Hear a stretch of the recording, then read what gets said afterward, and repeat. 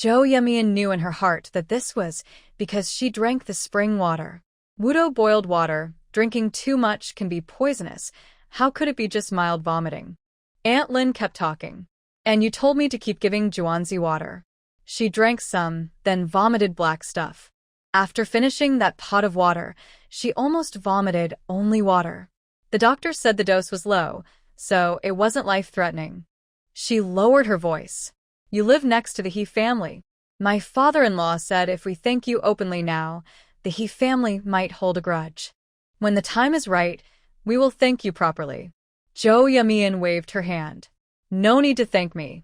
Since I found out, I couldn't just watch your family have trouble. As for grudges, when I spilled that bowl of medicine, the He family already resented me. Now they just feel embarrassed to come directly and cause trouble. But I don't care. After all, a righteous person isn't afraid of shadows. Zhou Yumian thought it was enough to stop chatting here. Unexpectedly, Aunt Lin turned to look at Lu Huaye and smiled, not intending to leave. Before she could react, Lu Huaye seemed to understand something. He threw the woven bag of fruit onto his shoulder and smiled. Yumian, you talk with Aunt Lin. I have a lot of firewood, so I'll go back first. Only then did Zhou Yumian realize that Aunt Lin wanted to speak with her alone. After Lu Huaye left, Aunt Lin's face suddenly darkened. Yumian, the matter you told my father-in-law about last time, he mentioned it when he got home. My husband and younger brother-in-law said they will check it out once things settle down. You're right. There aren't many coincidences in this world. If something seems too perfect, it's probably man-made. Xiao Yumin only guesses about this matter and cannot give the Lin family a clear direction. However, it's good that they are paying attention to it. Although a long time has passed, it's still possible to find out the truth if they investigate. If they suspect the He family did it, they should check the movements of the He family members that day. He Montong going to the commune is unlikely, so where is Tian Guohua and what is He Qingshan doing? Even if both are present, did any relatives from their family come to the village? Where are He Qingshan's friends? With many villagers around, a simple inquiry should reveal some clues. Xiao Yumin nods softly. Let's wait until this matter is over before investigating further, to avoid alerting the enemy. By the way, what does the He family say about this? Sister-in-law Lin sighs heavily. He Montong isn't home. He said he was counting grain at the brigade, but we know he's probably hiding, avoiding us. Every year during grain collection, he's the first to return, but this year, when it's time to count grain, no way I believe he's innocent. But it's okay. When he comes back, we will definitely get an explanation. Sister-in-law Lin's mood is low, probably because she knows it's hard to get a clear answer now. After all, they don't know how Qiao Shuowei's baby is doing. If they can't save the baby, they won't have a reason to explain. The two families might become sworn enemies. Why is Qiao Shuowei so lucky? She caused such a big trouble, yet her unborn child might still be saved. Hearing this, Xiao Yumin frowns slightly. Counting the days, Qiao Shuowei married in just a month and a half. How could she get pregnant so quickly? She remembers that in her previous life, she married He Qingshan and didn't get pregnant for 3 years. Tian Guohua tried many remedies, drinking medicine until her face turned green. Later, after successfully fertilizing the soil, He Qingshan had more contact with the commune leaders, who suggested they go to the hospital. After checking, the doctor prescribed Western medicine, and she got pregnant after a year. At first, Xiao Yumin thought it was her own health problem, so no matter how much Tian Guohua pushed her to drink those disgusting remedies, she did as told. But later, she realized it might be He Qingshan's fault. Now she's uncertain again. Could it really be her problem? Back home, Lu Huaye is sitting by the stove, tending the fire. The house feels warm again. Yumin, you're back. I left that bag of fruit at the warm shed outside the bathroom door. Do you want to wash it or do something else?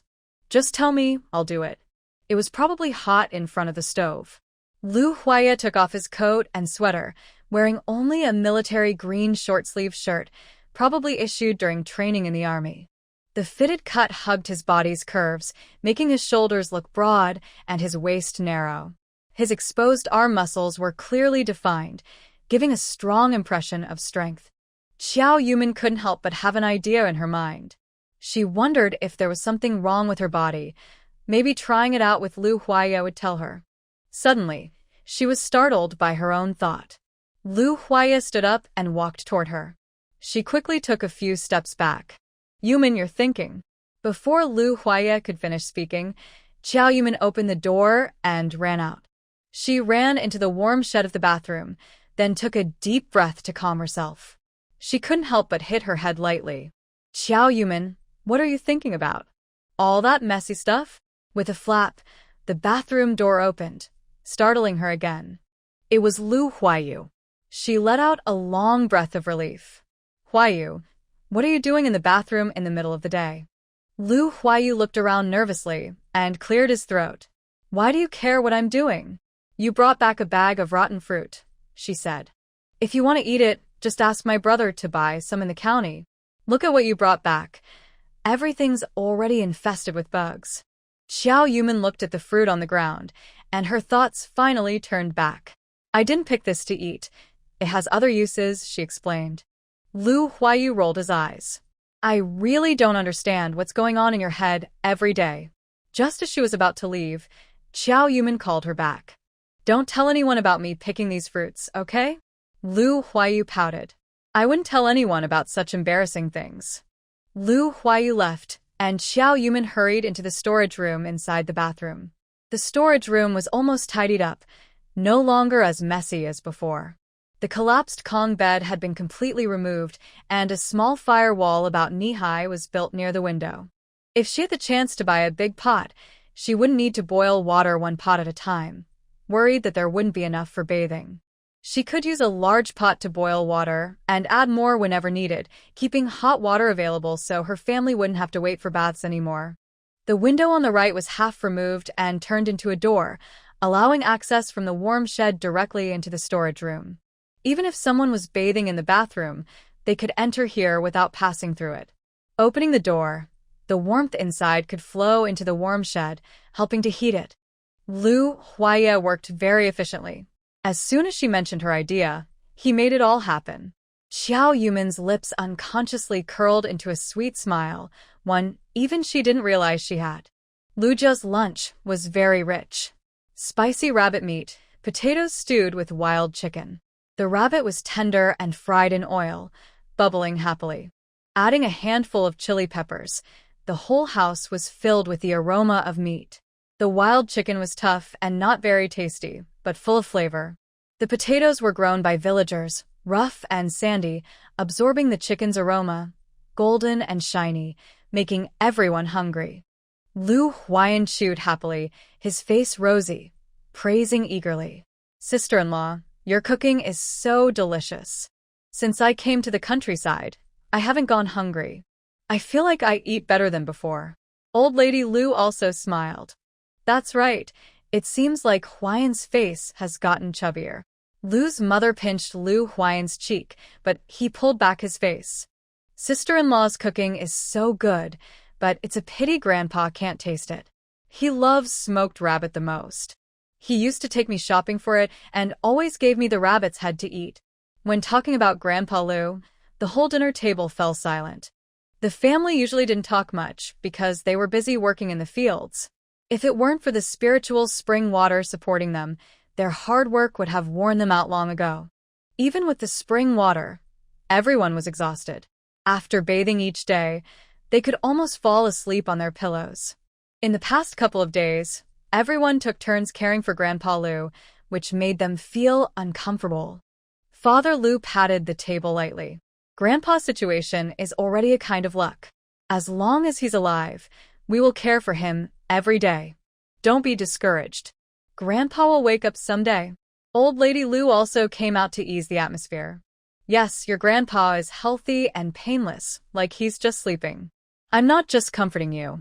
Sometimes I can still hear him snoring. And no one said he can't taste the dishes Yumin makes.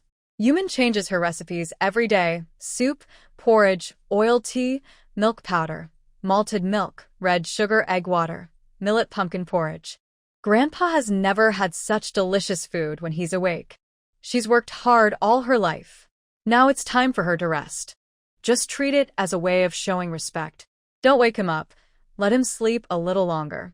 Hearing such warm words, Xiao Yumin couldn't help but tear up. Old Lady Lu was always gentle and kind, like a soft evening breeze, quietly comforting everyone in her embrace. Eat, eat. Old Lady Lu scooped some rabbit meat into Xiao Yumin's bowl. When your grandfather wakes up, could you please make him some rabbit meat to eat? Xiao Yumin nodded. Okay. After lunch, Xiao Yumin started tidying up the fruit. She moved a small, short jar from the wood storage into the greenhouse. Inside was her usual collection of kitchen scraps. Rotten vegetable leaves, leftover rice and dishes, and various scraps, all included. Because it was cold outside, these scraps were only slightly dried and hadn't rotted or fermented. She took out the sourdough starter she had made in recent days. She tore the starter into pieces and put it into the kitchen scraps jar to ferment. She also used an empty jar to store fruit, layering good fruit and rotten fruit. Feeling the warmth, bugs in the rotting fruit crawled out. Xiao Yumin held her nose and carefully picked the bugs back into the jar. These bugs are essential for fermentation. They help break down the fruit faster and speed up the process.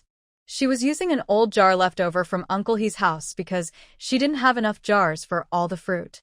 Villagers didn't have many things, but they had plenty of these jars. They're used for pickling vegetables, storing lard, and other purposes, so every household has some. Xiao Yumin wanted to go out quickly and find another batch before it got dark. She remembered that Go Sheng's family had many jars, so she first went to their house. As soon as she entered, she saw Go Sheng's mother scolding Go Sheng. You always love causing trouble with the chickens. Who else could have done it if not you? Go Sheng was crying loudly. I didn't kill it, it wasn't me. Normally, when other families scold their children, Xiao Yumin shouldn't have gone inside. But Lu Huayan stood by the fence, watching his little friend eagerly, then looked at her with big, watery eyes, asking for help. Seeing his expression, Xiao Yumin couldn't bear to refuse and decided to open the door. My sister-in-law is at home. Oh, dear. Why is the child crying like that?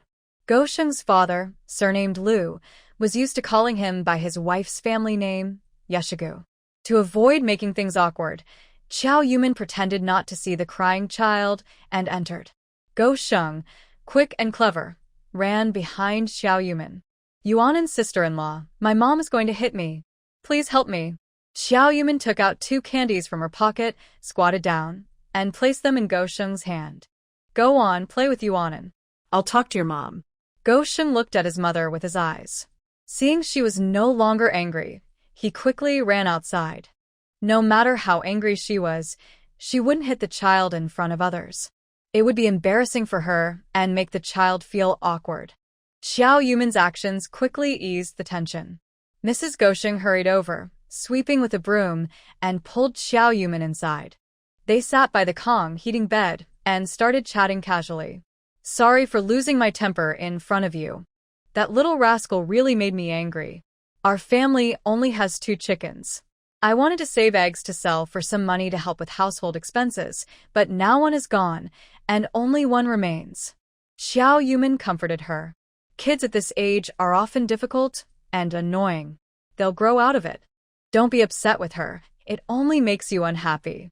Once the chicken is gone, there's nothing to do. You could cook one tonight and salt the other to keep for the new year. It won't spoil in this cold weather. Mrs. Go Sheng frowned even more.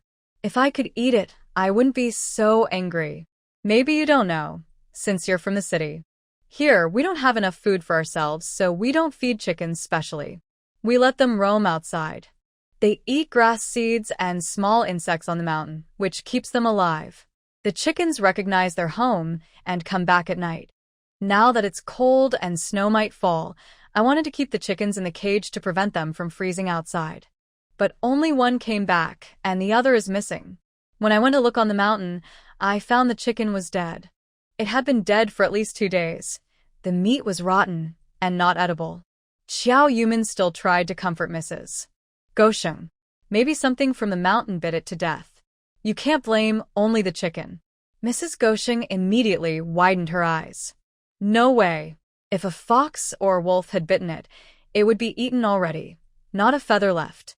The chicken's beak was tied with a rope, and its neck was broken with a stone. The blood was drained. Maybe Gooden, a nickname, took the chicken's blood and drew on a big stone. Now Xiao Yumin was a bit confused too.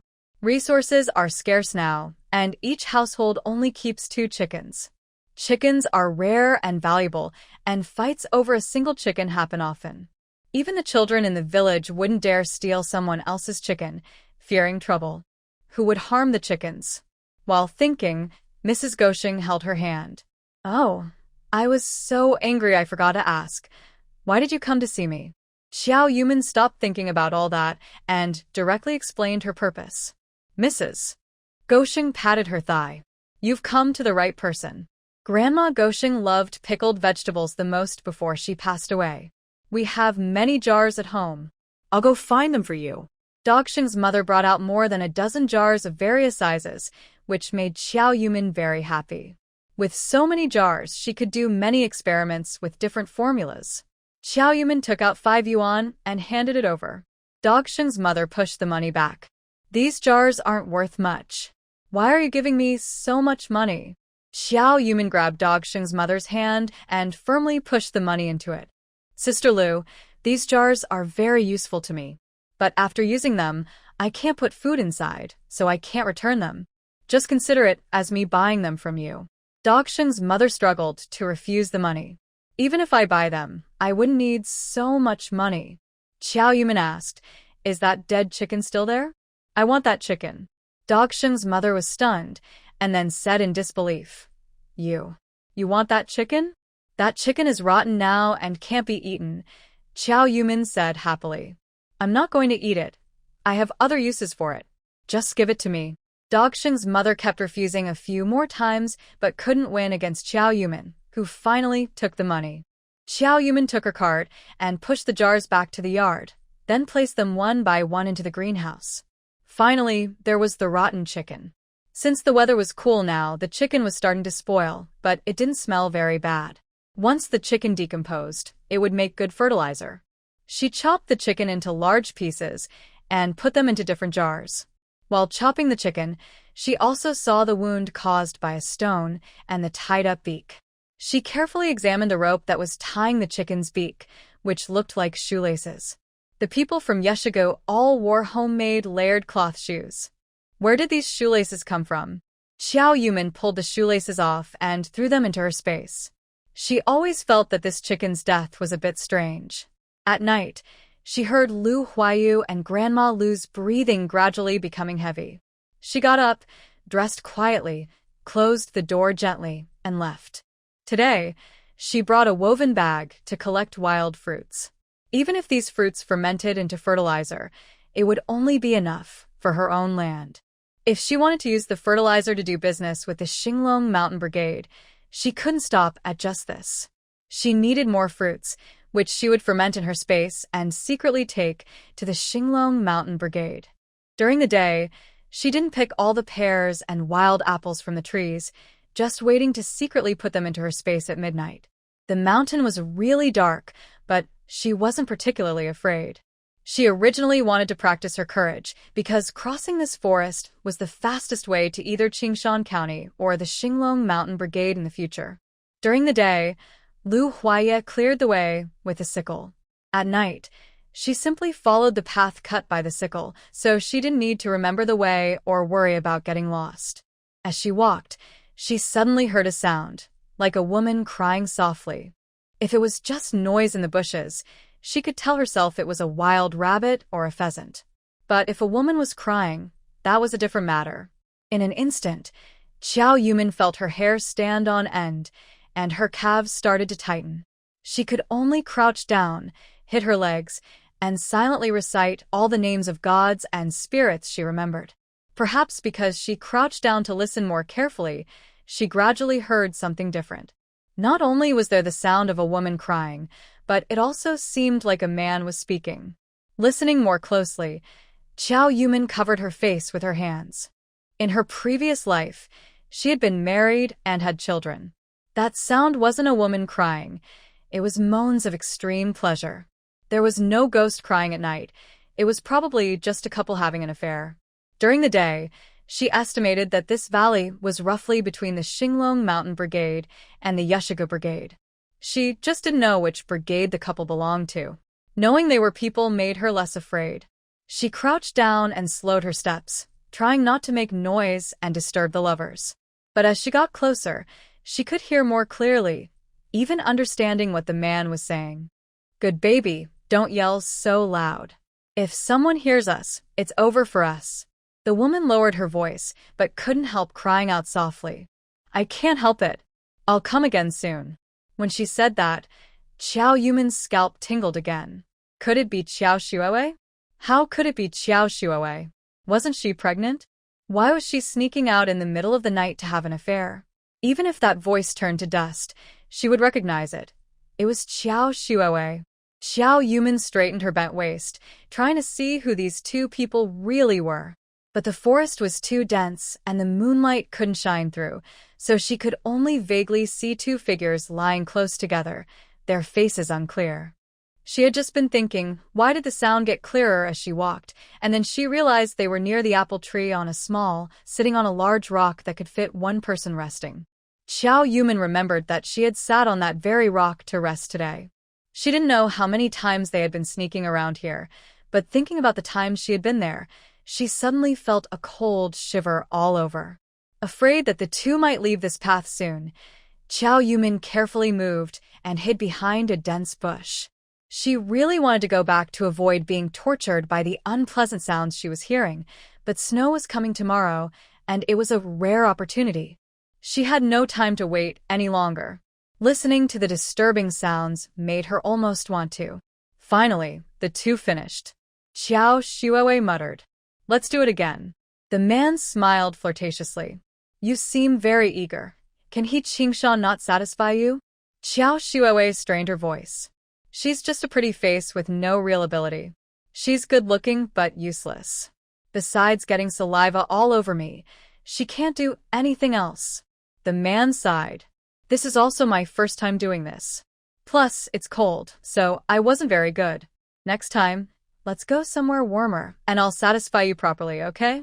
There was the sound of clothes being rubbed, as if they were putting on their outfits. Qiao Shuoei's voice carried a hint of disappointment. "All right, then let's meet at the same time tomorrow, right here?" The man was a bit surprised. Tomorrow. "We're still meeting? Isn't that too often?" Qiao Shuoei snorted coldly. "I don't want He Qingshan to touch me, so I told him I'm pregnant. That way, I can be with you every day. Isn't that good?" They probably finished dressing and started walking down the mountain. "Aren't you worried that dating so many men every day might make you feel guilty about He Qingshan?" Their figures passed by the bush where Qiao Yuman was hiding, following the path she had come up. Qiao Yuman thought to herself, luckily she hadn't crouched here earlier, or they would have seen her. Qiao Shuoei seemed to have no bones, leaning half her body on the man. "I'm a decent person, not someone who just follows anyone. The reason I'm with you is because I found out He Qingshan is tangled up with that widow. He works on the first day of the month, I work on the 15th, so no one gets hurt." The man laughed loudly, his voice cheerful.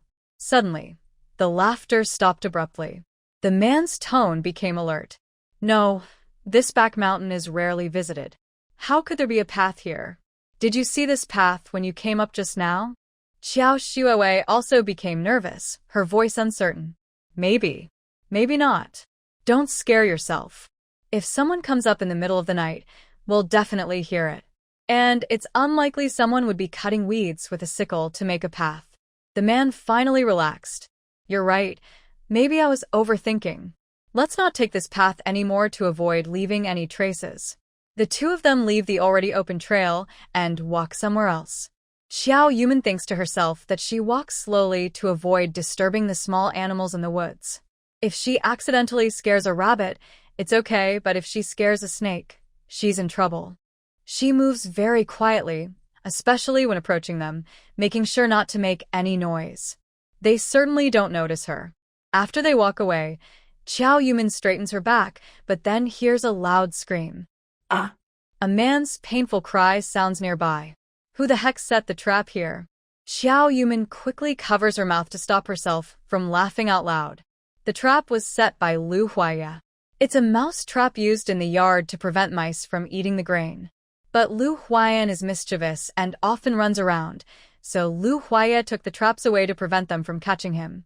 He built a small cabinet on the wall with wooden planks, so mice couldn't climb in. The mouse traps were useless, so they were taken up to the mountain to catch wild chickens and rabbits. Unexpectedly, they even caught a pair of wild ducks. The mouse trap is small and easy to break open. After a quick fix, they continue down the mountain. The man still mutters, "I wonder how a path made by a sickle came about. Maybe someone's trying to hunt rabbits up the mountain. But to prevent that person from coming up at night to check if they caught anything, we should meet here next time." Agreed. Their voices fade away gradually, and Xiao Yumin finally straightens up completely. She walks around a big rock, collecting all the apples, including the rotten ones on the ground, into her space. She takes out a shovel, digs up a few apple trees by their roots, and puts them into her space. Then she finds the pear trees nearby, digs up 2 of them along with the rotten pears on the ground. Fortunately, they are wild trees, small and with shallow roots, or she wouldn't be able to dig them out. Because she spent some extra time hiding from the 2 people, she doesn't stay long on the mountain and heads straight back to the Lu family's house. She observes at the foot of the mountain for a long time, but no one comes out. She waits nearby for a while, convinced that Xiao Shuowei won't suddenly appear, then quickly runs back to the Lu house. Xiao Yumin thought she would be exhausted after digging trees all night and would fall asleep immediately. But perhaps seeing such absurd things kept her nerves very excited, so she couldn't sleep at all. She tosses and turns but still can't sleep, so she enters her space to organize the fruits she just picked and the trees she dug up. She dug a hole by the spring and directly planted the tree near the river for easy watering in the future. She also took out the jar she had placed in the space during the day and poured in the fruits. While doing these things, she was thinking. Xiao Shuowei's affair didn't surprise her. In her previous life, she shamelessly seduced a married man too. Most importantly, their conversations revealed too much information. Xiao Shuowei is very proud. She would never sleep with other men just to get revenge on He Qingshan. He Qingshan is important, but she doesn't love him at all. She only wants his recipe for composting. Basically, she looks down on He Qingshan, so how could she sleep with someone else just to get back at him? Moreover, Xiao Shuowei considers herself a scientist's daughter from a family of high-level intellectuals, a wealthy young lady. Why would she cheat with a rural man just for a quick thrill? Furthermore, she had the same experience with He Qingshan in her past life, which was purely endured without any joy. How could she be inseparable from him every day? And then there was what Xiao Shuowei said. She claimed, "I don't want He Qingshan to touch me, so I pretended to be pregnant." That statement was even more absurd.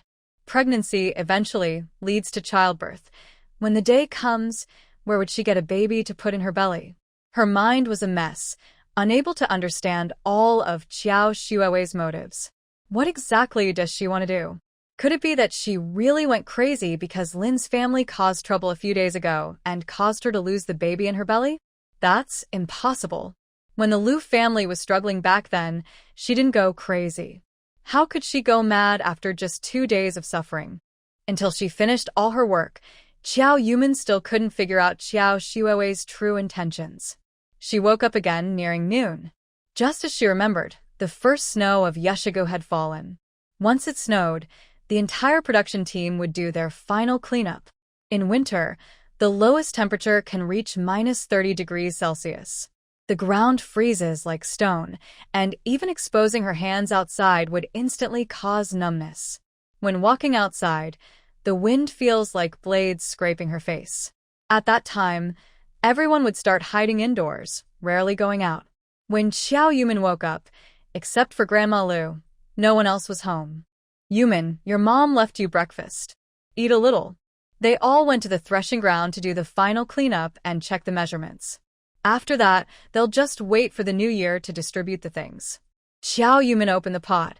The pumpkin millet porridge was golden yellow, making her very hungry. She simply ate a little millet porridge and started preparing the ingredients for lunch. As she stepped outside, she could feel the temperature was noticeably colder, and the air she inhaled was sharper. It seemed she would need to go to Qingshan County again in the next couple of days. Xiao Yumin rubbed her hands and jumped down to the vegetable cellar.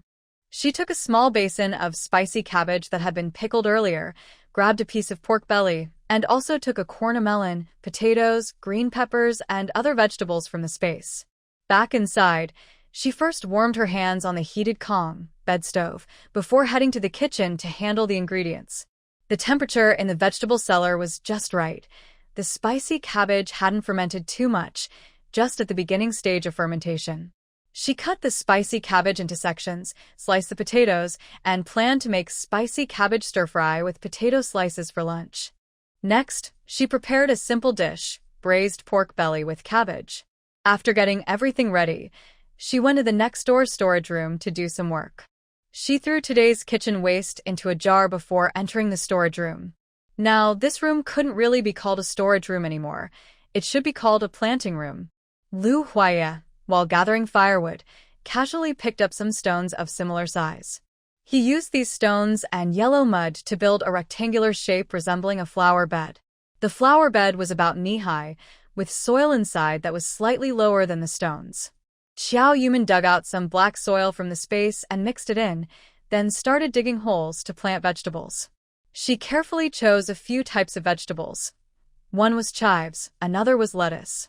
These two could be harvested in cycles and grew very quickly. She also planted peppers and tomatoes, which had high yields and short growth cycles. Once one batch was finished, she could plant another. She took out some old newspapers left over from wall plastering and pasted them over the window gaps, helping to maintain the temperature while allowing the plants inside to photosynthesize with scattered light. Once she lit the fire, the temperature inside the house immediately rose. Xiao Yumin then took some spring water, diluted it with regular water, and poured it into the soil. She was reluctant to use pure space soil and spring water, fearing that, like in the space, seeds might sprout in a day, emerge in 2, and bear fruit in a week. That would be too frightening. She just hoped that even in this place lacking warmth and sunlight, the plants could still grow well. She didn't need a high yield. Her space already had some backup fruits. Later, she could take them out and claim they were her own harvest. Xiao Yumin sat on the table in the bathroom, resting and thinking about what excuse to use to go to Qingshan County again, and what she should bring back.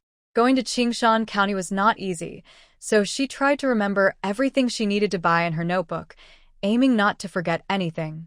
After finishing these plans, she prepared lunch and waited for the Lu family to return and eat together. Xiao Yumin just finished setting the food on the broken door panel when there was a movement at the door. She happily pushed the door open to look into the kitchen. "You're back." Seeing the person coming in, her smile froze on her face. "Xiao Shuowei, Tian Ho Hot. What are you here for?" Thinking about what happened yesterday, she felt a shiver run down her spine when she saw Xiao Shuowei again. Xiao Shuowei smiled and touched the lid on the water jar. "This room is really nicely decorated by you." Xiao Yumin frowned slightly and spoke in a low voice. "Don't touch things randomly." Xiao Shuowei's face immediately fell. "Is it wrong to touch? It's not like it's made of paper." Xiao Yumin looked at Xiao Shuowei and calmly said one word. "Dirty." Xiao Shuowei tilted her head proudly. "You." Tian Ho Hot, with a fake smile, spoke from the side. "That's right, these things are so dirty, full of dust. Don't touch them, or you might catch some illness." They had just entered and started arguing right away. Xiao Yumin wished she could kick them out. But since Grandma Lu was here, she couldn't be too harsh. Xiao Shuowei was her nominal sister, and Tian Ho Hot had loaned them the house. If she suddenly kicked them out and they went around talking badly about her, she'd have a hard time explaining. "Why are you two really here?" Xiao Shuowei smiled sweetly. "Sister, we grew up together. Marrying into this village is fate. I just want to spend more time with you." Grandma Lu looked at Tian Ho Hot with a gentle smile. "Yes, we should spend more time together. We're practically family now." Tian Hohat smiled helplessly and didn't say anything. Instead, Qiao Shuowei took a step forward. Your family is about to have lunch. It smells so good. I see. Xiao Yumin immediately stepped in front of Qiao Shuowei. I remember what Dad taught us when we were young. To visit others' homes if they're about to eat, you should leave immediately. If you stay, they might invite you to eat out of politeness. But now, with food shortages, every household is having a hard time. Every extra person means more food. When you eat at someone else's house, you should bring a gift for the host. Xiao Yumin extended her hand. Are you planning to go home and eat your own food, or bring a gift of similar value for me? Qiao Shuowei's face immediately turned red. She didn't want to do such things. It was all Tian Guohua's greed. When she smelled the delicious food from the Lu family, she just asked her to persuade Xiao Yumin to invite them to eat. For this almost begging behavior, especially begging Xiao Yumin, she felt very ashamed. But recently, because of the Lin family's matter, she dared not disobey Tian Guohua and had to grit her teeth and come. Xiao Yumin cursed so harshly that she wanted to leave, but Tian Guohua grabbed her tightly. Xiao Yumin, I think you're really ungrateful. The house you live in was loaned to you by my He family. Logically, you should invite us to eat. Duan's father only helped you arrange a few beds, and you give him meat and eggs. Our family has done so much for you, so why don't you give us something in return? Every day, you lock yourself in and secretly eat. Don't you feel ashamed? I've never seen such selfishness in you. Tian Guohua suddenly pushed open Xiao Yumin and went to serve the dishes on the table. I'm taking these dishes away. Consider it your invitation to us.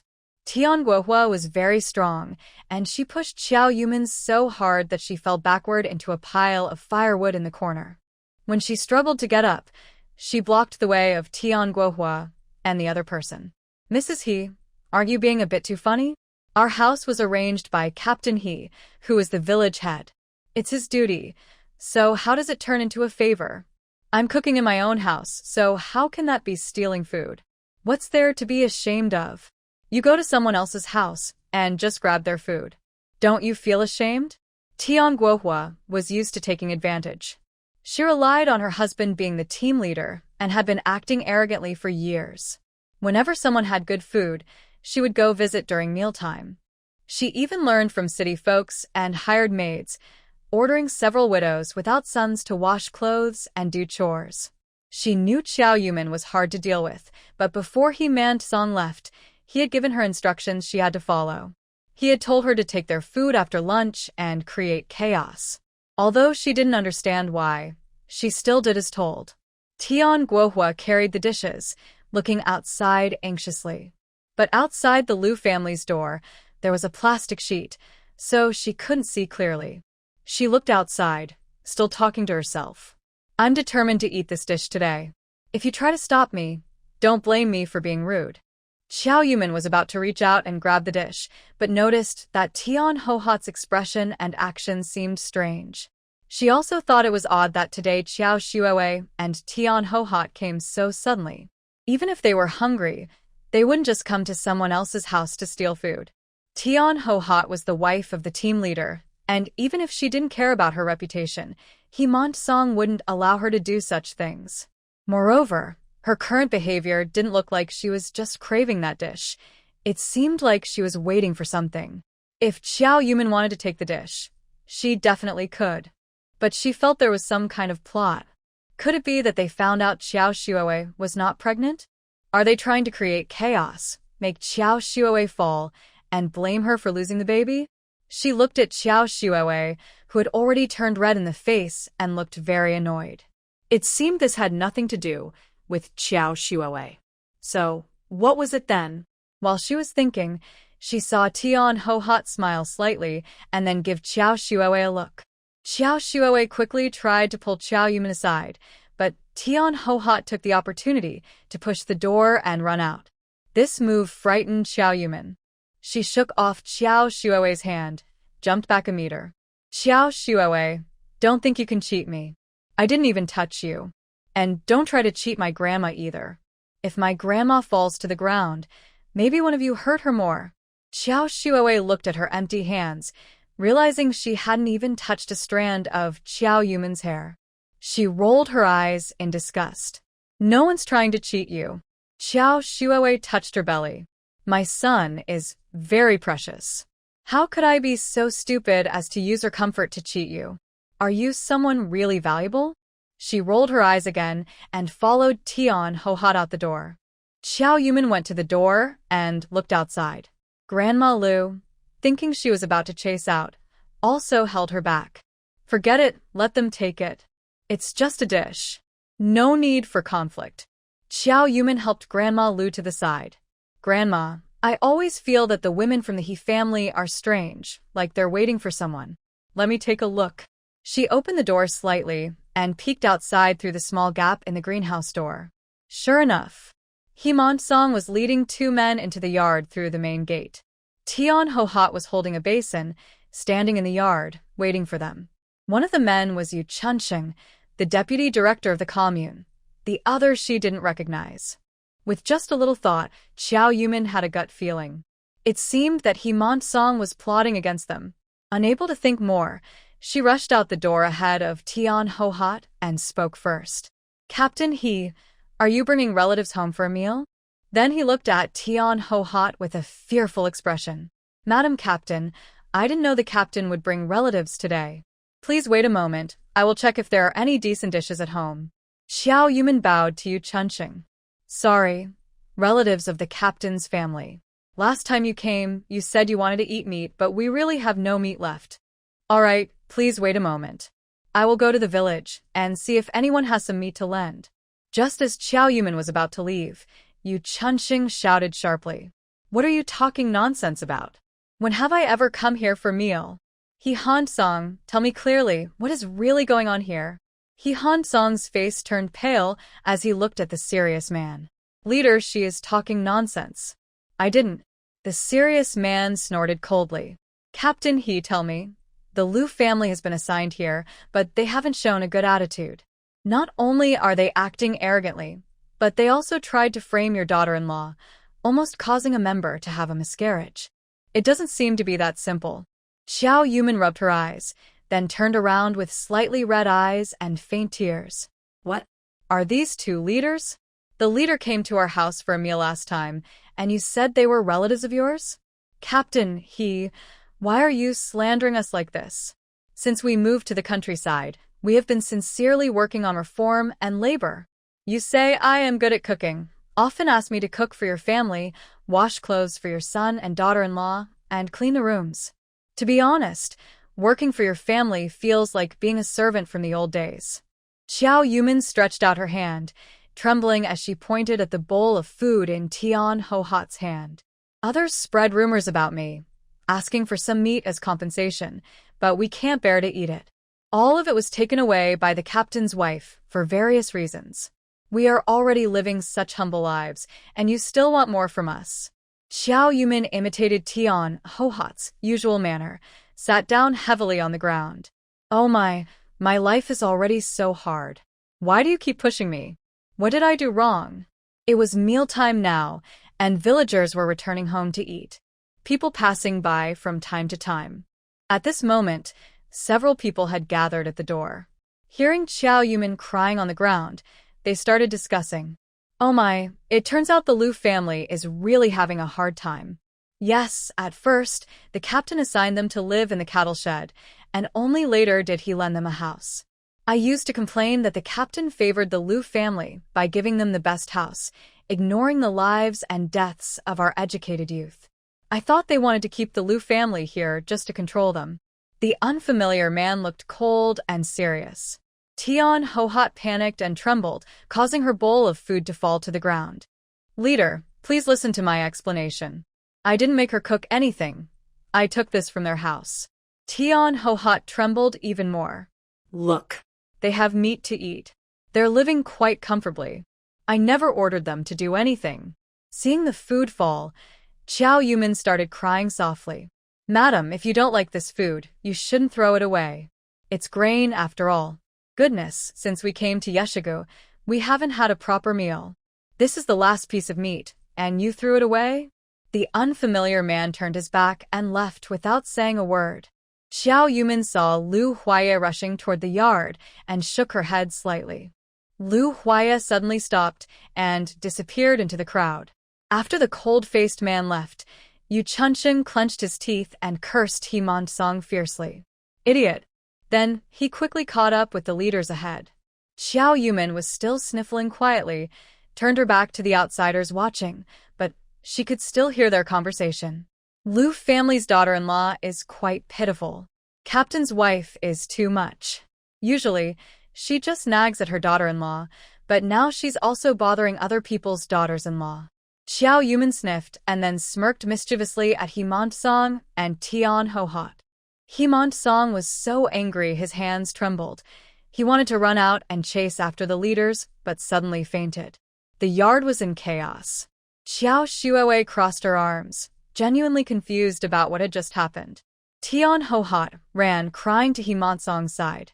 Husband, what's wrong with you? Qingshan, come out quickly. Dad fainted. Xiao Yumin stood up and instinctively kept her distance from the couple.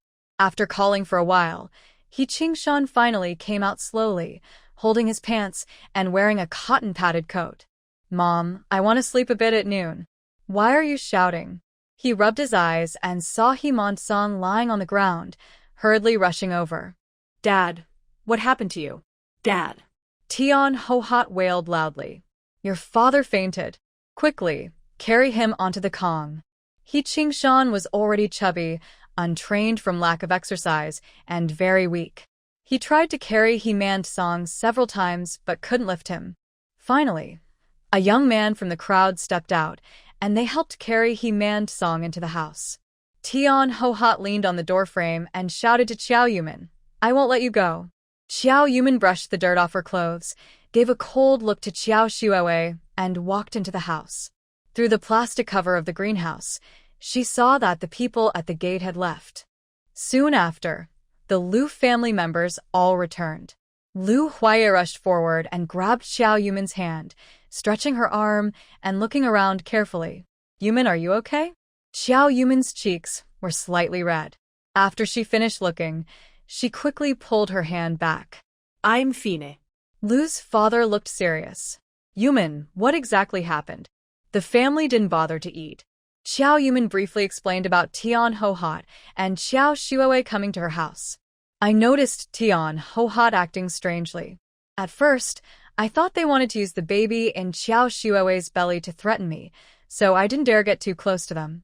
Later, Tian Ho Hot saw He Montong bringing people back, and that's when she left.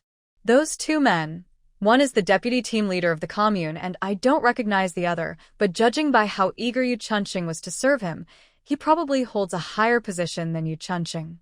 If a leader visits, the first thing they do is put down their dish and go to greet the visitor. But Tian Ho Hot seemed to be deliberately holding that dish, waiting for them in the yard. This immediately made her think that the man might have been sent from above, perhaps to inspect their lives or find faults. As she spoke, her face showed doubt. Later, from their conversation, it seemed more complicated. He Montong even said I had framed Xiao Shuowei, or something like that. It seems they even want to shift the blame for what happened to Xiao Shuowei onto me. Lu's father suddenly stood up from the Kong, a traditional bed. That dog, He Montong, I'm going to kill him right now. Xiao Yumin was shocked to see her father so angry for the first time. Lu's mother didn't stop him and also looked furious as she went outside. Too much. Bullying us is one thing, but trying to scheme against Yumin is another. She was stunned by their reactions. Lu Huaya, quick to act, moved first, and Lu Huayu, like a firecracker, was easily provoked, clearly inheriting their parents' good qualities. She hurriedly stepped in front of the door.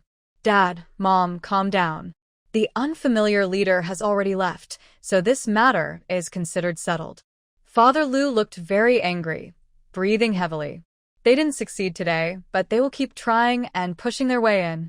Jiu Mian looked at Lu Huaya for help. Lu Huaya sighed softly and stepped in to stop Father Lu.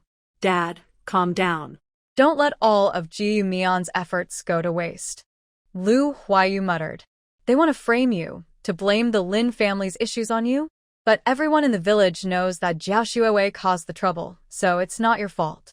Lu Huaya held back Father Lu, helped him sit back on the bed, and spoke slowly. This person probably isn't from Shihizi commune. They might be sent from above. They don't need proof to convict us. Just the word of Captain He Man Song. Jiu Mian added.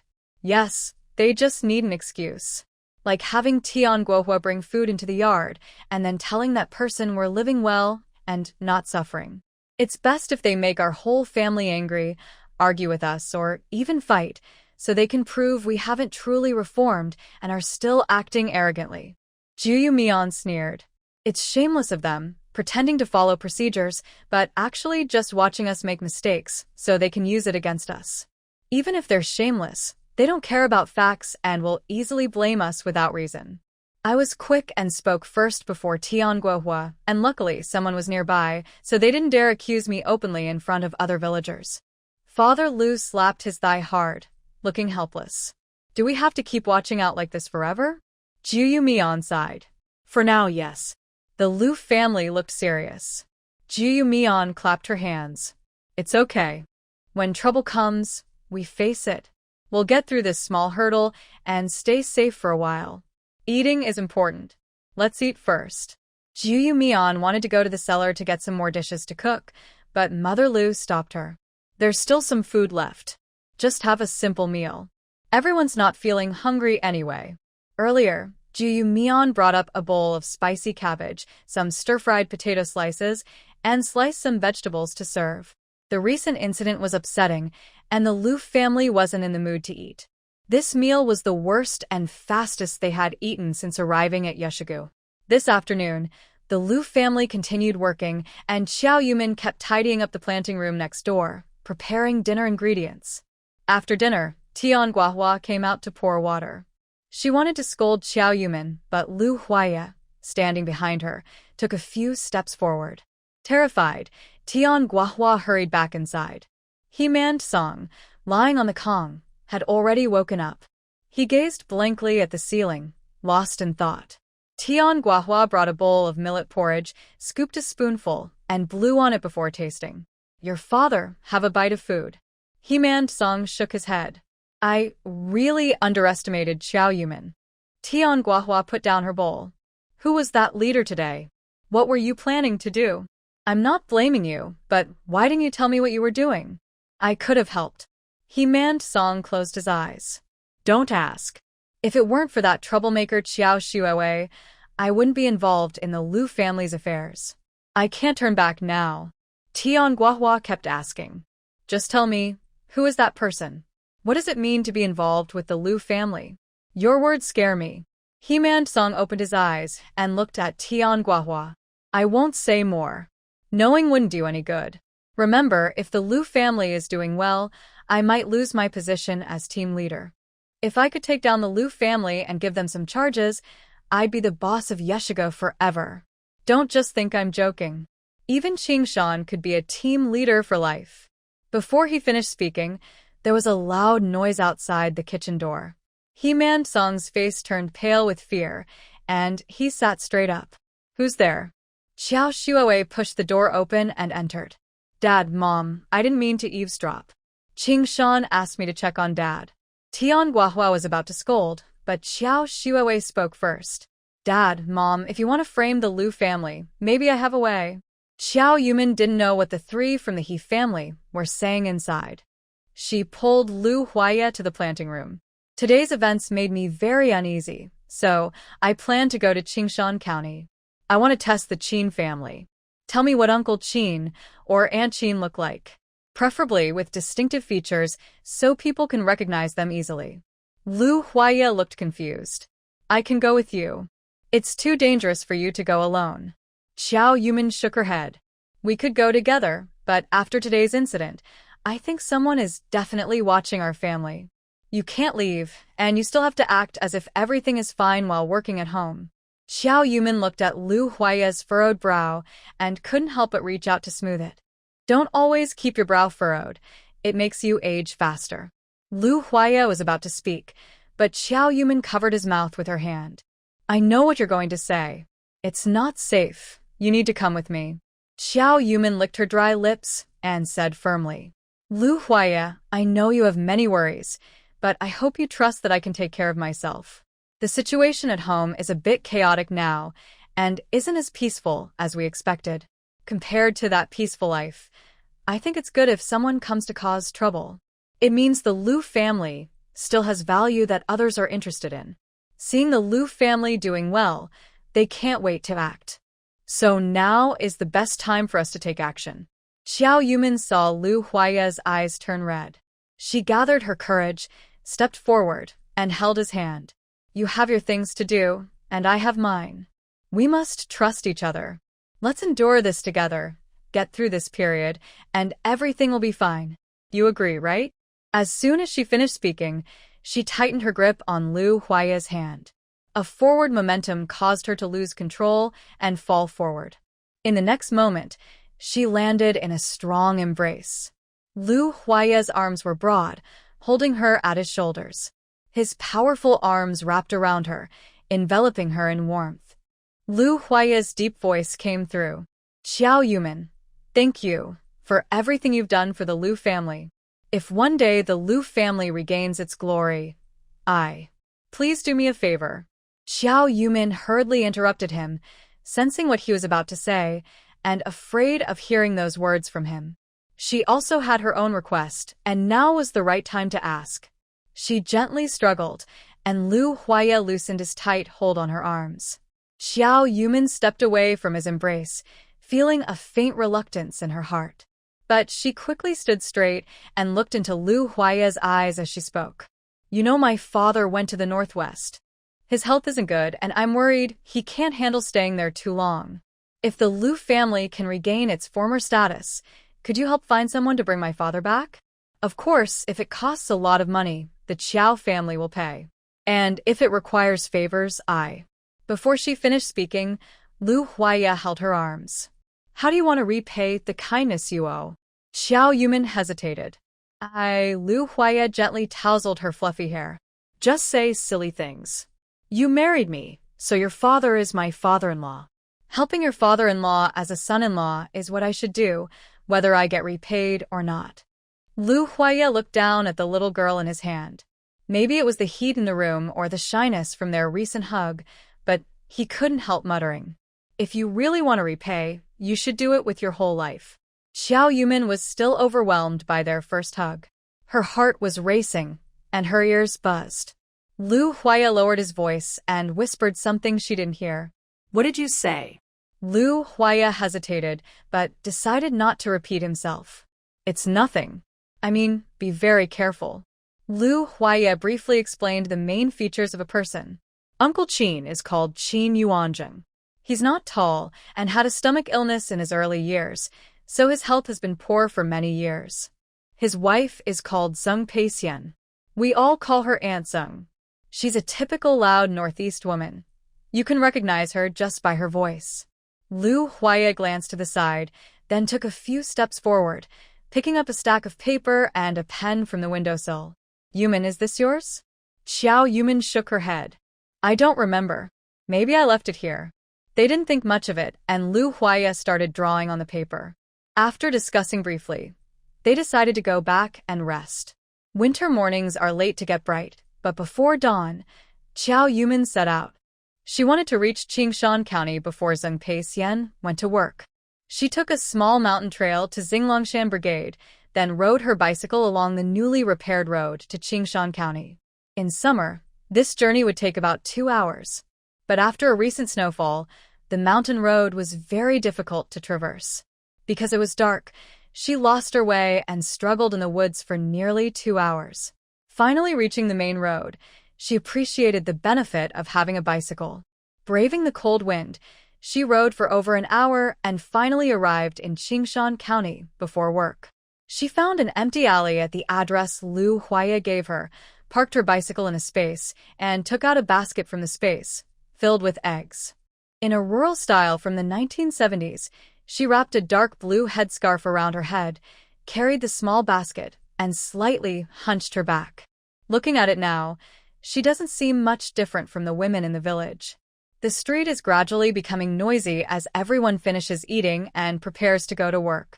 Xiao Yumin squats downstairs, and whenever she sees someone, she carries a small basket and deliberately wanders nearby. Private resale of goods is not allowed now. If caught, one might be fined or even detained. But everyone's life is not easy. Items like eggs are needed by every family, so no one reports resale. If someone needs eggs, they go buy some. If not, they ignore it.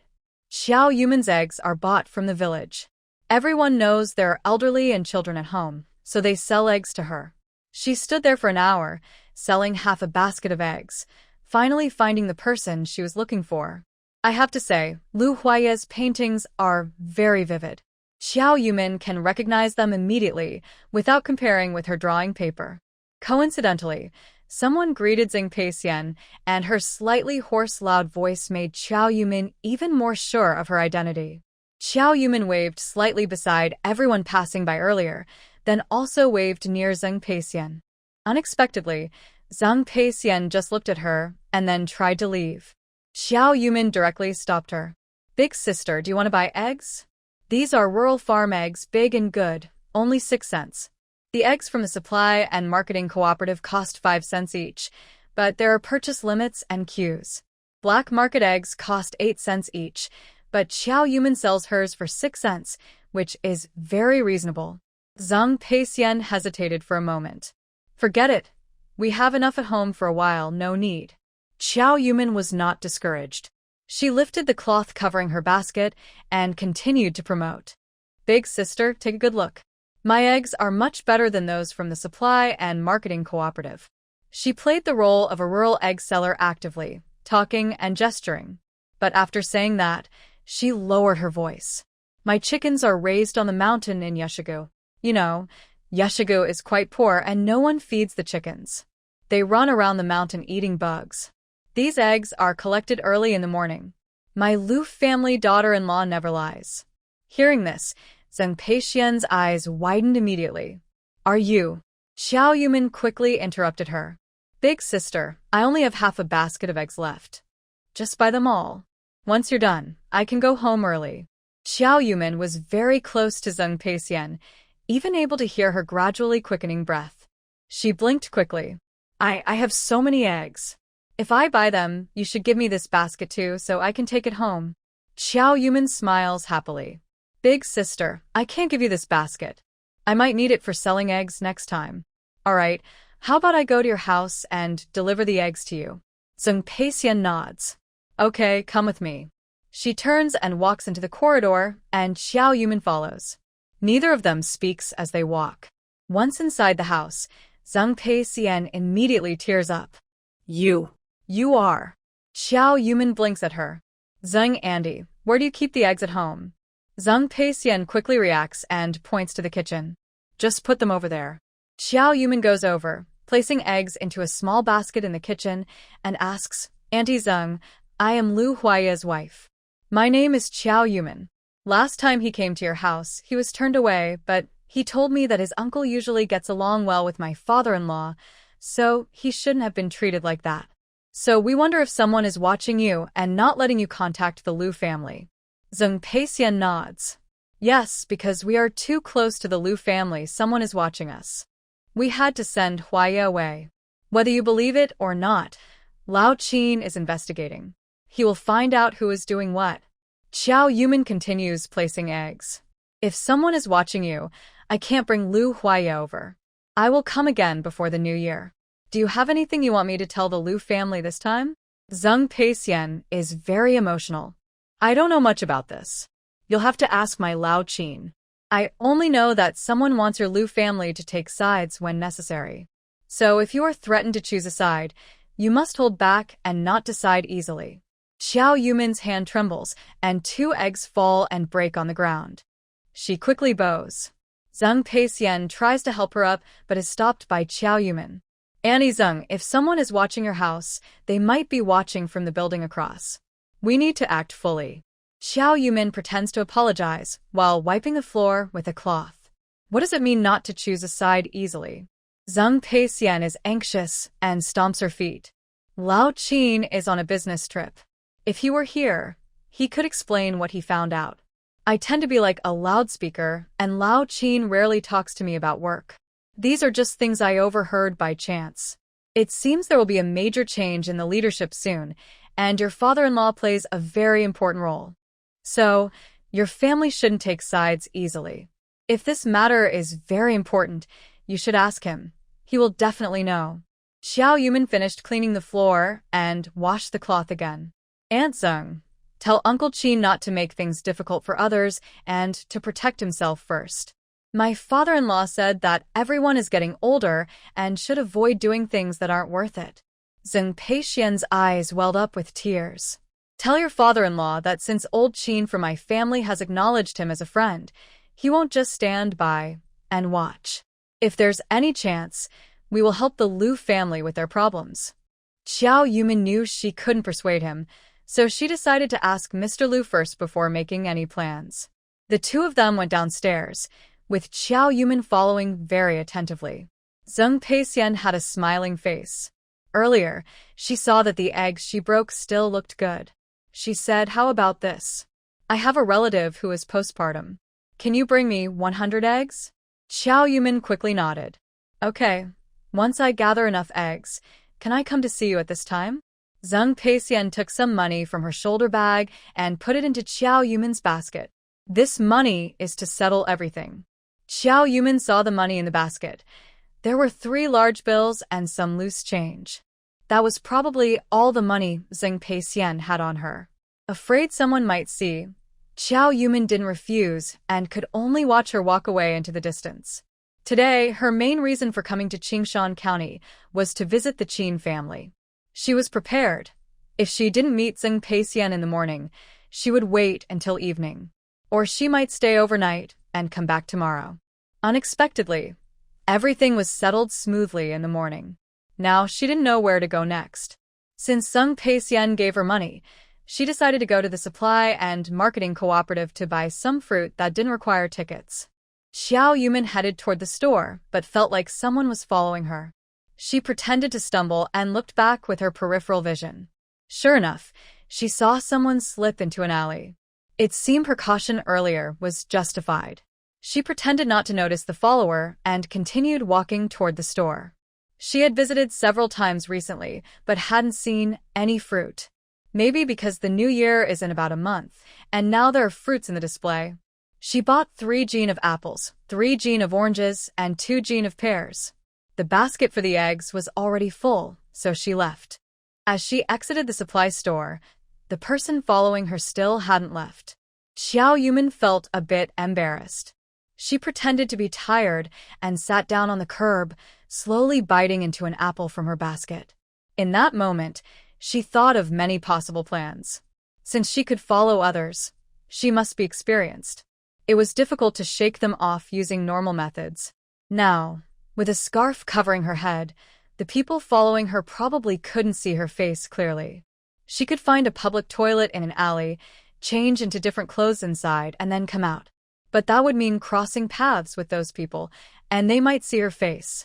If they waited outside and didn't leave, they might remember her, making it harder to contact Zeng Peixian next time. The best way was to find someone trustworthy, give her back her clothes, and make those followers believe she was just a chicken egg seller. She had almost finished the apple, leaving only the core, when suddenly she thought of someone. Xiao Yumin followed her memory to Zhanshan Street. Zhanshan Street is different from other places. It's where the families of workers from the machinery factory gather. The machinery factory is large, with many workers, and housing is tight. Several families live in one big courtyard. Compared to where Xiao Yumin lives, this place is called a slum, crowded, messy, with all kinds of people. She entered Zhanshan Street, and further ahead, there was a sign nailed to the wall that read Zhanshan Alley. She recalled, Zhanshan Street, Zhanshan Alley, turn left after entering Red Gate. Because several families share one courtyard, the main gate is only locked at night for convenience. There are retired elderly people in each courtyard, so it's very safe during the day. Xiao Yumin pushed open the red gate and walked in as if it were her home. Just after closing the door, an older woman came out from the outer room. "Who are you looking for?" Xiao Yumin slightly bowed in greeting. Hello, ma'am. I want to see Gao Lu. The woman rolled her eyes and went to the third room, knocking the window. Liuzi, get up. Someone's looking for you. Liuzi. Xiao Yumin was worried that her loud shouting might be heard outside. Ma'am, no need to shout. I'll go in myself.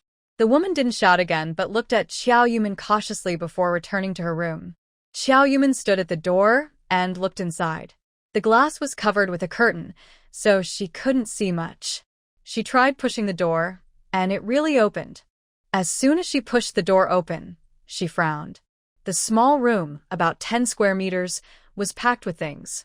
Boxes, old paintings, books, and even the set of teacups she sold to Gao Lu were all placed on the corner of the wall. Not sure if the house was too old or if it was because of these things. The room smelled musty. She symbolically fanned her nose, but still went inside. Gao Lu was sleeping on a rusty iron bed, wearing a sweater. The room was messy, clearly a single man's place. Maybe he stayed up late last night, so now he was sleeping very deeply. Xiao Yumin reached into the painting bucket, pulled out a scroll, and nudged the person sleeping on the bed. Gao Lu struggled a bit, turned over, seeming very unwilling to be disturbed. Xiao Yumin pushed harder, and only then did Gao Lu start to stir. What's the matter so early in the morning? He squinted his eyes, fighting off sleep stubbornly. Seeing Xiao Yumin, his whole body seemed to freeze. Then he rubbed his eyes in disbelief and let out a surprised cry. Whoa. Big sister, how did you get in? Xiao Yumin put the scroll back into the painting bucket and brushed off the dust on the stool. No need to call me big sister, just call me Xiao Qiao. You started knocking, I just pushed the door and came in. Gao Lu patted his chest. You scared me to death. Comrade Xiao Qiao, do you have something to trouble me with so early? Xiao Yumin smiled. Actually, she did have something to ask for help with. It was nearly noon. Hu Dong wiped the sweat from his forehead, and his stomach was starting to growl. While others watched the Qin family without much issue, he suddenly saw a person selling eggs. Feng Yi had ordered that anyone unfamiliar near the Qin house must follow them, to find out where they came from and why they were in contact with the Qin family. As the new year approached, those rural folks would finish their grain payments and come out with eggs they had saved to exchange for money for the holiday. This was normal. But after following this person all morning, he thought the person was just reselling eggs. Nothing special about that.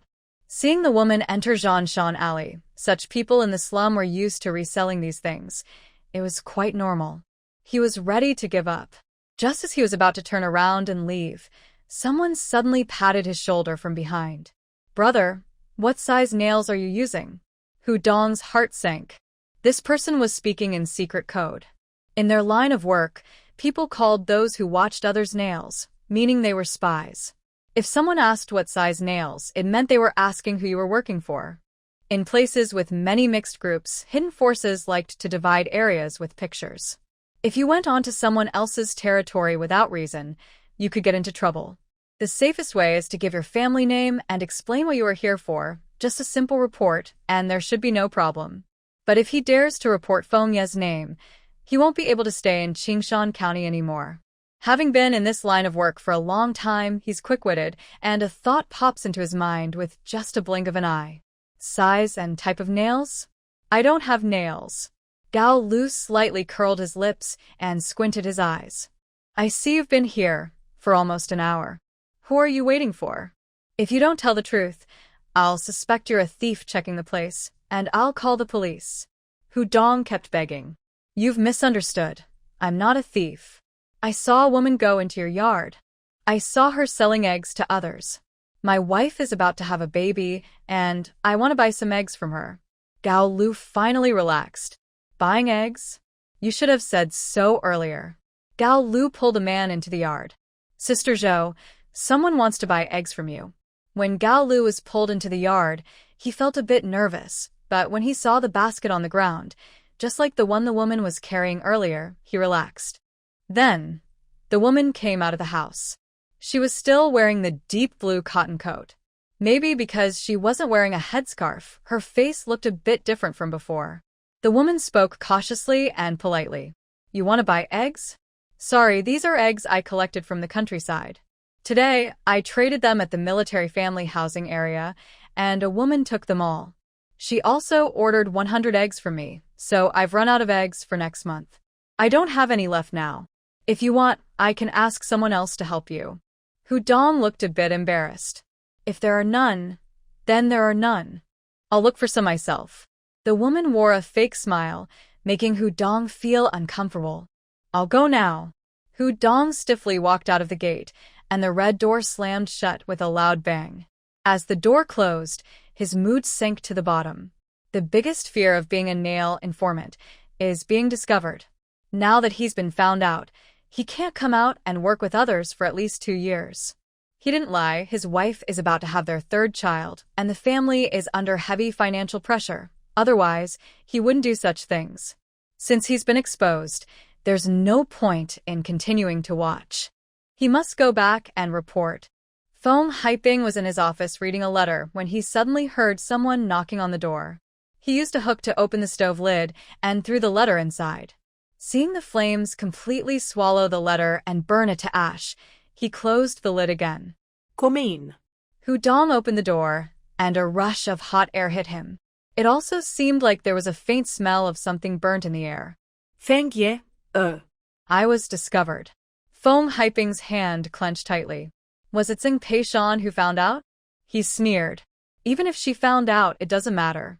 Just keep going as planned. Hudong felt more nervous. Zheng Peixian didn't find out. I had a few brothers watching from different places in rotation. The Qin family still doesn't know anyone is watching them. Today, a man selling eggs followed Zheng Peixian upstairs. I went to watch that egg seller, but I was discovered. Foam Hyping slowly paced back to sit in his chair. The egg seller? Hudong nodded. Yes, the egg seller. He detailed everything about meeting the egg seller today, how he followed to Zhanshan Street, how he was discovered, and how he managed to escape. Foam Hyping closed his eyes, seeming to think for a while before speaking again. Finally, Hudong understood why his brothers were so afraid of making mistakes when reporting to Feng Yi. It was really nerve-wracking. Just as he felt his back was soaked with sweat, he heard the question again. Are you sure the woman selling eggs at Zheng Peixian's house is the same one you saw in the courtyard? Hudong blinked and nodded. I'm sure. I followed her all the way and saw her go into that courtyard with my own eyes. Plus, when I entered, I saw the basket of eggs on the ground. The woman was wearing the same clothes she wore when selling eggs earlier. She even said she was selling eggs to Zheng Peixian. Foam Hyping finally let out a long breath. Good. You can go back now. I'll send you to another county. Pack up your family and leave tonight. Hudong bowed. Thank you, Feng Yi. Foam Hyping raised his eyelids, showing a fierce expression. Don't call me Feng Yi. I'm just the deputy director of the textile factory. Be more careful with your words. Hudong hurriedly apologized. Yes, Deputy Director Feng. He nervously left the textile factory, feeling like he might faint from fear. If Feng Yi hadn't shouted that, he would still want to report something else. Zheng Peixian had also ordered 100 eggs. Forget it. It was just an egg seller. Now that he was no longer involved with the Qin family, there was no need to add more worries for himself. In the office, Foam Hyping took a call. Hello, leader. Nothing new at Yeshiga yet. Don't worry, I've assigned people to watch. When there's news, I'll go to Lu's family myself. Goodbye. She put down the phone, habitually picked up a pen, and wrote the character West on paper, then quickly crossed it out. Finally, she threw the paper into the stove and burned it to ashes. Xiao Yumin had no idea about everything happening on this side. She was in Gao Lu's house, listening as Gao Lu introduced her to some antiques. Until the woman took off her clothes and returned them to her. Xiao Yumin gave the woman all the fruit in her basket. Thank you, Sister Zhou, for helping me. Sister Zhou still had no expression, took the fruit, and left. Gao Lu explained, Sister Zhou is very kind, but she doesn't smile much. Xiao Yumin sat on a stool, feeling a bit confused. Actually, she didn't fully trust Gao Lu and didn't want to ask him for help so early. There were other ways to solve this problem, but she suddenly thought of Gao Lu. This was also a test for Gao Lu, and he did very well, making her quite satisfied. Xiao Qiao, why did you abandon those people? I don't think you'd want to tell me. But I, Gao Lu, am like this. If you have trouble, just come to me, and I will definitely help. I also hope that when good things happen to you, you'll think of me. Hee hee. For a moment, Qiao Yumin really couldn't think of what benefits she could bring to Gao Lu right now. But she knew that with her own ability, it wouldn't be easy to turn this matter around. She was still very confused. Things seemed to be heading toward a place she couldn't control. She wondered if her rebirth, which protected the Lu family, caused a different chain reaction from her previous life. She was sure that no one had come to test the Lu family in her past life. Clearly, the people who followed He Mansong yesterday were there to test the Lu family or to find fault with them because they didn't like the Lu family. But how did He Mansong find the people to investigate the Lu family so precisely?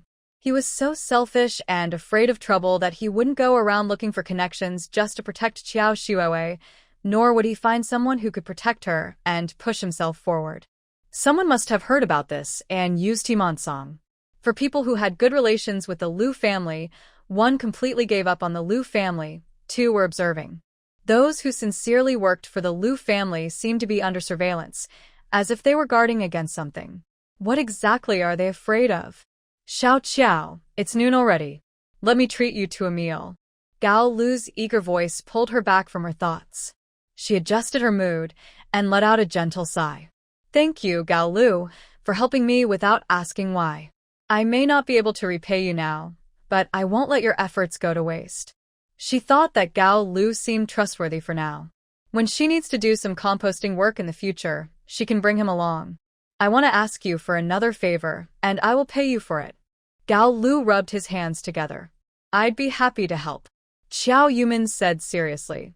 My family situation is complicated, so I can't explain everything in detail. Here's a simple explanation. My husband's family used to be leaders in Huajing, but due to internal conflicts, they were temporarily sent to Yeshiga commune in Shihizi. Resources there are scarce, and we often face difficulties. Winter is coming soon, and it will be even harder to go out. Can you find a few people to pretend to be my relatives?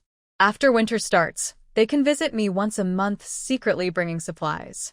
Each trip would cost 50 yuan, and the cost of supplies would be paid separately. 50 yuan is a reasonable price she thought of. A fourth-level worker at a machinery factory earns just over 50 yuan a month. For Gao Lu, who trades items at the ghost market, that's not much. But if he only makes this trip once a month and earns 50 yuan, it's a pretty good business. Gao Lu thought for a moment. Comrade Xiao Qiao, I consider you a friend. Qiao Yumin took out a pen and listed some necessary supplies, like brown sugar, toilet paper, toothpaste, toothbrush, soap, and other daily items. Vegetables and fruits are also essential. People like Gao Lu, who have contacts in the ghost and black markets, can buy these items and make a profit from the difference. That way, the earnings would be more than 50 yuan.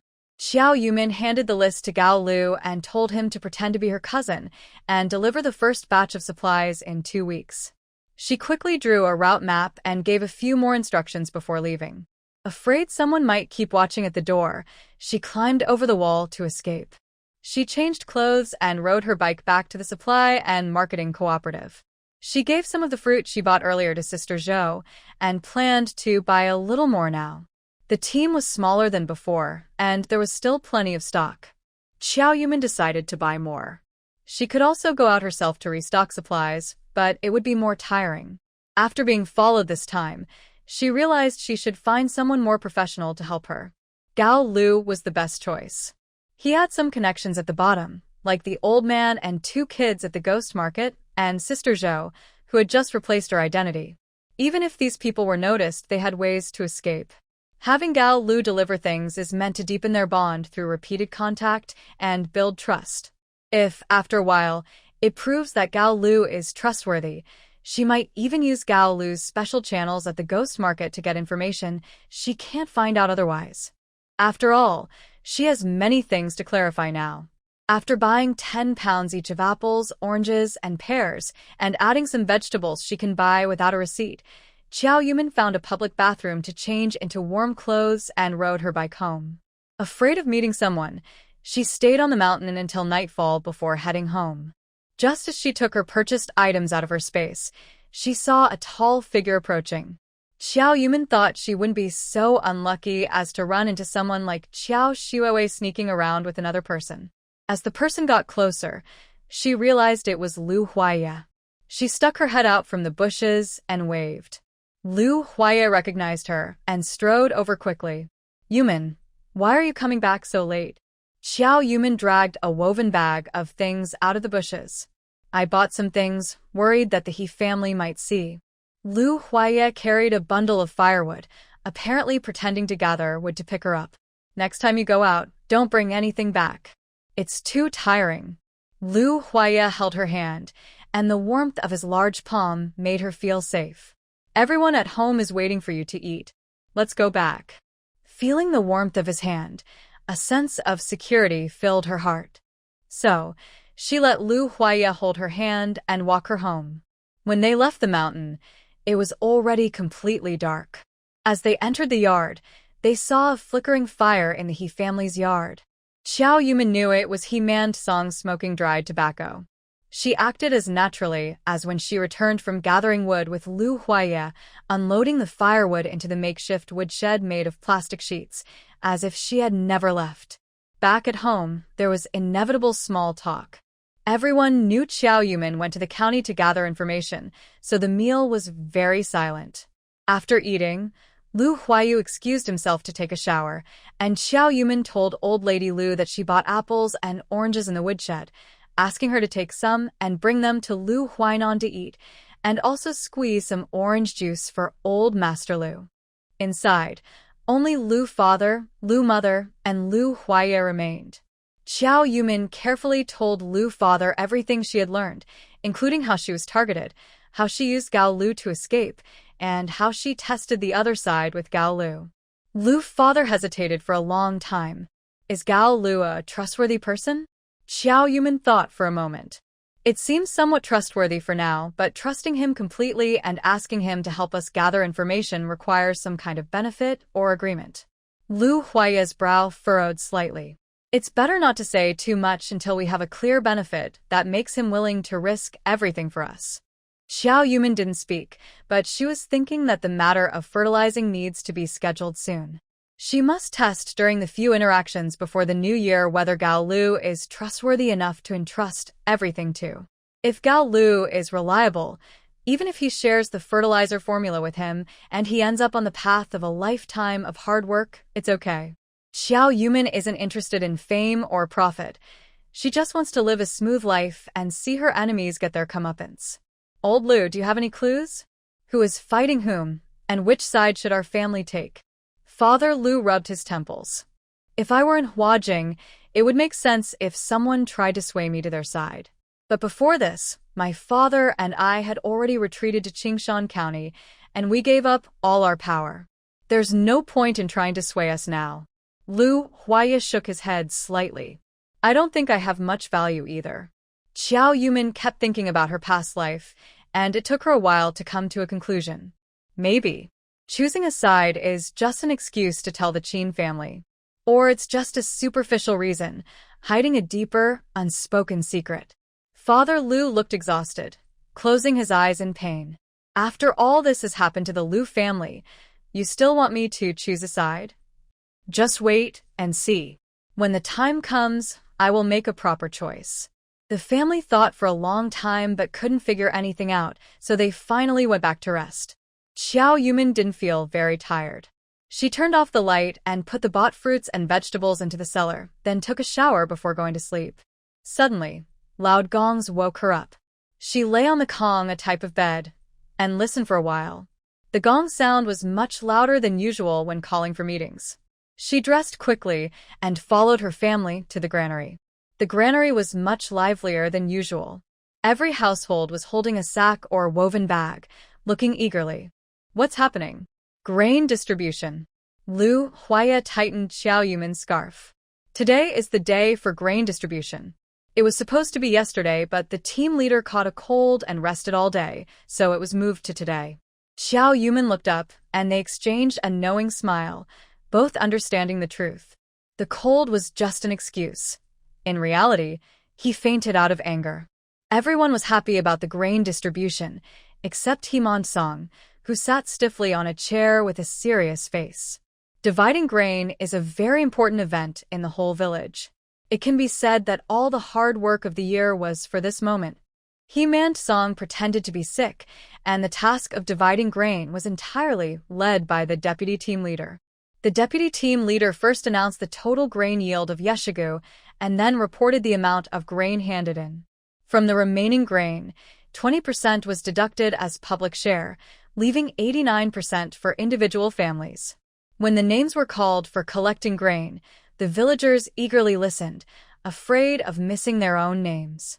Lu Huaya looked at Xiao Yumin's red, cold ears, then slowly moved to her left side. Xiao Yumin felt she was overshadowed by the tall figure, and even the wind blowing on her face didn't sting as much. Turning around, Lu Huaya was looking down at him. Their eyes met, and both quickly looked away. Yumin, it seems you'll be waiting in line for a long time. You should go back. I'll wait here. Before Xiao Yumin could speak, a loud voice came from behind. Captain He, you promised me that your daughter-in-law would give a self-criticism in front of all Yeshiga team members. When will she do this self-criticism? Do you mean after everyone has finished dividing grain and gone home, after the threshing yard is empty? Xiao Yumin blinked in disbelief. Self-criticism? Xiao Shuoe? Xiao Yumin really wanted to go home just now. Other villagers' families all sent everyone out because they had about 200 jin of grain to collect. Not every family had a cart, so they had to carry the grain back with everyone's help. The Lu family had only been in Yeshigo for a little over a month, and even with the public share, they probably wouldn't get much grain. Lu Huaya carried it back alone.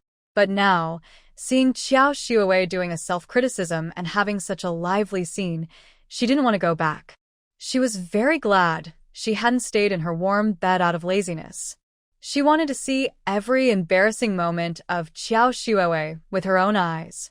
Himon Song stood up from his chair and slowly walked forward. Seeing this, the deputy team leader quickly moved aside from the front. I'm not avoiding it. I just thought everyone was eager to get their grain, so I postponed this matter. If your Lin family has objections, I'll let her come up now to do the self-criticism. Himon Song raised his hand. Xiao Shuoe, you go ahead and do the self-criticism. Everyone's eyes looked back. Xiao Shuoe was dressed in a matching outfit, with a braid tied at the back of her head, looking much more composed. She blushed and looked down, her face pale, with her eyes red from crying. Under everyone's watch, she walked to the front. She took the loudspeaker made of cardboard from Himon Song's hands and spoke softly.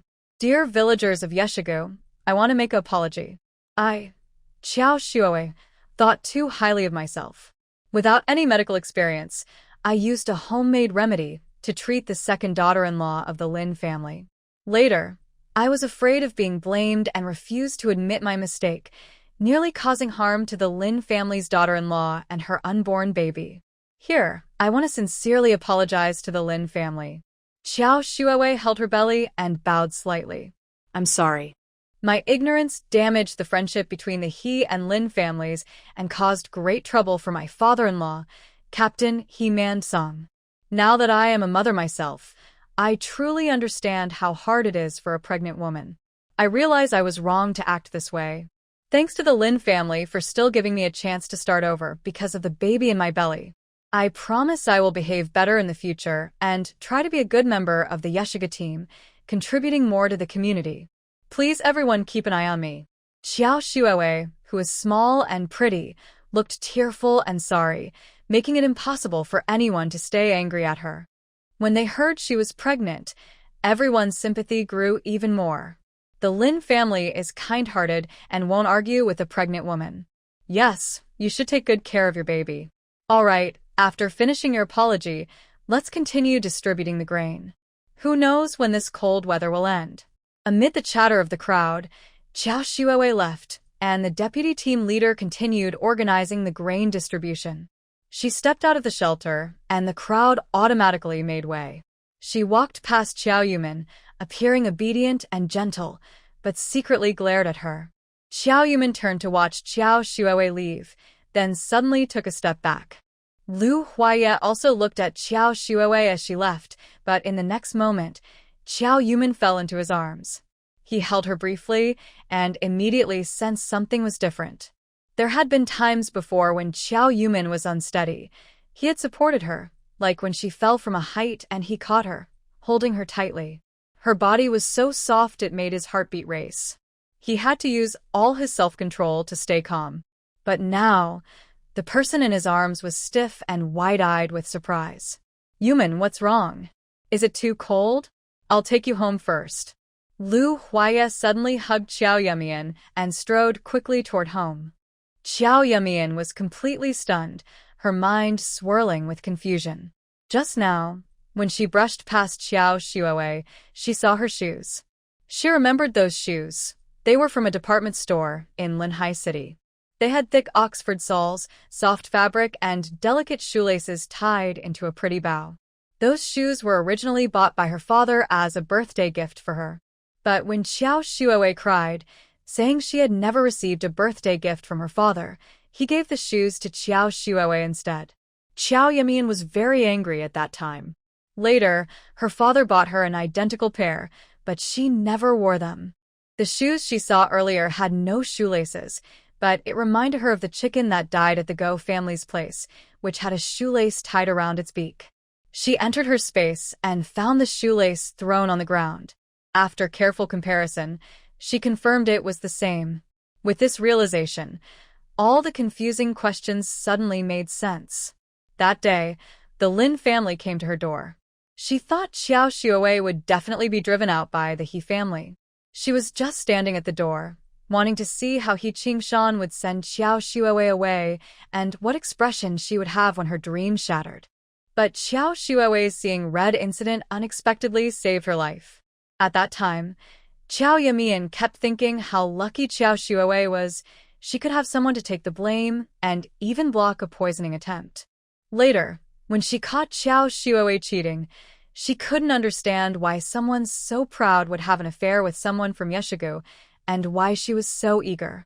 And 2 days ago, Xiao Shuowei pretended to be pregnant and came to the house to show off, which was very suspicious. Until she saw those shoes and that shoelace, everything she couldn't understand suddenly made sense. She finally understood what Xiao Shuowei was really doing. Xiao Shuowei had probably started planning after returning to the Yeshigu with the Lin family's daughter-in-law, figuring out how to keep the He family safe and how to get out of this mess herself. After thinking for a while, she decided to use the child as a tool. So when she came to the He family, she pretended to be pregnant, causing the He family to be frightened enough to cause her to have a miscarriage. If she was pregnant, the He family would have to protect her. Frightened and nearly losing her baby, the He family's reasoning would become invalid. No matter how much resentment they had, they would have to endure it temporarily. Because once the He family knew Xiao Shuowei was pregnant, they would continue to investigate. If they caused her to miscarry later, the He family could be sued for damages. Although Xiao Shuowei gave medicine to Lin's daughter-in-law, the child of the Lin family was saved. If Xiao Shuowei's child had been lost, it would have meant that the Lin family was aggressive, and the two families might have become enemies. Xiao Shuowei easily resolved this issue by creating a story about a completely non-existent child. The blood in her body was from the chicken that was killed when she took the blood from the dog's leftover chicken. The chicken went missing around the same time she saw red that day. It's easy to imagine. Xiao Shuowei went to the woods where the chickens often ate insects, caught a chicken, and used a strap from her shoe to cover its beak so it wouldn't peck her or make too much noise. She used nearby stones to kill the chicken, then crushed its neck with a stone to let it bleed, and finally threw it into the woods. She probably thought losing a chicken was normal, not realizing that the dog's mother really went up the mountain to look for it, and she didn't expect the chicken to end up in her hands. Anyone else in the village wouldn't know who killed the chicken, but she did. Xiao Shuowei used her child to escape punishment, but was still afraid to admit she had a miscarriage. If she had a miscarriage, the He family might have kicked her out. Only by holding the child in her belly could she stay in the He family. But what if she couldn't have children after 10 months? Then she would have to find someone to have an affair with and get pregnant again. Xiao Yumin almost couldn't help but laugh out loud. Such a foolish idea. Xiao Shuowei really could do it. That day, when she caught Xiao Shuowei having an affair, she also thought about telling the He family. If she told them she was pretending to be pregnant and having an affair, they would surely kick her out. But if they kicked her out, what if she did something else to cause trouble? It was better to keep everything under her control so she could be more at ease. Now that she understood the situation better, she knew she couldn't let Xiao Shuowei leave the He family. Thinking about it, in her past life, Xiao Shuowei secretly ran away with He Qingshan, and in this life, she was cheating on He Qingshan. And the He family always wanted a scientist's heir, but now, the child's real parentage was uncertain. It was interesting, so very interesting. Xiao Yumin couldn't wait to see how Xiao Shuowei would manipulate the entire He family. She couldn't wait to see He Qingshan's face when he found out the child wasn't his. She wouldn't expose Xiao Shuowei now. She had to wait until the big show was over. Thinking of this, she suddenly felt full of strength. She moved slightly and then realized she was being held by Lu Huaiya. My thoughts settled, and my first feeling was that I had lost my balance. Instinctively, I wrapped my arms around Lu Huaiya's neck. Lu Huaiya, can you put me down? Lu Huaiya was running lightly, with a thin layer of sweat on his forehead. You suddenly stiffened up and ignored me when I spoke. I thought you were sick. Jiao Yumi's lips curled slightly. I was just thinking about something and got a bit distracted. It's okay. Please put me down. Lu Huaiya looked her over from head to toe. Her face was rosy, her eyes bright, and she still had a smile on her lips, completely different from her cold, stiff look earlier. After confirming she was fine, he gently set her down. I should take you back first, then go get the grain. Jiao Yumi didn't refuse. Since the performers had already left, there was no reason for her to stay and watch He Monsong's cold face. She had thought earlier that He Monsong's bad mood was because he was feeling unwell from fainting. It turned out he was upset because he had agreed with the Lin family for Jiao Shuowei to give a self-criticism on the spot. In her previous life, He Monsong was always proud. His position as leader of the Jade Stone Valley team made him very proud. Having his daughter-in-law publicly apologize was almost the same as being slapped in the face in front of everyone. Thinking about how uncomfortable they must feel made Jiao Yumi feel happy. Lu Huaiyan was walking quickly and had caught up with Jiao Shuowei, who was walking ahead. To avoid a confrontation with Jiao Shuowei, they both increased their speed and followed behind her. Suddenly, Jiao Shuowei stopped her steps ahead, and they also came to a halt. Following her gaze, they saw two familiar figures in front of them. Xia Ran and Lu Huaiyu stood face to face at a street corner not far from home. Lu Huaiyu had a smile on his face and was taking something from Xia Ran. Jiao Shuowei only paused to glance, then turned and walked into the yard without looking back. Jiao Yumi looked at Lu Huaiya beside her, whose face was dark. That Xia Ran isn't a good person. Don't let Huaiyu associate with him. Lu Huaiya nodded softly and then turned to look at Jiao Yumi. Are you okay? Jiao Yumi nodded. I'm fine. You should go check on Huaiyu. Lu Huaiya looked at her, then strode quickly toward the two people ahead. Lu Huaiyu couldn't see behind him, where someone was approaching and was still happily receiving a gift. Suddenly, the item in his hand was taken away.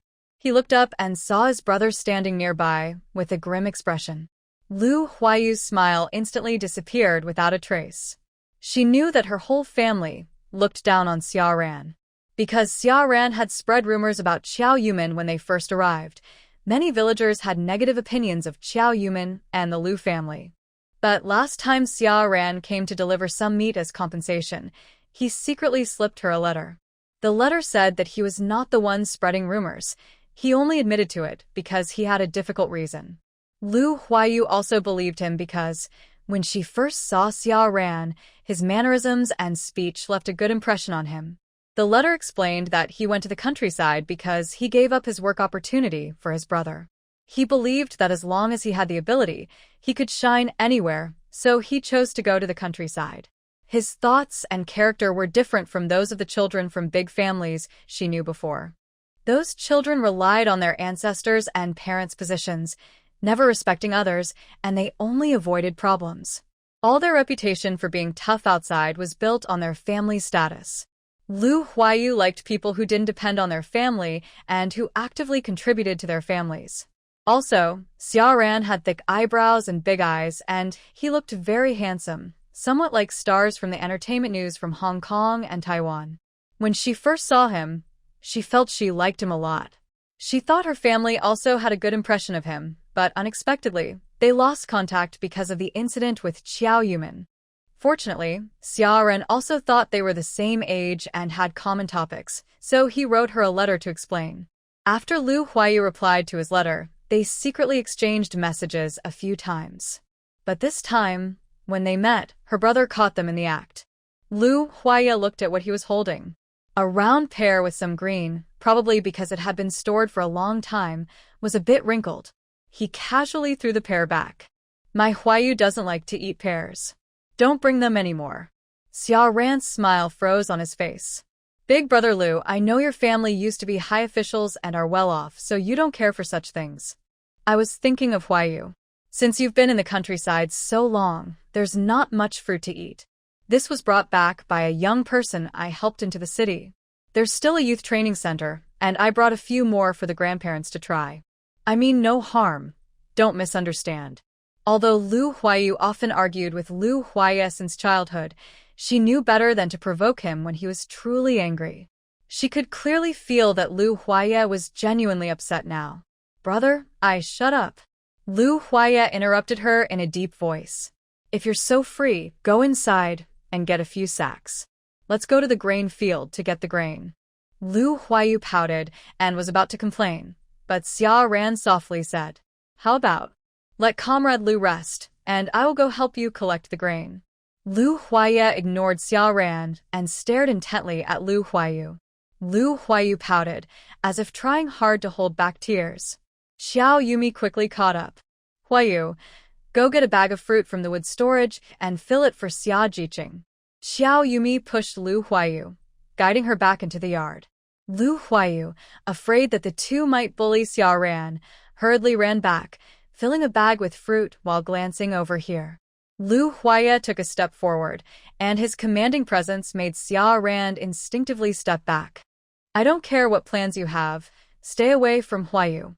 Although Xiaoran stepped back, she still lifted her head to meet Lu Huaye's gaze. Their eyes locked silently in a stare-down. Xiaoran blinked desperately, then looked away. Xiao Yumi grabbed Lu Huaye and pulled him behind her. Xiaoran, we can handle collecting the grain ourselves. No need to trouble you, an outsider. You haven't collected your own yet, right? Go do that quickly. At this moment, Lu Huayu ran over and shoved a bag in front of Lu Huaye. I've brought the fruit. In her hurry, she only packed 2 pears and 2 apples, and now she was breathless from running. Xiao Yumi took the fruit and gave Lu Huaye a look. Lu Huaye understood and quickly pulled Lu Huayu away. Let's go, to collect the grain. Lu Huayu struggled to resist, but was still pulled away by Lu Huaye by the collar. Once they were out of sight, Xiao Yumi tidied up the plastic bag. She raised her hand and handed the fruit to Xiaoran. Huayu gave this to you, take it. Xiaoran forced a smile and reached out to take it. As Xiao Yumi loosened her grip, the plastic bag slipped from Xiaoran's fingers and fell heavily to the ground. The round apples and pears rolled out, covered in dust and scratched by gravel. Xiaoran's hand froze midair, her smile gone, and her face turned cold. Comrade Xiao, I hope you pick up the fruit that fell on the ground and hand it to me, or I might think you're insulting me. Xiao Yumi crossed her arms and sneered. Exactly, I am insulting you. Xiaoran's muscles twitched slightly. I believe I haven't done anything bad. I'm the same age as Huayu. We just exchanged a few words. Your Lu family was glorious yesterday, but now you're just ordinary members of the Yeshiga Brigade, like me. Nothing special. Xiao Yumin kicked a pear that had fallen to the ground, watching its rolling trail. Xiao Ran, don't think I don't know what you're up to. Huayu doesn't understand anything. You might fool her, but you can't fool me. Xiao Yumin pointed at the pear on the ground with her chin. Did you see that pear? Our Lu family isn't what it used to be, but our daughter isn't someone you can just dream about. Whether or not I'm a leader doesn't matter. Being sent to reform through labor doesn't matter either. We still get fresh fruit and there are many kinds. And the pears you brought aren't rare here in Yeshigu. In our Lu family, they're more like a joke. Xiao Yumin stepped forward. I warn you, don't think about Huayu. If I catch you secretly contacting her again, I'll break your legs. She looked into Xiao Ran's eyes and softly threatened. Do you understand? Xiao Ran snorted coldly, turned around, and left without picking up the fruit that had fallen on the ground.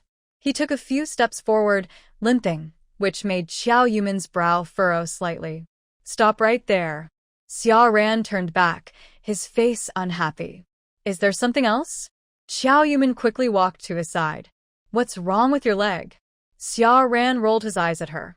A few days ago, I was cleaning tools and old Xia hit my knee with a. So? Your Lu family rules everything. If I hurt my leg, I still need your permission? He had hurt his knee. Xiao Yumin waved her hand. It's fine now, go ahead. Xiao Ran clenched his fists and turned to leave, a cold glint in his eyes. He had once liked Huayu a little, but now he only felt disgust. If it weren't for gathering intelligence on the Lu family, he wouldn't bother with Huayu at all. It was just a bit of humiliation. Once that task was done, she would definitely come back to ask for her revenge, with interest. Xiao Ran hobbled away, and Xiao Yumin turned back to gather the apples and oranges. Though they were dirty and had torn skins, they could still be composted. She walked back to the yard and saw Qiao Shuoei standing at the door, coldly watching her, as if she had something to say. Xiao Yumin ignored her and went straight into the house. It was freezing outside, but warm inside. It was almost lunchtime. As long as Mother Lu was home, she never let her do any work. She had to lie on the Kong pretending to rest, but in reality, she was organizing crops in the black soil space. The chives had sprouted again and needed to be cut, and other crops needed watering. About an hour later, Lu Huaya and Lu Huayu returned.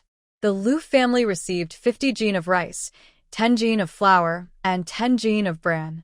Lu Huayu carried a small bag of light bran into the house and threw it on the stove. Then he turned and went to the next room. Lu's mother was serving food and saw Lu Huayu leave with a cold face. Huayu, come eat. Why are you going back? Lu Huaya placed the rice in the wall cabinet. No need to worry about her. Let her calm down. Lu's mother sighed. Don't always bully your sister. Since coming to the countryside, she hasn't been happy. As her brother, you shouldn't always coax her, but also don't upset her. Lu Huaya looked serious. I didn't upset her. She just doesn't have a good heart. Lu Huaya probably didn't want to talk about girl matters. After putting away the grain, he also left and went into the planting room. Lu's mother looked confused, holding a shovel. What's wrong with these two siblings? Xiao Yumin hurried out to comfort Lu's mother. Mom, they just had a small argument. Xiao Yumin briefly explained what she saw earlier with Xiao Ran. When she mentioned Xiao Ran, Lu's mother also became serious. Huayu really doesn't have a good heart. On the first night Xiao Ran brought us here, she wanted to use the Lu family as a tool. Later, she spread rumors about you, causing us a lot of trouble. If she were an honest person, it might be okay, but why associate with someone like her? No, I have to go talk to her. Xiao Yumin grabbed Lu's mother. Mom, Huanai already told her. If you go now, she might get very upset. We're about to hibernate for winter. Let's watch them closely and keep them apart. When we return to Qingshan County, Xiao Ran still has to stay here. Even if Huayu has some thoughts, they will gradually fade. Lu's mother was persuaded, but still looked worried. Xiao Yumin saw that the meal was ready. She took a small plate and served a bit of each dish for Lu Huayu, then brought the remaining food to the table. Just after finishing the meal, she saw several people entering the yard through the plastic greenhouse. The Lu family all went out to greet them and saw the Lin family father and son pushing a cart into the yard. Lin Ligua excitedly shook hands with Lu's father. Lu Shou. Lu's father quickly interrupted. I'm a few years older than you, so call me Big Brother. Lin Ligua gratefully called out. Big Brother Lin, thanks to your daughter-in-law, my second child's life was saved. He pointed to the items in the cart. These are some furniture pieces your daughter-in-law ordered for my house earlier. They should have been delivered long ago. But a while ago, my second daughter-in-law was hospitalized and my wife and I were also unwell. Our eldest son has been taking care of us, so we haven't been able to do much work. He called over Lin family's two sons. Oldest and second son, quickly carry these things inside. Lu Huaya and Xiao Yumin helped carry everything into the house. Besides the tables and door frames that Xiao Yumin ordered, there were also 2 small bed cabinets and 2 wooden buckets covered with cloth. Lin Ligua explained, these are what you ordered. These are our thank you gifts. He opened the wooden buckets. There's 30 jin of rice and 20 jin of flour. Not much, so please don't mind. Xiao Yumin was admiring the 2 bed cabinets, but suddenly realized they also sent rice and flour. She hurriedly took out the bags of rice and flour. Uncle Lin, you really don't need to be so polite. We'll accept the bed cabinets and wooden buckets, but we really can't take the rice and flour. Yeshiga soil is poor, and the harvest is much less than other teams. After paying the public grain, each family only gets about 300 jin of grain, and some bran is included. That's a whole year's food. You've given all this grain to our family. How will your family manage? Lu's father, knowing that only a small amount of grain is allocated to each household, hurriedly advised. Big Brother Lin, the bed cabinet was made by my son. I accept this kind gesture. But you must take the rice and flour. I really can't accept it. Both families refused again, but Lu's father sternly said that if they took the grain, they wouldn't continue their relationship. Only then did the Lin family agree to take the grain home. Lin's father pushed the grain back home on a cart. Lin's eldest and second sons helped Lu Huaya replace the window frames. The new window frames fit perfectly, sealed with straw mixed with yellow mud. Once dry, they covered the windows with newspaper so no more drafts would come in. When the Lin family replaced the bathroom windows, they also praised the planting room inside and helped reinforce 3 plastic greenhouses in front of the house, saying they could withstand even the heaviest snow in winter. They worked until dark. They initially wanted to invite the 2 Lin brothers to eat, but they refused, saying they wouldn't eat and left with their tools. The new window frames fit tightly, no wind leaks in. The bed cabinets were brand new, and clothes no longer cluttered the corners but were neatly stored inside the cabinets. The beds were made tidy, and bedding was neatly folded on top. Finally, the family no longer had to eat on broken door panels but sat around a round table on benches, enjoying a lively meal. The whole house seemed completely renewed, no longer looking run down. After dinner, Lu's mother sliced some apples, and the family chatted while eating fruit. Lu Huayan on an orange, mumbling to himself. My brother's new bed is very warm. The walls are neatly covered with newspaper, and the windows have been replaced to stop drafts. After eating, we can still enjoy some fruit. I even feel that everything is the same as before. Mother Lu patted Lu Huayan on the head. That's all because your sister-in-law is so kind and hardworking. That's why we can live comfortably. The Lu family praises Xiao Yumin almost every day. Because of this, she no longer feels the need to be modest. If she were modest, she would only attract more praise. But as soon as Mother Lu finished speaking, Lu Huayu suddenly threw an orange peel onto the table. I'm going back to my room. The warm atmosphere was immediately broken. Father Lu wanted to say something but was stopped by Xiao Yumin. Lu Huayu is probably going through a rebellious phase now. You can't argue with her. The more you provoke her, the more she wants to prove herself. She might secretly do something with Xiao Ran, and by the time you realize, it will be too late to regret. First, let her calm down, then plan accordingly. Lu Huayu returned to her room and lay on the bed, crying loudly. After crying for a while, there was a knock on the door. Huayu, the water is hot. Do you want to take a shower first? Lu Huaya took some clean clothes and left, ignoring Xiao Yumin standing by the door. As soon as she entered the bathroom, the kettle on the stove was steaming and the big pot of water was boiling. Today she didn't work, so she didn't want a bath, just a quick wash. She scooped water into a basin, took out a pen and paper from her clothes pocket, and sat at the table to write a letter. Xia Ran, I hope this letter finds you well. I'm really sorry today. Lu Huaya, as his name suggests, is wild and rude.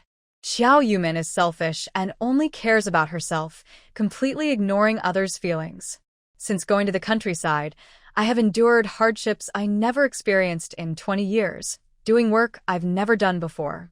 I'm really afraid I will stay here forever, always a farmer. Last time, you said your report to return to the city had been submitted and would be approved after the new year. I want to ask how to submit the report, who to give it to, and what the process is. Because I also want to go back and don't want to stay here any longer. Xiao Yumin didn't realize that Lu Huayu was writing a letter every time she lingered in the bathroom, thinking she was just playing with water and washing for a long time. After her bath, Lu Huaya was standing at the door. Your hair is still wet. It's so cold outside. Hurry up and dry it, or you'll catch a cold. Lu Huaya pulled Xiao Yumin back into the bathroom. The steam in the bathroom made it warm and cozy. The moisture here can flow through the door into the neighboring planting room, helping to balance the humidity and allowing the young seedlings to feel the water vapor. Lu Huaya sat Xiao Yumin on a stool and gently used a towel draped over her shoulders to wipe her hair. This wasn't the first time Lu Huaya had dried her hair. At first, he was a bit shy, but now he was used to it. Xiao Yumin found it strange how easily she accepted that Lu Huaya was her husband. She thought she would find it uncomfortable or want to avoid it, but she never felt any negative emotions. Maybe because the Lu family had given her warmth in a past life, so she naturally considered them family. Perhaps because Lu Huaya always appeared when she needed help in her previous life, she now trusted him deeply and relied on him unconsciously. That's enough, almost dry. Check if there's still water dripping. Xiao Yumin pinched her hair. It wasn't completely dry, but no longer dripping. Thank you, Lu Huaya. You're so kind to me.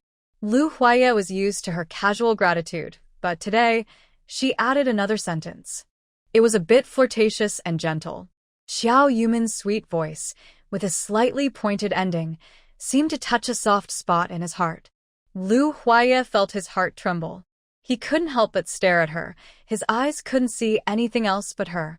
Her damp, long hair draped over her shoulders, and her dark hair made her delicate, fair face look even more refined. The warm steam gave her cheeks a blush, like ripe peaches, tempting enough to want to take a bite.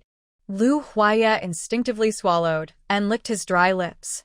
Seeing his gaze fixed on her face like nails, Xiao Yumin shyly looked away. You go ahead and wash, I'll go out. As she passed by, Lu Huaya grabbed her hand.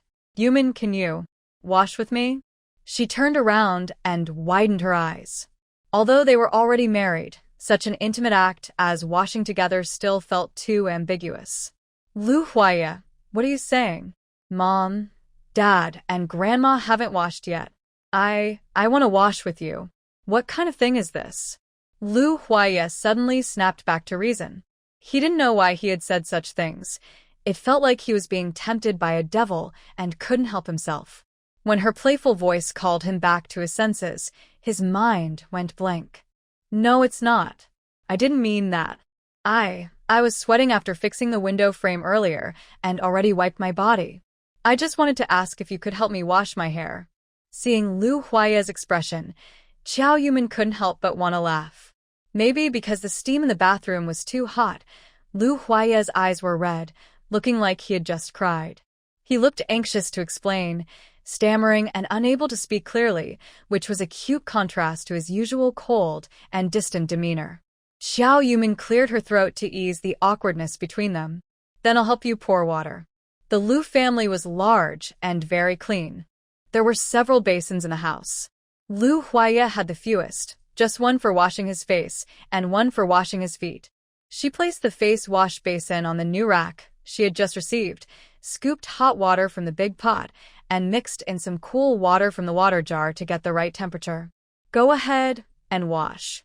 Lu Huaya finally looked away from Qiao Yumin and started washing his hair.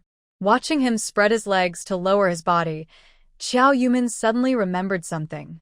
Lu Huaya, a few days ago, when you were tidying up tools, did you see Xia Ran in the shed?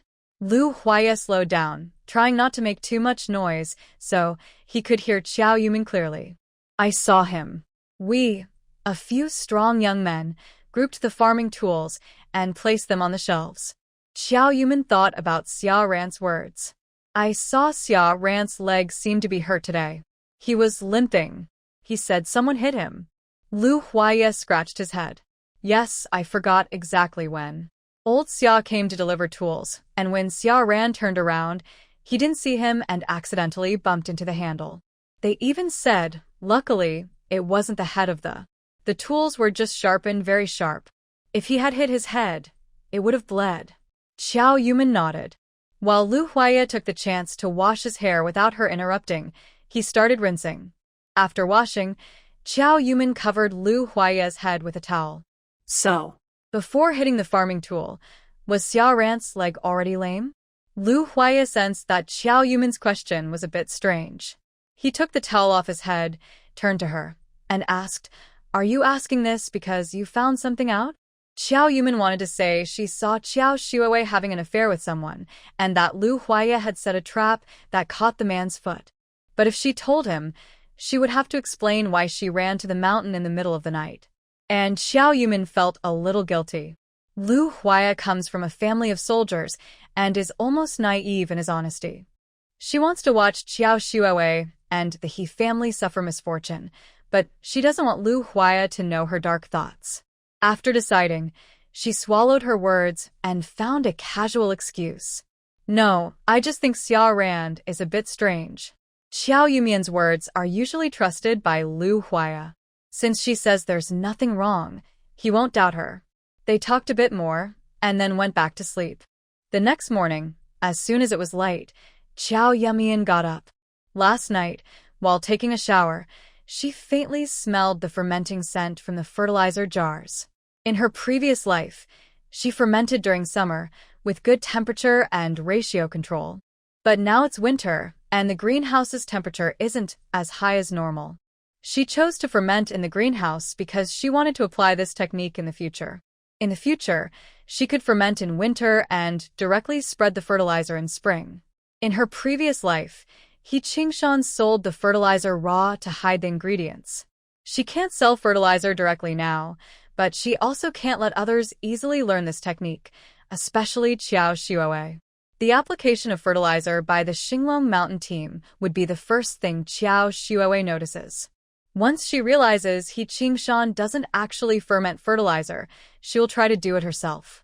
If Qiao Shuowei learns it, the He family will continue to profit as they did before. This time, she added different concentrations of spring water to the fertilizer. Adding spring water is her security mark. Even if Qiao Shuowei finds out it's fruit fermentation, without spring water, she'd take a long time to figure it out. In her previous life, she spent nearly 3 years researching to find the best formula.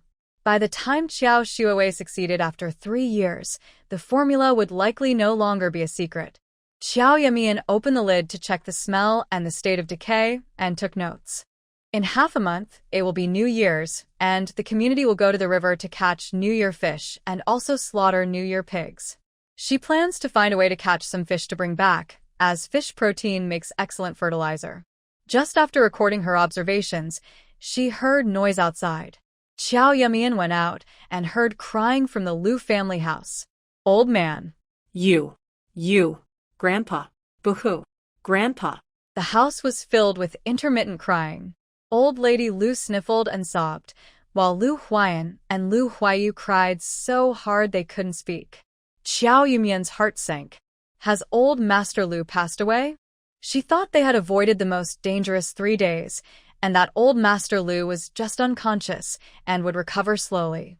Is it really impossible to escape fate? Inside, the room was in chaos. She hesitated, unsure whether to go in. Just as she was about to step inside, Qiao Shuowei called out to her. Xiao Yumin. This is the first person in your family to die. Soon more will follow. First your grandmother, then your mother-in-law, and that wicked Lu Huayu won't escape either. Finally, your father-in-law. You were born to curse your mother, and now that you've married, you curse your whole family. You're doomed to bad luck forever. Xiao Yumin clenched her fists, wanting to slap her to vent her anger. But she was afraid Xiao Xuewei was deliberately provoking her, trying to blame her for the miscarriage, so she held back for now. At this moment, Lu Huaye came out of the house. Yumin, you should go in and check. Grandpa. Before he finished, Tian Hohat approached, munching sunflower seeds. Lu Huaye, I need to tell you my daughter-in-law is pregnant. You can't leave the dead body in the yard for a wake. Nor can you make a big fuss, crying and wailing. That's bad luck. If you scare my grandson, I'll hold your whole family responsible. Lu Huaye's face immediately darkened. Speak more politely. Lu Huayu, with red eyes, stepped forward. Grandpa. Tian Hohat crossed her arms and spat. Pa. I've been polite enough already. This house was lent to you by our family. You're living in someone else's house, so you should be aware. When someone is about to die, they should be taken out and left on Dongshan Mountain. Feeding them to wild boars and wolves would be a kind act, better than bringing bad luck to the host. Lu Huayu blinked, her watery eyes quickly clearing, replaced with anger. She took a few big steps to the fence and shouted at Tian Hohat and Xiao Xuewei. My grandpa is alive and well. Even if you two die, he won't die. Xiao Yumin looked up in surprise at Lu Huaye. Lu Huaye nodded slightly. Grandpa is awake. Xiao Yumin smiled slightly. That's good. Now I can't bear it anymore. She walked to the fence and kicked it. This time, Lu Huaye had tied the fence very securely. It took her 2 kicks to make a hole. Curse my grandpa? Today I'll beat the 2 of you until you can't spit out teeth. While she was kicking the fence, the 2 people across the way screamed and ran back. Xiao Xuewei covered her head in fear. Don't hit me. Don't hit me. She didn't have any chicken blood on her, so she couldn't pretend to have a miscarriage. If Xiao Yumin went crazy and hit her, she would remain unharmed with no signs of a miscarriage, which would seem too fake. Xiao Xuewei didn't dare run away. To get back at Tian Hohat for the way she had been treated, she had been acting arrogantly at home these past few days, pretending to be unwell. If she suddenly ran confidently, it would look like she wasn't feeling sick at all, and Tian Hohat would definitely order her around again. Stuck between a rock and a hard place, she saw a shadow quickly dart past her. It was Xiao Yumin, who had no intention of hitting her, but instead ran straight toward Tian Hohat. Tian Hohat thought Xiao Yumin didn't dare to hit her because she was the wife of the team leader. Since Xiao Yumin and Xiao Xuewei didn't get along, and Xiao Xuewei was behind her, it was likely that Xiao Yumin would hit Xiao Xuewei first. So she didn't rush to run away, just wanted to stay back and watch the joke. She thought she had already run far enough, and if she kept going, she wouldn't be able to see how Xiao Xuewei was being hit, so she stopped. Just as she was about to turn around, a cold hand reached into her hair. Before she could react, a sharp pain tore at her scalp, and she was thrown backward onto the ground. Xiao Yumin didn't hold back and slapped her across the face. How dare you curse my grandpa, you foul-mouthed old woman. After slapping enough, she didn't dare to continue. Tian Hohat was old and could only handle a few slaps. If she kept going, she might really get hurt. She rode Tian Hohat down and grabbed mud from the ground, stuffing it into her mouth. Your mouth is so foul, I'll give you a good wash. Tian Hohat, like a fat fish washed ashore, flailed her chubby body desperately. She kept spitting out mud and whimpering. I didn't curse your grandpa, it was Xiao Xuewei. She cursed him. Xiao Yumin kept stuffing mud into her mouth without stopping. You're her mother-in-law. If you had properly educated her, how could she speak so recklessly? When a daughter-in-law makes a mistake, it's because the mother-in-law didn't teach her well. Since you didn't teach her properly, you deserve to suffer for her. Wash your mouth well, and see if you dare to be so foul-mouthed again. Xiao Yumin didn't dare to stuff too much, worried she might choke her to death. She only put in small pieces, waiting for her to spit them out before adding more. Tian Hohat struggled, constantly spitting out mud and shouting. Xiao Shuowei, what are you standing there for? Come help me. Xiao Shuowei backed away trembling. Mum. I can't go. I have a baby inside me. This is your grandson. What if he gets hurt? I can't go. Tian Hohat shouted loudly. Qingshan, come help Mom. This wicked person is going to hurt me to death. Qingshan carried a basin and staggered out of the house. Mom, what are you yelling about so early in the morning? Can't you let us sleep peacefully? He squinted impatiently, but when he saw the scene in the yard, his eyes widened. Xiao Yuman, how dare you hit my mom? I will beat you to death. Qingshan raised the basin high and rushed forward. Lu Huaya quickly dodged through the fence and headed straight for Qingshan, kicking his shoulder before he could splash the water. Qingshan was kicked and spun around, and the water in the basin splashed onto Xiao Shuowei standing nearby. Suddenly, a foul, rotten smell filled the air. While Tian Hohat was cursing, people from the neighboring yard came out to watch. During the fight, several people had gathered outside the yard.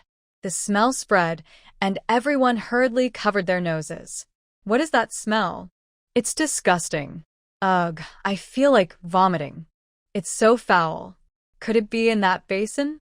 Oh my, Qingshan is so old, he doesn't go outside at night, so he pees inside the house. Ugh, our son has been out of the house for 3 years and Qingshan, a grown man in his 20s, still pees inside the house. Xiao Yuman also caught the smell and quickly got up from Tian Hohat, then followed Lu Huaya back into the yard. She was afraid that Xiao Shuowei, with her head full of, would rush at her. Xiao Shuowei looked at the basin on the ground, momentarily stunned, until her scalp started to feel cold and the foul, stinky liquid ran over her eyes, down her cheeks, and into her mouth. Hearing the villagers outside talking, she couldn't believe it and touched her hair. The dampness on her hair told her that the basin was indeed full of and had been splashed all over her. She couldn't help but scream. Ah. She didn't know what to do. The smell of fiercely invaded her nose, irritating her throat, and she couldn't stop gagging. Ugh. Qingshan looked at his mother, who was crawling on the ground and vomiting mud, then at Xiao Shuowei, clutching her stomach and retching. He decided to check on Xiao Shuowei first. We have done so many intimate things together. What's the big deal about a little? Are you really that disgusted? Xiao Shuowei looked up, but Qingshan couldn't stop her. The breakfast she ate this morning all came back and splashed onto him. Qingshan pushed Xiao Shuowei away abruptly. If you need to, just get far away and do it. You vomited all over me. It's so disgusting. Mom, come quickly. Xiao Shuowei vomited all over me. Tian Hohat just got up from the ground, her hair messy and stuck with mud, her face covered with saliva mixed with dirt. She looked at Xiao Shuowei, who was covered in, then at Qingshan, who was covered in, and slowly stepped back 2 steps. I hurt all over. Oh, I've been hit so hard. I hurt everywhere. Jiao Yuman, you little brat, may you have a bad life. Jiao Yuman looked into the distance, where He Man-song was rushing back hurriedly. Behind her, Father Lu and Mother Lu came out. Father Lu's eyes were sharp. Yuman, who bullied you? Mother Lu gently held Jiao Yuman's hand with concern. That's right, her hands are all muddy, and her nails are split. Mother Lu looked up and shouted at Tian Hohat. Mrs. He, my daughter-in-law, is the gentlest person. You're an elder. How could you bully such a kind child? She's always sarcastic, and today she hurt our hands. If you don't give us an explanation today, our Lu family won't let this go easily. Jiao Yuman's eyes filled with tears as she looked at Mother Lu. Mother Lu held her hands gently, as if afraid of breaking something precious. Then she turned her body, protecting her like a mother hen guarding her chicks. In her past life, when she was still the wife of a leader, she was as gentle as water. Every time she visited the Lu family, Mother Lu would hold her hand and speak softly. Sometimes, Xiao Shuowei insisted on coming along. She didn't like Xiao Shuoei, but still treated her politely. Later, she was sent to Yushergo. Every time she saw her, she looked worried, always bowing her head, her face pale like a cloud of gloom. This was the first time Jiao Yumin saw such a fierce Mother Lu. It was a sharp defense of her child, an explosive power. She clasped Mother Lu's hand again. Mom, I'm fine. A loud shout came from the crowd. You're fine, but our family has a problem. He-Man Song ran back holding a. You say your child is gentle? I think that's nonsense. He bypassed Xiao Shuoei and He Qingshan and went straight to Tianguohua. Look at what your daughter-in-law has done to my wife. I'm asking you for an explanation, and I want one from you too. As He-Man Song finished speaking, Father Lu quickly stepped forward. What are you doing with that? Are you trying to scare our children? If you think raising your voice makes you right. Father Lu suddenly raised his voice. Come on, let's see who can shout louder. Father Lu is a trained soldier, and when he yells, he uses his full strength. Xiao Yumin stood far from the fence and felt her ears hurt from Father Lu's loud voice. A few older people from the crowd stepped forward. Xiao Yumin glanced at them. They usually got along well with Father Lu. One man, with his hands behind his back, took a few steps forward. Lu family, don't think that just because you have more people, you can bully others. I saw it clearly. Your daughter-in-law kicked down the fence and rushed into his yard to hit people. She's pregnant. What if she loses the baby? Her family should pay some compensation to calm things down, and the captain's wife should also pay for her medical expenses. This trouble was caused by your daughter-in-law. Another man also came over. That's right. You say your daughter-in-law is gentle, but I think she's quite fierce. In my opinion, neighbors should be more understanding and not so petty. The houses you live in were borrowed from the He family. Running into their yard, yelling and hitting. Isn't that ungrateful? Xiao Yumin wanted to step forward to reason with them, but Lu Huaya patted her shoulder, signaling her to stay put. Yumin, you've carried so much for our Lu family. You shouldn't always bear everything alone. I'm your man. I won't let you suffer injustice over and over. After speaking, he turned and walked toward the man who had been talking. The man swallowed hard and stepped back behind He-Man Song. What are you doing? Trying to hit me in front of the team leader? Lu Huaya didn't make a move but spoke to the man. Your family has lost someone, and more will die in the future. First your wife, then your son.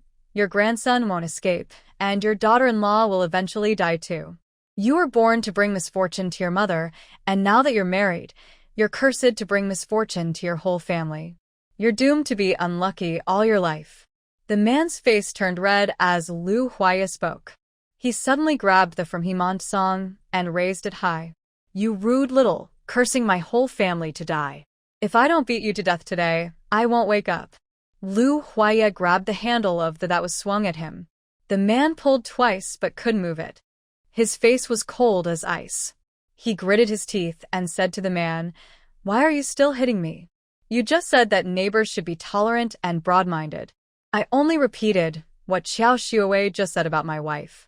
Why are you so angry? It's easy to advise others to be generous. But when it happens to you, you can't stand it, right? Lu Huaya pushed hard. The man holding the couldn't hold on and sat down on the ground. Lu's father walked over to He-Man Song. Your daughter-in-law cursed my whole family. Your wife keeps saying my father is dead, saying we're unlucky, and even complains that we should have taken the dying person out to feed wolves on the mountain earlier. Captain, I want to ask, when your mother died, was she also taken out and left on the mountain early? I see your whole family is about to die. Now, I will send all of you to the mountain to feed the wolves. Lu's father rushed toward the fence, trying to knock it down. Xiao Yumin held on to Lu's mother and Lu Huainan. Your dad really loses his temper. Please stop him quickly. Lu Huayu rolled his eyes at Tian Hohat. People with foul mouths should be thrown to feed wolves. What's there to stop? Xiao Yumin pulled the two of them forward. We will stay here in Yeshigo for a long time. We can't afford to offend He-Man Song now. There are many ways to deal with him. He's just a worthless person. We can't let someone like him ruin our reputation. Seeing this, Lu's mother and Lu Huayu finally stepped forward to stop him. The three of them pulled Lu's father back. Xiao Yumin stood in front of the fence facing He Mansong. Captain He, I never touched your daughter-in-law. It was your son who tried to splash water on me. Lu Huaya just wanted to stop him. But he lost his footing and splashed Xiao Shuawei. Xiao Shuawei cursed our family. My husband heard it, and she can't deny it. When Tian Ho Hot insulted me, neighbors from both sides came out and heard everything. You can't deny it either. Xiao Yumin looked at the two men. You say I'm aggressive, and I won't deny it. But if anyone curses your family members and you can tolerate it, then I am in the wrong. I will apologize to the He family. Both men who supported her didn't dare to speak. Xiao Yumin looked at one of the men. Can you tolerate this? He looked at another man. What about you? Can you handle it? He turned to look at Xiao Shuawei. Why did you scold Xiao Yumin? Xiao Shuawei covered her stomach, afraid to look up at He Mansong. Why are you insulting people? Speak up. Xiao Shuawei started crying softly, but refused to speak. He Mansong then went to Tian Ho Hot. And you? Why did you insult others? Seeing He Mansong angry, Tian Ho Hot dared not stay silent. They were crying early in the morning. I thought someone had died. Our family just had a new grandson, and theirs is gone. That's bad luck. I only said a few words of criticism, is that wrong? Lu Huayu also shouted. Our grandpa has been unconscious for 2 months. He woke up this morning. We are overjoyed. Our door was closed, and there was a warm shelter outside. You don't mind your own business but listen to others' walls all day. Isn't that unreasonable? Someone in the crowd said indifferently. Someone in the family has passed away, and you're not comforting them but insulting them. Isn't that bad luck? What do you mean by bad luck? Has no one in your family ever died? Are all families unlucky? Xiao Yumin looked at the crowd. Aunt Lin nodded at her. Xiao Yumin steadied herself. Captain He, I've told you many times. Once this winter is over, we'll build a house at the foot of the mountain. We came to Yeshigu just to live peacefully. Is that too much to ask for? As the team leader, your family not only refuses to help us but also sometimes insults us. You're the team leader, but your family members are not your wife or daughter-in-law. Why do they seem to have more authority than you? I should ask the Shahizi commune who the real team leader of Yeshigu is. He Mansong stomped his feet in anger. Everyone, go back inside and stop making a fool of yourselves. He threw that to the man earlier. Take this back. I'll come to the workshop later. Seeing the matter settle like this, the crowd started to disperse. Xiao Yumin called out, Captain He, can we just leave it at that? Your family insulted me, and you came with they to scare me. Shouldn't this be addressed? He Mansong was very upset. You rushed in and beat up my family. I didn't pursue it. What more do you want? Xiao Yumin did not back down at all. This matter is not fully resolved yet. If we don't talk openly, similar issues will happen again in the future. He Mansong shouted loudly. How do you want to solve it? Xiao Yumin's lips curled slightly. To solve the problem, we must address the root cause. Don't you want to know why Xiao Shuawei scolded me? I know the reason and I can tell you right now.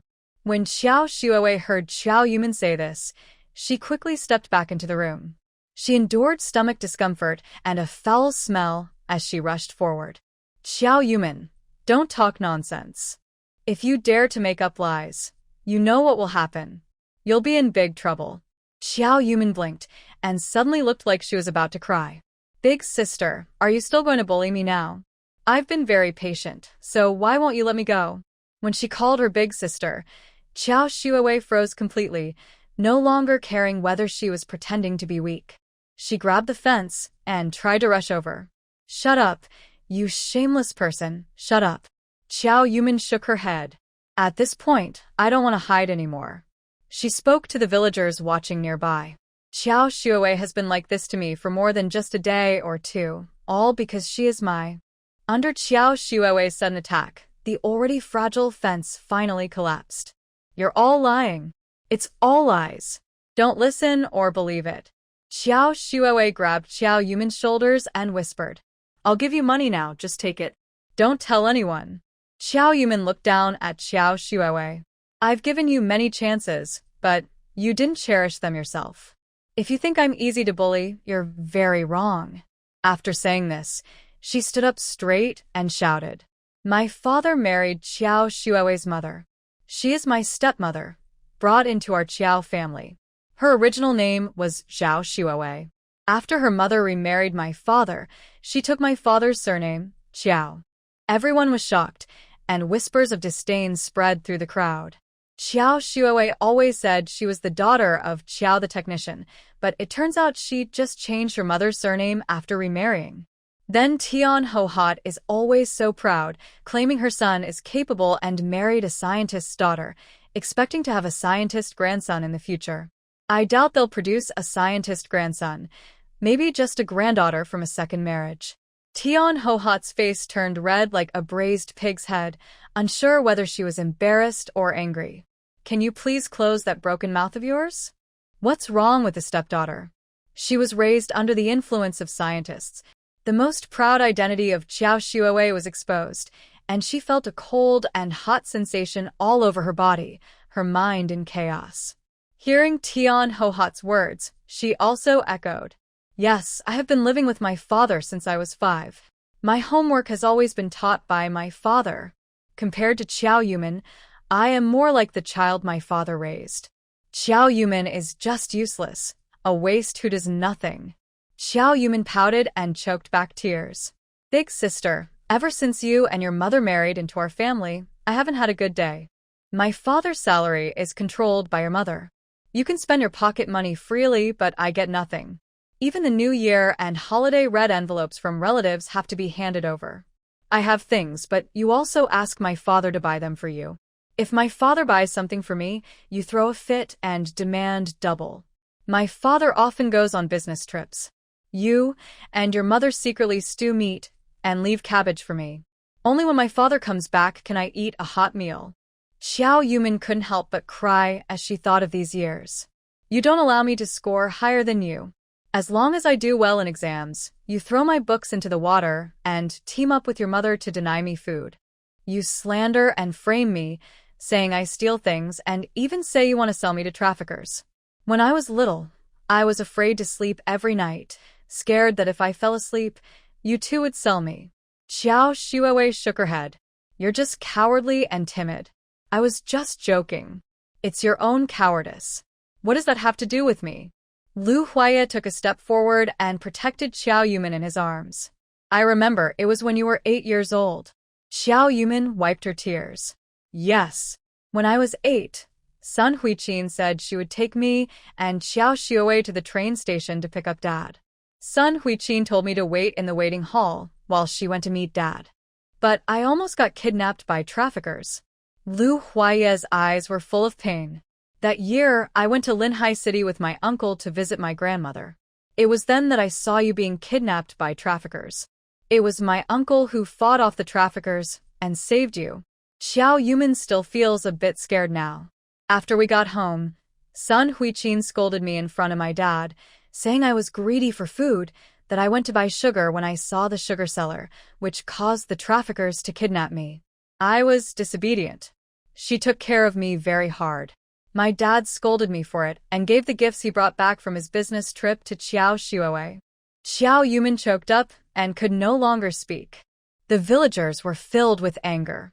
Really, if there's a stepmother, there must be a stepfather too. These two people are so cruel. They've taken over someone else's home. So shameless. I thought mistreating the original wife's children only happened in the old days. Now we're in a new society, and the law is supposed to protect us. Yet, these two dare to do such things, so bold and reckless. Xiao Shuowei was completely panicked. Since arriving at Yeshigu, she had worked hard to create a noble image, hoping that when He Qingshan finally made the fertilizer, she could easily claim credit. When applying for the patent later, she planned to say she invented the fertilizer herself. Everyone in the village knew she was the daughter of a scientist. How could someone as useless as He Qingshan possibly develop fertilizer? It made more sense that she, as a scientist's daughter, could do it. But all of this was ruined by Xiao Yumin. She even gave Qiao Yuman more than 70 yuan. She wasn't a biological daughter of the Qiao family, nor a descendant of a scientist. That fact couldn't be hidden. He family's parents knew about this, and the Liu family knew too. If she lied, it would be exposed immediately. She couldn't go on like this. Even if she couldn't deny it, she had to save her reputation. Qiao Yuman, don't you feel ashamed lying like that? You've had no mother since you were young, and you're selfish and cold. My mother treated you like her own daughter, worried you might be upset. We, mother and daughter, have done right by you and your father. In the Northwest, it's so tough, my mother didn't hesitate to go with him. Even when I got married, I gave the military family to you. I married into the countryside myself, just so you could have a good life. Now that you see I'm doing well, you're jealous, and you spread rumors about me in the village. That's really heartbreaking. Qiao Yuman was not willing to back down either. Speaking of marriage, I really have to thank you. When my dad was arranging our marriage, who was the one bringing gifts back and forth from Lu's house?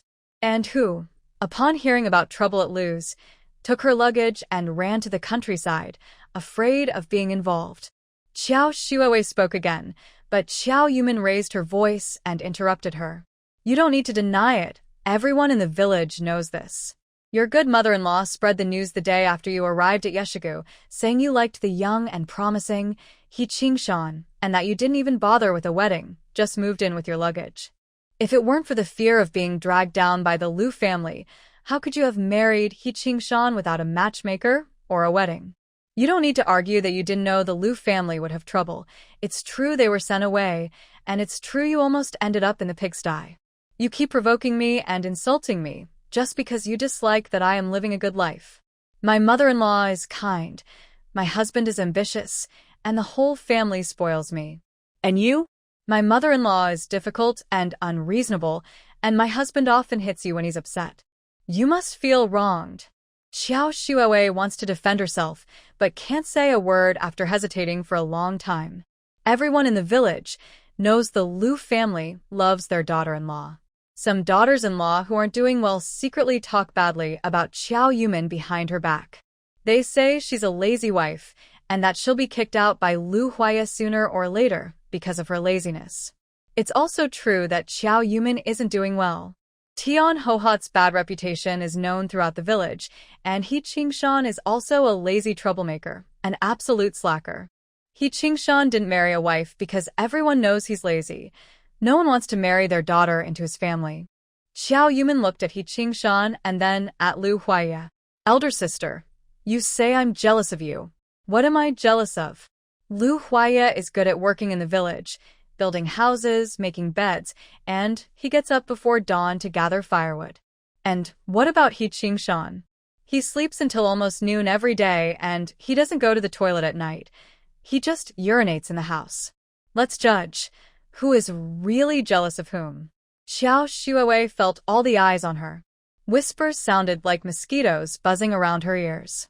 They say her identity is fake, her education is fake, and she gave poison to Lin's second daughter-in-law, almost killing her.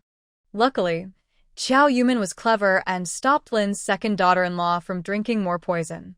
Cleverness is something you're born with, not something you can fake just by pretending to be someone else. Vicious people deserve to marry into vicious families. Qiao Shuowei started trembling. The mocking looks and sharp words made her break down mentally. Her eyes rolled back, and she fainted. He-Man Song's face turned pale. Was he trembling from the cold or from anger? He had lived in Jadestone Gorge for nearly 50 years and had never been so humiliated. The villagers making fun of his family's affairs was all because of this daughter-in-law. He crossed his arms, didn't turn around, and stormed back to the house in anger. Tian Hohat covered her face with one hand and pointed at Qiao Yuman, scolding her. You wicked girl, you're so arrogant. One day, you will get what you deserve. After saying that, he hurriedly followed He-Man Song's footsteps and ran away in a panic. Only He Qingshan remained, his face turning red and pale as the villagers looked at him. Who the heck said I was talking behind their back? Everyone, step forward. You all don't want to stay in Jadestone Gorge, huh? You even dare to gossip about the village chief's family. When villagers talk about gossip, they get excited. Hearing He Qing-shan shout twice, they finally came to their senses. He Man-song is the village chief, so he must be given some respect.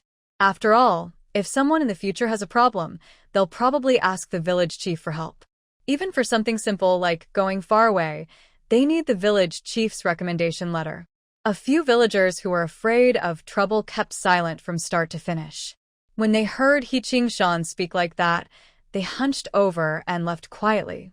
A few women who had just whispered earlier also started to smooth things over.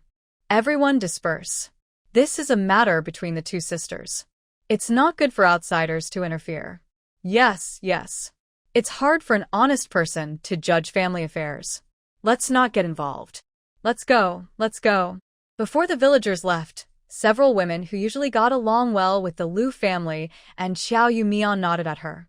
Xiao Yumian looked at the fallen fence and then called the Lu family members. Let's go back. Didn't they say Grandpa woke up?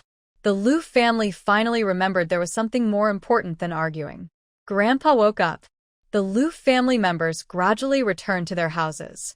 When Xiao Yumian entered, she turned around and saw He Qing-shan slapping Xiao Shuiwei's face. You good for nothing. You've made me lose face. Stop pretending to be dizzy. Get up quickly. Lu Huaiya's deep voice sounded in Xiao Yumian's ear. This time, she really fainted. For some reason, Xiao Yumian couldn't help but chuckle softly. Let's go back. As soon as she entered, she saw Grandpa lying in bed with his eyes open. Grandma Lu stepped forward and grabbed Xiao Yumian's hand. Yumian, I heard everything in the house. You must have been wronged. I need to watch over Grandpa, or I would have gone out to scold them and stand up for you. Xiao Yumian shook her head to show she was fine. How is Grandpa? Grandma Lu looked helpless. Your grandpa? He. Lu Huaiyu brought a bowl of water over. Grandpa, here's some water. Drink a little. Lu Huaiyi helped Grandpa Lu sit up from the bed. He took the bowl and brought it to Grandpa Lu's mouth. Suddenly, Grandpa Lu's eyes widened, and he raised his hand to knock the bowl over. You can be thirsty to death, but I won't tell you any secrets. The members of the Lu family froze in shock. Old Master Lu's voice was weak, but his eyes were wide with surprise. Father Lu pushed aside Huanyi Lu and gently touched Old Master Lu's arm, speaking softly. Dad, I am Yenting. Are you confused? Old Master Lu suddenly slapped his hand on Father Lu's forehead. Don't try to threaten me with my son Yenting. I won't say anything. Huanyi Lu burst into tears. Grandpa, look at me. I am Huaiyu, your most beloved granddaughter. Grandpa. Old Master Lu snorted coldly. Ridiculous. My son Yenting isn't even married. How could he have a granddaughter this old? He stubbornly turned away. Kill or cut me as you like. I will never bow to enemies. Huanyi Lu cried uncontrollably. Grandpa, what's wrong? When you just woke up, you were fine. You said you were thirsty and hungry, wanted water and food. But now. How did it suddenly happen? Huanyi Lu couldn't finish her words. Jiao Yumian, standing at the end, observed Old Master Lu's condition and seemed to have an idea.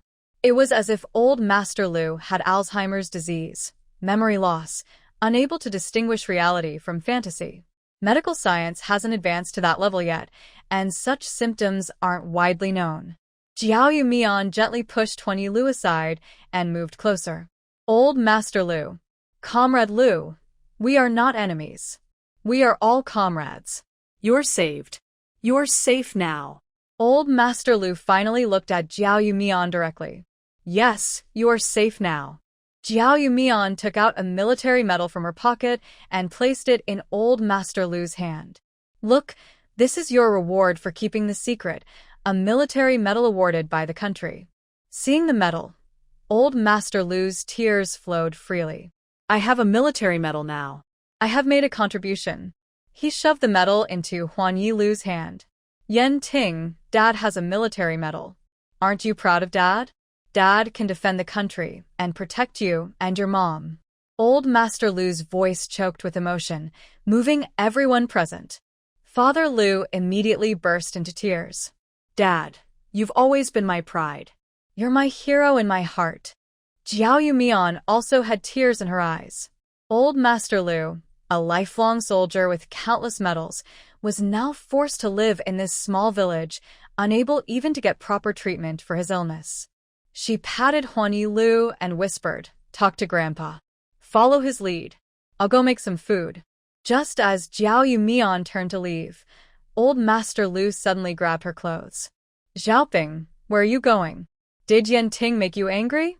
I know you feel wronged for marrying Yenting. I will go beat that brat to vent for you."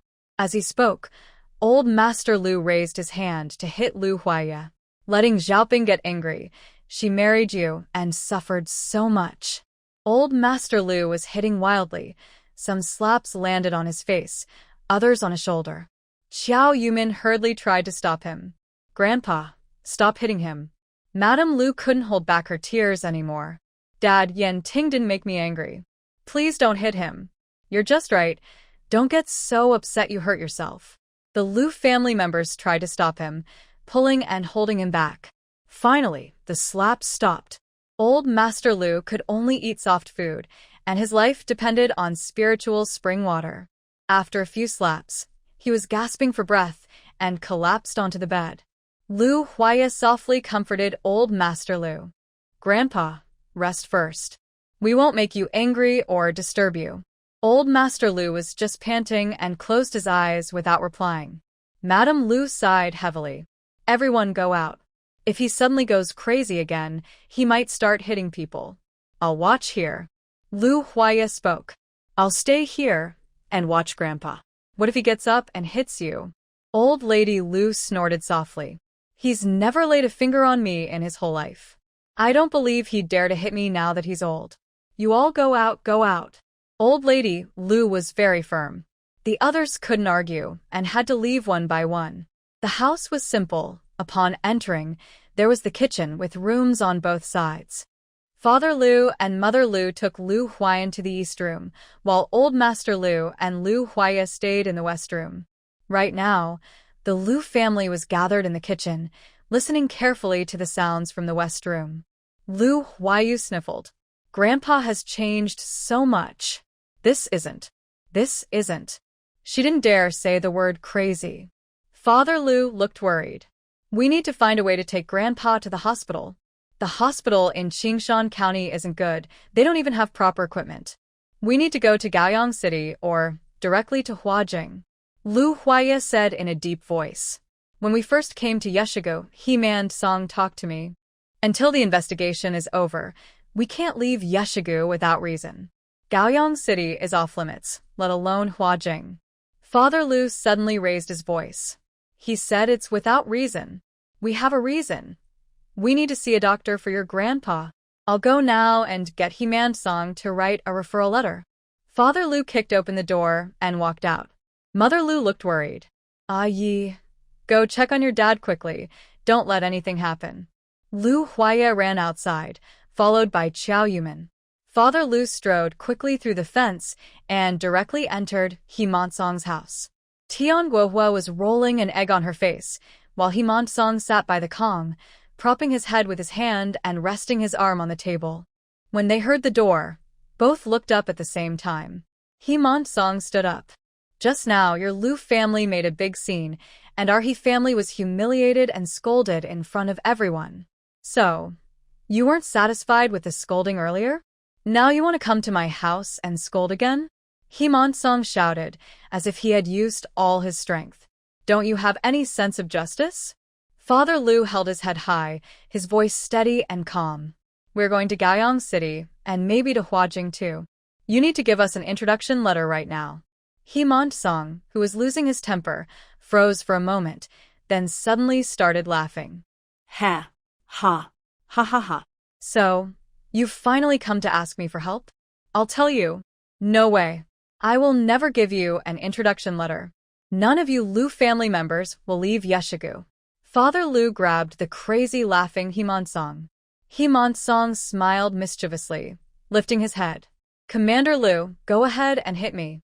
Come on, use your fist and punch my face." Come on.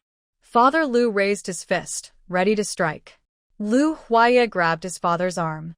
Dad, don't be impulsive. He pulled his father back, releasing his grip on He Monsong's collar. He Monsong straightened his collar and snorted coldly. I have a letter from the leader of Qingshan County. Your Lu family is under investigation. During the investigation, you can't leave Yeshigu without reason, nor can you go anywhere else. That's the rule and clear regulation. You want to go to Qingshan County? I'm just doing my duty, I'm not wrong. He Monsong sat down in a chair, crossing his legs. Of course, you can leave directly if you want. I won't stop you. But if you leave first, I will report to the police station afterward. Without an introduction letter, you can't buy tickets or stay in a hotel. That's called fleeing to avoid punishment. Go ahead, leave if you want, no one will stop you. He Monsong burst into laughter. He turned his gaze to Qiao Yuman. Qiao Yuman, do you know what retribution is? This is called retribution. You trampled on my He Monsong's face without mercy. Justice came too quickly. Qiao Yuman took a deep breath. Captain, we need a letter of introduction for my grandfather's medical treatment. My grandfather previously had a head injury, and now he's awake. We want to check on him. We're not running away because of guilt. You can just give the letter to Lu Huaya and my grandfather. The rest of us will stay in Yeshigu and won't go anywhere. He Monsong immediately stopped smiling. Qiao Yuman, if you want me to give you a letter of introduction, I can do that. I will gather the villagers at the threshing ground and make you apologize in front of everyone. You must tell the villagers that you lied and spread rumors about Qiao Shuowei. You are jealous of Qiao Shuowei's good life and are upset, so you spread false stories. Tian Hohot covered her face and came over. Not only do you need to clarify that you lied about Qiao Shuowei, but you also have to kneel and apologize to me. You must say you saw our harmonious mother-in-law and daughter-in-law relationship and, out of jealousy, jumped over the fence to attack me. Before Qiao Yuman could speak, Father Lu and Lu Huaya said in unison, No way. You're dreaming. Father Lu tried to step forward again. My daughter-in-law's grievances haven't been settled yet, and now you're bargaining? Qiao Yuman thought for a moment and spoke. Even if I go out now and tell the villagers, they might not believe me. Maybe it's better to.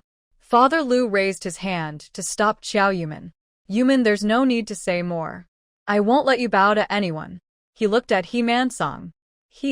I ask you, will you give me the letter of introduction or not? He Monsong looked away nervously. I can't give it. Father Lu clenched his teeth. Fine. After saying that, he grabbed Lu Huaya with one hand and Qiao Yuman with the other, and left directly. Lu Huaya's eyes were deep. No need for a letter of introduction. Today, I will take my grandfather to Qingshan County. Qiao Yuman's house is suitable for us to stay. I can take my grandfather there first. Then we can contact old friends and see who can help us find connections or arrange a car to the city. If the city doesn't work out, we'll go to Linhai City, to Huajing. Father Lu's back was hunched, and his head shook slowly. This isn't a good idea. Those villains who harmed us are waiting in the dark for us to make mistakes. Once we slip up, our Lu family will never recover. My wife and I are already halfway to the grave. We've enjoyed our blessings, and suffering now isn't a big deal. But what will you do about Huayu and Huayan? Father Lu's figure swayed. You go out to find someone, they might help you because of past friendship. But helping you could also put them in danger. If your grandfather can't save you and ends up harming others, it will be a loss for everyone. Qiao Yuman followed behind, thinking of persuading him again. Dad, we can negotiate with him. We don't have to apologize or bow. Father Lu released their arms and sighed deeply. You all go back first. I need some fresh air. Lu Huaya walked over to Qiao Yuman. Let's go first and let Dad calm down. Father Lu didn't turn back. He followed the path out the door, heading toward the mountain trail. Qiao Yuman felt her face grow cold, as if a crystal-clear drop of water had fallen on her cheek. She looked up. Dark clouds began to snow lightly. Lu Huaya put his arm around her shoulder. It's snowing, let's go back. Qiao Yuman looked again toward where Father Lu had gone. The proud image of Commander Lu from her memories was fading. She felt the heavy, lifeless aura from her past life emanating from her father. It was a sense of helplessness, frustration, and the loneliness of a fallen tiger. She couldn't let that sadness from her past life again cast a shadow over the Liu family, eroding everyone's hope. Thinking of this, she looked at Liu Huaya. I have an idea. I need to discuss it with you. Go call Dad back. Liu Huaya hurried to call Father Liu. Xiao Yuman returned to the house. Mother Liu simply cooked 2 dishes. Yuman, no matter what, just eat first. Everyone's eyes were red, as if their vitality had been drained. Actually, Xiao Yuman had never quite understood. Father Liu had fought in wars for half his life, seen great storms, and Liu Huaya was even more outstanding. Why did the family become so weak and lost their former dominance when they arrived in Qingshan County? Until now, she finally understood. Hope is gradually eroded. Repeated setbacks and helplessness form an invisible wall. As the wall grows, the Liu family steps back. Eventually, even without these walls, they would still stop moving forward. In this life, she took advantage of her rebirth to seize the opportunity, so the Liu family could still eat well and stay warm, full of hope. Looking back at those past hardships, being raided and losing everything, being insulted and paraded through Qingshan County, walking all the way to Yeshigu, living in a barn, eating coarse food, even lacking cotton clothes. The emotional was so heavy that it left people feeling hopeless, and their bodies could not support them, leading to successive illnesses. There was like a mountain pressing down one after another. No one could climb over these heavy mountains. After arranging the dishes and utensils, Liu Huaya returned with Liu's father. Just as Xiao Yuman was about to speak, Liu's father raised his hand. Eat first, then talk. At the dining table, the family was very silent. Xiao Yuman ate her food, but it tasted bland. Perhaps this is what people call happiness turning into sadness. The day before, the family was happy because they shared food, changed the windows and table, and prepared for a peaceful new year. Today, they felt as if they had fallen into an icy cellar, unable to feel any warmth. Everyone had something on their mind, and only ate a few bites. Liu's mother and Liu Huayu cleared away the dishes, and the family sat down again. Liu's father looked at Xiao Yuman. Yuman, tell me, is there any way? Xiao Yuman licked her lips and thought about what she wanted to say. Dad, I just thought about it. Grandpa's injury is in his head, so it probably needs special equipment to check. If there's a treatment plan, it might involve surgery. This isn't something that can be fixed in a day or 2. Liu Huaya can't take care of Grandpa alone. Seeing Liu's father's expression, Xiao Yuman cautiously said, I know Grandpa's illness is the top priority, but Dad, you also said it involves too much. We can't just stubbornly push through. If we do, Grandpa won't get treatment, and the Liu family will fall into a dead end. We can't go out, but we can let people in. I have a friend. This friend is quite capable and knows many people from all walks of life. I want to go back to Qingshan County to see if she can find someone who can treat Grandpa. But doing so might expose the current situation of our Liu family. If someone with bad intentions finds out, they could discover everything. Still, even so, it's safer than Liu Huaya forcing Grandpa out by force. Liu's father slowly lifted his lowered head. The Liu family is already like this. There's nothing left to care about. But now, our Liu family has no more value. If we can find someone, what do we need to pay? Xiao Yuman shook her head. Money. Such people only recognize money. I think the strongest relationship in the world is a financial one. You meet my needs, I pay you, and it's settled. No other strings attached. Liu's father looked at Liu's mother. Give all the money to Yuman. Thinking of this, Xiao Yuman felt very reassured. Dad, Mom already gave me all her money and has been keeping it for me, Liu father said directly. Yuman, go ahead and do what you need to. If someone can really cure Grandpa's illness, I am willing to spend all our family wealth. Xiao Yuman nodded. Dad, don't worry. I know what to do. The Liu family members discussed and finally made a decision. Xiao Yuman went back to her room, changed into warm clothes, and then left. As soon as she stepped outside, she saw He Man Song standing at the gate with his hands behind his back. Xiao Yuman, where do you want to go? She glared at him but said nothing, walking out on her own. He Man-sung coldly said behind her, if you leave now, I will report to the community. Before, I considered our two families' relationship. When you went out to buy something, I turned a blind eye. But now, you completely ignore our friendship and want to embarrass the He family. I won't hold back anymore. Xiao Yuman stopped and turned around. Captain He, you are really funny. Go and take out the letter of transfer from above and read it. It restricts Lu family members from leaving, but my name, Xiao Yuman, is not on it. Lu Huaya had already told her that the letter of introduction listed the Lu family members' names, but not hers. Because the relocation was already decided, and she received her certificate on the same day as the relocation, she was not included. He Man-sung's proud expression immediately froze on his face. Xiao Yuman took a few steps back, slightly closing the distance with He Man-sung. Captain He, you don't have to be so petty. My retaliation today is also because of your family's constant bullying. From your wife Tian Guohua, to your son He Qingshan and your daughter-in-law Xiao Xuewei, which one hasn't bullied our Lu family? You rely on being a captain and have been bullying in Yeshigo for years, thinking everyone should give you 3 points of respect. Let me tell you today, if you give me face, I will give you face. Respect is mutual. Xiao Yuman warned. You can also choose not to give me face, but don't blame me for embarrassing you later. The snow fell heavier and heavier. Xiao Yuman didn't want to waste more words and turned to leave. After winter, the big market stopped, and the tractor from Xinglong Mountain Brigade no longer transported people. She had to walk along the mountain trail to Xinglong Mountain Brigade and then ride her bicycle to the bus station. If there was no bus at night, she could only ride her bike. During the day, she would take the bus. Seeing Xiao Yuman walk toward the mountain trail, He Man-sung trembled with anger. He originally planned to go to the main house, but halfway there, he turned around and went to Xiao Xuewei's room. He kicked open the door, and Xiao Xuewei, who had just changed clothes and was resting on the Kong, was surprised. He Qingshan had long since gone somewhere to fool around, so the room was empty except for her. When she saw He Man-sung enter, she frowned. He Man-sung believed he was a person of status and importance. He was cunning inside, and was very good at saving face. Since she married in, he kept a proper distance from her.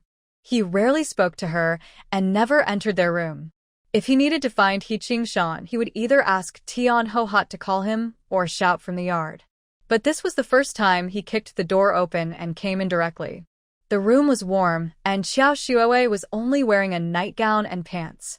Although she felt a bit embarrassed, since an elder had entered, she casually grabbed a piece of clothing to cover herself and got off the Kong. Dad, why are you? Suddenly, she was caught off guard. Her father-in-law came straight to the edge of the Kong. She felt a black spot in front of her eyes and a sharp pain in her scalp. He Man-sung, the team leader, had an imposing aura. Knowing she was in the wrong, Xiao Xuewei dared not resist and could only beg desperately. Dad, I was wrong. Please let go. I am pregnant with Qingshan's child. He Man-sung gritted his teeth, pulling her hair and forcing her to lift her head. If it weren't for the fact that you're carrying our He family's child, I would have thrown you into the mountains to feed the wolves long ago. Now, I have something for you to do. Xiao Yuman followed the small path up the mountain. Yeshigo had already seen 3 or 4 snowfalls. The mountain was unlike outside, where the sun could be seen. The snow hadn't melted and was getting deeper. Since entering the mountain, Xiao Yuman took out a small from her space and cleared a path by shoveling snow as she walked. She had arranged to send things to Gao Lu half a month ago, and she could have waited until he came to deliver them to discuss this matter. But the Lu family was feeling down, and who knew what would happen in half a month? At noon, Grandma Lu hadn't eaten much and looked unwell. Half a month was enough to turn this issue into a heavy burden. When a worry becomes a real illness, it's even harder to deal with. She remembered there was a person selling ointments at the ghost market. Gao Lu said that person was knowledgeable and maybe worth a try. Even if that person didn't work, Gao Lu might find someone else. Trying a little, even with no hope, might just work. But on this trip, Xiao Yuman didn't hold much hope. In her past life, Old Master Lu passed away on the third day at Jade's Stone Gorge. This life, after Old Master Lu fell ill, she fed him spiritual spring water, which kept him alive. The known effects of the spring water are helping crops grow quickly and restoring energy, making people feel very lively. Last time, the second daughter-in-law of the Lin family was poisoned and nearly died, but she was saved. But for some reason, it didn't work on Old Master Lu. Maybe the spring water isn't one, or perhaps he was fed too little while unconscious. Old Master Lu didn't fully recover and was left with some aftereffects. Still, it's good that he was kept alive. While thinking and digging, she suddenly felt movement behind her. After snow, many animals hibernate, and those that don't hide in their nests and come out rarely. In the quiet mountains, the sound of footsteps in the snow is very noticeable. No one goes up the mountain in snowy weather. She couldn't help but wonder if Qiao Shuowei was secretly meeting someone. She cursed inwardly. Why is she so eager? Just this morning, she was scolded after being soaked with and didn't rest. Now, in heavy snow, she can't help but come out to meet her lover. Last time it was dark, so she could only see outlines. Today is daytime, and if she bumps into someone, the scene might be embarrassing. She didn't plan to catch Qiao Shuowei secretly meeting someone. She would pretend not to know and watch the fun later. After deciding, she shouted, "Who's there?" By shouting, Qiao Shuowei would know someone was nearby and hide. Unexpectedly, after her shout, someone really stepped out. "It's me." Qiao Shuowei appeared pitifully from behind a tree. Her hair was messy, and she was trembling from the cold. Her hair was messy, but she wasn't actually cold. She was trembling because she was scared. She remembered how Song looked earlier and couldn't stop trembling. He had kicked open the door and dragged her off the bed. He was gnashing his teeth like a ghost, glaring at her fiercely. "My biggest mistake was agreeing to marry you, this unlucky star, into the family. I shouldn't have been soft-hearted and let Xiao Yuman stay next door for face. You two sisters ruined my carefully built reputation and made me a joke in Jade's Stone Gorge." Qiao Shuowei kept begging. "Dad, it's my fault. I'm willing to give you all my money. I still have use. Don't send me to the mountain to feed wolves. I know a way." Qiao Shuowei wanted to tell him about composting. She originally wanted to keep this secret to herself, hoping that when He Qingshan invented it, she could also fool him. But now, she had truly angered Song. She had no doubt that he would really throw her onto the mountain to feed the wolves. If she revealed the details about fertilizing, maybe she could save her life. Anyway, her first priority was to stay alive. Before she could speak, Song interrupted her. He grabbed her hair with one hand and patted her cheek with the other, his smile sinister and frightening. "I know you're still useful. You two sisters can only survive one.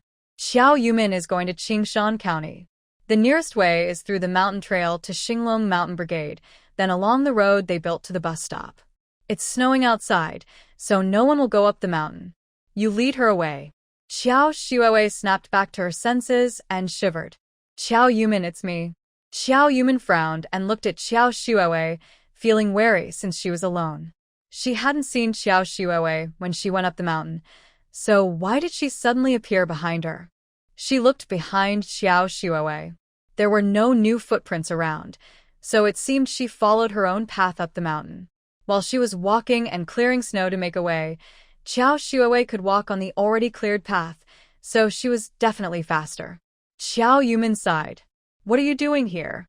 Qiao Shuowei blinked desperately to ease her tension. Her mind was a mess as she came up the mountain. Sometimes she saw Song's fierce face. Sometimes she thought about what she needed to do. She had already found Xiao Yumin but hadn't decided what to say. Seeing the disgusted look on Xiao Yumin's face, she suddenly calmed down. Hadn't she always wanted her to pay the price? Now was the best chance.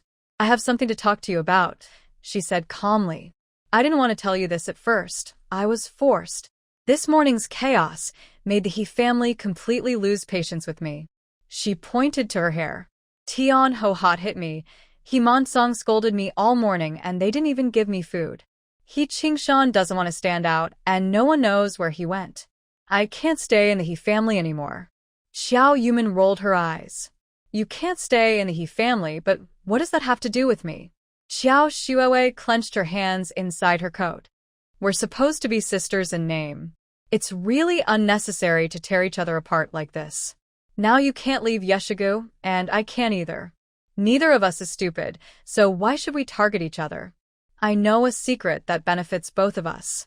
Zhou Yumin looked at Zhou Shuowei from head to toe. She didn't think Zhou Shuowei would be so kind-hearted to want to bury the hatchet, especially since they had just had a big fight not long ago. If she were smarter, she wouldn't have targeted her when she first came to Yeshigu. If she wanted to team up, she would have done so already. The secret that benefits both of them probably isn't something harmful. Zhou Yumin almost wanted to laugh.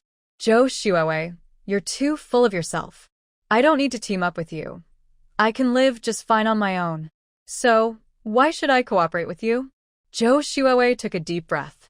Only by inhaling the cold air could she stay calm and avoid fighting with Zhou Yumin in the mountains. She rolled her eyes and thought of her words again. Let me tell you the truth. I came to Yeshigu for a reason, not to escape the marriage with the Liu family, as you said. It's because my mother heard a secret about Yeshigu. Originally, I thought I would marry into this place and share the secret with He Qingshan. But as you saw, He Qingshan is useless. The He family is greedy and selfish. I don't think they are good helpers. Zhou Shuowei took a few steps forward and got closer to Zhou Yumin. Before, our goals were different, but now I think we have the same goal. That is to make a lot of money and leave this terrible place. Zhou Yumin's mind moved. Zhou Shuowei didn't know she was reborn. If she was just trying to hide something, she didn't need to say her mother told her. So, maybe her mother really told her something, which is why she came to Yeshigu. At this moment, Zhou Yumin became interested in what Zhou Shuowei was saying. You want to team up with me, but you have to tell me what you really want to do. Zhou Shuowei slightly curved her lips, showing a satisfied smile. To show my sincerity, I can tell you a little first. But you also have to promise me that even if you don't team up with me, you won't tell anyone. If I find out you're using my secret to make money, I will report it to the commune directly. Zhou Yumin nodded. Go ahead. Zhou Shuowei brushed her messy hair aside. There are many teams in Shihizi commune. Some are called Xinglong, some Hongqi, and others Guohui. These are all lucky and joyful names. Do you know why the Jade Stone Ditch Brigade is called that? Xiao Yumin didn't respond. Xiao Shuowei also didn't hide the truth and said directly, legend has it that before the founding of the country, this area of Jade Stone Ditch was private land owned by a merchant. The landowner was in the jade business, and Jade Stone Ditch was one of his mines. There are jade mines in Jade Stone Ditch. Xiao Yumin squinted slightly. She had actually heard about this before. But it was just a legend, and no one paid much attention. And now, even if the people in Jade Stone Ditch really found some jade, it couldn't be privately owned. All of it had to be handed over to the state because it was collective property. Xiao Yumin snorted coldly. What's the use of you telling me this? Do you know where the jade mine is, or how to find the right spot? Even if you know where it is, how do we mine it? Xiao Yumin waved the pickaxe in her hand. Use this to mine? Xiao Shuowei rolled her eyes. Since it's a private mine, it must have been mined before. If it's been mined, there should be mineral veins. We can find some sturdy ropes, tie them to trees, and have one person watch for danger while another goes down to explore. Every time we bring up some stones, if we really find jade or emeralds, we could get rich. Xiao Yumin was half doubtful. How do you know where the mineral veins are? Xiao Shuowei smiled proudly. I didn't know at first. I wanted to find out myself. But the night I married in, Himon Song was so happy that his son finally got married, and he drank a lot. I took the chance when Tian Guohuo wasn't around and secretly got some information from him. I finally got it. The mineral vein is right there. Xiao Shuowei raised her chin and pointed toward the Shandong side. Honestly, Xiao Yumin wasn't interested in cooperating with Xiao Shuowei. Xiao Shuowei was selfish and self-centered. She wasn't particularly clever, nor was she the kind to forgive and forget easily. She like herself, was reborn and held a deep grudge against her. Someone who hated her so intensely in the morning wouldn't suddenly think about working together after tearing their faces apart. Moreover, Qiao Shuowei had never shared anything with her since they were young. She was the type to destroy what she couldn't get. Qiao Yumin absolutely didn't believe that Qiao Shuowei had suddenly had a change of heart. But now, she had to pretend to be friendly and cooperate. If Qiao Shuowei keeps following me, I won't be able to take out my bike from the space, visit Gaolu, or go to the ghost market. I can only agree for now, and think of other plans later. Alright, I agree to form an alliance with you. It's already late, and it's snowing outside. You should go back first. Once the snow stops, we can discuss our plans. Qiao Shuowei frowns. Do you think I want to come out in the snow just to chase you? We are not far from the mine pit. We've already walked halfway, and it won't be long now. Let's first check the surroundings and measure the size of the mine. We need to prepare some tools. Don't think I don't know. You're heading to Qingshan County. Mining requires many tools. If we go around the village looking for tools, it would be like announcing to everyone what we're planning. After we check the environment and plan the tools we need, you can go directly to Qingshan County to buy them. Jiao Yumian can't refuse and can only agree. Anyway, she's just going to look around. Whether to buy things or go into the mine later, she still has the final say. Qiao Shuowei reaches out. Give me your. I'll open the way. Jiao Yumian feels cautious. No need. I'll open the path myself. You follow behind me and stay away. Jiao Yumian observes Qiao Shuowei. In her past life, she died at her hands. This time, even if it's more troublesome, she won't let her take advantage. With heavy snow covering the mountains, without sunlight, the trees are all leafless and look the same. The snow covers the ground, making it hard to see if there are any rocks ahead. Jiao Yumian watches Qiao Shuowei carefully. She is also trying to find her way, walking and stopping, which is very difficult. She clears the path while mentally searching for defensive items in the space. The space contains shovels, rakes, and other farming tools, which are sharp and easy to use as weapons. There are also 2 unused wooden bookshelves. With a thought, she releases them, and the shelves can smash Qiao Shuowei, who cannot move. The clothes in the space can also cover her eyes, making her lose sight instantly. They pass over and suddenly, Qiao Shuowei's eyes light up. Do you see that stone over there? He-Man Song got drunk and said that the stone is the entrance. As long as we push away that stone, we can see roughly how big the opening is. After saying that, Qiao Shuowei ran forward, without caring about anything. Qiao Yumin paused, carefully stepping on her footprints in the snow as she moved ahead. This was a small valley with no trees. The stone looked like it was embedded halfway up the mountain, on a gentle. There were rocks inside the mountain, and cutting down trees would make mining easier, so it really seemed like a place with minerals. Qiao Yumin hesitated, standing still, watching Qiao Shuowei desperately push the stone forward. Qiao Yumin, what are you waiting for? Hurry up and push. Qiao Shuowei ignored the cold wind and the icy stone, pushing with all her might. This made Qiao Yumin start to believe there might really be minerals here. She followed Qiao Shuowei's footprints and pushed the stone together with her. She stood behind Qiao Shuowei to prevent her from doing anything sneaky from behind. Qiao Shuowei rubbed her purple fingers from the cold. Let's count to 3 and push together. 1, 2, 3, push. Qiao Yumin pushed the stone, feeling it loosen a bit. 1, 2, 3, push. She used all her strength, and the stone moved even more. 1, 2. Suddenly, Qiao Shuowei slipped as if she lost her grip and fell forward. Qiao Yumin instinctively reached out to catch her, but pulled her hand back halfway. What does it matter if she falls? Qiao Yumin didn't move and retracted her hand. But in that moment of distraction, Qiao Shuowei suddenly pushed herself forward, her hips back forcefully, and she crashed straight toward her. She was so scared, she stepped back several steps, avoiding Qiao Shuowei's collision. Qiao Yumin gripped her tightly, glaring at Qiao Shuowei with anger. Qiao Shuowei, I really shouldn't have trusted you. Qiao Shuowei stopped and turned around, looking surprised. How? How could this happen? You clearly said. Xiao Yumin took a step forward with her. What did you say? How do you plan to deal with me?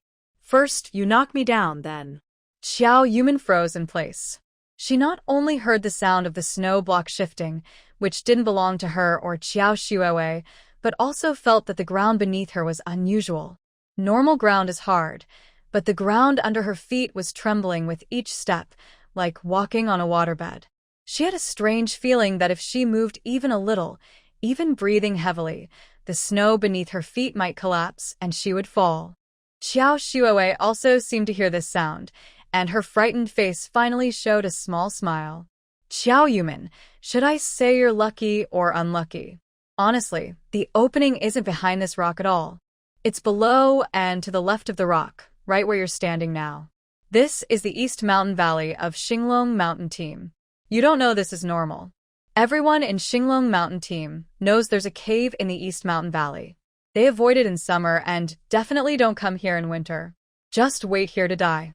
Xiao Yumin thought of many ways in her mind. She should take something from her space to prevent herself from falling. Even if Qiao Shuowei saw her materialize something out of nowhere, it wouldn't matter. She could just hit her with a shovel and throw her into the hole. But in the next second, Qiao Shuowei kept stomping her feet, causing the ground to shake.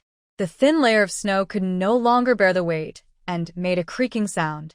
Xiao Yumin felt her feet go numb, and she started falling downward.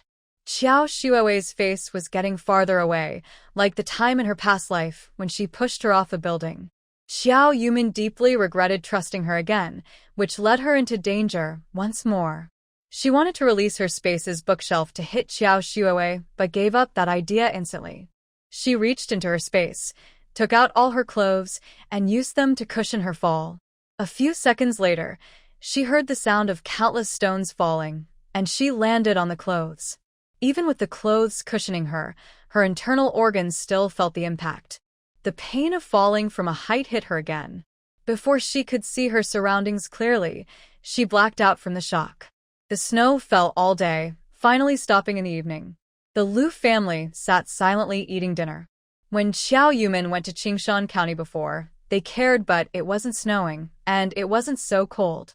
Thinking about her walking 3 or 5 hours in such harsh weather, the whole family felt an indescribable guilt. All the burden on the Lu family was on this young girl. How could they not feel heartache? Lu Huaya was even more so. He put down his bowl before finishing his rice. I'm not very hungry. You all eat slowly. Just as he pushed open the door, loud noises came from next door. I won't go, I won't go. The Lu family put down their bowls and chopsticks, all standing inside the warm shelter, looking outside. Hijia had prepared the horse carriage and parked it in the yard. He Qingshan was pulling Qiao Shuowei toward the cart. You have a high fever and must go to the hospital. Remember, you are carrying my child inside you. Qiao Shuowei is weak and staggering as she walks into the house. I'm not going to the hospital. It's just a fever. I'll be fine after I sleep a little. He Man Song's pipe flickers as he mumbles, while Tian Ho-Hot mutters under her breath. Such a useless life. Better not to go. At least I saved some money. Qingshan, take the horse back home. He Qingshan unfastens the harness and keeps complaining. She's had a fever all afternoon. What if the baby is lost? Tian Ho-Hot snorts coldly. If the baby is gone, it's better. Now everyone in the village knows she's a stepdaughter, not a real scientist's child. If the baby is gone, divorce her. My mother will find you a better one. Your father is the captain of the Jade Stone Ditch team. Are we worried about not finding a good wife? A few people go inside, and the Lu family members also return to their houses. The whole village becomes quiet. After the snow stops, the moon is rarely seen. The moonlight makes the land look pale white, brighter than a lit lamp. Lu Huaya puts on a padded coat and walks to the planting shed, adding dry wood to the stove to keep the room warm. Then, imitating Xiao Yumin, he begins to move her dozen or so jars. After finishing, he sits in the planting shed, lost in thought. This shed is where Xiao Yumin liked to spend her time. She often writes and draws here, but no one knows what she was recording. Thinking of Qiao Yumin's dedication to the Lu family, he feels deeply ashamed. A wave of inferiority rises, and he again questions whether keeping her close was the right choice. As he ponders, he hears noises from the He family's house. "I didn't do it, it wasn't me, it wasn't me." Ah. Xiao Shuowei is probably starting to talk nonsense from the fever.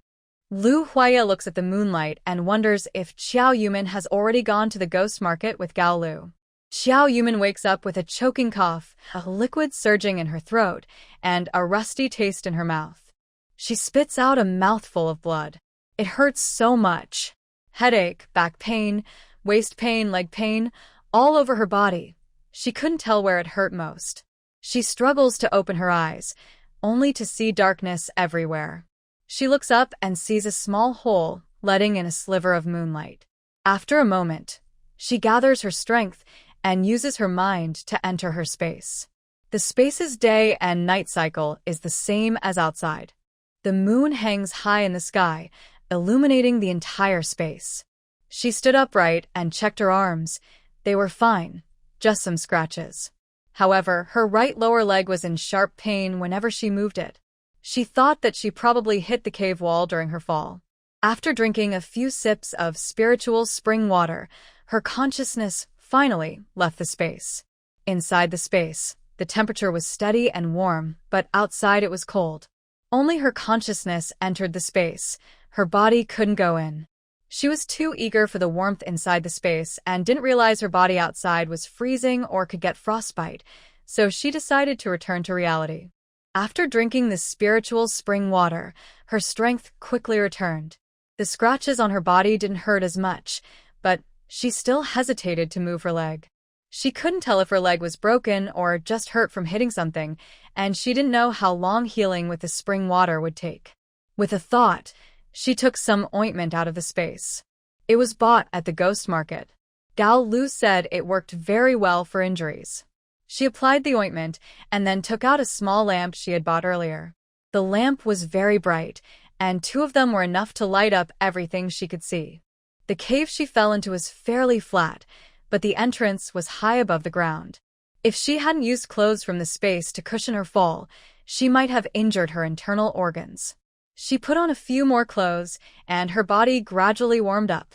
There was some leftover coal from her previous home inside the space, but she wasn't sure how much air was in the cave.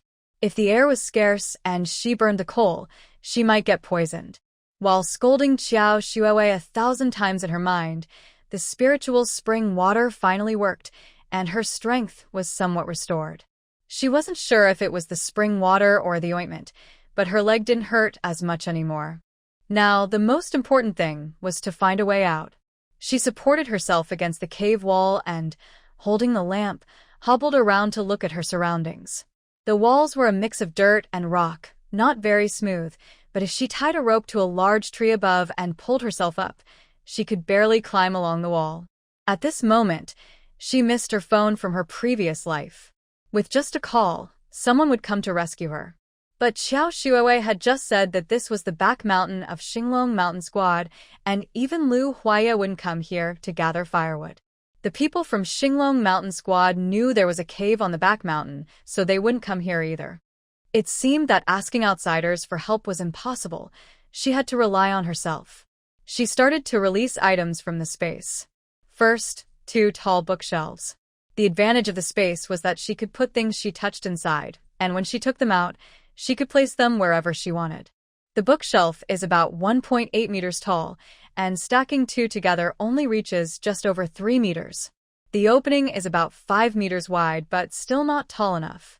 Moreover, after climbing this 3-meter-high bookshelf, what about the 2 meters remaining? Maybe she was overthinking, and Qiao Yumin's stomach started to growl. She searched around her space, finding previously bought braised pork, sweet and sour cabbage, and a large meat-filled bun. After enjoying a hearty meal with sweet spring water, she felt much better. Her legs didn't hurt as much. She carried the lantern and looked at the cave again. This time, she examined it more carefully than before. On the cave walls, there are rocks of various sizes, with marks from chisels and axes. There are many rocks on the walls, which shows this isn't a natural cave formed by land sinking, but was carved by people. Such a deep hole couldn't be a vegetable cellar dug by someone else. If hunters made traps, they would have spikes underneath, and who would dig such a deep trap? Xiao Yumin couldn't help but think of a legend. Could this really be an abandoned mine? Looking at the dark tunnel ahead, she decided to explore it. Summoning her courage, she held up her lantern and moved forward. The deeper she went, the more she had to lower her body, finally crawling on her hands and knees to get inside. As she went further, the walls of the cave started to change. There was less dirt, replaced by large patches of stone, with clearer carving marks. Eventually, Xiao Yumin had to hold the lantern with one hand and crawl on the ground. She was a little scared, but curiosity was stronger than fear. Why would someone carve such a hole? The entrance was too small for taller men to get through, so it couldn't be an air raid shelter. It wasn't a vegetable cellar, a trap, or an air raid shelter. Having ruled out some possibilities, the most likely explanation was that this was a mining tunnel. After crawling for a while, she finally saw something different. The narrow passage that only one person could pass through was blocked. Peering outside, she saw a small cave about 20 square meters, roughly the size of a house.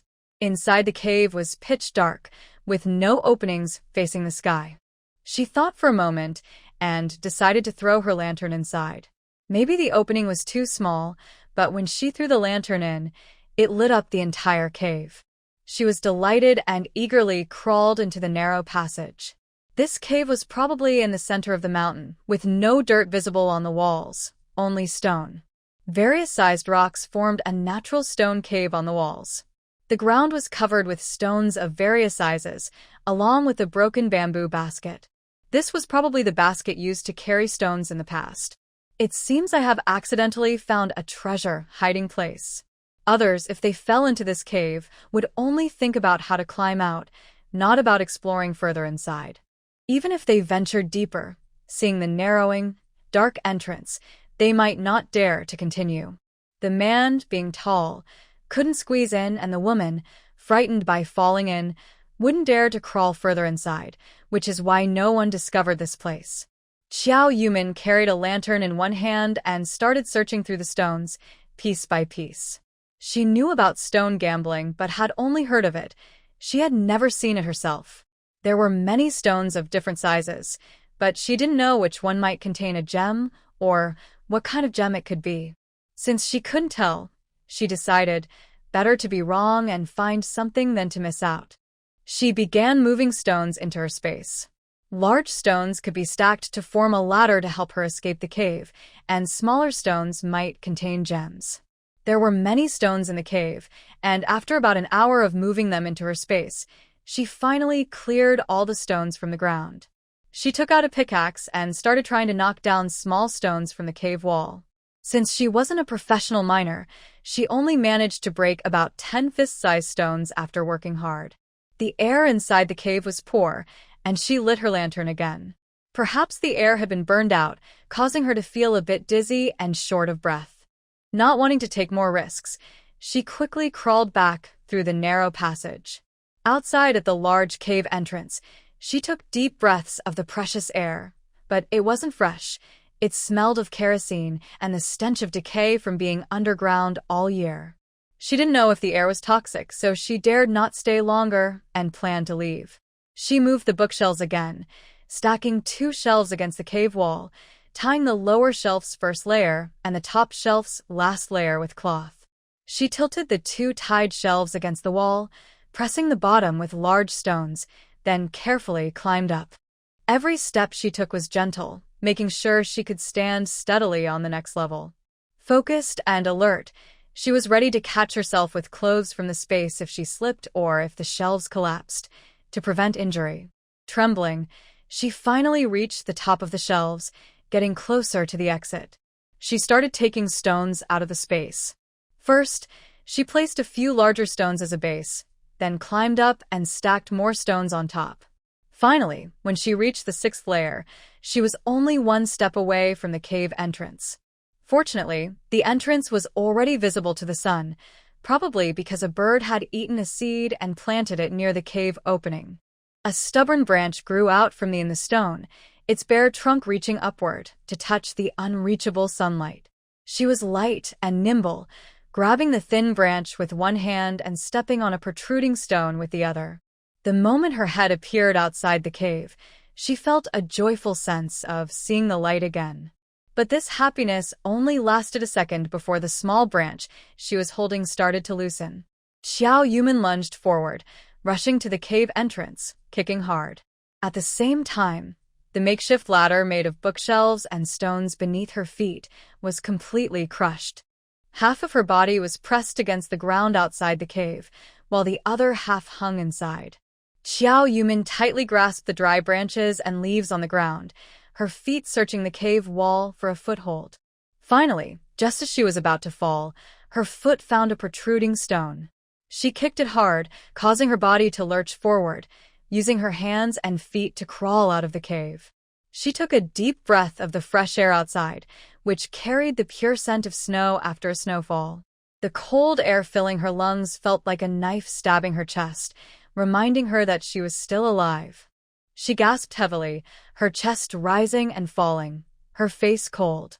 She wiped her face with her hand, unsure if it was sweat or tears. After resting and calming her mind, she took out a rope from her space. Items stored in her space could only be touched by hand. There were some clothes, a lantern, 2 bookshelves, and the stones she used as stepping stones. The bookshelf saved her life at this critical moment, and she wouldn't give it up. She didn't know if there were any gems inside the stones. Losing any one of them could be a loss. There were no trees around the cave entrance, only the protruding stones she and Qiao Shuowei had desperately pushed earlier. She tied a knot in the rope and looped it around the stone. She pulled hard several times, then swung herself a few times using her weight, but the stone remained unmoved. Xiao Yumin adjusted her breathing, gathered her courage again, wrapped the rope around her waist, and slowly climbed down the cave wall. Once safely on the ground, she carefully stored her belongings into her space. Using the rope again, she climbed up the stone cautiously. After reaching the top, she was completely exhausted, with no strength left in her body. Long periods of nervous tension and exertion made her muscles tremble all over. Xiao Yumin drank several sips of spiritual spring water until she was fully hydrated and then stopped. Lying on the ground, quietly waiting for her strength to recover, she watched the sky gradually brighten, the moon setting and the sun rising. When the first rays of morning sunlight hit her face, she finally felt a real sense of escaping and surviving. Feeling her strength had mostly returned, she immediately got up to tidy the entrance of the cave. Many killers might return to the crime scene, and she was afraid that Qiao Shuowei would come back to check if she was dead, so she needed to clean up all traces at the entrance. She smoothed out the finger marks and rope friction marks, then used a shovel to cover everything with snow. After finishing, she followed the way she came and headed towards Xinglong Mountain Brigade. As she led the way, Qiao Yumin silently made a firm decision. Qiao Shuowei, you killed me once in the past life, and again this time. Now, you owe me 2 lives. When she arrived at Qingshan County, Qiao Yumin was almost frozen stiff. She had broken out into a sweat while crawling out of the stone cave due to her nervousness, then lay in the snow for a while to recover her strength. Finally, she managed to ride a bicycle and took a bus to Qingshan County, relying solely on her willpower. Back at her family's old house, she locked the door and drew the curtains. She took out the small electric heater she used before from her space and started boiling water. This was a high-quality item her father bought when he went on a business trip to Huajing. It could keep her warm or boil water, but it consumed a lot of electricity. Sun Huiqin usually didn't like to use it, only occasionally turning it on at home when her father was out to cook mutton. Soon, a pot of water boiled, and she poured it into a basin with cold water to wash herself. The house had been empty for a long time, lacking the usual vitality, and felt very cold. However, the electric heater kept generating heat, so it wasn't too cold. After washing, she changed into clean clothes, then entered her space to check on her spoils. There were hundreds of stones piled inside, some as small as apples, others as large as tables, too heavy for her to carry. The cave was too dark to distinguish details, so she took all the stones she could carry. Looking closer now, many were just ordinary stones, probably waste from mining. Xiao Yumin also thought of Gao Lu, wondering if anyone at the ghost market understood this kind of material. But she also thought that if she wanted someone to examine them, she might have to take all the stones with her. Carrying these stones is a difficult task, and it's even stranger to see so many at once. She is just an ordinary person. How could she have so much jade? Gao Lu is very smart, and considering where she currently lives, it's easy to guess she found these stones in the mountains. If this secret gets out, it could put her and the Lu family in danger. How can she tell if a stone really has jade or gemstones inside? Xiao Yumin vaguely remembers a TV show from her past life, where people used flashlights to look at stones. If the inside was clear, it might contain valuable stones. She found a flashlight in a pile of clutter, picked a medium-sized stone, and held it in her hand. The stone was dusty, so she poured some water from her space into her hand and splashed it onto the stone. Then she shined the flashlight on it. She looked at two stones, but both turned out to be ordinary rocks. Xiao Yumin felt a bit disappointed. Maybe these are just common stones, leftover waste material? She kept trying to look at a few more stones, but still found nothing. She put down the flashlight and sat down tiredly on a large rock. She didn't notice the water droplets on her hand falling onto the big stone beneath her. The stone was warm from the sun. After resting for a while, she left her space. It was almost noon. She wanted to eat something to fill her stomach, but then thought about how she had trouble with Gao Lu last time. Maybe she should invite him to a meal. She changed her clothes, then rode her bicycle to Gao Lu's place. When she arrived at Zhanshan Street, she quickly parked her bike in her space while no one was watching. The big red gate was open, and outside, she saw Gao Lu squatting by the water well in the yard, brushing his teeth. Xiao Yumin politely knocked on the door. Gao Lu looked up instinctively. "Oh, Comrade Xiao Qiao, what a surprise. I've been busy with a friend preparing some supplies for you these days." Xiao Yumin smiled. "Would you like to have a meal with me, Gao?" Gao Lu spat out some water, rinsed his mouth, and spat out a lot of foam. "Let me change my clothes first." Both of them were quick and didn't waste time. After a few casual words, they headed to a state-run restaurant. Xiao Yumin ordered several dishes and asked for a private room. Usually, these rooms are for leaders or clients visiting the factory, but since it was past mealtime and they ordered a lot, the waiter didn't mind. When the dishes arrived, Gao Lu looked worried. "Comrade Xiao Qiao, I've never seen such a big scene before." "It's a bit scary for me," he said softly. "Although I hang around the ghost market, I definitely do not do things like eating peanuts or squatting by the fence." Xiao Yumin picked up a piece of braised pork with chopsticks and used her own chopsticks to serve Gao Lu a piece into his bowl. "I really have something to ask you, but whether it works out or not has nothing to do with this meal. Last time you helped me, I still haven't treated you to a meal. This time, it's even." Gao Lu looked at the meat in his bowl and swallowed saliva. "Then I won't hold back." Xiao Yumin was very hungry and started eating on her own. Both of them were probably very hungry, and during the meal, they hardly spoke. A gust of wind swept away the remaining dishes, leaving only soup on the table. Gao Lu leaned back in his chair and patted his bloated stomach. "Now I can die full," he said. "Let me do something." Xiao Yumin was amused by his humor and giggled, then she became serious again. "Gao Lu, I know you have your own sense of integrity. I trust you, and hope you won't let me down. I told you last time that our family was involved and was sent away. On the day they confiscated our house, my husband's grandfather fainted from anger. After being taken to the hospital that night, the doctors said he had a brain hemorrhage. He needs surgery, but it has to be done in Linhai or Huajing. Someone above us targeted us. Until the matter is fully investigated, our entire family cannot leave Yeshiga Brigade. Going to Linhai or Huajing is impossible. We had no choice but to take the unconscious grandfather to the countryside first for safety." Hearing this, Gao Lu's expression changed from playful to serious. Are you asking me to take your grandfather to Huajing or Linhai? Comrade Xiao Qiao, you are overestimating me a bit. I really don't have the connections to cheat under the watchful eyes of the authorities. Xiao Yumin shook her head. Listen to me first.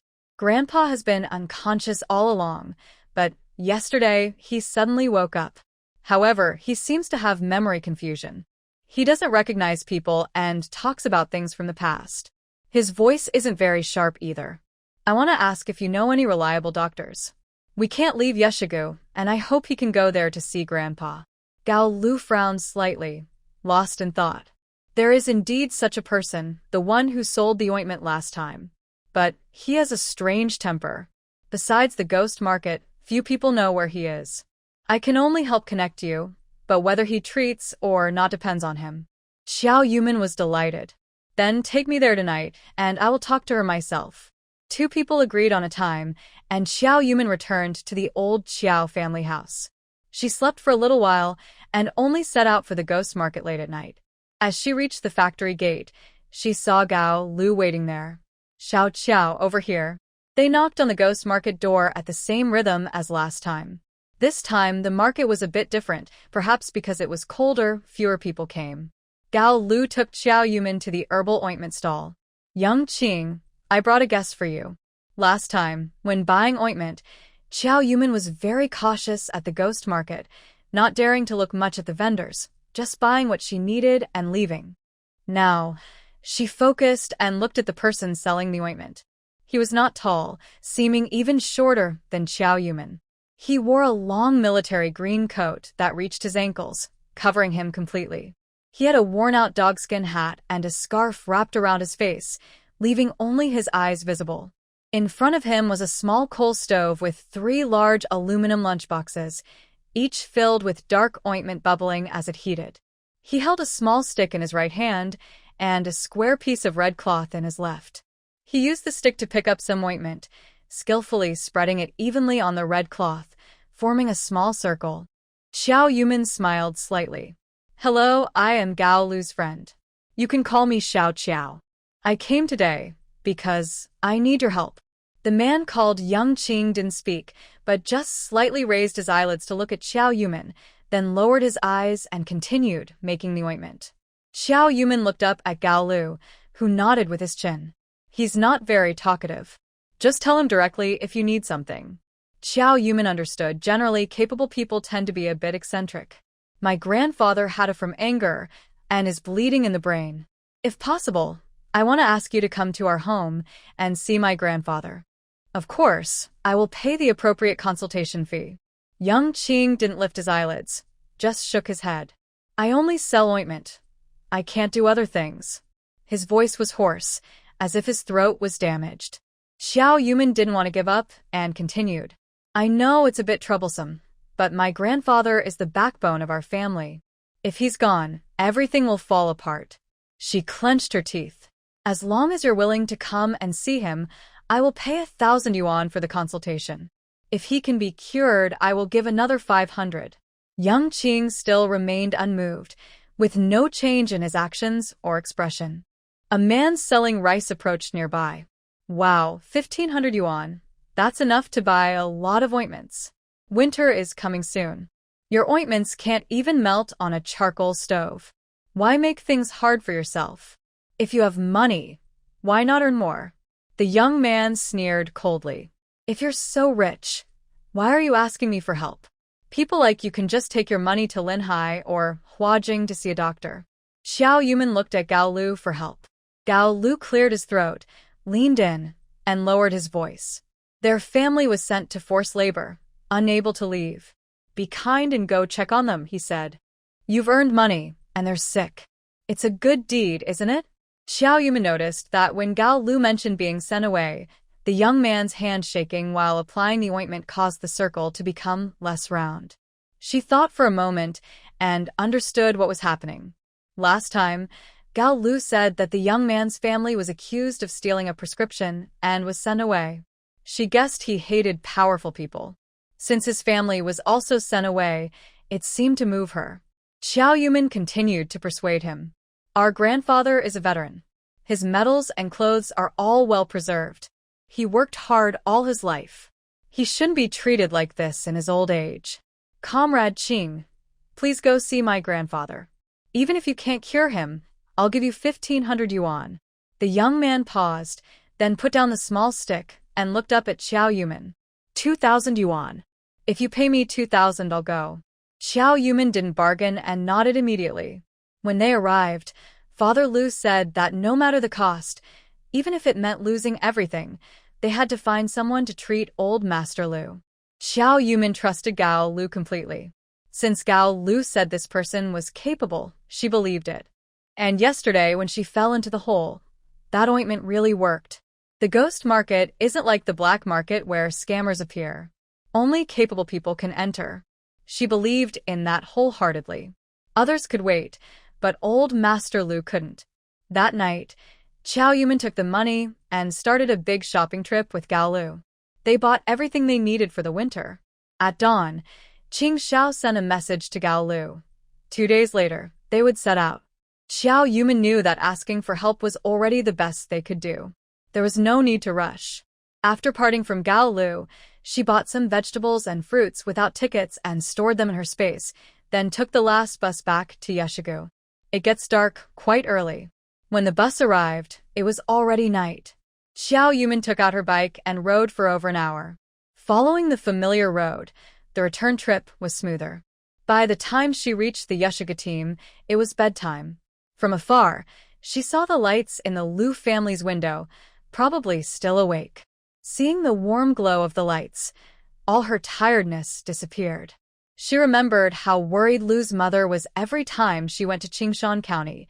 She couldn't eat or sleep well. Lu Huaya was even more anxious. If she returned late, she would come to find her in the mountains. Knowing her family cared for her made all her hardships worthwhile.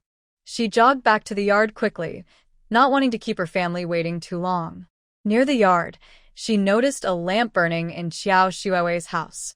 Thinking of this, she made a plan. She circled around and bent down to the window of Xiao Shuowei's house. The curtains were drawn, so she couldn't see inside. She knocked on the window. No movement came from inside. She knocked again. An impatient voice from inside called out, "Xiao Shuowei, go see what Mom needs." Xiao Shuowei's voice sounded weak. I won't go." Suddenly, Lu Qingshan snapped in anger. "You're acting like a lunatic, lighting the lamp in the middle of the night. If you don't go, who will?" A loud smack sounded, as if something was thrown, followed by a muffled cry from Xiao Shuowei. Lu Qingshan cursed again. "Hurry up and check." Xiao Yumin knocked a few more times, as if urging her. Xiao Shuowei's voice choked with tears. "I'm coming. I'm coming." Faint sounds of her dressing and slippers rubbing on the floor could be heard. Xiao Shuowei, wrapped in a cotton coat, holding a lantern, opened the door. "Mom, it's so late, what?" Xiao Shuowei's words caught in her throat. She rubbed her eyes, unable to believe what she saw. Xiao Yumin was bending over, her face pressed tightly against the glass, staring inside. Her scalp suddenly felt like it was exploding, as if steel needles were stabbing into her head. Could it be that Xiao Yumin had been staring at her window all along? Xiao Yumin deliberately turned her head slowly, then a strange smile appeared on her face. "Xiao Shui Wei, I'm here to find you." Seeing the pale face and eerie smile before her, Xiao Shuowei couldn't hold back and screamed. "Ah, ghost." "Ghost." Xiao Yumin turned her head and slowly walked toward Xiao Shuowei. "Xiao Shui Wei." "The cave is so cold, and I fell so hard. How could you be so cruel? I am your sister. Come stay with me. Stay with me." Xiao Yumin reached out her hand, pretending to grab Xiao Shuowei's neck. Xiao Shuowei's legs seemed nailed to the ground. She couldn't move. She screamed and sat down the ground. "Ah, ah." Her piercing screams tore through the night sky. Xiao Shuowei's cries grew louder and louder, until He Qingshan and He Montsong came out. Even the neighbors, Lu's dog next door and Zhou's family from next door, came outside. "Qingshan, what's wrong with your wife? Is she having a nightmare again?" Maybe we should take her to the hospital. It's not good to keep disturbing everyone. Song was sleeping peacefully, but got annoyed when he heard the screams. He thought this useless girl, always causing trouble. She just pushed Xiao Yumin into an abandoned mine, not killing or setting fire. She didn't even hurt anyone. Why is she so scared? He shuffled into the yard wearing slippers. It's the middle of the night, no need for ghost stories. Before he finished, he saw a woman standing in front of Xiao Shuowei. He rubbed his eyes and asked loudly, "Who are you? Why are you here in the middle of the night?" Xiao Yumin lowered her hand and turned around. "Captain He, hello." Song saw the woman's face clearly and sat down the ground. A ghost. A ghost. Both Song and Xiao Shuowei were screaming, scared out of their wits. Tian Ho-hot was so frightened she didn't know what to do. Her father. What's wrong with him? Someone come quick. Our captain is possessed, help. Xiao Shuowei screamed, and Song also yelled. Tian Ho-hot's loud voice added to the chaos. Everyone in the family was shouting, and even the village dogs started barking. People nearby put on their clothes and rushed to the He family. Soon, more than 10 people gathered in the yard. Xiao Yumin saw that the Lu family members also came out dressed. Lu's mother was about to call her, but she put her finger to her lips to signal silence. What's going on? The villagers asked loudly. Why are you shouting in the middle of the night? Lu's wife. What are they calling him? Even the dogs are barking. Xiao Yumin stood among the crowd, innocently shaking her head. I don't know either. She looked at Tian Ho-hot. Auntie, maybe the captain is having a nightmare. Look, he started screaming at first, but now he's just staring blankly. Make sure to do something that can wake him up. If this continues, he might become very foolish. Seeing Xiao Yumin talking to the villagers, the first person to react was Song. He screamed because he saw Xiao Yumin's strange smile and watched her slowly walk toward him. Later, he stopped shouting because he was observing Xiao Yumin. When the villagers came into their yard, she started talking to them as if nothing was wrong. He thought, is she not dead? Xiao Yumin actually survived. Just as he was thinking this, a breeze brushed past his ear, and then he felt a sharp pain on his left cheek, with his entire ear ringing. Before he could react, his right cheek was slapped again. Tian Ho-hot grabbed Song's collar and swung her fists left and right with full strength. His father. Why are you silent? Call out. Say something. His father. After several slaps, Song shouted loudly. Stop hitting him. Tian Ho-hot cried happily through her tears. His father, you finally woke up. You're okay now. Boo-hoo, you scare me to death. Song pushed Tian Ho-hot away and then stood up, walking quickly to Xiao Shuowei. Shan was nearby, looking helplessly at her. Xiao Shuowei was completely unaware of everything, lost in her own world. After realizing she had killed Xiao Yumin, her mental state was not good. Maybe she was freezing or scared. Since returning from the mountain, she had a high fever. The He family wanted to take her to the hospital because they knew she was pregnant, but she refused stubbornly. If she went to the hospital, her pregnancy would be exposed. She endured the pain from her high fever and couldn't sleep, even with an oil lamp lit. Whenever she closed her eyes, Xiao Yumin's image would appear in her mind. When she came out holding the oil lamp just now, she was so frightened she lost her mind. Her voice was hoarse from screaming, but she couldn't stop herself from crying out. It felt like if she shouted loudly enough, she could release all her fears. Song remembered the slap he received and felt humiliated again in front of so many people, unable to hold back his anger. He walked over to Xiao Shuowei, ignoring the shame between father-in-law and daughter-in-law, and raised his hand to slap her face. Shut up, you useless thing, shut up. Xiao Yumin's lips curled slightly. Only she knew why Song was scolding Xiao Shuowei so harshly, despite the crowd. At first, she thought Xiao Shuowei was attacking her. But seeing Song's expression, she had a different idea. First, Xiao Shuowei was very scared after killing herself and confessed to Song. Second, Song instructed Xiao Shuowei to kill herself. She prefers the second explanation, because in her previous life, she never heard of jade from Yeshigo, and Xiao Shuowei didn't take any action related to it. In her past life, Xiao Shuowei was lazy and didn't do any work. She didn't even go up the mountain to pick mushrooms or gather mountain goods to improve their meals. She had rarely been to the mountains, let alone find the entrance to that stone cave accurately. Most likely, Song precisely told her how to find the place. With Xiao Shuowei's intelligence, she couldn't have come up with such a good way to push herself into a trap. It must have been Song, a cunning old fox, who told her how to lure herself to the edge of the pit. Now, Song's reaction just confirms her guess. She truly underestimated Song. Song, disregarding his status, came to hit Xiao Shuowei, clearly out of anger.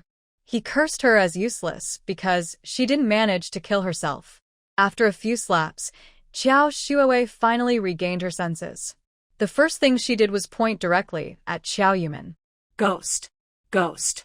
She's here. She's here. Before she finished, Song slapped her again. Ghost or no ghost. Don't mess with superstitions here.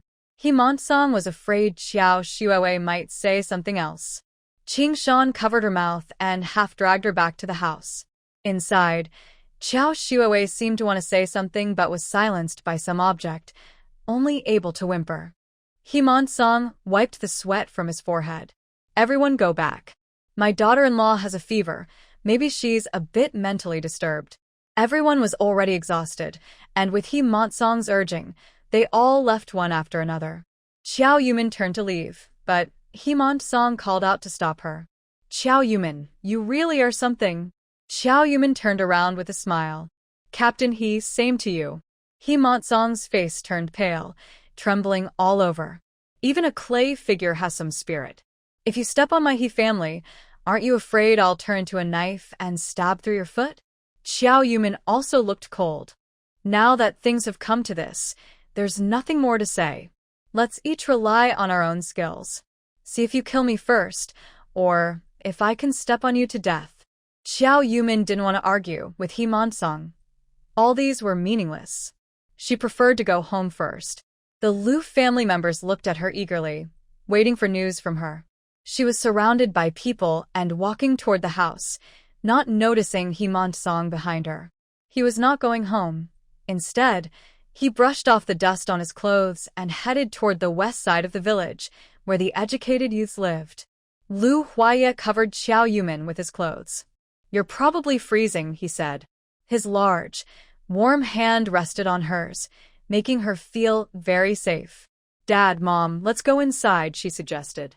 Lu's mother first poured water for Xiao Yumin, then Grandma Lu put a hot water bag into her hands. Xiao Yumin explained the other person's request.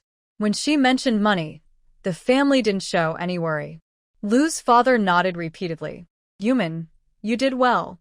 Money is important, but Grandpa is more important. I just want to do my best to treat Grandpa. Even if I can't cure him, I won't have regrets. It will be you all, though. She comforted them. Dad, Mom, we have enough money for now. Even if we pay the doctor, we can manage, she said. When we came to Yeshigo, it was already late autumn. Everything is starting fresh. Next year, when we farm ourselves, we can grow vegetables and raise chickens and eggs, so we won't need to spend much money. Xiao Yumin didn't tell Lu's father that if her composting was successful, they wouldn't have to worry about these things anymore. Xiao Yumin returned safely and brought news of finding a doctor, which eased the entire Lu family. Everyone gradually went to rest. Xiao Yumin called Lu Huaya to the bathroom.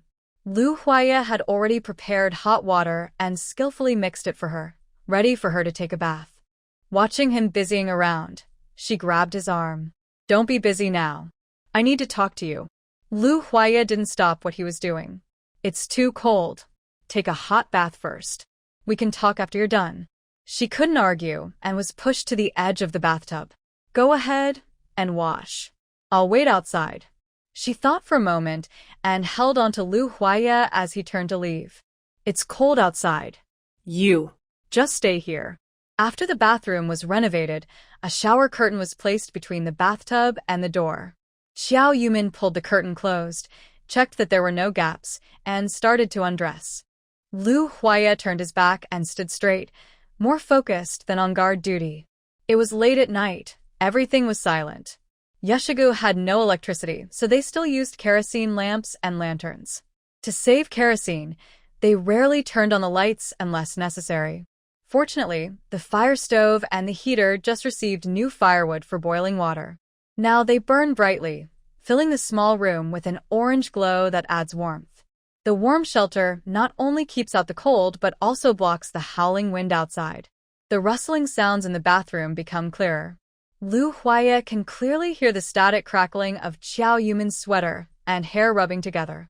Xiao Yumin enters the bath, and the water ripples with a gentle sound. Lu Huaya, who already has excellent hearing, feels his senses amplify, and he senses a boiling rush of blood inside him. His throat tightens, and his head feels fuzzy. Lu Huaya, are you still there? Her clear voice pulls his mind back. Lu Huaya closes his eyes, trying to clear his thoughts. Yes, I am here. Xiao Yumin doesn't know about all of Lu Huaya's changes. She feels the hot water flowing over every inch of her skin, trying hard to push away her fear. How could she not be afraid? The empty stone cave echoes with her breathing. She stays here because she is afraid too. Right now, she can't bring herself to stay alone in this dark room. Even if she feels embarrassed, she still wants Lu Huaya to stay outside with her. She also has something important to tell him. Lu Huaya, can you pick locks? Can you lock them back afterward without being caught? Lu Huaya suddenly opens his eyes, and the boiling feeling inside him calms down a bit. Whose lock are you trying to pick? Xiao Yumin softly asks. Hey Man Song's house, Lu Huaya answers without hesitation. I can do it. He trusts her completely.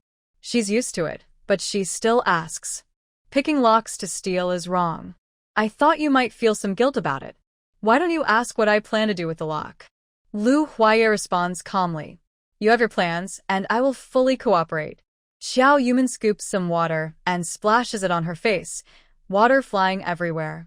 Hey Man Song and Xiao Shuowei want to kill me. Hey Man Song told Xiao Shuowei about an abandoned cave in Dongshan, tricked me there, and pushed me inside. She speaks lightly, but Lu Huaya outside the shower curtain is not calm. He suddenly turns around, as if he bumped into a basin rack, and the ping-ponging sound is very sharp. Are you hurt? Xiao Yumin is afraid she might panic and rush in through the shower curtain. Don't worry, I'm not hurt. I was lucky. There are a few small trees growing on the cave wall. I'm light enough to get stuck on the branches and not fall.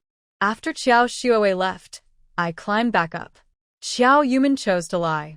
If that pile of stones could really be used to find jade or gems, she might have taken Lu Huaya with her again. The cave was too deep. Anyone falling in would definitely get hurt badly, let alone her who was unharmed and even able to climb out. Even if she lied, the nature of the matter wouldn't change. They want to kill me. I won't just sit and wait. I know where the evidence of He Monsong embezzling public funds is. It's locked in his bed cabinet. But when He Monsong goes out, he locks the door and also the room door, and the bed cabinet is locked too. You need to unlock at least 3 locks for me to get that thing out. Lu Huaya didn't speak. Xiao Yumin tentatively asked, Lu Huaya, are you still there? After a moment, Lu Huaya replied, I am here. Yumin, I feel a bit down. It seems you're always in danger, and I can't do anything to help when you solve these crises. Someone threatens your life. I should rush out and stop those too, but I'm weighing the pros and cons. I really don't deserve you, or for you to care for me. Xiao Yumin gently rubbed her hair. Lu Huaya, if you really rush out now and do something to Xiao Shuowei and He Monsong, it would make me feel uneasy. Actually, in the woods, I could vaguely sense that Xiao Shuowei had bad intentions, but I still followed her. Because I'm not afraid to confront villains openly, I'm more worried about her secretly attacking me. When she makes a move, I counter her. Going with her was a decision I made because I thought I could get out safely. I understand your anger. I'm angry too. When I found out they wanted to kill me, I wished I could kill them myself. Xiao Yumin wrung out the water from her hair, tying it up with a hair tie. The difference between people and animals is that people can control their emotions. Only by controlling emotions can one think clearly. There are many ways to take revenge.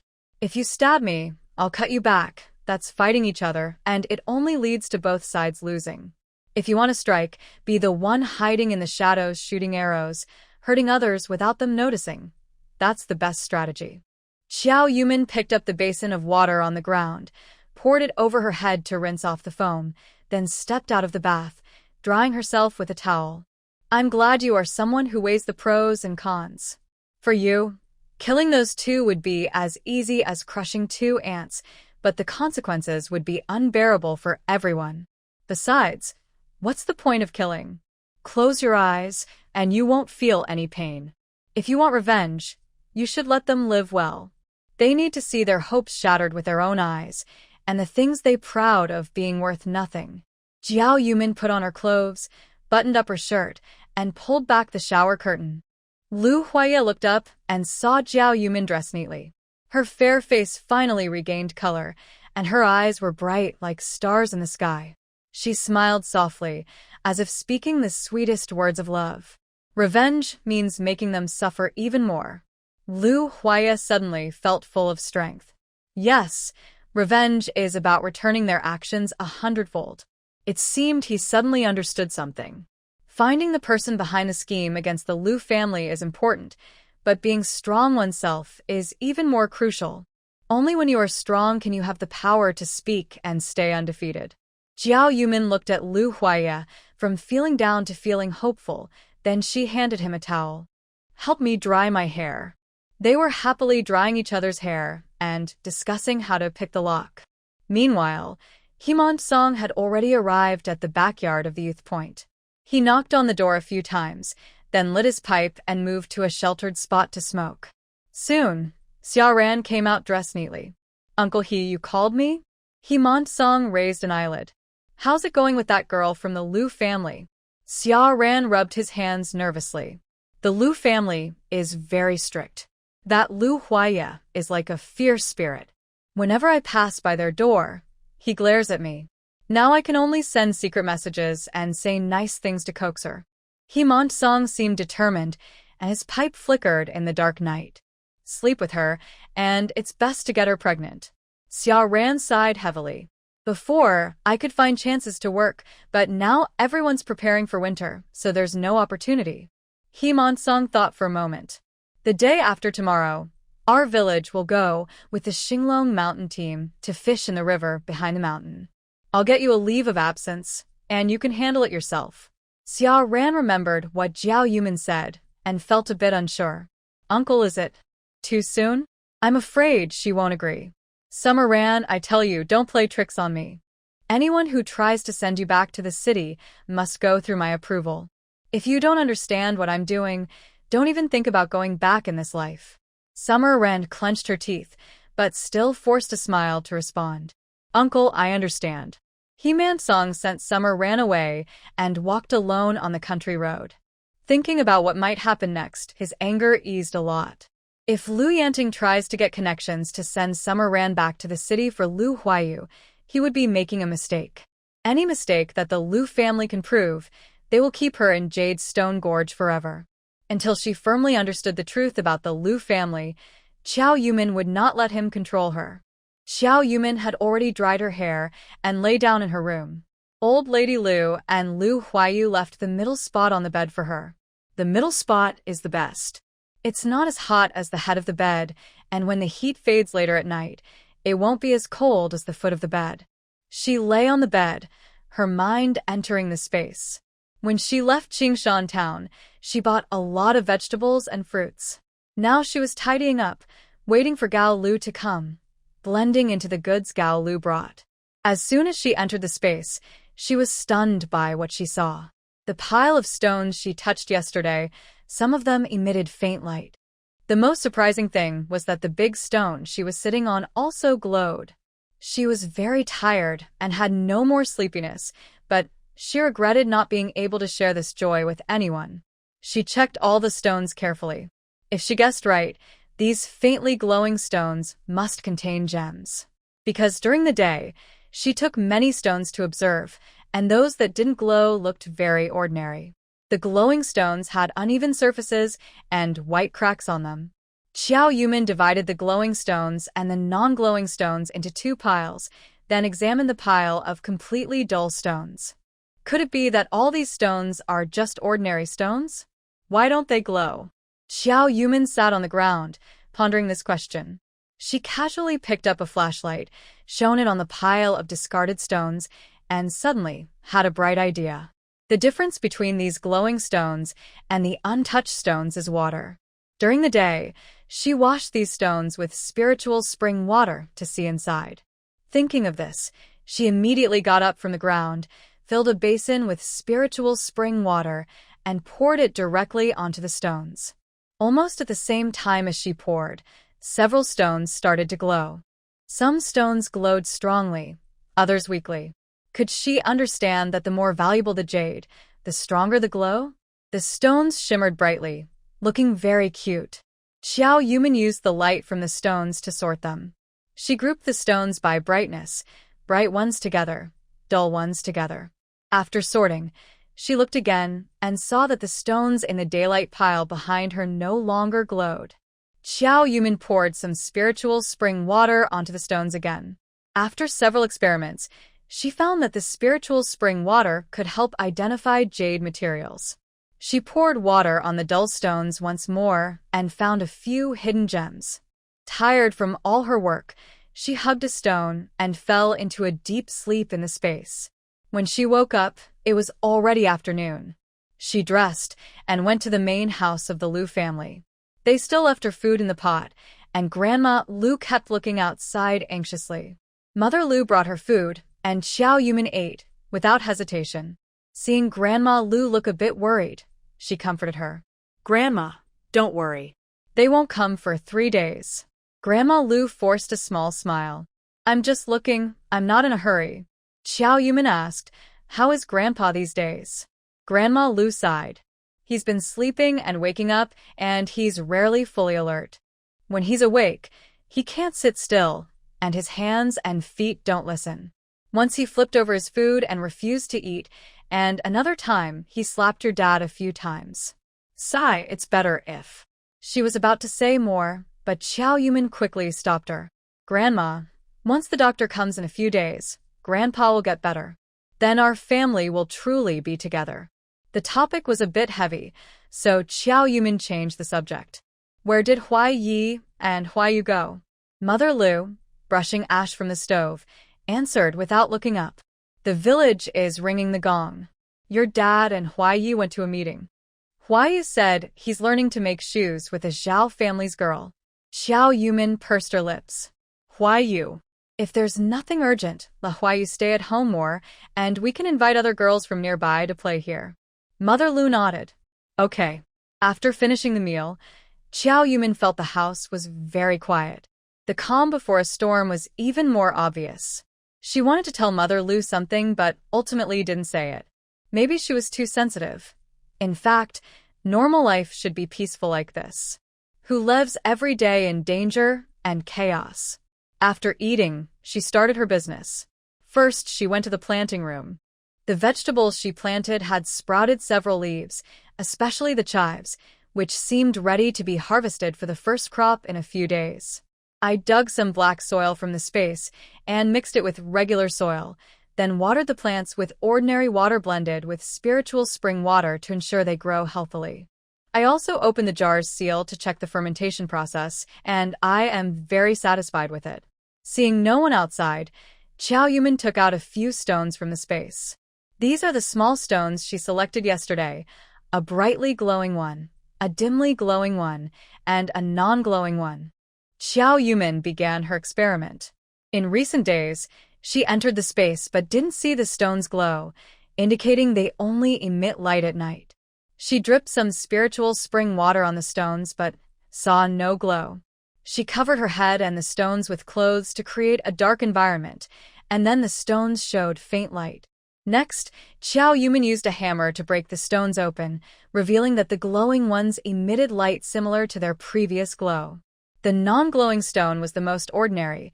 The dimly glowing one was transparent inside and looked like cotton, not pure, while the brightly glowing one was very clear, and of good quality. It wasn't a gemstone, but a light-colored jade. Xiao Yumin didn't know what kind of jade it was, so she stored it in the space, planning to show it to Gao Gao later. Back in the main house, she chatted with Mother Lu and Grandma Lu for a while. Father Lu and Lu Huaya returned. Captain, he said tomorrow they will go fishing with the Xinglong mountain team, and the fish will be divided by number of people, said Mother Lu, feeling very curious. This team also divides the fish? Xiao Yumin felt a bit uneasy. She remembered that the fish were usually divided just before the new year when the river was already covered with thick ice. Experienced people could listen to the sounds under the ice to find the fish, then break the ice and fish with nets. It's quite complicated. This year, the ice just froze, and people couldn't stand on it yet. Why are they starting to fish now?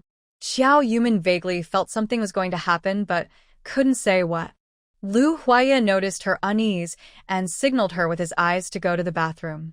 In the bathroom, Lu Huaya gently bent down, trying to be at eye level with Xiao Yumin. You seem worried. What's wrong? She asked. I feel like something is going to happen, she replied. Where's Huayu? Did you see her? Lu Huaya nodded. Yes, I saw Huayu leave with us. She went to the Zhao family. Just now, when I came back, I saw her through the Zhao family's window. She seems to be learning sewing from the Zhao girl, she said thoughtfully. Lu Huaya wiped his hands on his pants, then held Xiao Yumin's hands. Yumin, don't be too anxious. Whatever happens, I will face it with you. By the way, he continued, tomorrow we're going fishing. The team leader won't be home, so we can act then. Are you ready? Hearing this, Xiao Yumin let go of her complicated thoughts. Yes. Lu Huaya said, I just checked the plan. Everyone from each family will send men to fish, and women who want to can come along. I'll find an excuse to go home. Open the lock, then come back. Xiao Yumin nodded. Good. The next morning, the village was full of smoke from cooking fires, and everyone was very excited. Since it was close to the new year, there wasn't much to do, and everyone looked forward to slaughtering the pig and fishing for the new year. Life in Yeshigu was poor and difficult, and the only hope was during this festive season. Because they had just received grain at the year's end, and there would be pork and fish, everyone looked forward to treating themselves on New Year's Eve. After breakfast, despite the cold weather, people went early to the threshing ground, waiting to leave together. Xiao Yumin and Lu Huaya followed the crowd to the threshing ground. In the past 2 days, they had been embarrassed repeatedly. He Qingshan looked very unhappy, no longer smiling as usual, and sat with a sullen face. He Qingshan looked tired, found a stool, and sat near Himansong. Tian Guohua was usually lazy, but during this grain-sharing activity, she always came diligently. Every year, during fishing, a few small fish would sometimes be caught in the nets. These small fish were always released, kept to grow bigger for next year's meal. Tian Guohua would secretly hide a few small fish when others weren't paying attention. Whether in Yeshigu or Xinglong mountain teams, there were women like her, known by both groups, but no one spoke about it. After all, everyone wanted good luck during the new year, and no one wanted to ruin the festive mood over a small fish. More and more people gathered at the threshing ground. The deputy team leader counted, and then quietly spoke to Himansong. Himansong forced a smile. Fellow villagers, today we are fishing for the new year. We must carry forward the spirit of our Yeshiga team. No fighting, no grabbing. Everything for the collective, for the honor of Yeshiga. After a few polite words, he waved his hand. Let's go. Everyone headed towards the foot of the mountain. The head of the Lin family approached Lu Huaya and Xiao Yumin. Are you two going empty-handed? Xiao Yumin looked confused. Huh? Do we need to bring something? The head of the Lin family laughed heartily. Silly girl. To catch fish, you should bring a basin or a bag. Otherwise, how will you carry the fish back? Lu Huaya patted his head and quickly walked over to the deputy team leader. Deputy team leader, I forgot to bring a basin. Go ahead first. I walk fast, I'll catch up soon. Everyone nearby heard that Lu Huaya forgot his basin and started teasing him. Don't bring a basin to eat. Just use your hands to grab the fish. Haha, they haven't caught the New Year fish before, came empty-handed. There's no way to carry a large number of fish back. We usually split them right after catching. Go back and get yours quickly. Lu Huaya and Xiao Yumin jogged back together. As soon as they returned to the yard, they looked like well-trained soldiers. Xiao Yumin headed straight to Qiao Shuowei's house, seeing the curtains still drawn. Lu Huaya stepped on the fence and climbed onto the roof to scout the surroundings. Catching the New Year fish is a big event at Yeshigu, and everyone goes to watch. Now, most of the village was empty. Looking in all four directions, north, south, east, and west, no one was around. He jumped down and strode toward He Monsong's house. The locks nowadays aren't as advanced as in later times. Knowledgeable people can open them easily. Lu Huaya took out a small black clip, the simplest type of hairpin. He straightened the hairpin, bent the tip into a small hook, and poked it into the lock twice, opening it.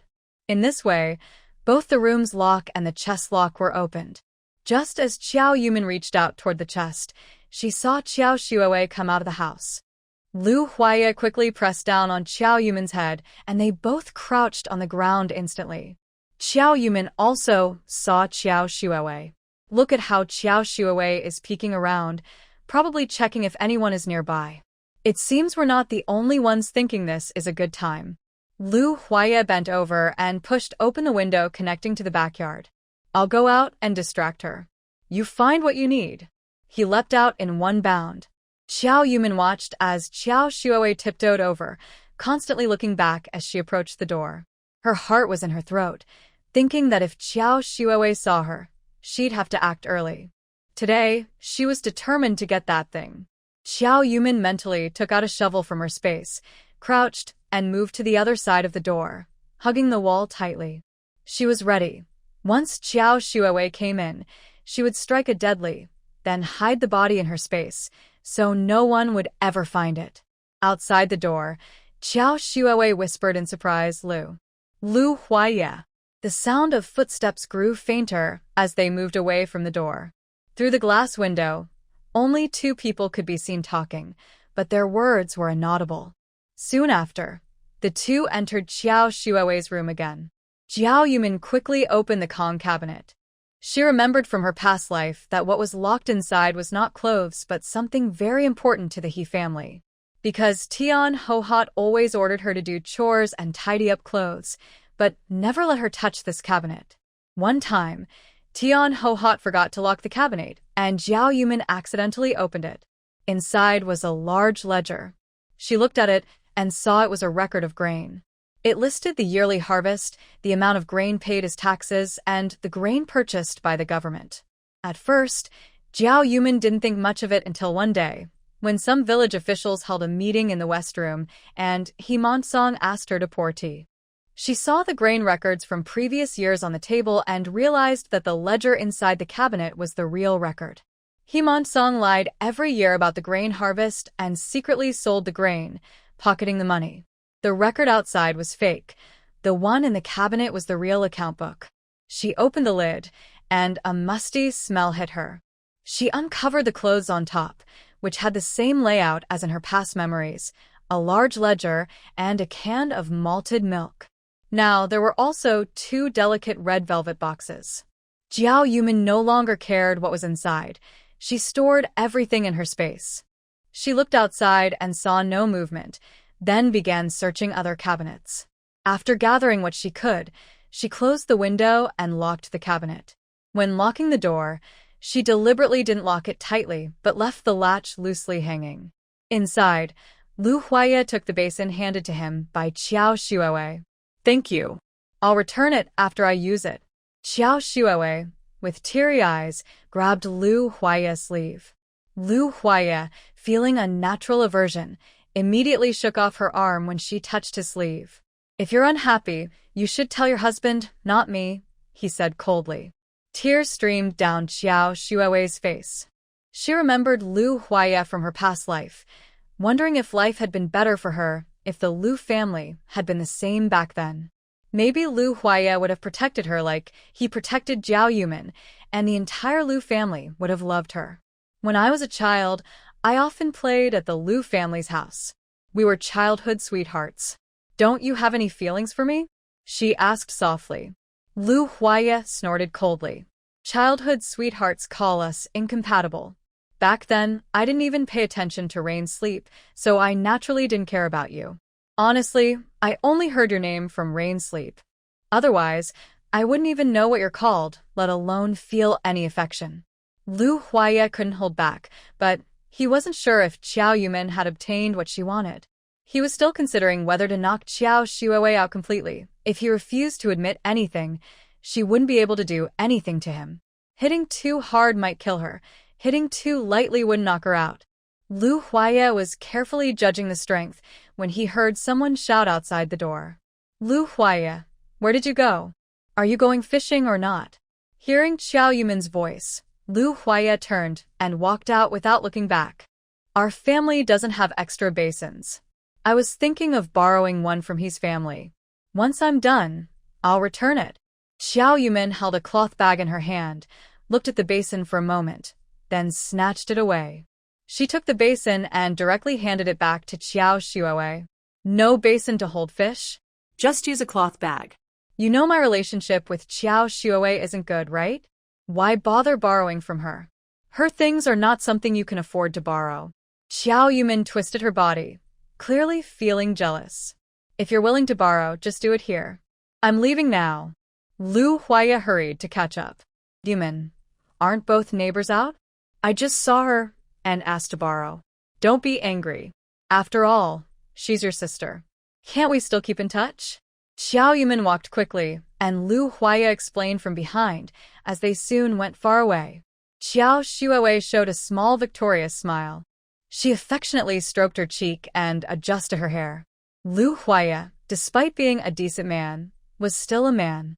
Seeing his beauty and noticing that he was showing weakness, she felt a little pity. Qiao Yumin, though strong-willed, also felt jealous when she had to speak to other women for her man. Qiao Shuowei secretly thought that when she had the chance, she could flirt more with Lu Huaya. In her previous life, she managed to attract He Qingshan, and in this life, she was sure she could attract Lu Huaya too.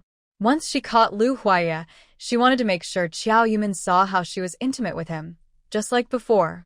Qiao Shuowei rolled her eyes at the place where the two people had gone, and then walked to the main house door. She looked back and remembered that Lu Huaya had said both neighbors weren't home, which eased her mind. She took out the stolen key from He Qingshan, ready to unlock the door, but then she saw the lock hanging on the door. It wasn't locked at all. Qiao Shuowei felt very happy inside. If the old woman Tian Ho Hot found something missing, she would surely suspect her. Now, she had gone out and forgotten to lock the door, so anyone could come in and steal things. This was not her fault. She walked in without worry. The bed cabinet was always locked and never opened. She pulled on the lock and then looked around elsewhere. The He family wanted to show they were not special, so their house was simple. Besides the bed cabinet on the bed, there was also a tall cabinet underground. This tall cabinet was Tian Ho Hot's dowry, which was a big piece of furniture 20 years ago. Qiao Shuowei searched the tall cabinet thoroughly, but apart from a few old clothes, she found nothing. This made her very annoyed. The only place in the house that could hide things was this tall cabinet. Where did Tian Ho Hot hide her valuables? She kept searching, even sweating on her forehead, but still found nothing. Meanwhile, Lu Huaya and Qiao Yumin caught up with the fish-catching team. They jogged forward and then jogged back. When they returned, a few women smiled and said, "Young people are so quick on their feet, unlike us old ladies. We walk so slowly." Follow along, especially you, Xiao Lu. Listen to the instructions later, catch more fish, and we'll get a bigger share from Yeshigu. Qiao Yumin looked at Lu Huaya, and Lu Huaya went ahead to join the strong men. A few women saw that Qiao Yumin didn't follow but pouted and looked unhappy.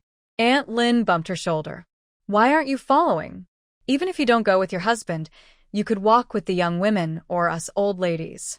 It's boring to stay behind." Qiao Yumin lowered her eyes. "He wants to go ahead, so I'll stay behind." The women immediately understood that the young couple was having a small argument. Life in the countryside was dull and boring. Every day, besides working, entertainment was just gossip about the Zhang and Li families. But after living together for many years, The only things they talked about were family matters, which no longer felt new. However, the Lu family had just moved in, so the villagers were curious about them. Seeing Xiao Yumin, they naturally wanted to ask questions. A few women even surrounded her. I heard your mother-in-law say you two just got married. Newlyweds are in the honeymoon phase. Why are you still arguing? Xiao Yumin blinked and looked a little sad. What's so new about being newlyweds? I've seen through it all. This man is no good. Didn't we forget the basin earlier? We'll go back and get it. My family doesn't have an extra basin. I'll ask the neighbor to lend us one. But he went to Xiao Shuowei's house to borrow a basin. When he came back, he told me that all the neighbors were not home, and he saw Xiao Shuowei standing in the yard, so he borrowed from her. I think he's just making things up, making excuses. In this cold weather, why would Xiao Shuowei stand outside in the yard for no reason? Maybe he knocked on her door and borrowed it from her. Xiao Yumin spoke while watching the expressions of a few aunties. Everyone was happily gossiping, each with their own thoughts. Actually, Xiao Yumin didn't want to use this as an excuse, as it might damage Lu Huaya's reputation. But Lu Huaya thought it was a good opportunity. The aunties are all big mouths. The issue of borrowing the basin isn't the main point. The main point is Xiao Shuowei standing in the yard. If Lu Huaya mentions this as an excuse, the aunties will naturally spread the story. When Tian Hohat notices things are missing, she will remember that on the day of the fish-catching festival, Lu Huaya saw Xiao Shuowei standing alone in the yard. What happens next depends on how Tian Hohat thinks. And it's not really framing or lying. Xiao Shuowei was just trying to sneak in when no one was home to get something. Xiao Yumin hides a smile and pretends to be jealous. A few aunties try to comfort her. Oh, neighbors just borrowing a little thing. What's there to be angry about? I think Xiao Lu is a good person. He never jokes around with the village men. Don't think too much. That's right. Xiao Lu knows his boundaries. When he's working, if he's near a girl or a young wife, he keeps his head down all day. The young wives even tease him, saying, Xiao Lu, you keep your head down all the time. Aren't you afraid your neck will get stiff? Haha. Xiao Yumin's expression improves a lot. I know he's not that kind of person. He also doesn't look at Xiao Shuowei that way. I'm just angry. My relationship with Xiao Shuowei is already like this. If it weren't for the baby in her belly, we would have fought a good fight. In this situation, him borrowing from Xiao Shuowei is just embarrassing me. The aunties all chime in to comfort her. The men are not complicated thinkers. You mentioned that the neighbors weren't home, so it was just convenient to see Xiao Shuowei standing in the yard and borrow her. Exactly. These are small matters, so don't worry about them. Xiao Yumin asked back. If these are small matters, what could be considered big? A few women slowed down and fell behind the main group. Sister Zhou looked around, as if afraid someone might see, then lowered her voice. The women next to her nodded in understanding, listening carefully. This is because you mentioned Xiao Shuowei, so I thought I should say something. Don't spread it around. Their families He Qingshan and the widow's son really have a complicated story. Last time I went to the widow's son's house to do laundry, I heard them inside, happily shouting from the window. Hearing this, Xiao Yumin's ears turned red, but Sister Zhou was completely immersed in her gossip. Her husband didn't have many years left, so I thought finding someone to keep her company wouldn't be a bad idea. After an hour, I went to their house and just saw He Qingshan coming out. Wang auntie slapped her. Don't talk nonsense. Maybe He Qingshan just went over for something. Sister Zhou was unhappy when she heard this. I wasn't talking nonsense. When I went inside, the smell in the house was really strong. Oh dear. The women laughed disdainfully. Xiao Yumin quietly moved beside them, listening to the gossip while walking. In 20 minutes, she was forced to hear about He Qingshan's various romantic escapades, along with gossip about He Monsong's youth. Actually, the story about He Qingshan and the widow's son wasn't that big. There was something even bigger behind it. She was curious about how Xiao Shuowei would handle it when the time came. They arrived at the fishing spot, and everyone looked on with anticipation. The Xingwangshan team was across the river. When they saw the others coming, They rowed over 2 small boats with fishing nets. The men from the Yashiga team also brought out their nets. There are different methods for catching fish. Some involve freezing, others don't. Experienced people started casting their nets, and everyone watched eagerly. Xiao Yumin wasn't interested in the fish. She was observing the people from the Xinglongshan team. Perhaps it was her imagination, but she felt that the men from Xinglongshan were generally stronger, healthier, and more powerful than those from Yeshigu. This river is between the Yeshigu Brigade and the Xinglongshan Brigade. The fish in the river are considered community property, so the two brigades supervise each other. No one is allowed to secretly fish, and they agree to fish only once a year during the new year. Each brigade uses 2 nets, and each net is used twice, so they can fish 4 times in total. Since the Xinglongshan Brigade has more members, their nets are larger. Both sides work together quickly, and the fish are caught soon. They watch each other closely, throwing back the smaller fish and dividing the rest. Lujia gets 2 big fish and 2 slightly smaller ones. Xiao Yumin's cloth bag is full. On the way back, everyone no longer walks together but goes home separately. When Xiao Yumin and Lu Huaye return home, the yard is very quiet. Lu Huaye quietly says he's not locking the door of the He family. Xiao Yumin looks over and sees the lock is still the same as when she left, unlocked. It's okay, I'm not the last to leave anyway. They bring the fish home, and Lu's mother is very happy. Such big fish, they look healthy. It's a pity they haven't been frozen yet. We can't keep them until the new year. Xiao Yumin takes out a few unused basins. We can put these fish in the cellar and raise them in a bucket. The cellar is cold, so the fish won't move much. We can feed them occasionally and change the water. They should last until the new year. Lu's mother agrees happily, even praising her cleverness. Xiao Yumin sighs again. Lu's mother and grandmother really don't care about worldly things. Wild fish from the river can't survive in such a narrow space. She says to put them in the cellar because no one goes down there, so she can secretly keep the fish in a special space. Lu Huaye goes to fetch water, and the two of them put the fish into the cellar. Xiao Yumin casually throws the fish into the spirit spring inside the space. After finishing, they happen to meet Tian Guohua returning home. Tian Guohua and He Song each carry an iron bucket full of fish. The fish are divided by person, and since the Lu family has many members, they get 4 fish. Normally, the He family with 4 people would only get 1 big fish and 2 small ones. But since He Song is the brigade leader, he takes a few more fish without anyone saying anything. Some people also give fish as gifts or favors. Xiao Yumin sees the deputy brigade leader give the big fish allocated to his family to He Song. Everyone tries to save some fish to eat later, hoping to keep them until the new year. That night, the smell of braised fish spreads through the He family. Xiao Yumin also took out a small fish. Since the Lu family is large, there wouldn't be enough fish for everyone, so she fried the small fish and made a big pot of fish soup. The cabbage soaked up the fish soup's flavor and became especially sweet. The Lu family ate happily, except for Lu Huayu, who looked tired. Lu's mother patted Lu Huayu's forehead. "Why do you look so unwell? Are you running a fever?" Lu Huayu looked nervous. No.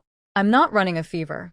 I was just sitting with the ugly girls all day, tying shoes. I'm a bit tired." Lu's mother touched Lu Huayu's hair. "If we have enough shoes at home, then you shouldn't keep doing that if you're tired." Lu Huayu immediately looked more energetic. "No, I have to study hard. I'll need to make shoes with them in the future." Old Lady Lu always favored Lu Huayu. Let her do whatever she wants. She's just a girl in her teens, full of playfulness. There's not much to do for fun in the countryside.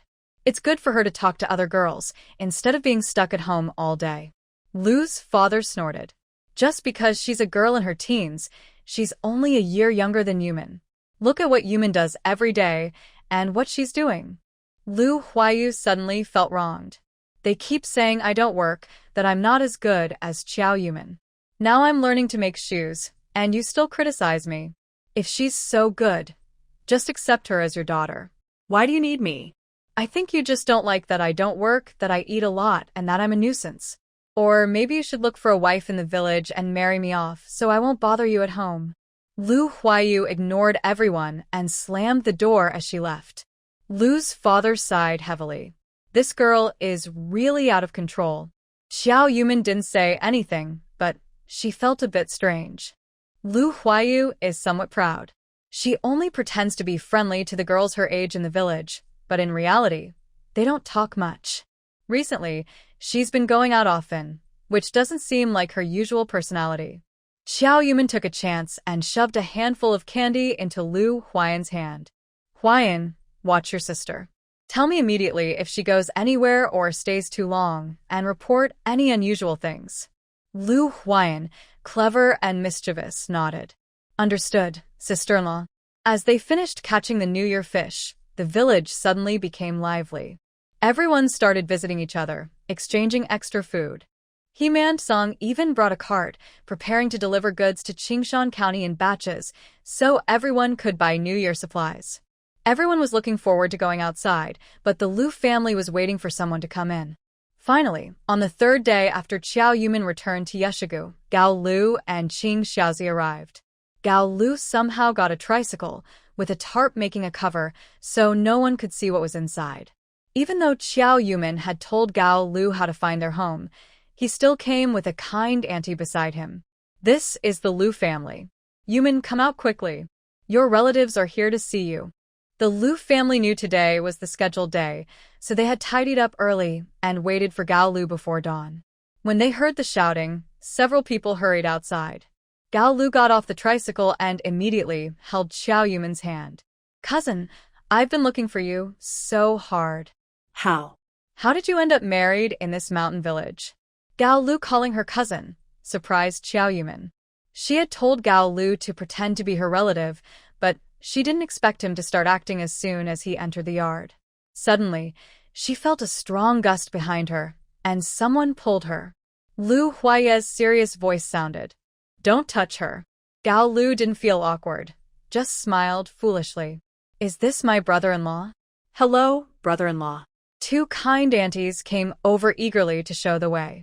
Yumin, this really shows that wealth in the deep mountains comes from distant relatives. Your cousin came all this way to see you. Gao Lu nodded with a smile.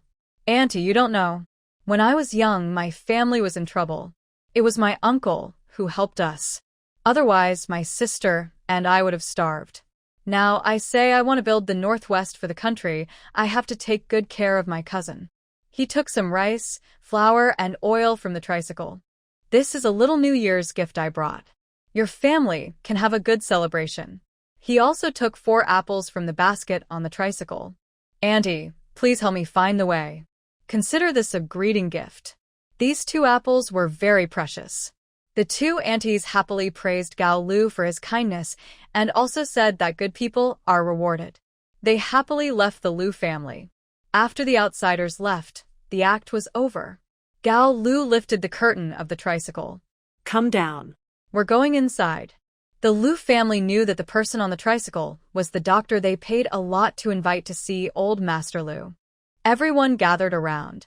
As the curtain was lifted, a young girl jumped down. The young girl looked about 15 or 16 years old, small and thin, with dry, yellowish hair tied into 2 small pigtails hanging on her shoulders, resembling someone malnourished during a famine 10 years ago. The Lu family members looked at her and then turned their gaze toward Xiao Yumin. Xiao Yumin blinked in disbelief. Gao Lu, you said. Gao Lu tilted his eyes slightly, smiling still.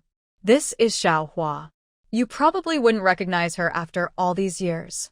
Xiao Yumin looked in the direction Gao Lu was pointing and saw Tian Guohua standing sneakily at the door, pretending to splash water, but actually watching the side. She had no choice but to respond. It's true, girls change a lot as they grow up. I didn't recognize her either. It's cold outside. Let's go inside to talk. Xiao Yumin gave Lu Huaya a look. Lu Huaya took the supplies cart from Gao Lu, while Gao Lu and the young girl were invited into the house by Xiao Yumin. Once inside, Xiao Yumin pulled Gao Lu aside. This young boy is actually a girl? Before Gao Lu could answer, the girl nearby said, in places like the ghost market, you have to hide your identity. I didn't mean to deceive you. If you don't trust my medical skills because I'm just a girl, I can leave right now. Her voice was hoarse, similar to what Xiao Yumin had heard at the ghost market, which eased her suspicion. Xiao Yumin handed her a warm towel. It's not that I don't trust you, but I think it's unsafe for Gao Lu to bring a young girl over mountains and valleys to see us. Next time you come for treatment, we'll come to pick you up in advance. Qing. Dr. Qing, are you cold? I can make you some egg soup to warm you up. The girl wiped her hands with a towel. Just call me Xiao Hua. I don't need the egg soup. I need to see the patient first. Madame Lu opened the door to the west room and let her inside. The others didn't go in, only Xiao Yumin and Madame Lu entered the room. Please take out the patient's hands. Madame Lu took Mr. Lu's hands out from under the blanket. Perhaps because of her sudden movement, Mr. Lu woke up. He mumbled a few words, but due to his weak health, he soon fell back into sleep. Madame Lu couldn't help but cry. Ever since he woke up, it's been like this. He sleeps most of the time and can't eat much. Sometimes, when he's feeling a bit better, he talks about the past, but it seems his mind isn't clear. Xiao Hua nodded. She remained calm, without much emotional fluctuation. At just 15 or 16 years old, her eyes seemed to have seen through life's hardships, no longer moved by any emotion. First, she looked at old Master Lu's ears, then asked Grandma Lu to open his mouth and check his tongue. Next, she took off her gloves, revealing her hands. Xiao Yumin tried to hide her shock, but couldn't help gasping softly. Her hands, already thin, had each finger missing a joint. It was as if someone had cut off the first joint of every finger. When they met at the ghost market last time, she wore gloves and her fingers moved easily, so no one noticed any problem. Grandma Lu couldn't help but exclaim in surprise. However, Little Flower seemed used to others' strange looks. She calmly took a small pouch from her coat. She opened it to reveal fine gauze wrapped around different lengths of silver needles. She pulled out a silver needle and gently inserted it into old Master Lu's wrist. I may not have fingers, but I can feel his pulse better with these silver needles than with my hand. Grandma Lu felt it was a bit rude and quickly apologized. Sorry, young girl, But Little Flower looked indifferent. It's okay. Bring over the other hand. She inserted the needle into his wrist again, twisting it gently. After 2 minutes, she removed the needle. Let's go outside to talk. Xiao Yumin followed Little Flower out of the west room and straight to the east room. Inside, Gao Lu sat on the Kong, warming his hand on the bed, chatting casually with Father Lu. Lu Huaya stood nearby, and Mother Lu was holding a fruit knife, peeling an apple. The smell of the apple filled the room, making people feel refreshed. As soon as Little Flower entered, Lu Huaya moved a stool over. Miss Little Flower, sit down and talk. She sat down and thought for a moment before speaking. The old man's illness is very strange. It should be a sign of weakened vital energy and scattered spirits, but somehow his heart pulse is protected, as if held up by 1,000-year-old ginseng. What medicine did you use? Everyone in the Lu family shook their heads. No medicine was used. Little Flower frowned slightly. This pulse pattern is unusual. I don't know if it can be cured. I can only treat the symptoms I see. I can't do anything about other issues. Father Lu's tone was impatient. What do you mean by other issues that can't be treated? Little Flower wasn't angry. To be blunt, considering his age and health, he would die after 3 days of coma. But I don't know what is holding his heart pulse and forcibly protecting his organs, keeping them functioning. I can treat his current condition, which involves wind, phlegm, blood stasis, and blockage of the meridians, basically, a deficiency of qi and blood stagnation. A deficiency of qi makes the body weak, with little strength and energy. After nourishing the qi, he will be able to eat and drink normally. Blood stasis causes poor circulation, weakness, drooling, incontinence, numb limbs, and paralysis on one side of the body. The rest depends on fate. After Xiaohua finished speaking, the entire Lu family fell silent. They were sad about whether old Master Lu could recover, but Xiaohua thought they didn't want to spend the money. I understand. Given your situation, 2,000 yuan is a lot for you, almost everything you have. If you don't know if it can be cured, most people would give up. When this person came to me, she only offered 1,500 yuan, but I took 2,000. You have your difficulties, and I have mine. You don't need to give 2,000. Just give 1,000. She put on gloves and started dressing. Little six were leaving. Gao Lu jumped down from the bed, and Father Lu said firmly, treat him, no matter what. We must try. Yumian, give the money. After Father Lu finished speaking, Xiaohua was stunned. Gao Lu quietly tugged at Xiao Yumian. Little Xiao, if this doesn't work, you can't blame me. Xiao Yumian smiled softly. Don't worry, we're not the kind to make excuses. She took out the prepared 2,000 yuan from her pocket and handed it over. A thick stack of bills, heavy in her hand. Don't worry about the treatment. If it doesn't work, it's not your fault. Xiaohua reached out and took the money, looking at it in disbelief. After realizing, she finally showed a faint smile. Since you trust me, I will do my best to treat him. She put the money into her coat pocket and looked up at Xiao Yumian. The treatment will last half a month. I will come once a week to do acupuncture on old Master Lu and check his pulse with silver needles, adjusting the formula as needed. Feeling good about the money, Xiao was willing to say more. Old Master Lu is lucky. If this were summer, I'd only have a 20% chance of success. Now I have about a 60% chance. Everyone in the Lu family listened carefully, and Xiaohua didn't hide anything. Old Master Lu has phlegm heat, which requires cooling the heart. So, the main herbs are borneal and mint, but the best cooling herbs are not these two but snow on pine needles. I saw that you have pine forest nearby, right? Lu Huayan followed the village children around, exploring the terrain of Yeshigu and understanding it very well. I know where the pine forest is, right behind the cattle shed. Xiao Hua untied her gloves again and took out a silver needle. I'll start by giving the old man an acupuncture treatment. Later, we will go to the pine forest, and I will teach you how to gather snow from the pine tips. Perhaps the doctor's positive mood influenced the family members, as Xiao Yuman felt that the Lu family seemed a bit more energetic. Grandmother Lu led Xiao Hua to the west room. Xiao Hua turned to Lu Huaya and said, Comrade, please come over and help turn the old man over. Lu Huaya stepped forward quickly and followed her into the east room. About an hour later, with a fit of coughing and Grandmother Lu's exclamation, the Lu family's hearts were again lifted. Everyone hurried from the east room to the west room and saw old man Lu leaning over the Kong, coughing. He was spitting out white phlegm mixed with foam, with streaks of blood and blood clots inside. Xiao Hua's face looked even paler than before, as if she had just been pulled out of water. Her hair was soaked with sweat.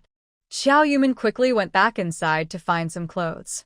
When she returned, Xiao Hua was resting on the Kong in the east room. She pulled Xiao Hua aside. Xiao Hua, your clothes are soaked.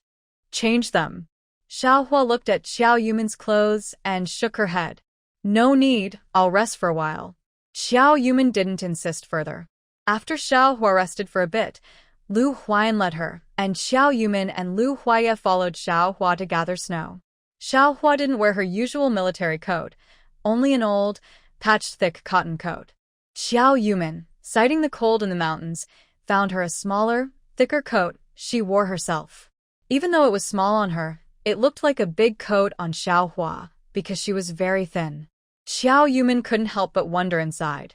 The ointment she bought cost 1 yuan per patch, which was already quite expensive.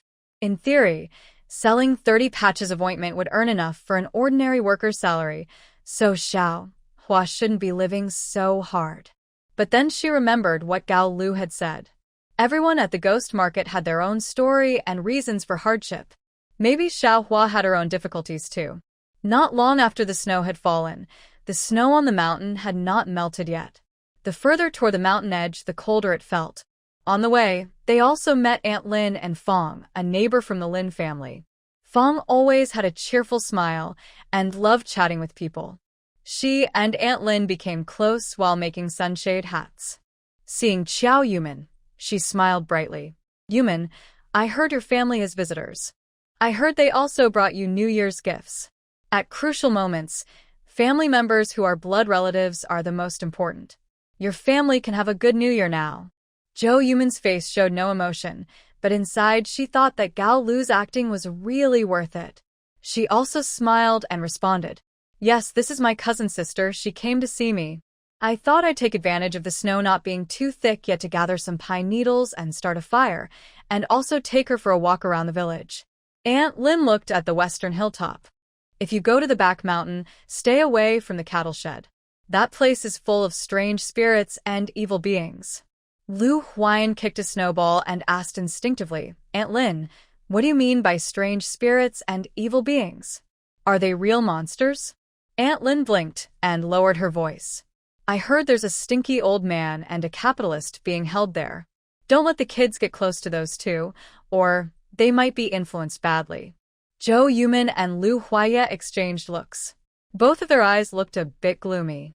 Since the Lu family hadn't been condemned, they could still be members of the community here in Yeshigo like ordinary people. Those less lucky ones all lived in the cattle shed. They were criminals. Zhou Yuman was close to Xiaohua. She felt that when Aunt Lin mentioned the cattle shed, Xiaohua looked a bit strange.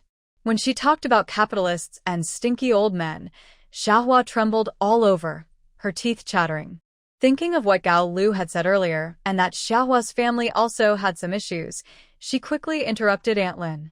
"Auntie, we're leaving first. We'll come to visit you another day." Aunt Lin and Sister Fong smiled and left, but Xiaohua stood still for a long time without moving. Zhou Yuman sighed and went over to hold her arm. Sometimes, bad people aren't really bad. Many things outsiders don't understand, so we shouldn't worry about them. Let's go to the back mountain. Zhou Yuman comforted her, and Xiaohua relaxed a bit, but her happiness from receiving the money was gone, replaced by her usual cold demeanor. In the woods, she pointed at the snow on the pine trees. Not all snow is called snow on pine needle tips. You need to find those pine needles that haven't turned yellow yet and are still green. Shake the snow off the green pine needles, but don't touch it with your hands. Then put it in a clay jar and leave it in the cellar overnight. When you take it out gently, just use 5 spoonfuls of water from the top layer of the jar. This is the best medicinal ingredient. Lu Huaya looked at the pine trees.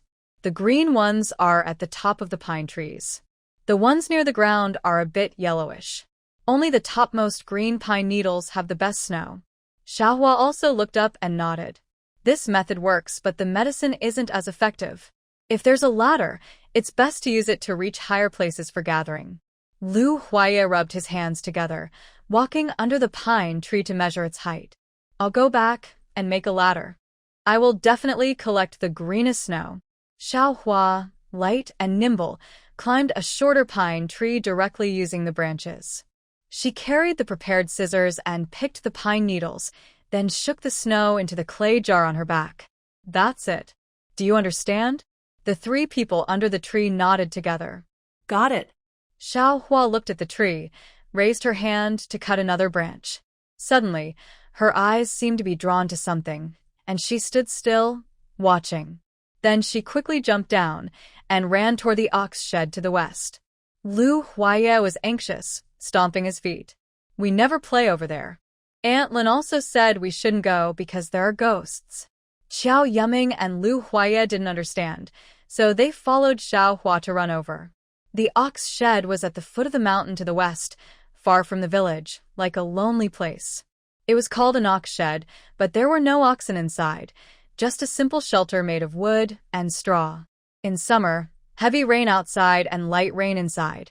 In winter, the cold north wind made it freezing. Many people had frozen to death there. Xiao Yuming chased after her, but saw no one. Only Xiaohua stood there, confused, muttering to herself. "I was overthinking. It's impossible. I was overthinking." Xiao Yuming walked over to her. "What's wrong? Did you see something?" Xiaohua shook her head slightly, but her eyes didn't look at Xiao Yuming. Instead, she stared blankly ahead. "I was overthinking. Suddenly, Xiaohua's emotions changed. Xiao Yuming didn't let her continue collecting snow but stayed behind to gather it herself. She took Xiaohua and Lu Huiyan to go home. Back inside the warm house, Xiaohua's spirits improved. The medicine needs to sit overnight, and the herbs will only arrive tomorrow. I'll go fetch the medicine. Tomorrow, Xiao Lu will deliver it. After 7 days, we'll come again. Lu Mu handed them a few boiled eggs for the road, pretending to be relatives, and reluctantly saw them off. Tian Guohua hugged her arms and shivered in the cold wind. Aren't relatives here? Why not stay for a meal? Lu Mu didn't want to cause trouble, but also didn't want to give Tian Guohua a good impression. The road home is long, and it's hard to walk in the dark mountain path. There's no place at home to stay. Tian Guohua said sarcastically. Can I stay at my house if I can't find a place? Since Qiao Yumin is my cousin, and also Qiao Shuo's cousin, we are all family. Staying with us is the same. Mother Lu forced a fake smile but didn't reply. The Lu family members gradually went inside. Seeing everyone go into the house, Tian Hohat's fake smile couldn't hold anymore. You Lu family really don't follow the rules, not understanding any manners. I heard that the cousin brought a small card of New Year gifts for her cousin. Qiao Yumin is her cousin, and Qiao Shuoe is also her cousin. According to the rules, they should share half of what they brought with us.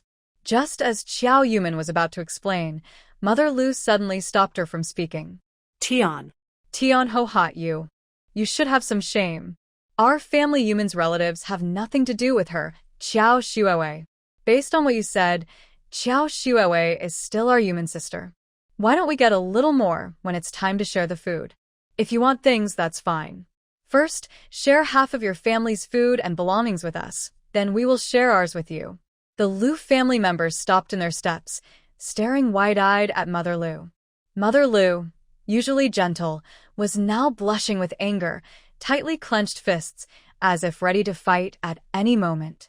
Tian Hohat was also stunned, unable to close her mouth. That stubborn girl Qiao Yumin was sharp-tongued and often made her speechless. So she took the chance when that girl was not around to vent her frustration on her useless mother-in-law. This woman looked like she was kneaded from dough, scolding and even insulting a little, but only turning red in the face and then retreating into the house, refusing to come out. What's happening now? She actually dared to talk back. Are you out of your mind? Who gave you the courage to scold me? Mother Lu took a few steps forward, almost standing at the fence. Tian Hohat, it's okay if you usually scold me, but I won't bother with you anymore. If I hear you scolding Yumin again, I will be rude to you. I will not only scold you. I will even dare to hit you. If you don't believe it, try me. Qiao Yumin felt warmth in her heart, like holding a big fire in the middle of a cold winter. Mother Lu had never scolded anyone before.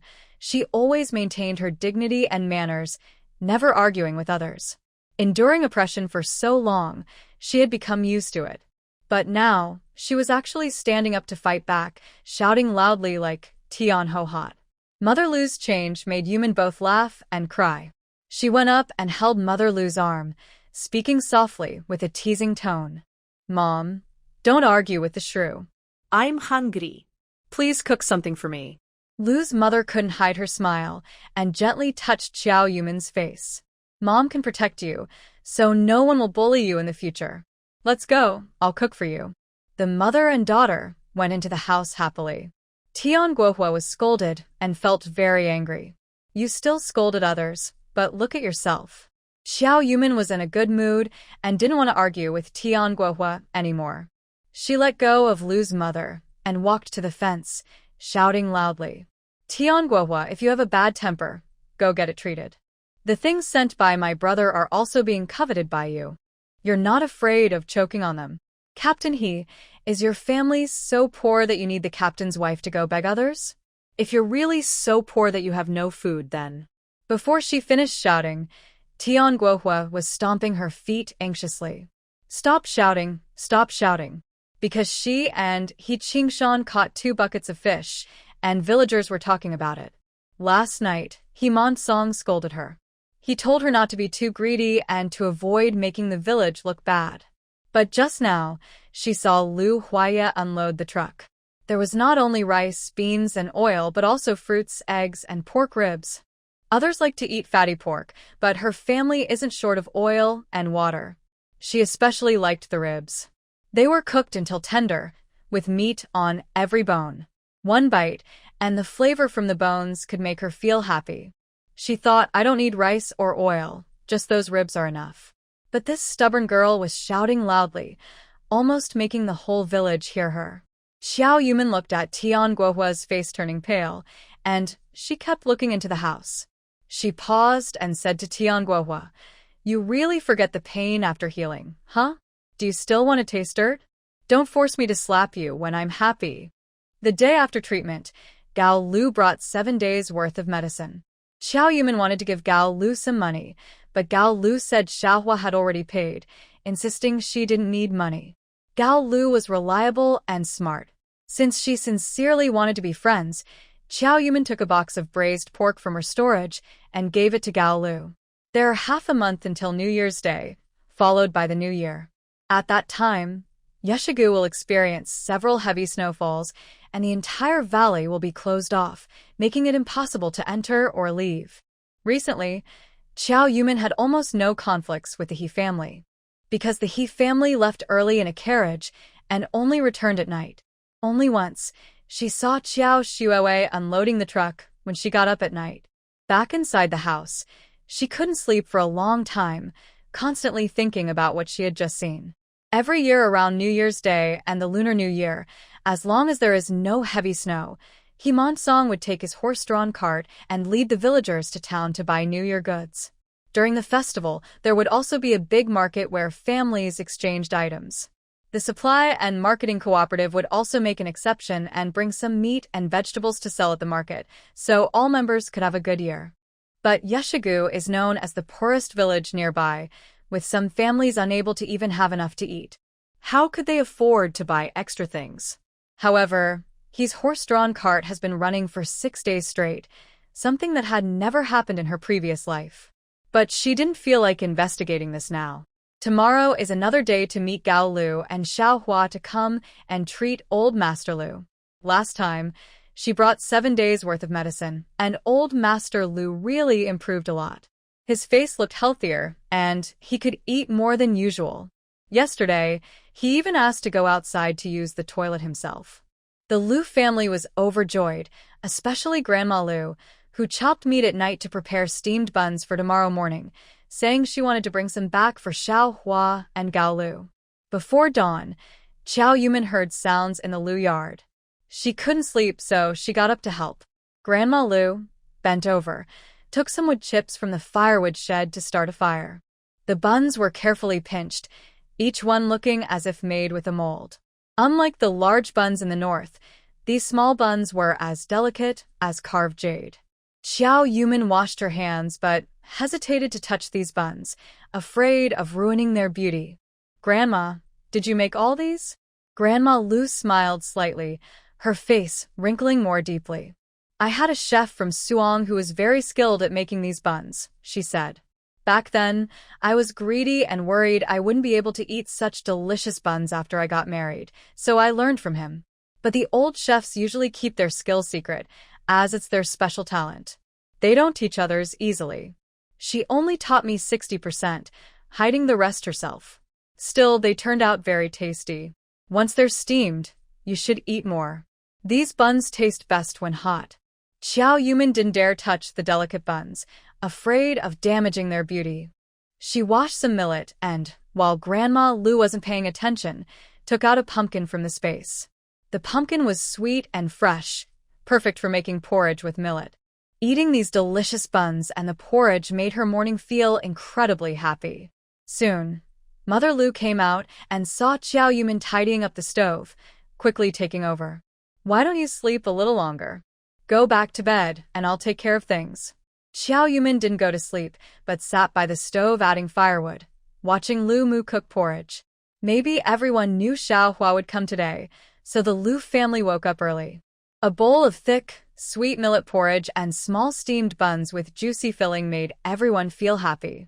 After breakfast, the family silently waited for Xiao Hua without saying a word, all quietly expecting her arrival. Last time they only arrived near noon, so this time should be the same. But until around 1 p.m., they still hadn't come. Old Lady Lu lifted the lid of the pot to check the buns. These buns have juice inside. If we add more, they won't taste good. By 3 p.m., Father Lu finally started to worry. Yumin, are you sure she's coming today? Maybe we got the date wrong, and it's actually tomorrow? Xiao Yumin shook her head. She brought medicine for 7 days, and today is the last dose. This means she will finish the medicine today. She's coming for a checkup today, and Gao Lu will bring new medicine tomorrow. If she comes tomorrow, the medicine will be finished today, and Gao Lu will only bring new medicine the day after tomorrow. The medicine will be gone. Taking traditional medicine without stopping is very important. Xiaohua wouldn't make such a mistake. Even if she didn't want to admit it, Xiao Yumin had to. They probably had an accident. Xiao Yumin looked at Lu Huaya. Grandpa's illness can't be delayed. You should go along the village road to Qingshan town and look around. Come back when it gets dark. I'll take a shortcut to Xinglong Mountain Brigade and catch the last bus to Qingshan town to check. Whether I find her or not, I'll be back the next day. Don't worry. Xiao Yumin was used to going back to Qingshan town, so the Lu family's worries eased a lot. She changed her clothes and was about to leave when old lady Lu came out with a lunchbox. Yumin, take this with you on the road. Xiao Yumin knew this was old lady Lu's way of caring, so she happily accepted it. When they reached a place out of sight, she threw the lunchbox into her space. This time, she moved quickly and smoothly into the mountains. Because she had told Lu Huaya last time about a shortcut between Jade's Stone Gully and Xinglong Mountain Brigade, Lu Huaya used an afternoon to clear a path with a crowbar and sickle. She didn't need to clear the way herself or worry about tripping, so she moved very fast. After riding her bike for a while, she finally caught the last bus back to Qingshan town. Winter always gets dark very early. When she got off, it was already completely dark. Her stomach was growling, but she didn't have time to eat. She biked straight to Gao Lu's house. Gao Lu wasn't home, so she biked to the ghost market instead. The ghost market gate is closed and hasn't opened yet. There's nothing she can do, so she has to wait again outside Gao Lu's house. It's already past 8 o'clock, and patrols have come by once. Xiao Yumin feels uneasy. She doesn't have an introduction letter, so if the patrols ask questions, she wouldn't know how to answer. Just as the patrols notice her waiting at the door for the second time and are about to ask, the gate opens. Sister Zhou pulls her inside quickly. Knowing you were wrong, you came in. If you make the same mistake again, you'll have to stay outside overnight. Hearing this, the patrols turn around and leave. Inside the gate, Sister Zhou still maintains a neutral attitude. Are you here to see Gao Lu? He's not home. Xiao Yumin feels a bit impatient. Her recent collaborations with Gao Lu have gone smoothly, and she thinks Gao Lu is a reliable person. Now, after such a big mistake, she begins to doubt Gao Lu's trustworthiness. She needs to reconsider future plans. For now, she must find him, at least to know where Xiaohua is, so she can pick him up herself. Sister Zhou, do you know where he is? Sister Zhou hesitates, seeming to weigh whether to tell her. Xiao Yumin notices her hesitation and explains. I had arranged to meet him today. I have some goods to give him, but he didn't come as planned. I want to know if something happened. Finally, Sister Zhou speaks. He was beaten and is at Dr. Wang's house. Xiao Yumin is shocked. Beaten? She had thought Gao Lu might forget or delay because of business, but she never expected he would be hurt. She wants to ask for details, but Sister Zhou only gives her an address. Go straight down this alley, turn left at the end, then right. There's a gate with Wang residence written on it. That's Dr. Wang's house. Without delay, Xiao Yumin rides her bike to find Wang residence. This area is a slum, without streetlights. She rides slowly, looking at each gate carefully. When she finds Wang residence, she sees no one around, so she puts away her bike and knocks on the door. She knocks twice, but no one answers. She leans on the door and hears footsteps inside. She whispers through the door. Is this Dr. Wang's house? My name is Qiao, and I came to see Gao Lu. Hearing the footsteps pause inside, she walks toward the door. She stands still, and sure enough, the door opens in the next moment. A young man opens the door. Come in. Xiao Yuman thought Dr. Wang would be an old man, but surprisingly, it's a well-dressed young man with glasses. She was familiar with Gao Lu but had no real connection with Aunt Zhou. What if Aunt Zhou was lying? Dr. Wang asked her to go in. She first peeked inside to observe before stepping in. Wait here. I'll call Gao Lu out. Xiao Yuman didn't dare go inside. She just stood at the door, ready to run if anything went wrong, by throwing the bookshelf in the room if needed. Soon, she heard a sound like a stick hitting the ground. When the skinny Gao Lu appeared, Xiao Yuman's eyes widened. He was limping, leaning on a cane, struggling to walk. His face was bruised and swollen, with dark circles around his eyes, looking like a panda. Xiao Yuman couldn't help but laugh. Gao Lu, who did you fight with? Why do you look like this? Gao Lu looked tearful and was complaining. Comrade Xiao Qiao, you're so unkind. I'm hurt like this, and you don't even ask about buying some red sugar eggs to see how I am. At least don't laugh at me. Besides, I got hurt protecting you. Xiao Yuman moved a little closer, so he wouldn't have to limp so far. Do you really think I care about your injuries? Today, you should have taken Little Flower to see my grandpa, but instead, you went to fight someone. Getting beaten like this, do you expect me to care? Gao Lu pouted. I was just going to see. He suddenly stopped talking and nodded toward Dr. Wang. Dr. Wang, I'll stay in the ward first. Gao Lu hobbled toward the room by the door. Only then did Xiao Yuman notice that all the rooms in the yard had the same decorations, with different names on the doors. The room Gao Lu pushed open had a sign with his name on it. She went inside and closed the door behind her. What kind of place is this? It feels so mysterious. Gao Lu sat on the bed and threw down his cane. This is the slum hospital. For us poor folks, we can't afford real hospitals, so we come here to Dr. Wang. Besides surgery, we can do everything else. No need to go to a hospital for a headache or a cold. But it's not an official place, so we have to be careful not to get caught. Xiao Yuman understood. Life isn't easy. Rich people have their ways of living, and poor people have theirs. Knowing this place is safe made her feel less worried. Now tell me, how did you get hurt like this? Gao Lu touched the bruises on his lips. I didn't want to tell you this at first, but now that things have turned out this way, I have no choice. Gao Lu sighed heavily. Her nickname is Ho Qinghua.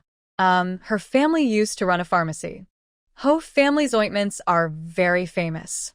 As long as it's not a terminal illness, within 10 doses, the patient will get better. But you know the current situation. Someone wanted their medicine formula and accused her grandfather of being a capitalist, which led to his being shaved and sent away. Her grandfather was imprisoned and tortured, and he died in less than 3 days. Her father refused to give up the formula and was sent for forced labor. Ho Qinghua is their only child and a girl. The people thought she didn't know about the family's medicine formula. To show they were kind, they sent her to her uncle's house. Her uncle is a pig butcher and very fierce. When I went to find Ho Qinghua, he saw me and beat me up. Gao Lu pointed to his leg. My leg is broken and I also hurt my eye. Xiao Yuman looked at Gao Lu's injuries and felt they were serious. Why didn't you report this to the police? Gao Lu shook his head. We're afraid of the police. We usually avoid them. Why would we go to them voluntarily? Hearing about Ho Qinghua's experience, Xiao Yuman felt pity. Gao Lu was just talking casually, but she knew how tragic it was to be caught up with those people. The Lu family didn't suffer physical torture, but the mental humiliation left them devastated. Some died, some were injured, and in the end, only 2 people remained. The Lu family had status, power, and connections, so they dared not act. But ordinary people could act freely and no one could do anything to them. Xiao Yuman remembered Ho Qinghua's hand. Did those people also cut off her fingers? Gao Lu curled his lips. No, her uncle did that. Xiao Yuman was shocked and stood up from her seat. Her uncle? Gao Lu didn't look up and spoke softly. Although Ho Qinghua is a girl, she could smell medicine at 3, red pulses at 6 to tell if she was pregnant, and by 9, her acupuncture skills even surpassed her father's. She's a genius among geniuses. Her grandfather didn't discriminate against girls, and her father loved her very much. They never let her go to the clinic to see patients. It was their love that saved her life. Her uncle has 3 brothers. The oldest went out to play and caught chickenpox, then brought it back and infected the other 2 children. Ho Qinghua was worried and used acupuncture to treat her 3 brothers, saving them.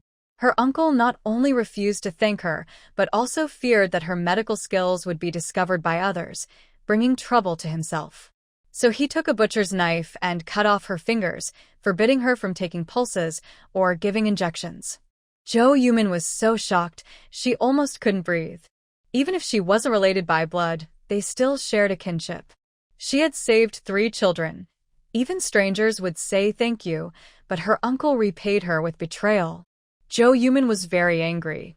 She's only a teenager, selling ointments at the ghost market and earning so much money. Why doesn't she leave? Gao Lu shook his head again. I don't really know why. Maybe she's afraid to live alone. After all, she's just a young girl. Zhou Yumin said nothing. There must be other reasons why Xiaohua didn't leave. She dared to wear men's clothes and dress up as a boy to sell ointments at the ghost market. She couldn't be a timid person. Zhou Yumin felt like giving up. She was already a tangled mess herself. If she found Xiaohua's home and had a conflict with her uncle, it wouldn't end easily.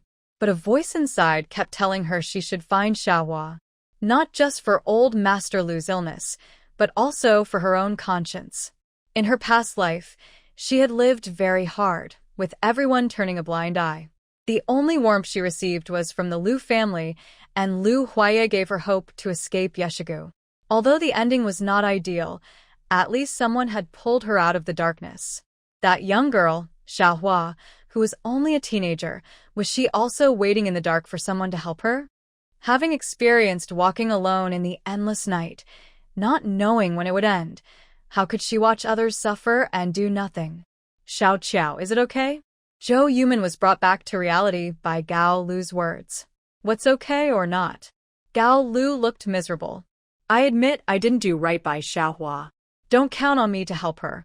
When my leg heals, I'll ask someone to see if there's another doctor who can treat her illness. Zhou Yumin stared at Gao Lu. Xiaohua's situation, you don't care? Gao Lu was silent at first, then blinked. Care?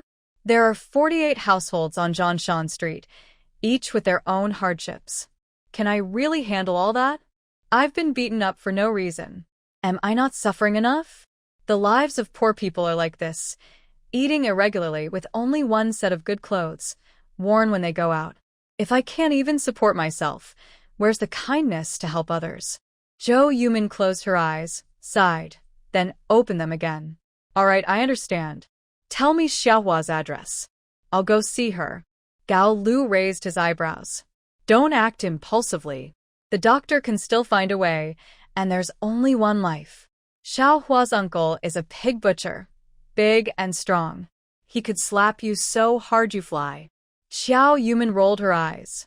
I haven't stolen or robbed. If he dares to hit me, I'll report to the police.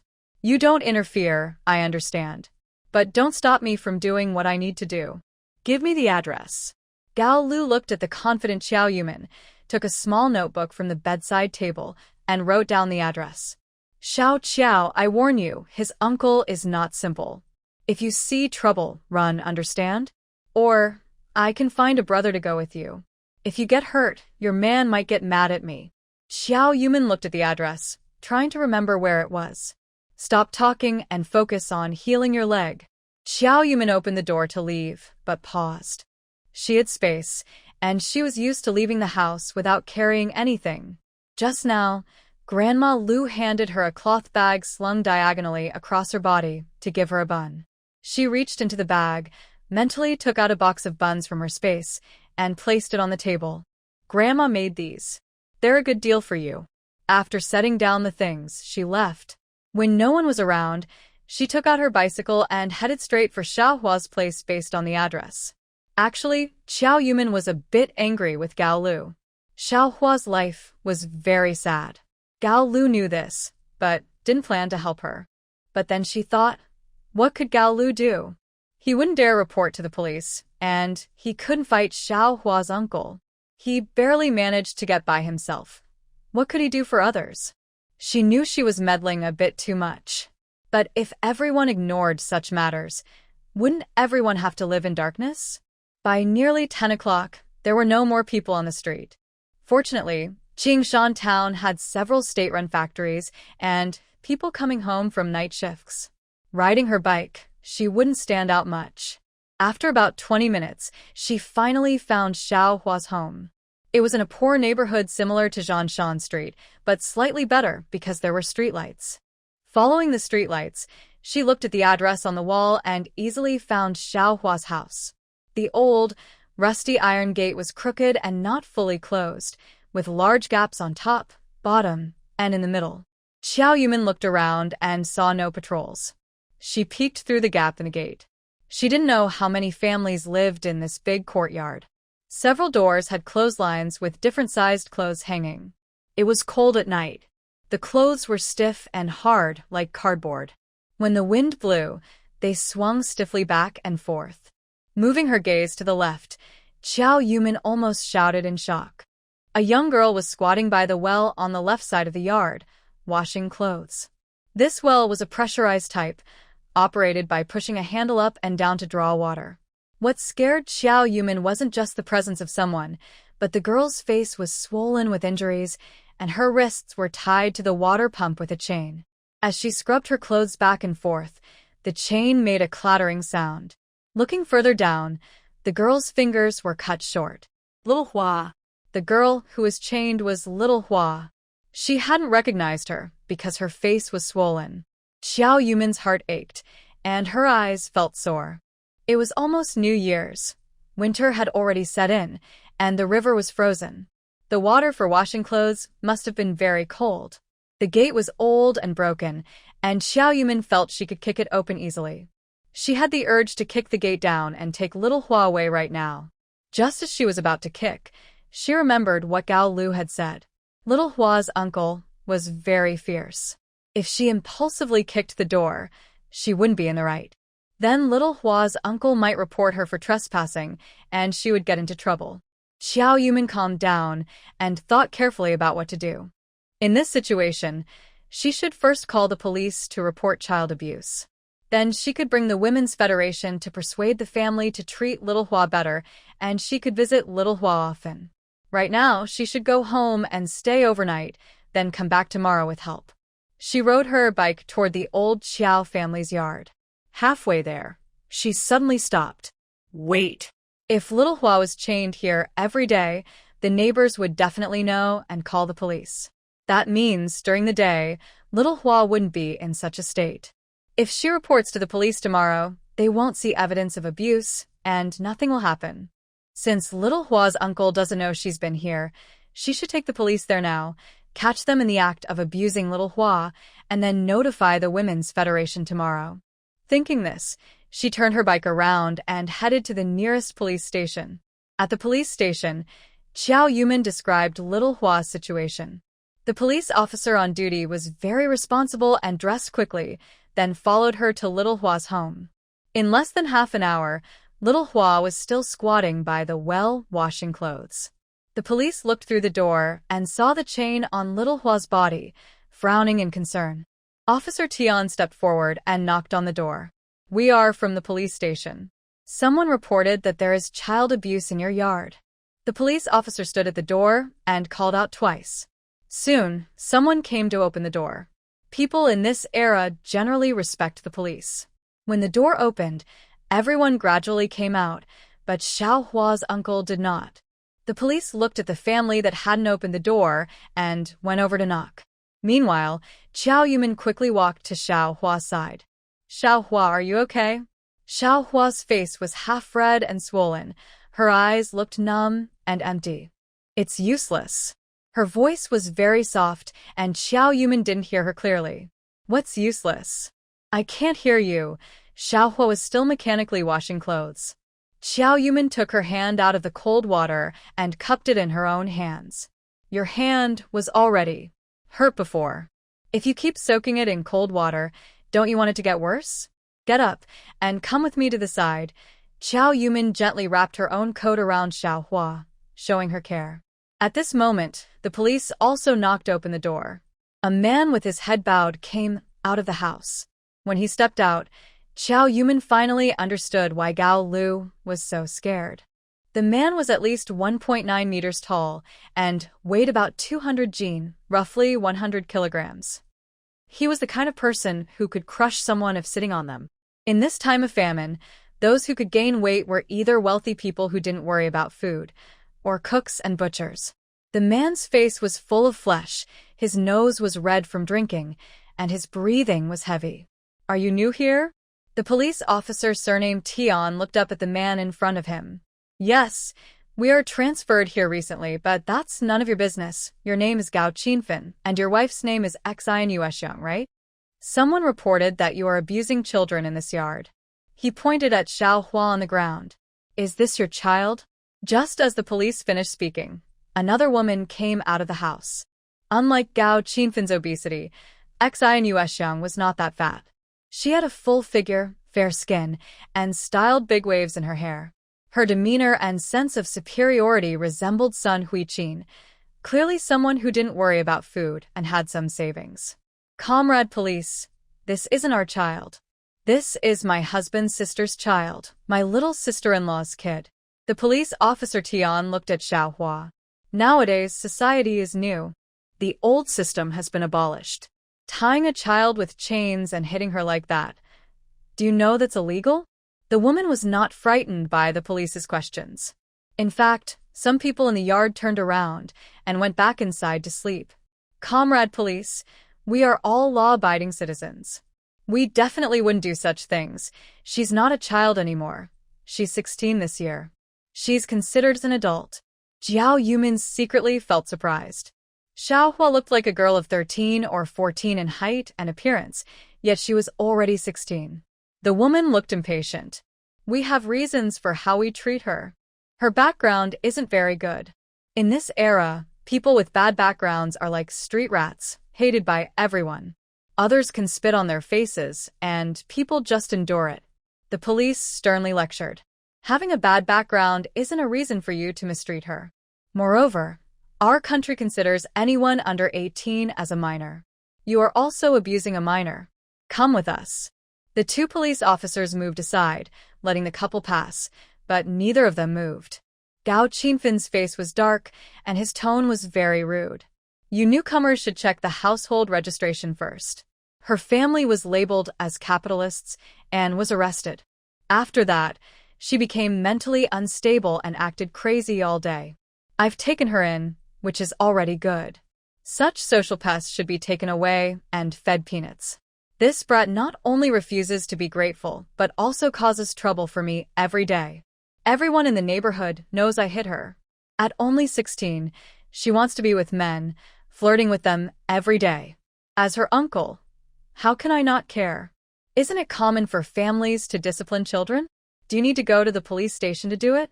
The man took 2 steps forward and kicked the chain. "If I didn't lock her up, she would go out looking for men. She's only 16. If she gets pregnant, who will take responsibility?" The man looked at Public Security Officer Tian. "Are you responsible?" Then he looked at the other officer. "Or, are you responsible?" The 2 police officers were a bit confused. Does she have mental problems?" Xiao Yumin was very anxious. "You're lying." "She's fine." She stopped mid-sentence because Xiao Hua was tightly gripping her arm, looking at her with pleading eyes. Suddenly, she remembered that Gao Qinfen had cut off her fingers to prevent her from practicing medicine. If she revealed that she had treated old Master Lu, it might cause trouble. Also, hiding her identity was to avoid being targeted by those people again. It could be more dangerous than staying at her uncle's house. Xiao Yumin bit her lip. I talked to her when I passed by here before." She's normal." Gao Qinfen angrily glared at Xiao Yumin. "Is she crazy? Just ask the neighbors, you'll find out." As soon as he finished speaking, several neighbors outside started to speak up. If she was always crazy, she would have been sent to a mental hospital. She wouldn't be able to stay at home. She's normal most of the time, but only when she's looking for a man does she go crazy. Exactly. When she's crazy, she even hits people. The children in our yard are all afraid of her. Aunt Xian Yuexiang tied her hair behind her ears and crossed her arms. She was tricked by a troublemaker, almost taken away. If she wasn't chained, she'd run out to find that troublemaker. Neighbors all know we treat her well. The chain was only put on today. Without it, she might hit someone or run away. You're new police officers. I don't blame you, but just ask the Women's Federation. Everything is registered. The neighbors agreed. Yes, the Gao couple only chained her for her safety. This is her own matter. She can handle it herself. Not chaining her is too dangerous. She could be tricked or kidnapped. 2 police officers approached Xiao Yumian. Comrade, they said that I will check with the Women's Federation tomorrow. Since we understand the situation and there's no illegal confinement or abuse, we should go back now. Xiao Yumian looked at Gao Qinfen and his wife, then at the neighbors who were talking, and finally faced the police. Police officers, I almost fainted at the door earlier. It was this girl who gave me water. I'm very grateful to her. I brought some homemade buns to give her a snack. Is that okay if I leave after she eats? Before the police could speak, Gao Qinfen said loudly, no. Who knows what you're feeding her? What if it's poison? Xiao Yumian looked up and glared back sharply. How bold do you have to be to poison someone in front of the police? I just saw she hadn't eaten, so I wanted to give her something to eat. Why didn't you let me feed her? Are you trying to starve her? Gao Qinfen instantly became furious, his face tightening with anger, and he raised his hand as if to hit Xiao Yumian. Xian Yuexiang immediately stepped in to block him. Oh, just let her eat. I'll watch here and see what she wants to do. Both agreed, and the police did not stop them. They simply waited where they were for Xiao Yumian. Xiao Yumian put her coat on the little girl, then took a bun from her pocket that Grandma Lu had made and handed it to her. Xiao Hua finally felt energized after eating, so she grabbed a bun and hurriedly stuffed it into her mouth, eating quickly and eagerly. Xiao Yumin squatted beside her, untangling her messy braids and gently smoothing her hair, then whispered in a voice only the 2 of them could hear. Are you in trouble? Do you want to leave here? Xiao Hua didn't answer. Instead, she pretended to be crazy and silly. It's delicious, so tasty. Xiao Yumin gently braided her hair, taking the chance to lean close to her ear.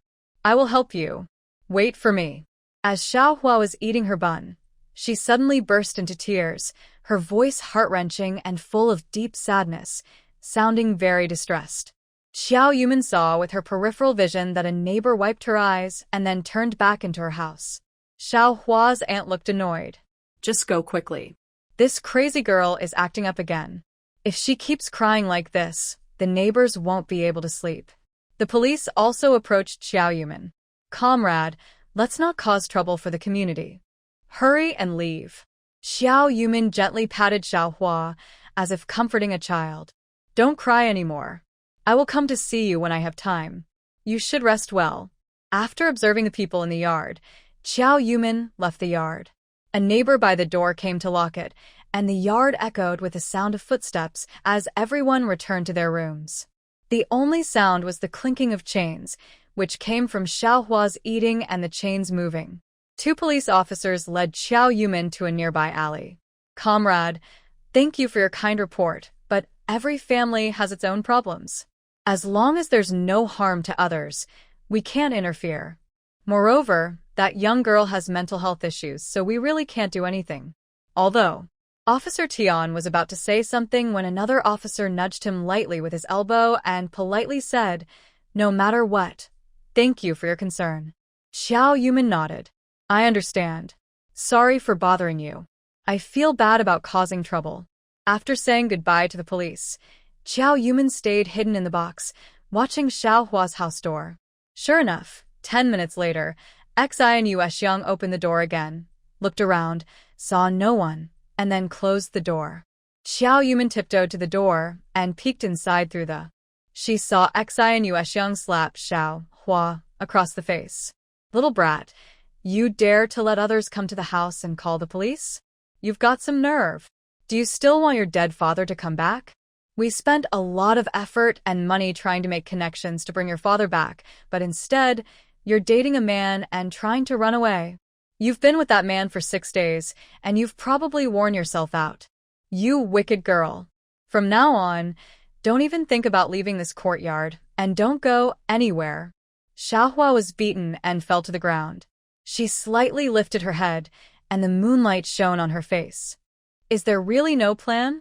Xinyu Xiang's face suddenly changed. What did you say? Xiaohua sneered coldly, then staggered to her feet. All the money I earned over the years was given to you. You say you want to use money to make my dad come back. Actually, all that money was spent by you guys, right? Xinyu Xiang panicked and quickly looked around at the neighbors. Nonsense. What money-making? You're just a young girl. How could you earn money? Xiaohua stepped closer, chain clinking loudly. All the money I made selling ointments at the ghost market over the years was given to you. I wanted you to give it to my dad, but you all spent it. Before she finished speaking, Xinyu Xiang rushed up and covered her mouth. Shut up. Xiaohua was weak and struggled while sobbing. The woman shouted loudly. Qinfen, quickly come. She's talking nonsense again and has gone crazy. Gao Qinfen ran out of the house, trembling all over. He slapped her, and Xiaohua immediately fell to the ground, motionless. Gao Qinfen took the key, unlocked the chain, then grabbed it and dragged Xiaohua inside. Xiao Yumin was so anxious, she wished she could run in directly. But Gao Qinfen was too strong for her to fight, and this family's police were not afraid of him. Gao Qinfen was a pig butcher, capable of killing and hiding the body without anyone noticing. Even if she managed to take Xiaohua away, what about the household registration and food ration issues? Xiaohua couldn't stay an illegal resident forever. Xiao Yumin crouched at the gate, listening carefully to the sounds inside. She heard Xinyu Xiang say, "She can't die, right?" Gao Qinfen replied, "She's still breathing. Lock her up first." Xinyu Xiang's voice was a little panicked. It seemed she found out something. Xiao Yumin couldn't hear the rest of the conversation. She sat outside Xiaohua's house for over an hour until dawn, when she started hearing noises again inside. She hid back in the dark alley. Soon, Gao Qinfen came out of the house, apparently heading to work early to slaughter pigs. Once he left, Xiaohua was safe for now, and she could relax a little. Xiao Yumin drank some spiritual spring water and casually found some food in her space to eat. First, I need to find Gao Lu. I still need to plan this out further. When I returned to Dr. Wang's house, Gao Lu looked sleepy and tired. Did you go to Xiaohua's house? Did you see her?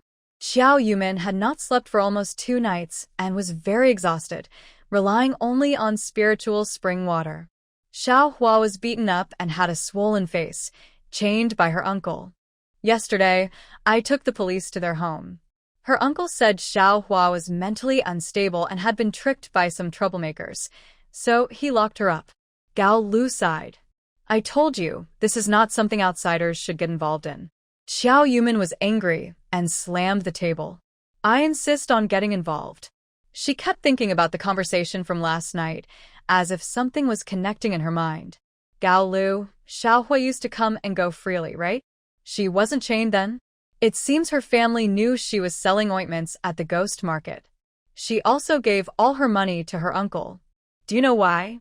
Gao Lu thought for a moment.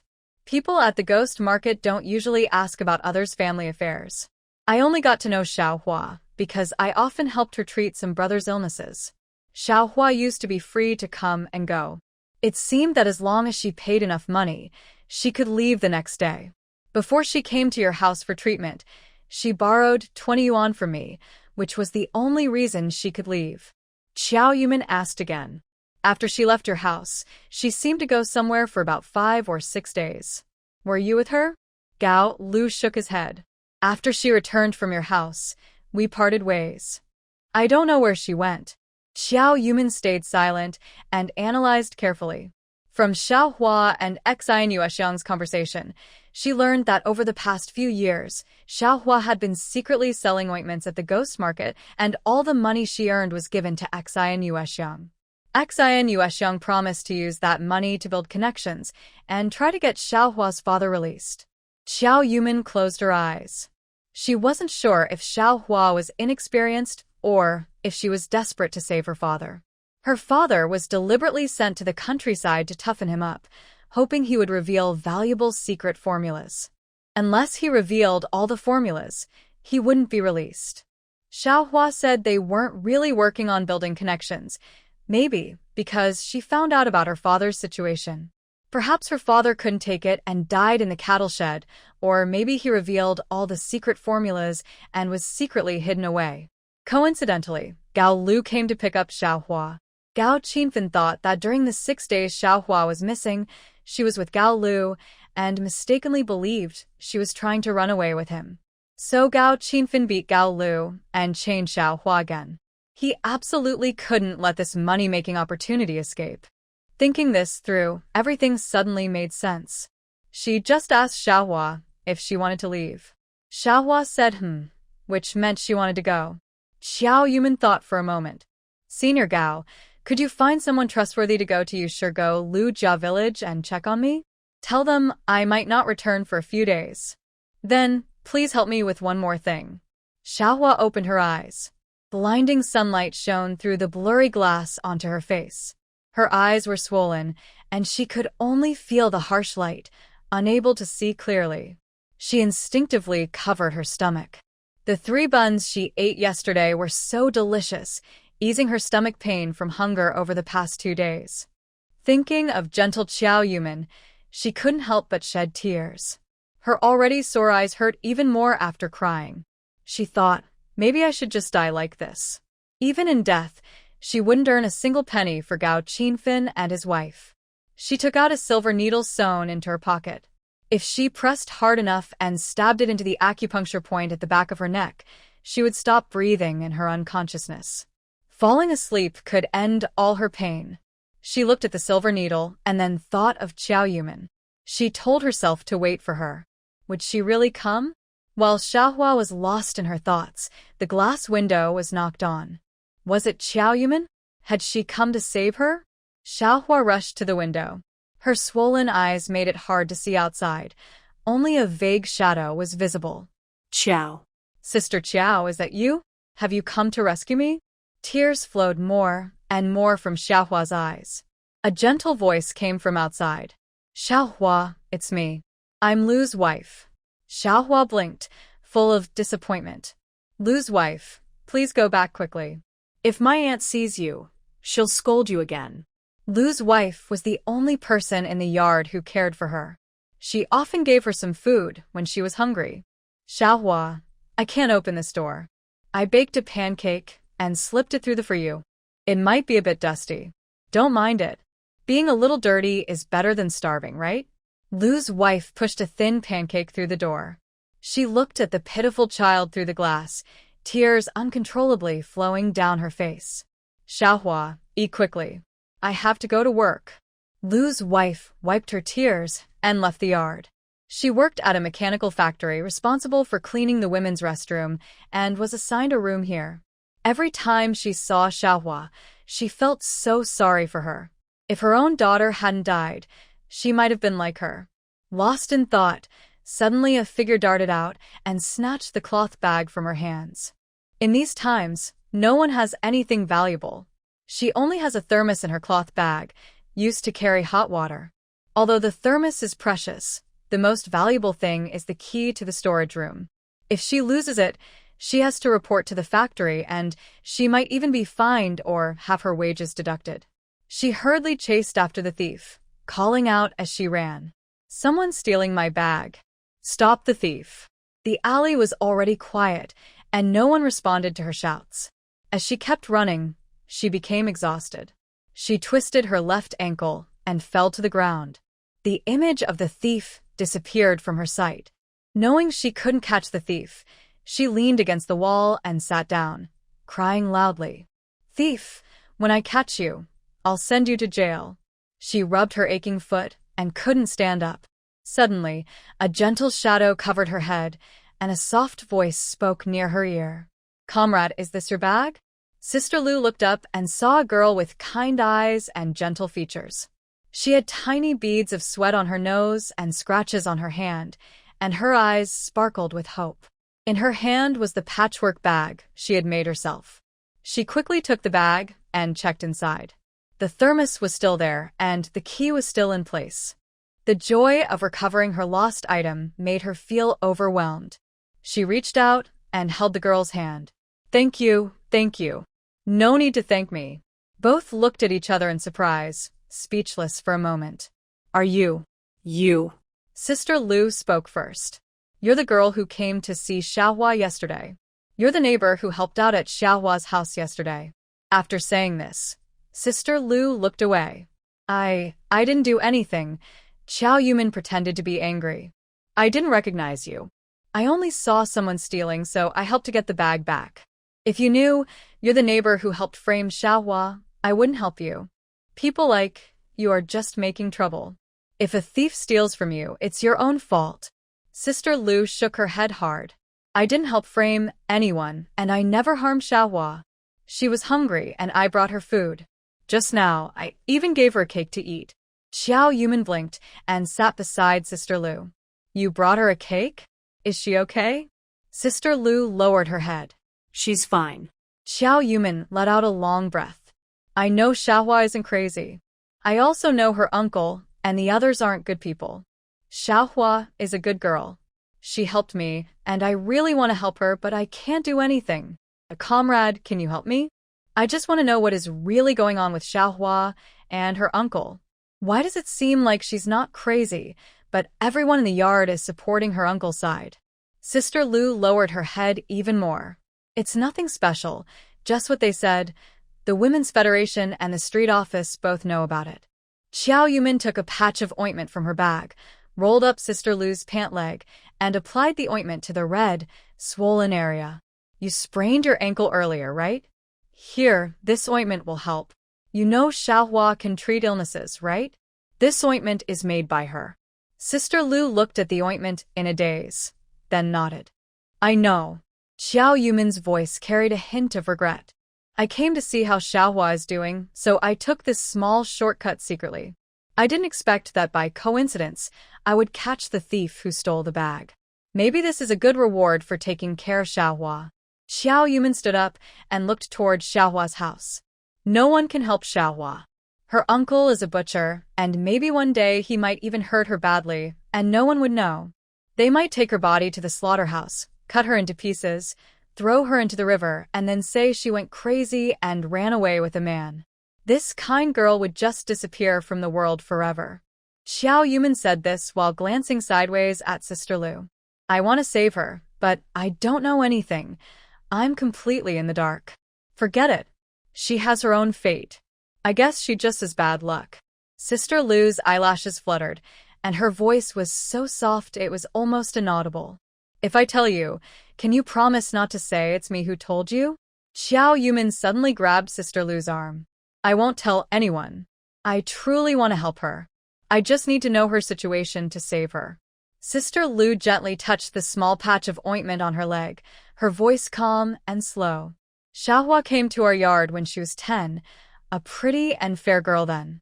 The Gao family wasn't doing too well. They kept having children, and they were very poor. When Xiaohua arrived, she was hiding something valuable. The Gao couple tricked her into giving up her valuables, then treated her like an animal. My daughter got a serious, untreatable illness. My mother-in-law wouldn't let her get treatment, so she just waited at home to die. But Xiaohua couldn't bear to see her suffer, so she often secretly gave her acupuncture to ease the pain. Eventually, she couldn't hold on anymore and left. Since then, whenever I could, I would help her. Actually, I can't do much to help. I just try to say kind words when she gets beaten and give her some food when she's hungry." Xiao Yumin nods. "Why do the people in your yard all insist that Xiaohua is crazy? She clearly isn't." Sister Lu's eyes turn red. "Talking about this, it really feels wrong. No one in the yard knows that Xiaohua can practice medicine. Her uncle is afraid that her medical skills will be known, so he tries to hide it and keeps the investigators away. They cut off her fingers and, thinking she's useless, wanted to sell her to traffickers. Xiaohua was afraid of being sold, so she offered to earn money herself. I don't know where she goes to make money, but she's never home at night. Sometimes I worry her uncle might send her to a bad place. Xiao Yumin understands now. It seems Gao Qinfen sent her to sell medicated plasters at the ghost market. Gao Qinfen is a pig butcher, so he must have connections in that area. Her uncle is afraid the people in the yard might talk, but he also doesn't want to lose this money-making opportunity, so he bought off the people in the yard. Every time they slaughter pigs, leftover parts like intestines and big bones are given to the people in the yard. Nowadays, people only eat meat during the new year, but we always get to eat some here. Everyone benefits from Gao Qinfen, so they follow whatever he says. Because the people in the yard testify for him, and the Women's Federation has records. Xiaohua is mentally ill, so her words aren't trusted and no one believes her.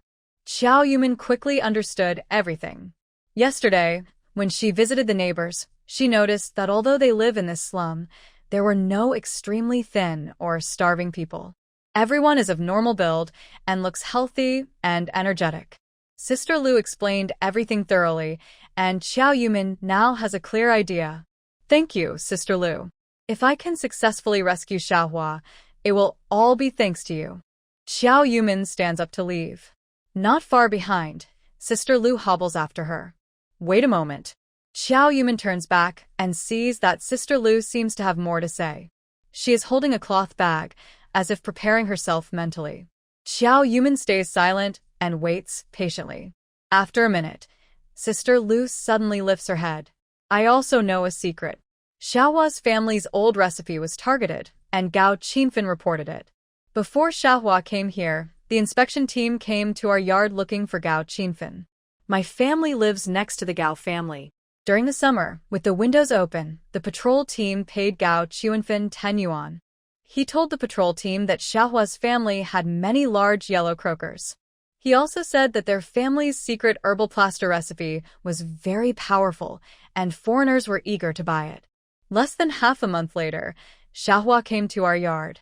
Xiao Yumin listened and slowly clenched her fists. 10 yuan. Just for 10 yuan, someone could cause a family to fall apart. Gao Qinfen is truly unforgivable. Xiao Yumin thanked Sister Lu and left, holding back her anger.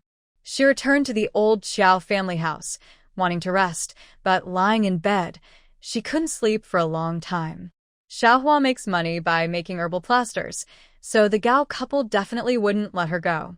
Moreover, Xiaohua's family was gone, and her uncle was her guardian, so as long as her uncle disagreed, she couldn't take Xiaohua away. Even if she paid Gao Qinfen to let Xiaohua go, she wasn't sure he wouldn't come back later to take Xiaohua home.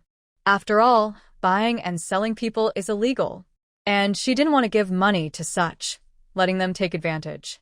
Xiao Yumin knew she needed rest to clear her mind, but she didn't know how Xiaohua was doing or if she was being bullied again.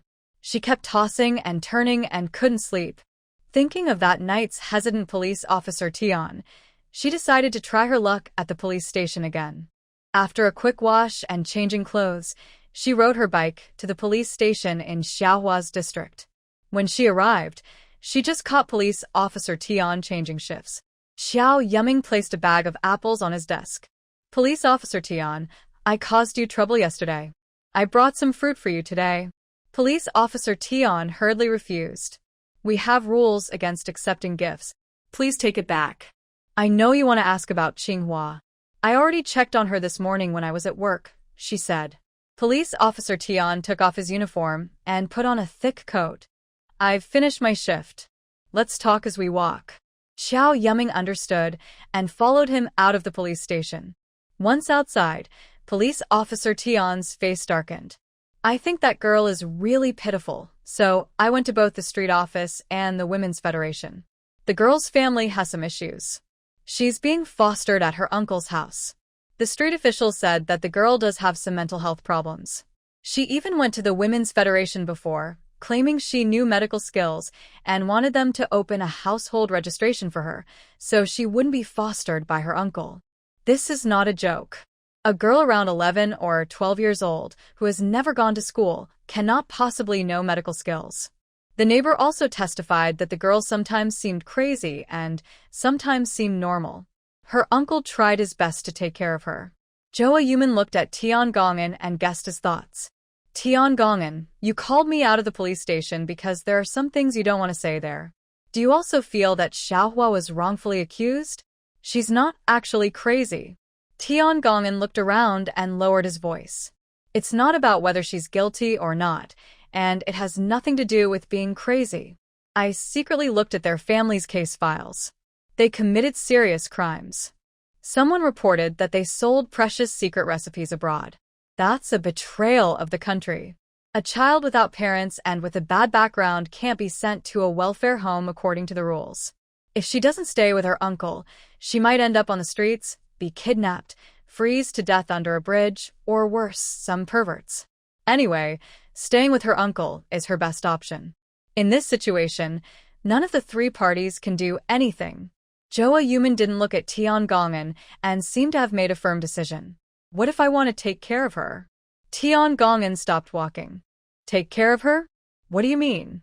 Joa Yuman looked up at Tiangongan. Transfer her household registration to mine, change her name, and from now on, she will be my sister. Tiangongan shook his head.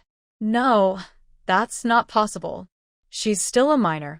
If you want her to be registered with you, you need to go through adoption procedures, which have strict requirements. And Ho Qinghua and her uncle are still around. She doesn't meet the adoption criteria either. Joa Yuman nodded thoughtfully. Thank you, Tiangongan. I understand now. After repeatedly expressing her thanks and saying goodbye, a faint smile appeared on her face. She probably knew what she needed to do next. If there are relatives, she doesn't meet the adoption conditions. But what if there are no relatives? No relatives, and the welfare home won't take her. A child with mental issues is managed by the local street office. Nobody wants this trouble. It was already dark, but Joa Yuman didn't go home. Instead, she went to find Gao Lu. 3 days later, inside the large courtyard, Xiaohua's hand was immersed in cold water, and her movements to wash became stiff. It was dinner time. Every household in the yard started cooking, and the aroma wafted into her nose, making her stomach ache painfully. She hunched her waist to press on her stomach, which helped squeeze the pain and reduce it a little. Last time she ate was a bun given by Xiao Yuman. Sister Lu refused to eat the pancake she brought the next day. She thought she had already eaten buns last night and wasn't very hungry, so she decided to save the pancake for when she was hungry again, since she didn't know how many days she would be hungry this time. Her reckless behavior had already alerted her uncle's family. These days, they didn't scold or beat her.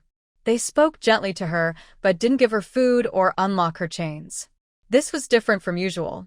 Xiaohua knew they must be planning something. The familiar sound of the door opening, clack, came. Aunt Xi and Yuesheng walked in holding Uncle's arm. Xiaohua, your uncle and auntie are back. Uncle Gao Qinfen unlocked her chains and pulled her into the house like leading a dog. Behind her, 3 younger cousins held wooden swords and poked her back. The eldest cousin even spat on her. Aunt Xi and Yuesheng waved her hand to shoo them away. Go play somewhere else. I need to talk to your cousin. The eldest cousin immediately looked unhappy. What do you want to say to her? Don't think I don't know. The roast duck in your hand is meant for her. Mom, you're so biased. You bought a roast duck but won't let us brothers eat it and want to give it to her? She has a worthless life. Eating such good food. Aren't you afraid she'll choke? Xian Yuesheng rolled her eyes. None of you understand. Go on, go on. At about 7 or 8 years old, they were at that annoying stage, and even their mother, Xian Yuesheng, found them very irritating. Her eldest son, Jean Lai, was scolded and immediately pouted, swaggering off to the next door. Lu's sister-in-law, was the meat your dad brought back cooked today? I want to eat some meat. He kicked open Lu's sister-in-law's door next door, and his 2 younger brothers happily ran inside after him. Xian Yuesheng closed the door, unwrapped the roasted duck in oil paper, and placed it in front of Xiaohua. Xiaohua, your auntie bought you a roast duck. Eat some first to fill your stomach. Later, I'll cook braised pork for you, okay? Want to eat roast duck? No problem, as long as you listen to Auntie. Whatever you want to eat, you'll get it. Xiaohua's eyes shifted. What do they mean? Are they trying to make her go back to the ghost market to sell ointments? Xiao Hua feels very excited. If she can go back to the ghost market, she might be able to escape this home. She looks up at her aunt. Okay, I'll go. I'll go tonight. Unlike her aunt's kind tone, her uncle snorts coldly. You bad girl, don't think I don't know what you're planning. You want to use the ointment selling as a way to run away, right? How come my sister had you a little ingrate? You know, if you go out with this kind of attitude, people might throw stones at you and hurt you. I've protected you for so many years, provided for your food and shelter, and this is how you repay me? Xin si ang pushet gao kin fen. Don't scare the kid. She turns to Xiao Hua with a smiling face. Your uncle didn't mean it that way. Look, it's getting cold now. If you go out to sell ointments, you'll be standing outside all night. Your uncle cares about you.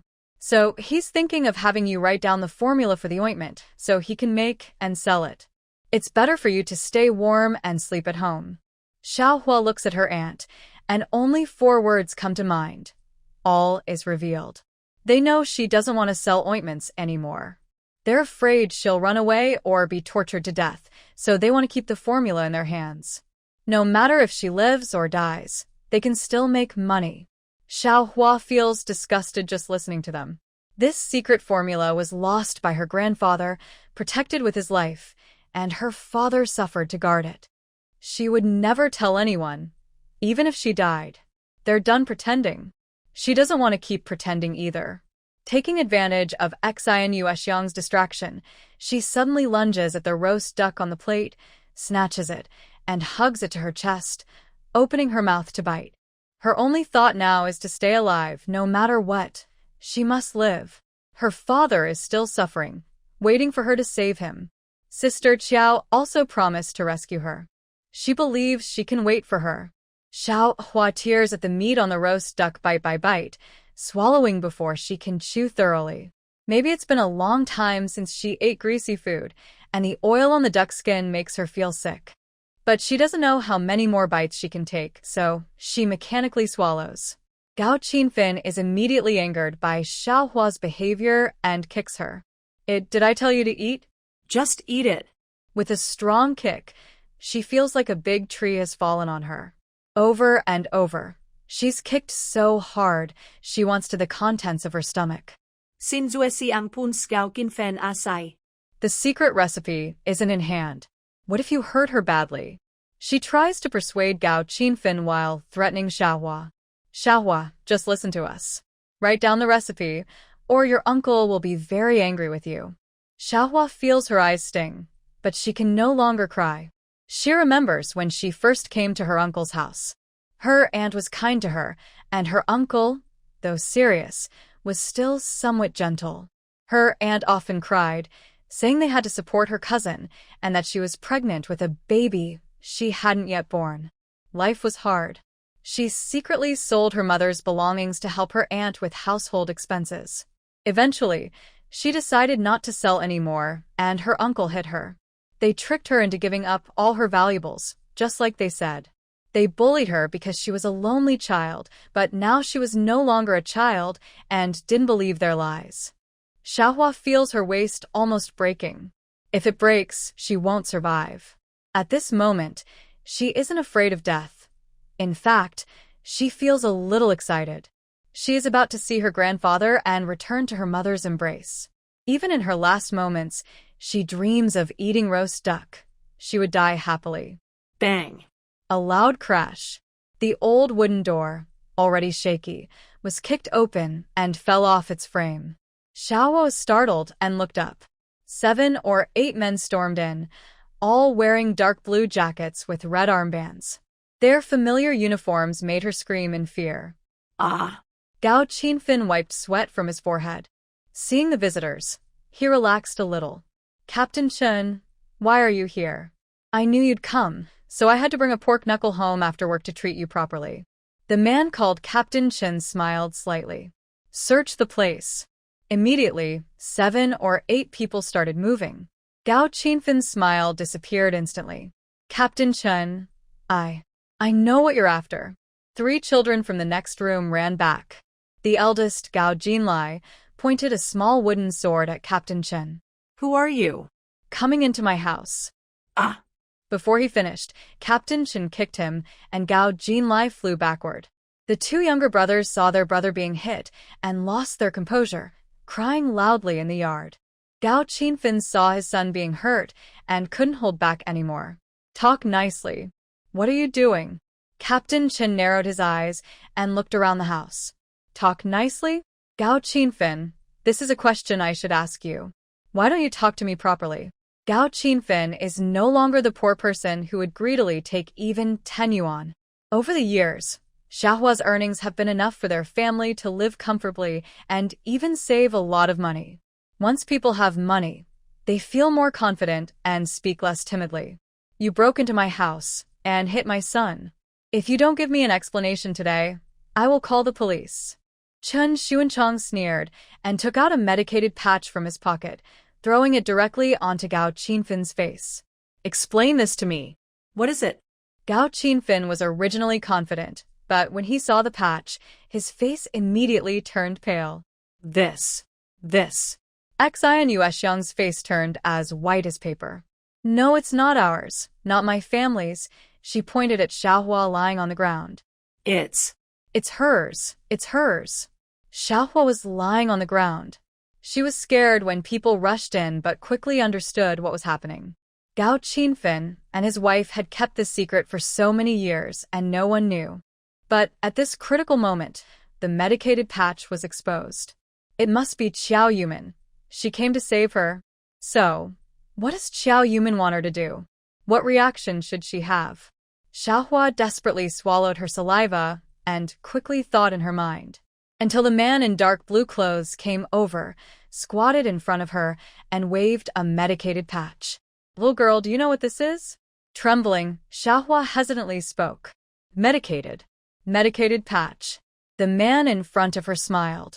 Where did this medicated patch come from? Xiaohua tried to suppress her breathing, not wanting to seem too excited. It's for my family. She had been sent to the ghost market by her uncle to sell things for over 2 years. She was no longer a naive girl. Qiao Yuman had already handed her a knife, and she would definitely stab these two monsters in the heart. She pretended to be innocent. Uncle, are you here to buy medicated patches? Our medicated patches work very well.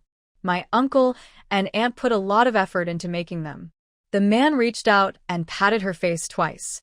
Good girl. Xian Yuexiang was so frightened she sat down on the ground. Nonsense. It's obviously you who made it. Xiaohua immediately burst into tears. Auntie, you can't blame me for everything. My cousin caused trouble, and you didn't dare tell Uncle. Instead, you made me take the blame and vent your anger on me. Now, even such small things are being blamed on me? It was you who told my dad about adopting me, so he shared the secret recipe with you. Xiaohua looked up at the man. Uncle, this is what my uncle made. The ointment is in the room next door. As soon as Xiaohua finished speaking, Chen Xuanchang strode out confidently. The sound of searching for things came from the next room, clattering loudly. Gao Qinfen was so scared, he wet his pants and didn't dare say a word.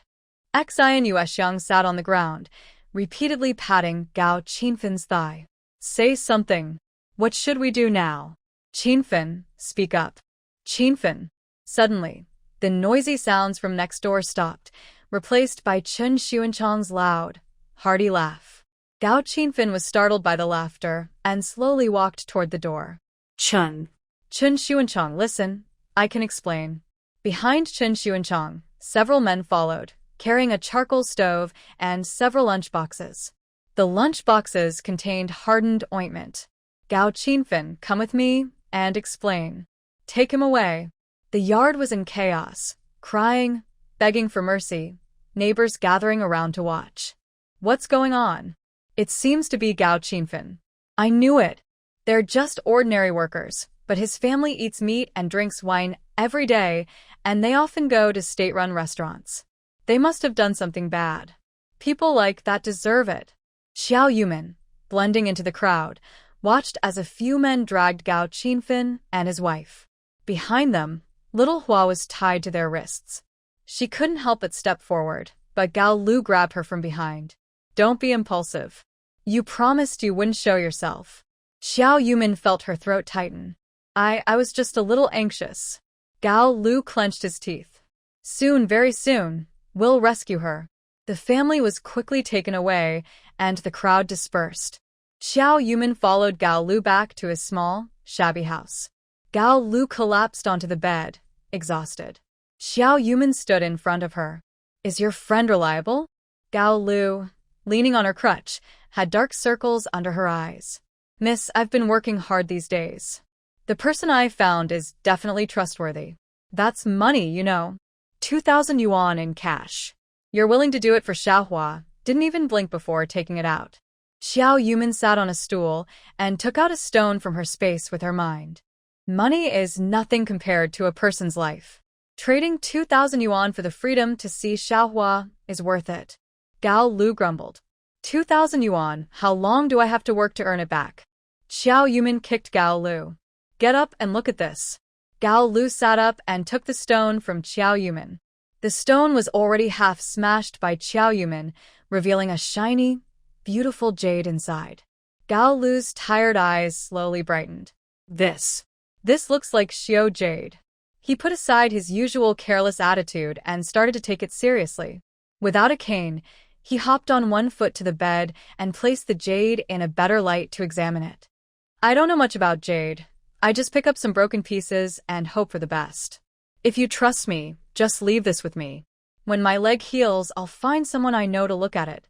Xiao Yumin had plenty of these stones in her space and didn't care much about this small piece. She trusted Gao Lu's character. I'll give this to you. If it turns out to be valuable, I'll help you make a good deal. Gao Lu tightly clenched the stone and almost knelt in front of Xiao Yumin, hopping on one foot. Comrade Xiao, Sister Xiao, you really are my great benefactor. Just as they were talking, there was a knock at the door. Gao Lu grabbed his cane and opened it. The person standing outside was the second monkey, the gatekeeper at the ghost market, whom Xiao Yumin recognized. The second monkey looked inside the room quickly. Gao Lu, you're in big trouble. Xiao Yumin stood up from her chair. Gao Lu needed to help her with Xiaohua's matter and find someone to appraise the jade. He couldn't afford to get into trouble now. The second monkey looked at Xiao Yumin and pulled Gao Lu out of the room. Gao Lu looked confused. Whatever it is, just say it inside. Xiao Qiao isn't a stranger. The second monkey, bent over and anxious, stamped his feet. You're looking for a woman, but you had to find one who's married. I asked to send a message to her family, but I didn't expect she was married. Her husband was relentless and wanted to follow me, but I finally got rid of him. Now you hurry and get this woman out of here.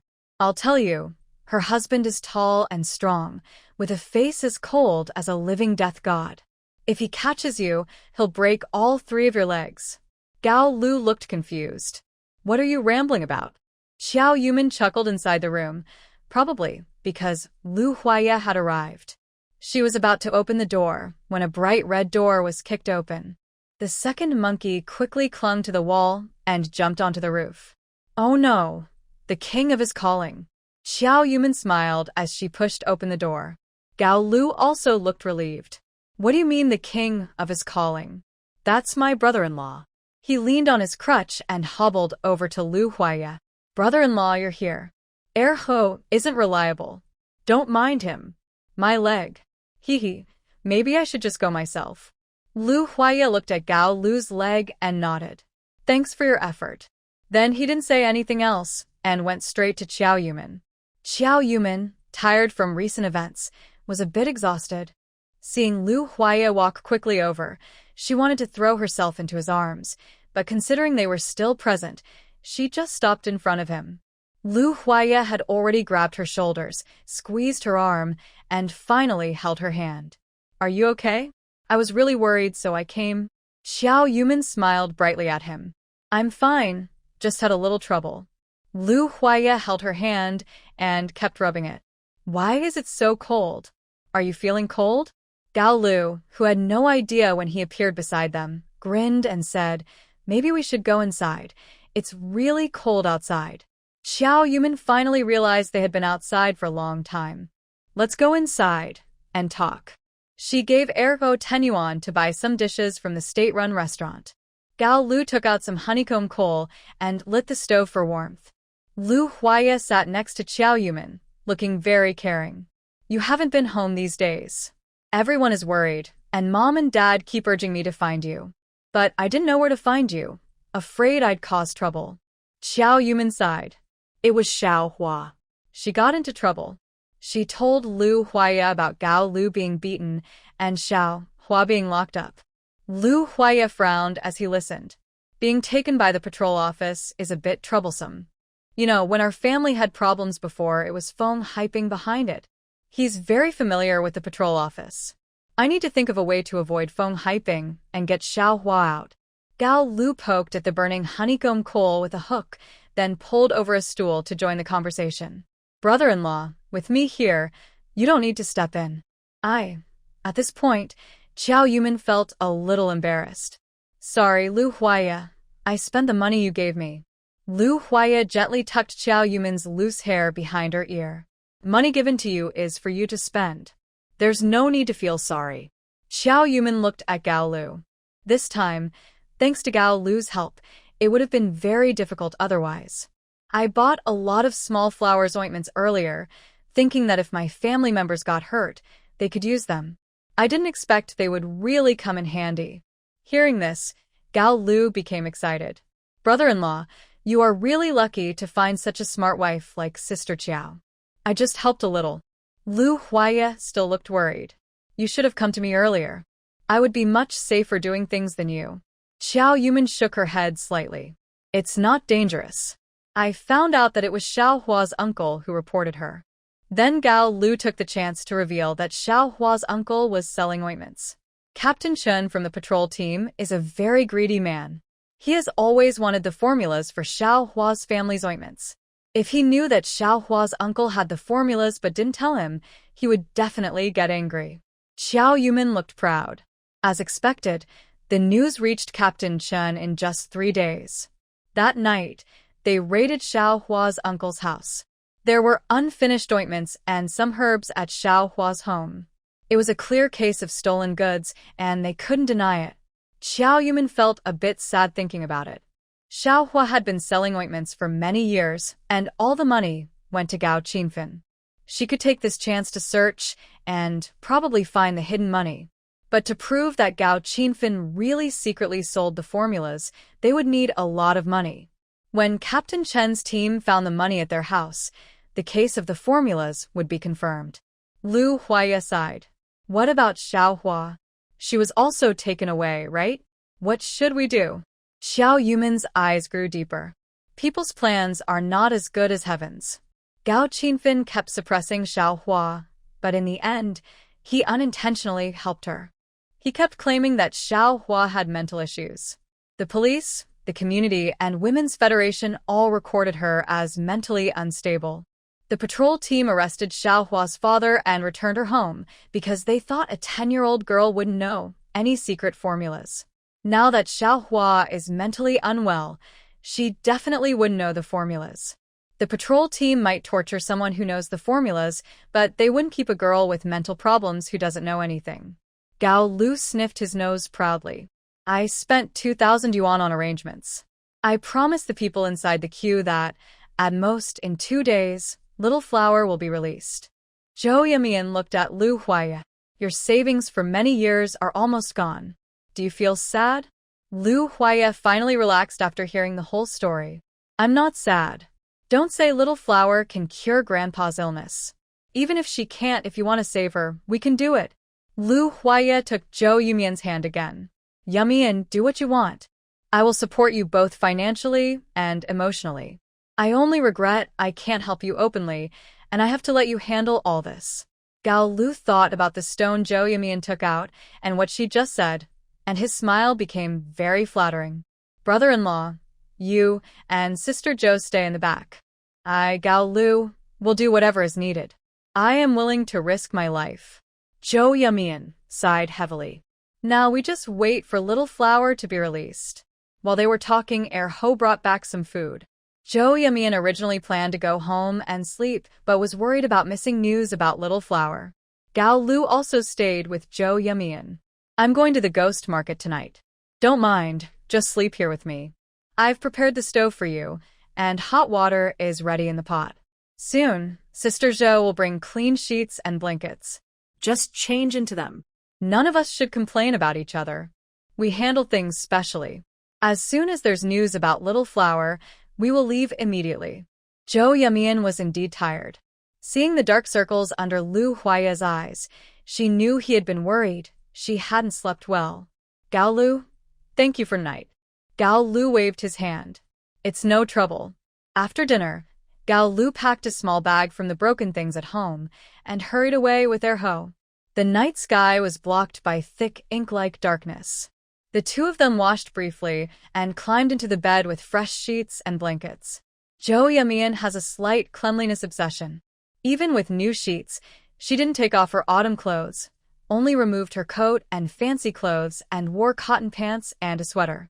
Lu Huaya was not lying on the bed but leaning against the wall, head bowed, lost in thought.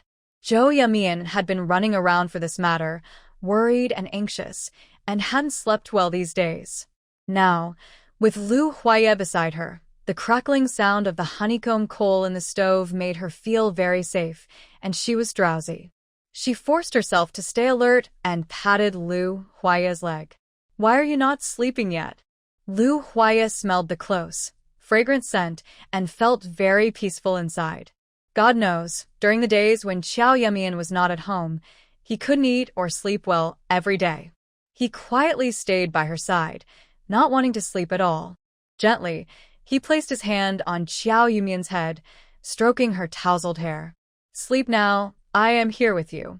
At the patrol station, Xiaohua curled up in the corner, clutching herself tightly. She had been here before, but the fear was deeply etched in her mind. She remembered how she first stayed with her grandfather, who secretly told her to answer, "I don't know" to any questions. After her grandfather was taken away, screams echoed all night. When he was brought back the next day, she cried and threw herself into his arms. She saw that her grandfather's hand was broken, and the wound on his back was bleeding constantly. It was from a spiked whip, soaked with chilly water, making the wound heal slowly and prone to infection and decay. The Ho family ancestors practiced medicine, following the way of saving lives. Every doctor in the Feng family used needles and sewed a hidden pocket in their cuffs, holding 4 silver needles, 2 hands, 8 needles in total, ready to treat and save lives at any moment. As the next generation of her family, she learned to read at 3, and naturally her cuffs also held needles. Seeing her grandfather like this, she wanted to take out her silver needles to treat him. But her grandfather whispered to her that she couldn't. There were people watching outside, monitoring whether she could use her medical skills. Xiaohua watched her grandfather being taken out every day and brought back at night. Finally, on the last day, her grandfather's spine was broken and he couldn't move. Blood kept flowing from his nose and mouth.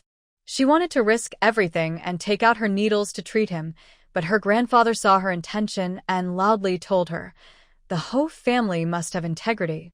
Even if their ancestral secrets are lost, they would never hand them over to these beasts." In a state where he couldn't move at all, he used his head to hit the ground and ended his life. Xiaohua understood that her grandfather used his death to lessen her burden and to warn her not to give up the secret formula. But she didn't understand why her life was not as important as the secret. They could take it as long as she was alive. Later, when she was protecting herself, she revealed to her uncle and his wife that she knew how to make medicated plasters. She saw their greed in their eyes. From then on, she became their tool to make money. No matter how much they tested or humiliated her, she insisted that she only knew the secret of the medicated plaster and nothing else. But it was this secret that helped her uncle and his wife find a way to make a living. They used their father to threaten her and to get money from her. They constantly claimed she had mental health issues to control her. After she saw through their plan, they even tried to imprison her to gain long-term benefits. These two people are not very educated and not very clever. They're from the lower social class and lack broad knowledge. If those rare formulas were discovered by the inspection officers, what would they do? Those ointments made for ordinary people would be turned into expensive premium products to make money. They might even secretly sell them at high prices abroad, turning her family's valuable items into someone else's possessions. The profits and darkness behind this are beyond what a young girl can imagine. Hearing the screams from next door, Xiaohua remembered her grandfather being tortured day and night. Her mind kept replaying her grandfather's words. Never admit you know medical skills. Never let the formulas fall into outsiders' hands. Xiaohua murmured, repeating these words softly so only she could hear, as if this would make her brave. Creak. The wooden door opened, sounding even harsher than her memories. She looked up and saw a familiar face. The person leaned in close, with sharp eyes like a hawk ready to pierce her. Behind him, a man in blue with a red armband whispered in her ear. "Captain, I heard she's mentally ill. Do we need to question someone like that?" Captain Chen turned and glared at him. Fool. That couple keeps claiming she knows the formulas. They don't really know anything. Even if she has mental issues, what if she really does know something? The man behind him lowered his head and took a step back. Captain Chen looked down, his voice strange. "Little girl, I think we've met before. Do you remember me?" Xiaohua immediately understood. Mental illness? Yes. She could pretend to be mentally ill. Xiaohua blinked, suppressing her fear, and shook her head at Captain Chen. "I don't know you, and you look really scary." I'm afraid. "When can we go home?" "My aunt bought me roast chicken, but I haven't finished eating it yet." Captain Chen frowned. "Your uncle and aunt say you're not sick, and they say you made the formulas. They don't know anything. Is that true?" Xiaohua's breathing grew rapid, but she made up her mind and spoke. "Yes, I am not sick at all. I don't understand why everyone keeps saying I am sick." She blinked and moved closer to Captain Chen. "Let me tell you a secret. I actually know how to treat people. My dad and grandpa both know how to treat illnesses. They taught me. I was sick before, but I cured myself." Xiaohua remembered the people with mental health issues who came to their pharmacy, trying to imitate their tone and expressions. "You know, I am very talented. When my grandpa was sick, I cured him. After I cured him, he took a big boat, with smoke coming out of the chimney, and went fishing in the ocean, haha." Captain Chen closed his eyes in frustration and rubbed his forehead. After a moment, he asked patiently again, "Do you know the recipe for their ointments?" Xiaohua nodded. "Yes, I do. 1 part dried, 2 parts mint, and 3 March in Yangzhou." The man behind Captain Chen couldn't hold back and burst out laughing. Captain Chen turned to glare at him, exhausted by patience. He raised his hand and slapped him. Smack. The crisp sound of the slap echoed in the room. "I'm telling you, you better memorize the Ho family's ointment recipe, or I'll break your neck like I did to your grandpa." Xiaohua shrank back, finally showing a scared expression. "I'm not joking anymore, I'm scared. Boo-hoo, I really don't know anything. It's Uncle. Uncle knows everything. My mom said Uncle is useless, but she secretly told him our family's recipe. She wants him to make money too. Boo-hoo. Don't hit me, I won't lie anymore." I'm scared. "Uncle, where are you? Please give them the recipe." Xiaohua doesn't want her neck broken. Xiaohua cried, tears and snot streaming down her face. She didn't wipe them, letting them cover her face. Captain Chen was so angry he kicked her. What a crazy person. The man standing nearby came over and quietly advised, "Captain, there's no need to get angry with the madwoman. I checked the records. The last time they came in, she didn't know anything. Her grandpa died right in front of her, and she didn't even try to save him. She just screamed in fear. Probably that's when she went crazy." The man glanced at Xiaohua and then said seriously, "Even if the secret recipe was truly given by her, it was actually the diligent couple who prepared and cooked it. Otherwise, how could a crazy person do these things? Instead of relying on a mad person, it's better to ask the couple." Captain Chen looked up, closed his eyes, then turned around and kicked Xiaohua in frustration. "Useless." A man bent over, trying to comfort Captain Chen. "Captain, don't be angry. Just leave her here. When she's no longer useful, we can carry her out and throw her away. Captain Chin raised his hand and gave the man a hard hit on the head. Pig brain. Do you think it's still a few years ago? Society has changed. You can't just throw people away now. Captain Chin glared at Xiaohua. Tomorrow during the day, we'll review her again. First, tempt her with some food, then bring her a few cousins to scare her. If we can't get any useful information, we'll just throw her out after dark. Captain Chin turned and walked out the door with his hands behind his back. Anyway, our patrol team can't afford to cause any deaths. If we throw her out and she gets picked up by traffickers or beggars, it's not our problem. The two of them left the room, and the wooden door was closed with a clink of chains. Xiaohua sank to the corner like her strength was gone. Sweat from her forehead dripped over her wound, making her face sting all over. Is she safe now? She quietly sobbed, afraid to attract attention, and fell asleep in fear and exhaustion. Night fell. The patrol nearby was very quiet. Since this place was near the outskirts and had a bad reputation, no one dared to come close. A pale, cold light from a dim lamp on the signboard seemed to warn people how unkind this place was. Xiao Yumin and Lu Huaya hid in a box in the shadows, watching the gate closely. Gao Lu threw away his cane, dressed in torn clothes, with messy hair, and lay slumped beside the patrol gate.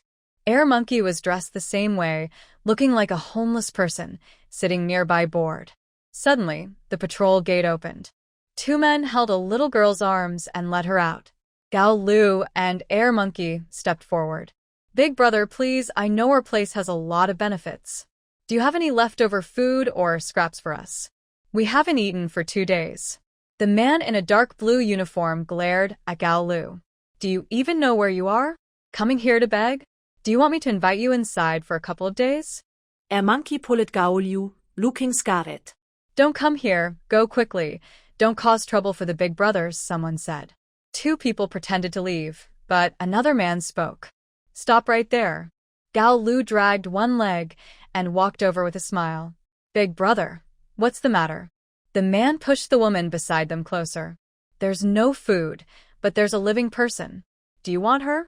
Gao Lu and Air Monkey were very happy. Yes, of course, haha. Gao Lu grinned, showing his teeth, then took the woman's hand. Thanks, big brother. The woman struggled desperately. Who are you? What are you doing? Air Monkey chuckled. Are you hungry? We're taking you to eat. When the woman heard eat, she stopped struggling immediately. Okay, great, let's go eat. The three of them walked farther away and disappeared into the alley. A man in uniform stood still, watching their direction. Did they really give that young girl to the beggars? Captain will find out. Will he be mad? No, I have to go after them. In the dark alley, Lu Huaya kept Xiao Yumin protected behind him. Gao Lu tightly covered Xiaohua's mouth, afraid she might make a sound. Air Monkey held a metal rod, trembling as he prepared to raise it. Everyone looked at each other, signaling they were ready. When the man arrived, they would attack. In the darkness, it seemed they could hear each other's heartbeat, not daring to breathe too loudly. The man ran to the alley entrance, and someone behind him called out, "Don't chase anymore. They've gone far." Besides, the captain agreed to this. The man pulled his companion. Let's go back. We need to deal with those 3 troublemakers. The boss is a coward. Maybe we can get some information from him. They slowly walked into the yard. Suddenly, the man looked back into the alley, with his left hand behind his back, making a waving gesture. Even after they went inside, Gao Lu and the others remained worried and stayed in place for a long time. Until Air Monkey threw down the rod and collapsed to the ground, they finally relaxed. Xiaohua was still wearing a rough cloth shirt. Xiao Yumin wanted to take off her cotton jacket to give her, but Lu Huaya held her hand and took off his thick cotton jacket first, putting it on Xiaohua. Seeing Xiao Yumin, Xiaohua, perhaps feeling relaxed, called out, "Sister Qiao," then suddenly fainted with her eyes rolled back. Xiao Yumin held the thin, almost weightless little flower, feeling a wave of sadness inside. Lu Huaya squatted down as Xiao Yumin helped the little flower onto her back. Let's go, we'll go back first. This time, they didn't return to Gao Lu's small, shabby den, but went back to Qiao's house. At first, Qiao Yumin thought Gao Lu was unreliable, so she didn't want to tell him about this place. But now that Gao Lu had helped so much, she felt less hesitant. The best thing about the Qiao family was having many rooms. Qiao Yumin and the little flower stayed in one room, while Gao Lu and Lu Huaya stayed in the living room. Air Monkey was sent out to patrol and gather information. Qiao Yumin fed the little flower some spiritual spring water and gently wiped her face with a damp cloth. The little flower had a fever and was sweating profusely. After taking care of her for a while, her breathing gradually steadied and her temperature slightly dropped. Qiao Yumin finally felt at ease and went to the living room. In the living room, a coal stove was burning honeycomb coal. Gao Lu was warming himself, and Lu Huaya was sitting at the table, lost in thought. When they saw Qiao Yumin come out, they looked over at the same time. "How is little flower?" Qiao Yumin finally relaxed. Her fever has gone down, and she's sleeping peacefully. Lu Huaya poured a cup of hot water for Qiao Yumin. "What do you plan to do next?" Qiao Yumin thought for a moment. "Lu Huaya, I didn't expect this to happen at first. Saving little flower is urgent, and I didn't discuss it with you all. Qiao Yumin shared her idea. "I want to take little flower as my sister and transfer her household registration to our Qiao family, so she will have the Qiao surname. But then, we will have to take care of her and be responsible for her future." Lu Huaya nodded. "This is the best way. Her uncle's family probably can't get out. Even if they come out of the patrol office, they'll be in trouble. A teenage girl like her can't survive in this world." Gao Lu also sounded a little sad. Although she can sell ointments in the ghost market to make a living, it's not an easy place to survive. "I've been in the ghost market myself, just hoping to save enough money to buy a job and leave that place." Lu Huaya gently touched Qiao Yumin's finger. "Are you worried? Are you afraid your father-in-law won't agree?" Qiao Yumin shook her head. "It's hard to say whether my father can return safely from the northwest. We can't ask for his opinion right now. Once little flower becomes my sister, we will bring her back to Yeshigu to live. My parents gave me money, and I used it to pay for Xiaohua's treatment. That money was probably taken by her uncle. The 3,000 yuan you gave me was mostly spent over the past 2 days on social visits to help Xiaohua. Together, your money and my parents' money, there isn't much left. Xiaohua will live with us again, which means one more person to feed. I didn't discuss this with your parents. I made the decision myself because I was worried." Lu Huaya bent down, his eyes level with Qiao Yumin. "Our family has lived together for so long. You should know what your parents are like. Even if Xiaohua can't save Grandpa, your parents wouldn't let her be homeless. When Xiao Shuawei was hit, your mother still asked you to talk to her, not to others. And besides, Xiaohua is just a young girl. She doesn't eat much, so it's okay. Our family is big. They will be happy, not upset." Qiao Yumin felt genuinely happy. Lu Huaya always seems to accept her and understand her thoughts. Actually, she dared to act without asking because she knew deep down that Lu family's parents are tolerant. But Xiaohua isn't a cat or a dog. She's a real person. Talking about her always feels a bit uncertain. Lu Huaya held her shoulders with both hands. "Since we decided to help her, we should give her a bright future. Stay strong. Let's think about how to officially register her in your household registration." Qiao Yumin covered her face with her hands, rubbed her cheeks to wake herself up. Her father went to the northwest for work. He was transferred temporarily, took the grain, but his household registration is still in Qingshan County. I can't take the lead on this. If the inspection office finds out, they can trace Xiaohua back to me. So I can't show myself. Tomorrow, I will try to contact my father's former boss to see if he can help, maybe speak to the street office and the household registration office. After discussing the details, the three of them went to sleep. The next morning, Xiaohua was still unconscious, but her face looked much better than when she was brought back yesterday. Qiao Yumin fed her some spiritual spring water and asked Gao Lu and Lu Huaya to take care of her, then left alone. Today, she planned to find a leader named Lu Finjin, a retired leader from the Agricultural Machinery Institute, who was also her father's teacher. Because of internal job competition, Lu Finjin was pushed out by others using tricks, and her father, who always spoke up for him, was also dismissed. A camel that is thin is still bigger than a horse. Lu Finjin has worked at the Agricultural Machinery Institute for 20 years and has some connections. Xiao Yuman rides her bike toward a familiar direction.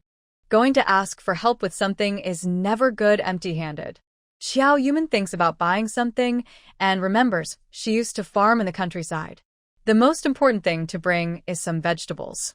She takes out some vegetables grown from her space and catches a fish from Lingquan water.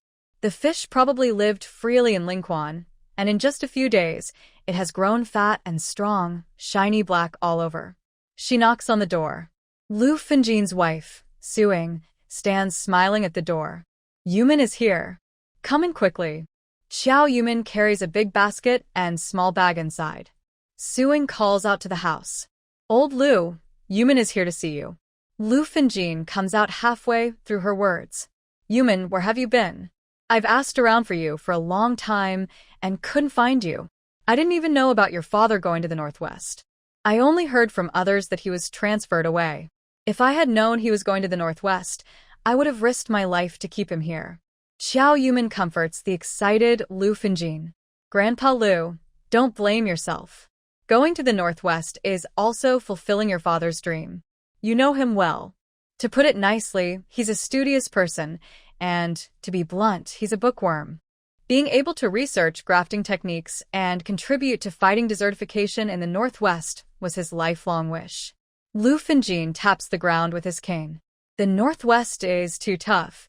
It's suffering to go there. Xiao Yuman looks at Lu Lao's red eyes. My father is too rigid. Even living in Qingshan County, he wouldn't enjoy life. He's not smooth-talking. After so many years at the Machinery Institute, he's offended many people. If it weren't for you protecting him, he might not even have gone to the Northwest. Now going there means no need to maintain social relationships and can focus on scientific research. For him, it's also a kind of relief. Lu Lao Shai. Sigh, I'm too old now. I can't compete with those young people anymore, and I don't have the energy. It's just that you and your sister have suffered. I heard you both married to avoid going to the Northwest. How are things at your in-laws? Are you doing well? Xiao Yuman pauses. How should she tell Lu Lao about her life with Xiao Xuoe? After thinking for a moment, she just smiles. Life is pretty good. Dad found a family he knows well. We all chose to marry the ones we wanted. No regrets. Anyway, life is what you make of it. It will get better. Hearing the sense of helplessness in Xiao Yuman's tone, Suing gave Lu Lao a subtle signal to stop talking. Yuman, I'll go make you some food. When I was a child, I loved the meatball soup I made. Wait a moment, I'll go prepare it. Xiao Yuman was happy to change the subject and quickly revealed the donkey. Grandpa Lu, Grandma Su, these are things I brought from the countryside. These are vegetables grown in the village and fish caught from the river behind the mountain. And it's almost New Year's Day. These gifts may not be fancy, but they are my heartfelt wishes. Just some vegetables. The two elders didn't refuse and happily accepted them. After breakfast, it wasn't yet time for lunch, but Su Ying's meatballs were excellent. To make the elders happy, Xiao Yuman didn't refuse either. Lu Lao, who had spent his life as a wise man, clearly understood that Xiao Yuman had something to ask. He took her into the study. I've already found out your father's address. His place doesn't have phone service, and calling requires going to the town. So, in these 3 months, we've only been in contact once. He said you married a military officer from the Lu family, but when I checked at the military compound, there are over a dozen Lu families, some of whom have moved away. I don't know which one you married into, so I couldn't find you. Xiao Yuman was a bit surprised. You've contacted my father? Hearing that Lu Lao had quickly contacted her father, Xiao Yuman felt a complex mix of emotions she couldn't easily express. In her past life, because things hadn't gone well, she resented her father and also resented his superior. She never thought of actively searching for her father and had cut all ties with everyone and everything. When Lu Lao couldn't find her, she didn't think to ask about her father during holidays or special days. She missed the news entirely. When she finally received news again, it was already too late. Death had separated them. It seems people shouldn't just stay stuck in their own world and become complacent. They should make good use of trustworthy contacts, expand their social circle, and not wait until the last minute to act. Xiao Yuman decided that after returning home, she would make a list of contacts. When she had free time, she would visit her father's friends. Perhaps there would be new discoveries. Since she couldn't visit the Liu family, she needed to become more active herself. Grandpa Liu, I now live in the countryside and I don't have a phone, so I can't contact my father. Can I leave a letter here? Next time you get in touch with my father, please read it to him for me. Lu Lao naturally wouldn't refuse such a small request. Being able to contact her father would be wonderful, but right now, Xiao Yuman's priority was even more important. Grandpa Liu, I have a small favor to ask. This matter is quite difficult, so I can only think of asking for your help. Old Liu nodded. Rainmian, I feel sorry for your father, so I have a duty to take care of you. As long as I can do it, I will definitely help you. Xiao Rainmian sat beside Old Liu. Old Liu is a trustworthy person, and Xiao Rainmian explained clearly the background of Xiao Hua's situation. She knows her current abilities are limited, her ideas are limited, and her status is sensitive. Some things would be easier if Old Liu could help her decide, making things more efficient. Grandpa Liu, Xiao Hua's identity is sensitive, and I can't stand the scrutiny team's pressure. Is there a way to let her quietly come to my house without anyone knowing? Old Liu frowned in thought, unconsciously rubbing his cane with his thumb. After a while, he finally spoke. This can be done simply or more complicated, but the simpler way might harm your father's reputation. We could tell others that the girl is your father's illegitimate daughter raised in the countryside, and that her mother has passed away, so she came to find her father. Then I can step in, admit her identity, and write an introduction letter to register her in your household. Old Liu pursed his lips. These days, many households are unregistered, and it's common for city researchers to go to the countryside and have children with local women. Registering her is reasonable. A household registration at the Agricultural Machinery Institute wouldn't attract the scrutiny of the inspection department. If you take her to the countryside to raise her for 3 or 5 years and she changes, the issue will be gone. And Xiao Hua would then be considered a missing person, impossible to find. Because it concerns his father's reputation, Xiao Rainmian hesitated. What about a more complicated method? Old Liu spoke. I know an officer from the household registration office. I can say Xiao Hua is a distant relative of mine and her parents passed away, so she came to stay with me. But this method requires the Public Security Bureau to review, and I'd need to create a false relative for them to verify. Also, Xiao Hua's household registration can only be registered under our family. After thinking carefully, Xiao Rainmian clenched her teeth. Grandpa Liu, just say she's my father's illegitimate daughter. This way, it's easier for both of us. You've already helped me so much. I don't want to trouble you by registering Xiao Hua under your name. Old Liu showed a kind smile. As long as you think it's convenient, that's fine. Xiao Yuman chose the first option. As a former leader of the Agricultural Machinery Institute, Lu Lao had a phone installed at home.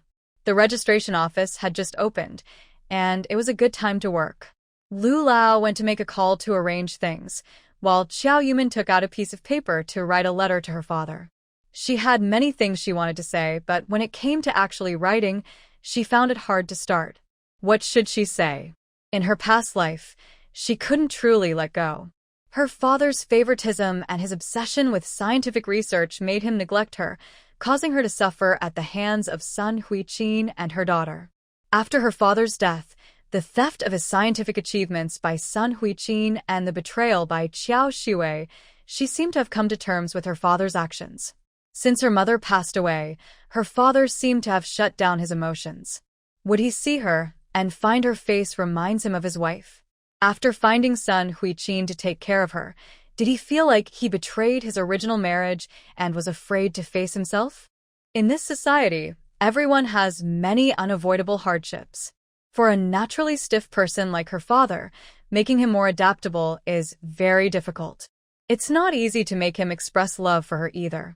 After all, compared to later life, her father had tried his best to give her what he thought was the best life. A life without worries about food and clothing, cared for by others, a seemingly perfect home. But this was just a result of being deceived by Sun Huiqin and Xiao Shui and his own guilty escape from reality. Unconsciously, tears streamed down Qiao Yumin's face. She wiped her tears and wrote some greetings. She initially wanted to warn her father to cherish his scientific achievements and be cautious of those around him. But if she said that, her father might not understand. Even if he did, he wouldn't suspect Sun Huiqin. She thought of another plan. She wrote that she was very interested in grafting trees in the Northwest and hoped her father could write her a letter every month. Besides reporting on her health, she also wanted to know about the progress of her scientific research. She asked her father to mail the letter to Grandpa Lu's house. This way, she could not only learn about the research progress but also use the letter as evidence. She couldn't bring her father back now. Even if she told him that Sun Huiqin wanted to harm him, he wouldn't believe her. Fortunately, her father still had a few years before the grafting succeeded, and during this time, Sun Huiqin wouldn't hurt him. But Xiao Shui was reborn, and who knew what crazy ideas that lunatic might give Sun Huiqin. If her father really meant with harm, at least these letters could help preserve some of his scientific achievements. She put down her pen, and Lu Lao, with a relaxed face, walked out of the living room. This matter should be settled now. Bring that young girl here, change her appearance a bit, and casually give her something as a token left by her father. You don't need to come out personally. I will take him around the factory and then write an introduction letter to register him at your home. With this plan in place, Qiao Yumin's anxious heart finally calmed down. After eating some dumpling soup and chatting with old Lu for a while, Qiao Yumin returned to the Qiao family. It was already noon, so she packed a few dishes from the state-run restaurant to bring home. When she arrived, Xiaohua was already awake. Perhaps because of the shock or fear, she looked dazed and silent. It was only when the smell of food reached her nose that she slowly regained some awareness. After eating, Qiao Yumin took Xiaohua back to her room. Xiaohua was still a child. After such a big shock, she seemed to lose her ability to speak, talking in broken, jumbled sentences. Thank you, Sister Qiao. Thank you. Qiao Yumin held her hand gently. Xiaohua, would you like to be my sister? Xiaohua was anxious, opening her mouth but unable to speak. She desperately waved her fingers and pointed outward, as if drawing something. Xiao Yumin patted her head to comfort her. You don't need to speak. Just nod or shake your head. Xiaohua nodded desperately. Xiao Yumin smiled at her reassuringly. What I mean is, I want you to truly be my sister. Just now, Erhu came and said that the inspection department seems to have realized something and is worried again. So now, whether you want to or not, you have to abandon your previous identity. From now on, you are my father's daughter and my sister. The name Ho Qinghua might not sound good, but at least it can keep you alive. Xiaohua kept nodding and kept pointing eastward. Qiao Yumin didn't understand what she meant, but the next moment, Xiaohua suddenly knelt and bowed her head to her. In the living room, Lu Huaye and Gao Lu heard the noise and hurried in. What's wrong with Xiaohua? Qiao Yumin ignored them and quickly helped her up. I don't know what you're trying to do, or what you're trying to say. I only ask you if you become my sister and come back to Yeshigu with me, then from now on, the little girl Ho Qinghua will no longer exist. Are you willing? Xiaohua stood up, tears streaming down her face. She nodded desperately, her voice trembling. Yes, I agree. Seeing her like this, Qiao Yumin couldn't help but shed tears too. Good child. Qiao Yumin took out the clothes she had prepared earlier and gently untangled Xiaohua's hair. To prevent others from noticing, I need to change your look. She held a wooden comb and softly brushed through her tangled hair. I'll give you a short haircut, which also means we start fresh from the top. Okay? Xiaohua obediently sat on the stool, remaining still as Qiao Yumin cut her hair. She didn't make a sound, nor could she. With each snip, tears streamed down her face. Gao Lu watched the scene and wiped his eyes as well. He sniffed, voice choked with emotion. Xiaohua, don't cry. You have a home now. Everyone in our ghost market has their own hardships. Not many have a real home. Xiao Jia is so kind. You'll be happy in the future. Xiaohua nodded and wiped her tears with her hand. But her tears kept falling, like beads broken from a string. Xiao Yuman's eyes also turned red. Don't worry. Even though we live in the countryside, I won't let you suffer. As long as I have food, I won't let you go hungry. The rough, dry roots of her hair were cut off, and Xiaohua, with her small, neat hair, looked more energetic. Lu Huaya held a mirror and handed it to Xiaohua. You are Yuman's sister, and from now on you're also my sister. Look at yourself. Today, you are reborn again. Xiao Yuman placed her hands on Xiaohua's shoulders and pressed her face close to her. Your old name can't be used anymore. You'll share the surname Qiao with me. Think of a new name for yourself. Xiaohua licked her dry lips and said each word carefully. Qiao, Shuang, Ji. Although Yeshiga was poor, it was New Year's Day. Every family lit lamps at home to bring good luck, even those who usually didn't bother. Even at bedtime, the village was lively, unlike usual, with sounds of villagers chatting and children's footsteps crunching in the snow. Since winter began, Yeshigo had experienced several heavy snowfalls. The elders kept saying, a timely snow promises a good harvest, believing next year would be a good year. Every household was bustling with activity, except the Lu family, which looked gloomy. Lu Mu prepared a table of food, giving only a little to Old Master Lu and Old Lady Lu, and no one else could eat. Lu Huayu rubbed his stomach, glaring outside angrily. When will we eat? Are they not coming back? Will our family never eat again? Lu Mu kept looking out through the plastic curtain. Your brother said he would come back before New Year's, and he is sure he will return. Lu Huayu secretly reached for the chicken leg on the table. Who wants to come back from this poor mountain village? Every New Year, the city can still set off fireworks and firecrackers, but Yeshigu is too poor to buy any. Lu Huayan sat at the table and saw Lu Huayu reach out, shouting loudly. Mom, my sister is stealing a chicken leg. Lu Father's turned and glared fiercely at Lu Huayu. Lu Huayu quickly pulled back his hand, pretending to hit Lu Huayan. Before the slap landed, Lu Mother excitedly shouted, They're back. They've returned. Lu Mother ran outside to the warm shed, and the room suddenly cooled down. Lu Huayu and Lu Huayan also hurried to the warm shed to see what was happening. Xiao Yuman and Lu Huaya carried many bags and were covered in snow. Lu Mother welcomed them inside, then saw the person behind them. Yuman, this is. Xiao Yuman quickly handed over Xiao Hua, or rather, her name should be Qiao Shuangji. Mom, this is my sister, Qiao Shuangji. Lu Huaya blinked and held a lantern close. Isn't this Dr. Xiao Hua? Why is she your sister? Xiao Yuman brushed the snow off Qiao Shuangji. This is a long story. Let's go inside and talk. After walking over 3 hours on mountain roads, the three of them were freezing. Lu Mother hurriedly handed them a hot towel. Quickly wipe yourselves, get ready to eat. You must be starving. Lu Huayan was very sensible. Is Sister Qiao also eating with us? I'll get her a stool. Qiao Shuangji spoke hesitantly, bowing slightly to the child helping her move the stool. The Qiao family looked at Xiao Yuman, wondering what had happened. Yeshigu was isolated, with no way to communicate, so the Lu family had no idea why Qiao Yuman hadn't returned yet. Before Lu Huaya left, he said he would come back before New Year's, so the Lu family was anxious, waiting nervously for their return. After everyone sat down and ate a few bites, feeling less hungry, Qiao Yuman began to tell what had happened these days, with Qiao Shuangji's approval. Dad, Mom, Grandma, I didn't discuss this with you beforehand, but I know your nature.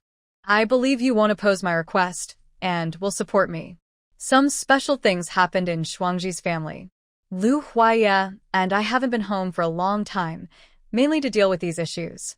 The matter has been settled.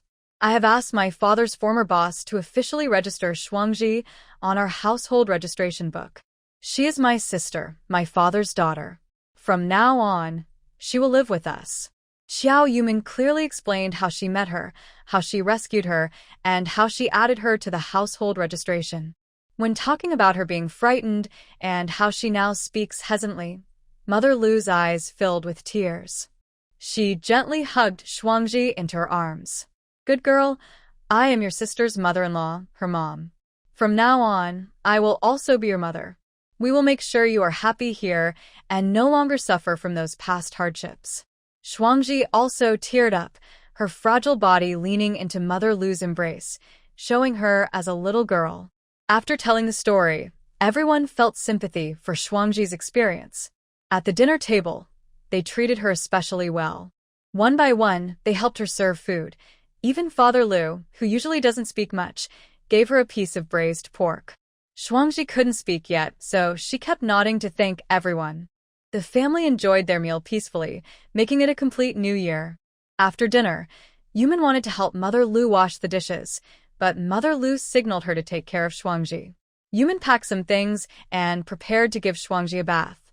While waiting for the household registration to be finalized, they didn't dare go outside, afraid of being seen by patrols. The Qiao family was cold and only briefly washed themselves. As Yumin suspected, patrols were actively searching for Shuangji and had also arrested some thugs and troublemakers. The ghost market had been closed for days. 2 monkeys and Gao Lu were so scared they stayed home, afraid to go out. Fortunately, they managed to return safely to Yeshigu, which was very secure. Yumin signaled Shuangji to come with her for a bath, but she shook her head. First, Grandpa. Mother Lu was washing dishes and didn't hear clearly. Yumin explained beside her. She said she'll take a bath later and wants to see Grandpa first. Father Lu put on his shoes and came out. "Child, there's no rush with Grandpa's matter. Rest for a day first." Shuangji shook her head and carried her lamp toward the west room. Father Lu and Lu Huaiye moved the light from the east room to follow her. Shuangji took out a silver needle and still used it to check her pulse. Her expression was more relaxed than before. Grandpa. "Good. I will. Do acupuncture. Every day. To get better quickly." Though her words were halting, her meaning was clear. Lu Huaiye asked, "You mean Grandpa is much better now, and you will do acupuncture daily to help him recover faster, right?" Shuangji nodded. Everyone at home was happy, especially Grandma Lu. "Shuangji, Grandpa is counting on you." Shuangji signaled Lu Huaiye to bring over the items they had carried back. Lu Huaiye carried 1 bag in each hand, heavy with supplies. Shuangji opened the bags and started preparing medicine. Xiao Yumin held the medicine pot. "I think in a few days, the snow will block the mountains, making it hard to buy medicine, so I bought some common medicinal herbs in advance. Not just for Grandpa, but for everyone in the family so they can take medicine whenever needed." Mother Lu looked at Shuangji carefully preparing the medicine. "That's great. Now, if anyone has a headache or a fever, we won't have to worry. Grandma has been coughing these days. You all haven't come back and I didn't know what to do." Shuangji looked up at Grandma Lu. "Just wait And see." After preparing the medicine, Shuangji handed it to Lu Huaiye to decoct, then started checking Grandma Lu's health. Based on Grandma Lu's pulse, she prescribed more medicine. Lu's family had experienced many deaths in the past, which weighed heavily on Qiao Yumin's heart. Bringing Shuangji home was the only way to truly ease her worries. Thinking of this, Qiao Yumin suggested, "Shuangji, if you're not tired, check everyone's pulse at home. We've been worried since we came from Qingshan town. I heard that people with unstable mental health can also get sick." Shuangji nodded. Everyone check. What started as a simple diagnosis by old Master Lu turned into a family-wide health check. After examining everyone, only Qiao Yumin and Lu Huaiye were in the best condition. Father Lu had old leg and waist injuries, Mother Lu's heart wasn't very healthy, and Lu Huaiye often played outside, catching cold and having a runny nose. When it was Lu Huaiye's turn, she refused to have her pulse checked. "Don't stick that long needle in. Even if I'm healthy, it might make me sick." Mother Lu pulled Lu Huaiye back. "That needle doesn't hurt. Let Shuangji take a look." Lu Huaiye broke free and ran away quickly. Mother Lu looked helpless. Shuangji, don't mind her. She's just like that. Her father and I spoil her too much, so she's a bit stubborn. Qiao Shuangji didn't mind at all. Based on the Lu family's symptoms, she prepared individual prescriptions. Xiao Yumin said, Dad, Mom, I'll tell others that Shuangji is my father's adopted child. Please don't tell anyone she's a doctor. Mother Lu nodded. Don't worry, we know. I'll also warn Huayu again. The decocting of medicine was left to Lu Huaya. Xiao Yumin took Qiao Shuangji to wash up. Xiao Shuangji took off her clothes and entered the bath. Xiao Yumin still couldn't bear to watch and turned her body away. Her thin body was covered with scars. The bruises hadn't faded, and old scars from previous injuries couldn't be restored to their original state. Besides scars, she also had rashes caused by malnutrition, which had burst and oozed pus a few days ago. Now they were scabbed over.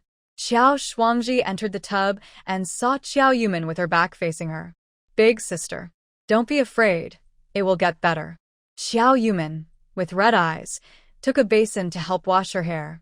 I'm not afraid. I know the scars will heal, and your days will get better too. Qiao Shuangji nodded. It will get better.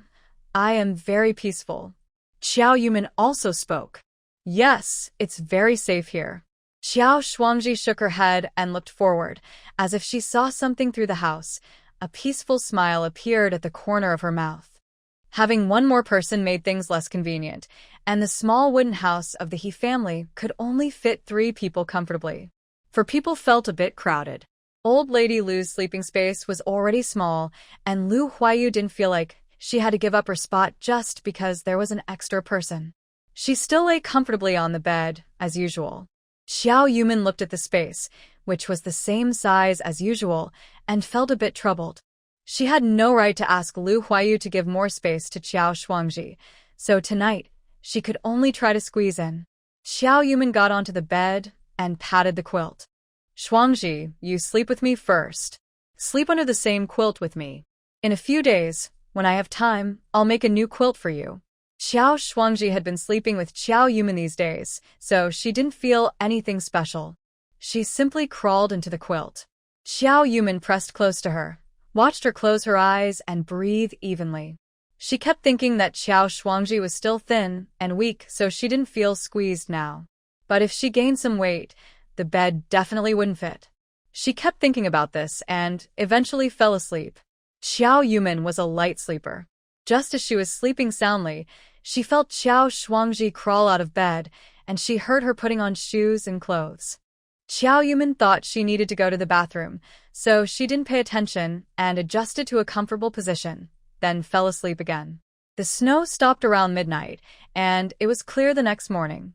Qiao Yumin woke up early and, feeling drowsy, headed toward the toilet at the back of the house. She felt something strange about the path. She remembered that yesterday, when Qiao Shuangji went to the toilet, the snow had already stopped. Why were there no footprints? Maybe the girl couldn't find the toilet or didn't know where it was. Xiao Yumin thought to herself that she should tell her how to find the bathroom later.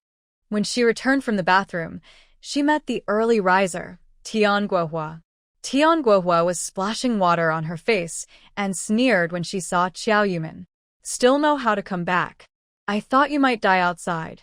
After several days of not scolding Tian Guohua, Xiao Yumin felt a bit playful now. Aunt Tian, today is the first day of the new year. You're already cursing so early in the morning. I almost thought you wouldn't make it through this year. Tian Guohua grabbed her basin and was about to leave when Song came out and pulled her back inside. He closed the door and put on his coat, walking to the gate. You young people like to throw tantrums, but you should also think about your status. You're no longer the daughter of a scientist, and the Lu family isn't a military family either. If you run away again, I will report to the commune directly, saying you've escaped. I won't hold back anymore. He Qingshan left angrily, leaving Xiao Yumin looking confused. Just then, Lu's mother came out, and Xiao Yumin pulled her back into the house. Mom, what did Song say? I didn't quite understand. Lu's mother smiled happily. This is a way my husband and I came up with to fool them. You and Huaya have been gone so long, and the He family keeps asking where you went. I was going to say you went visiting relatives, but your dad stopped me, saying you two argued and you left home in anger, and Huaye went to find you. Xiao Yuman thought for a moment and understood the reason, but she didn't interrupt her mother. Lu's mother continued smiling as she spoke. I later asked your dad why he said that. He said if I said you went visiting relatives, Xiao Shuawei would naturally know how many relatives your family has and would figure it out easily. I asked, then what if I said you ran away? What would happen if they reported to the commune? Lu's mother laughed so hard she could hardly straighten up. Xiao Yuman took over the conversation. Xiao Shuawei doesn't want anyone to find me, so she wouldn't let He Montong report to the commune. Because if they report to the commune, they would send someone to find me, maybe even call the police, increasing the chances of finding me. She definitely hopes I'd die outside or be kidnapped. Lu's mother nodded repeatedly. Yuman, you're so clever. After saying that, He Montong didn't even ask anymore. While they were talking, Grandma Lu pushed the door open and came in. During the new year, you're not allowed to say that word. Spit it out and say poo-poo-poo instead. Xiao Yuman obediently spat a few times. After Lady Lu entered the house, Lu Huayu followed behind her. Mother Lu was very surprised. Let me see if the sun is rising from the west today. Why did you wake up so early? Lu Huayu rubbed her neck and rolled her eyes at Xiao Yuman. An extra person appeared, out of nowhere. Last night, I was squeezed so much I couldn't sleep well. Mother Lu slapped Lu Huayu on the arm. Why are you complaining? You're living a good life, and you still dare to complain about being squeezed. Do you know, we were supposed to sleep in the barn, but now it's good enough to have a bed. Xiao Yuman didn't speak. She quietly helped prepare breakfast. Lu Huayu snorted coldly, turned around, and went to wash up in the bathroom. Xiao Yuman looked up and saw Xiao Shuangji standing at the door. She stood up and waved at Xiao Shuangji. Shuangji, come in quickly. It's cold outside. Mother Lu touched Xiao Shuangji's short hair. Did your sister cut your hair? The skill isn't very good. After breakfast, Annie will cut it again, so you can have a pretty new year. Xiao Shuangji bowed to Mother Lu to thank her, then pulled Xiao Yuman outside to the warm shed. Big sister. I sleep in the bathroom. Xiao Yuman's face darkened. Did you hear what Lu Huayu just said? Xiao Shuangji shook her head, then lowered her head slightly, pointing with her broken finger at the inside of the house. Trouble. Even if Xiao Shuangji didn't admit it, Xiao Yuman knew she must have heard Lu Huayu's words just now. And last night when they went to sleep, Lu Huayu didn't make any move to give up her spot. Not to mention Xiao Shuangji's sensitive personality, even she could feel Lu Huayu's rejection. People like Lu Huayu, you say she has no manners, but she would never do something embarrassing in front of others. If you say she's well-mannered, she would still give you sarcastic hints or show her attitude indirectly. Xiao Yuman felt a bit angry. Although she was willing to do a lot for the Lu family and had her own reasons, that didn't mean she could be humiliated or controlled by Lu Huayu. The Lu family tolerated Lu Huayu because they loved her and shared deep family bonds. She could understand their patience, thinking she was simply naive. But Xiao Shuangji was someone she brought back herself. If Lu Huayu had even a little gratitude towards her, she wouldn't give Xiao Shuangji a hard time. And when Lu Huayu said those words this morning, she was right there. Wasn't that meant for her to hear? Xiao Yuman clenched her teeth and held back her anger. You don't need to worry about this matter. I will find a way. This morning, Xiao Yuman was a bit distracted, constantly thinking about how to solve the problem. When she went to the pantry to tidy up, she suddenly smelled a foul odor. Soon after, there were sounds of Hua Qingshan scolding from the Hua family side. Xiao Shuawei, can you? Ugh. Move these things away. It's really... Ugh. Disgusting. Xiao Yuman sensed something was wrong and quickly climbed down the ladder into the yard. Hua Qingshan kept opening the window and finally pushed the door open and ran out. As he came out, the smell of rotting fruit became even stronger. Xiao Yuman had a bad feeling. She went to Yeshigu and spoke to Hua Qingshan for the first time. Why does your house smell so bad? Hua Qingshan was busy gagging and didn't notice that Xiao Yuman was asking. Xiao Shuawei piled a bunch of rotten fruit in the house, saying it's for fermentation to make fertilizer. Ugh. Xiao Yumin's suspicion was confirmed, and she became nervous. She blurted out, "What kind of fertilizer?" Hu Qingshan was so sick he couldn't speak properly. Xiao Shuowei, holding her waist and stomach, slowly came out of the house. "What fertilizer? You should know best. Am I making fertilizer or not?" Why can you do it but not me? Xiao Yumin noticed the curiosity in Xiao Shuowei's eyes. "Are you trying to develop enzymes in front of me? Don't even think about it." Xiao Shuowei wouldn't know she was composting fertilizer. She secretly did it in small amounts, sealed in plastic bags, almost odorless. She also told the Liu family not to tell anyone about her composting. Who leaked the secret? Xiao Yumin suppressed her doubts and urgency, pretending to be calm. "Of course, I learned the fermentation technique from my father when he went to the countryside. Many rural areas in the south do fermentation, and it's not a secret. I can do it, so can you." Xiao Yumin had already thought of a way to respond. She learned about composting from her father's notes, which could also help dispel Xiao Shuowei's suspicion. Xiao Shuowei's expression remained unchanged, as if she no longer cared about the fermentation. She touched her unchanged belly, then patted Hu Qingshan proudly. "Qingshan, the baby can't stand the cold. You've opened all the windows. What if I get sick? Hurry and close the doors and windows." Xiao Shuowei looked up at Xiao Yumin, as if showing off. "Come back with me quickly. We'll study the fertilizer again, and see if you have any new ideas."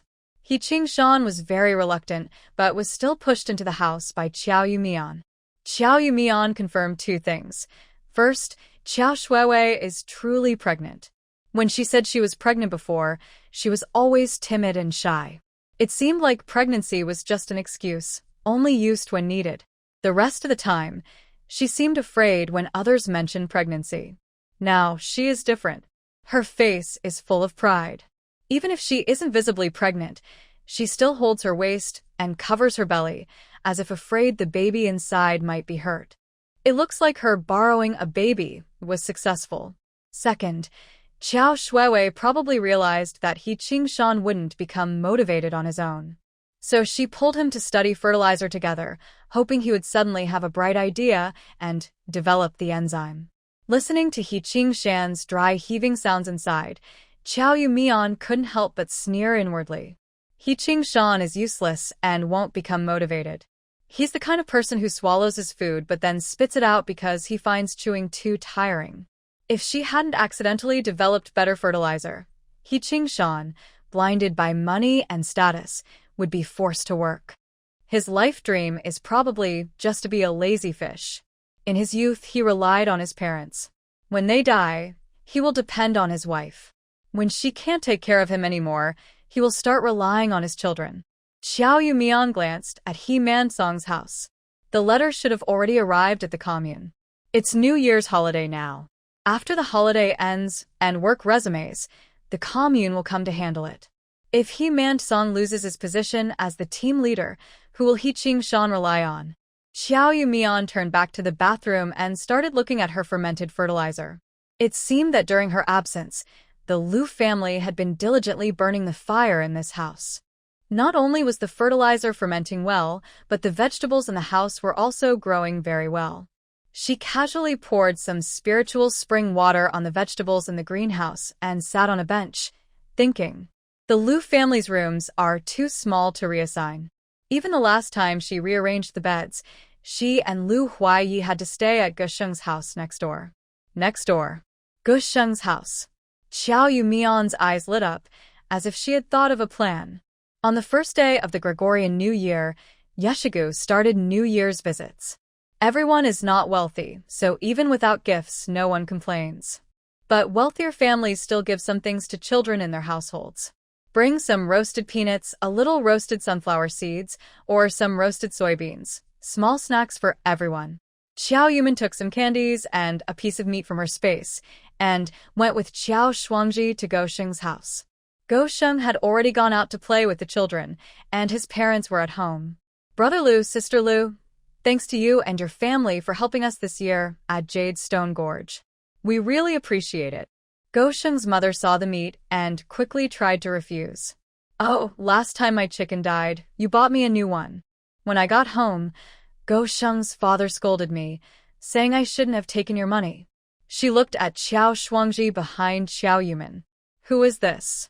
Xiao Yuman thought Go Sheng's mother was friendly, and bringing Xiao Shuangji was also to ask her to help speak well of her in the village. She glanced at Xiao Shuangji behind her. This is my sister. She was sick and was staying in the countryside before. Isn't my dad in the northwest? When relatives in the countryside are sick, he has no time to care for her, so she was sent to me. Xiao Yuman pretended to look unhappy, pouting with a hint of helplessness. Go Sheng's mother, who loved gossip, immediately understood. Life in the countryside is hard, but anyone capable wouldn't send their children to the countryside. Besides, if someone is sick, they should go to the city for treatment. Staying in the countryside would only make their health worse. It seems she isn't her biological mother, but there's nothing she can do. She has to take care of her herself. Seeing Go Sheng's mother's flickering gaze, Xiao Yuman knew her plan was working. She wanted to use someone else's words to reveal Xiao Shuangji's identity, first to add a sense of mystery, and second to avoid offending others. A person with a good background can create distance, but if her status is lower, it's easier to build a closer relationship. Xiao Shuangji had been oppressed by two bad people since she was young, and also faced long-term mental bullying from neighbors in the yard. She didn't know how to get along with others. Xiao Yuman still hoped Xiao Shuangji could meet more people, so even if she wasn't around later, she wouldn't feel lost. Go Sheng's mother kept refusing the meat, but Xiao Yuman directly threw it into the stove pot. It's not right to bring gifts and not take anything back. Just accept it, and I also need to ask you for something. Go Sheng's father saw the meat go into the pot and smiled happily. Don't worry about whether I ask for help or not. We're neighbors. Just tell me if you need anything. Xiao Yuman looked at Xiao Shuangji behind her and then spoke politely. We're all neighbors. You've seen the Lu family's houses. We all live close together, and now with her here, it's really crowded. I was thinking that besides the wood storage room, your family has another room, the one Grandma Go Sheng used to live in. If it's convenient, could you rent that room to me? Go Sheng's father and mother exchanged a look. It's not about whether to rent it or not. The room is empty anyway. You can just move in directly. Zhou Yuman is a person who values principles. She believes there is no reason to give without reason, and it's best not to owe favors. If money can solve the problem, that's even better. Let's keep things clear. We only plan to stay at night, and we'll pay you 2 yuan each month. If you don't want money, I can ask someone else. Money is money. There's no reason not to accept it. Go Sheng's parents were happy and started packing their things immediately. Zhou Yuman agreed to stay for 3 months and gave an extra 4 yuan, buying the old quilt. She had seen the quilt before. Although it was old, the cotton stuffing was still fluffy. She took it apart, washed the sheets and quilt cover, and prepared them for Xiao Shuangji to sleep comfortably. Go Sheng's mother took 10 yuan, smiling happily. She not only cleaned the room, but also moved Grandma Go Sheng's memorial tablet away.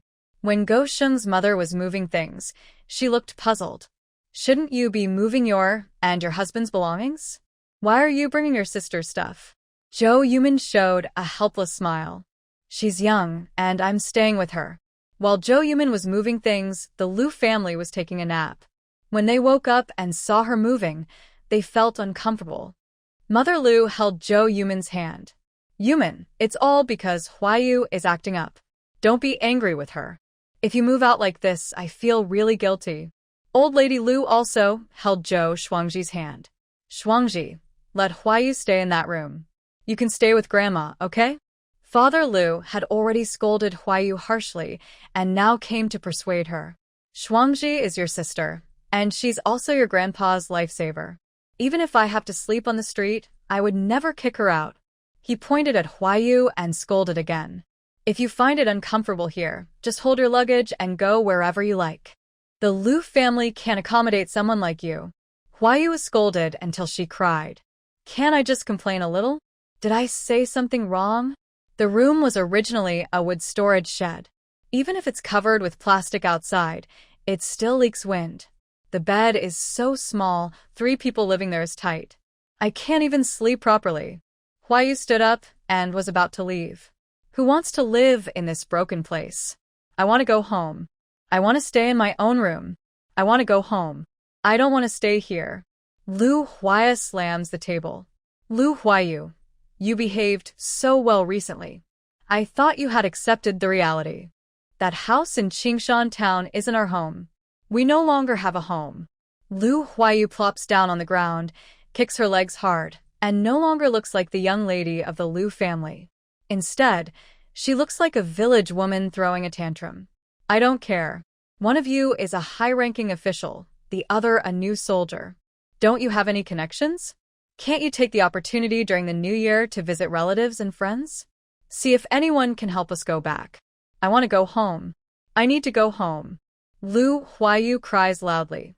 Without saying a word, Lu's father steps forward and slaps her across the face. Lu Huayu, already sitting on the ground, is knocked over by the slap. He is heartbroken and says, Lu Huayu, have you lost all your manners? You've never behaved like this since you were 3. What made you change so much? Lu Huayu is stunned by the slap, and the Lu family is also taken aback. Lu's mother wipes her tears and says, Lu Huayu, you really disappoint us. We, as parents, never ask you to do much for the family or to make sacrifices. We don't understand why you're acting out like this. Huayan is only 6 years old. He knows the family is having a hard time and never causes trouble for me and your father. You're already over 10, and you're not as sensible as him? Old Madame Lu walks over slowly, caring as she helps Lu Huayu up. Her tone is gentle but firm. Your temper is so bad because you were spoiled by everyone. There's no point in hitting her now. Lu Huayu is right. I think you two are afraid of the people in the city. Are you planning to stay in this mountain village forever? Lu's father, always respectful and never arguing with old Madame Lu, can't help but speak. Mother, it's not as simple as you think. You can't just visit relatives and come back. A few days ago, Huaya told me he sent someone to check near the Qin family. Several spies are watching. Yamian pretended to sell eggs last month and went to the Qin family. We had planned to meet again this month, but because of so many spies, he didn't dare go again. You should understand that patience leads to success better than rushing. Old Madame Lu slaps Lu's father. You're useless and taking it out on the kids. Get out of here. Old Madame Lu helps Lu Huayu out of the house. The Lu family was in chaos, and Xiao Yumin felt a little embarrassed. She had a simple idea. Just find a place for Qiao Shuangji to stay. She also thought that 4 people living on that small bed was too crowded. Maybe it was because Lu Huayu's words in the morning had upset her, and she acted impulsively with a not-so-good solution. Now that the decision was made, there was no turning back. Besides, the Lu family's houses simply couldn't accommodate everyone. Lu's mother came over, her eyes red with tears. Yumin, please promise me you won't drift away from this family just because Huayu is being childish. Xiao Yumin took her mother's hand in hers. Mom, I was wrong not to discuss it with you before renting the house from Gosheng. But believe me, I didn't mean anything else. Shuangji stayed at the patrol team's place for a few days and was a bit scared. I just wanted to stay with her more. And Huayu is right. That bed is really crowded and everyone can't sleep well. Lu's mother was tearful. But I feel guilty for taking Shuangji away to live elsewhere. You've done so much for our Lu family, and now we can't even live together. Xiao Yumin wanted to persuade her further, but Grandma Lu pushed the door open and entered. I've taken Huayu back and scolded her a bit, she said, walking to Xiao Yumin with her hands behind her back. Yumin, I have an idea. Let's see if it works. That house from Gosheng's family. You and I can live there. Before Xiao Yumin could speak, Lu Huaya immediately disagreed. Grandma, that's not possible. Grandpa needs me to wake up at night to take care of him. Grandma Lu waved her hand. You young people like to sleep in. If you get up in the middle of the night to care for him, you won't get enough sleep. I already don't sleep much, and I can wake up early in the morning to make medicine and feed him. Grandma Lu shot a glance at Lu Huaya. You and I should live together and let Shuangji stay with Huayu. I already mentioned Huayu earlier. She knows she was wrong and feels very ashamed. Grandma Lu pulled Xiao Yumin into the kitchen and lowered her voice. Taking Shuangji home to care for her is just to help her feel part of the family, to experience love. But if you live next door, she's always in the neighboring room. How can she truly integrate? Xiao Yumin hesitated. Grandma, Huayu has a quick temper and can be blunt. I'm worried. Perhaps many people argue and quarrel with her, but she feels more connected to this family. Besides, isn't it normal for siblings to fight? Ai's father and his third brother have fought since they were young. Once, his third brother hit Ai's father's head with a brick, and Ai's father bit a piece of flesh from his brother's arm in retaliation. Later, his third brother died, and Ai's father was the one crying the hardest. Sometimes, only through these things can you feel that you are still alive. Xiao Yumin hesitated. She had to admit that Grandma Lu was right. To help Xiao Shuangji fit in with others, she needs to adapt to different kinds of life. Meeting kind people in life is good, like Lu Huayu, who always protects Xiao Shuangji. But protecting her all the time isn't necessarily the best. Xiao Shuangji has been bullied by Xiao Xuewei since she was young, which made her strong. Lu Huayu wouldn't treat her as badly as Xiao Xuewei does. Xiao Yumin replied, Grandma, I want to ask Shuangji something. She took Xiao Shuangji to the bathroom. Shuangji, I have two choices for you now. One is to live with me at Gosheng's house, and the other is to sleep with Lu Huayu. Where do you want to stay? Xiao Shuangji thought for a moment. Stay. At Lu's. Xiao Yumin touched her face. Aren't you afraid Lu Huayu will bully you? Shuangji, I brought you to my home to let you live happily, without having to suffer for anyone. Xiao Shuangji shook her head. We will talk, she said hesitantly. Lu's family will cause trouble. I am not afraid. Xiao Yumin understood from Xiao Shuangji's hesitant answers. You mean if we go out to live, others will gossip and the Lu family will cause trouble for you? You're not afraid Lu Huayu will bully you? Xiao Shuangji nodded, then opened her sleeve to show Xiao Yumin. I will needle, she said. Pin her. Xiao Yumin was amused by Xiao Shuangji's look. It seemed she was overprotective of her.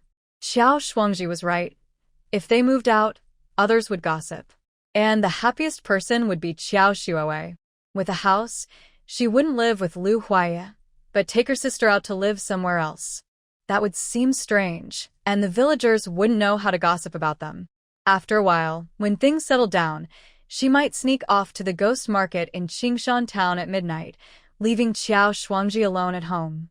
She couldn't explain that, and she didn't feel entirely at ease. After making up her mind, she went next door to talk to Dogsheng's mother again.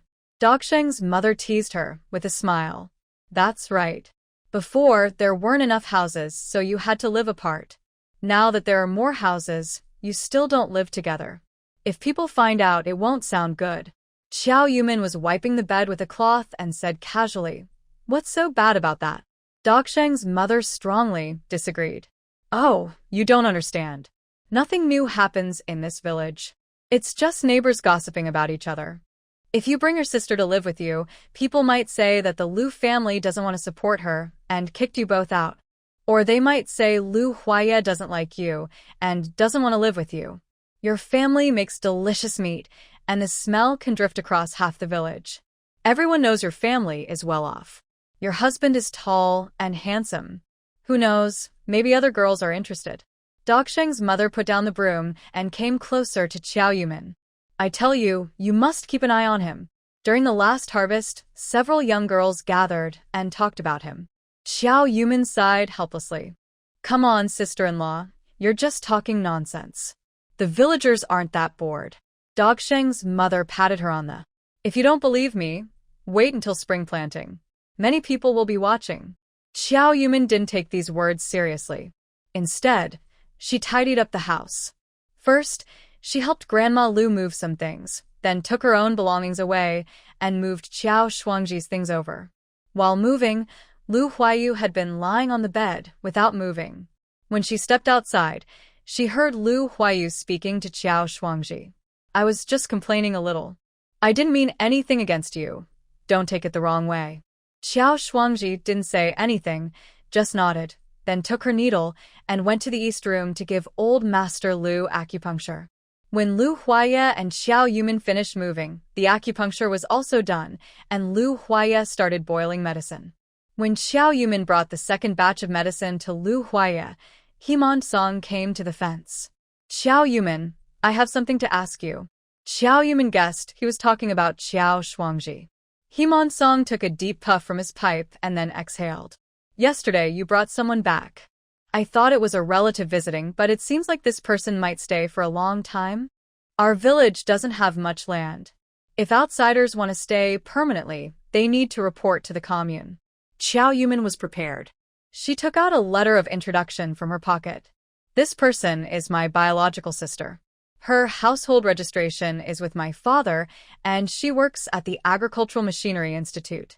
My sister works at the Agricultural Machinery Institute and does not claim any grain from the village. When spring plowing comes, she won't go to work in the fields, won't earn any share of the crops, and doesn't take any resources from the village. She's just staying temporarily. Suddenly, with a loud bang, Qiao Shuoei kicked open the door and walked out holding her stomach. She reached the fence and snatched the letter of introduction from He Montsong's hand. Nonsense. I have no such sister, she said coldly. Yes, you and my father are not related by blood. Her daughter isn't your real sister either. That girl is mine. Xiao Yumin grabbed the letter back. Are you sure about that? The letterhead is from the Agricultural Machinery Institute, and the official seal at the end is also from the same institute. I can't fake that. Xiao Shuoei's eyes nearly popped out in anger. How is that possible? I've never heard my father mention he has other children. He loves my mother very much. How could he secretly have another child behind her back? Seeing Xiao Shuoei's mental state start to collapse, Xiao Yumin felt very pleased. My father and mother are very much in love. Later, he even married your mother. He went to the southern countryside to treat fruit trees, and he was gone for more than half a year. It's normal to have someone caring for him. Besides, that girl showed a token from my father, photos of her mother and father, and a family picture of Dad holding her. Am I lying? I wish I were, but the leaders at the Agricultural Machinery Institute confirmed everything. I had no choice but to bring her back. Xiao Shuoei crossed her arms. You good for nothing. Why do you have another child? Why don't you go cause trouble at the institute? Xiao Yumin looked at her with a sneer. If you want money, why not make a fuss at the bank? Maybe they'll give you some if you do. She looked at He Montsong with pity, then shook her head slightly. Captain He, as the leader, you should set an example. Your family needs to improve their awareness. Stop always yelling, making a fuss, and throwing tantrums. It's really embarrassing. She put the letter into her pocket, crossed her arms, and left. He Montsong didn't say anything, but his footsteps showed he was in a bad mood. Sure enough, after the medicine was ready, the sound of Tan Guohua scolding came from the He family. Thinking you're the Jade Emperor just because you're pregnant?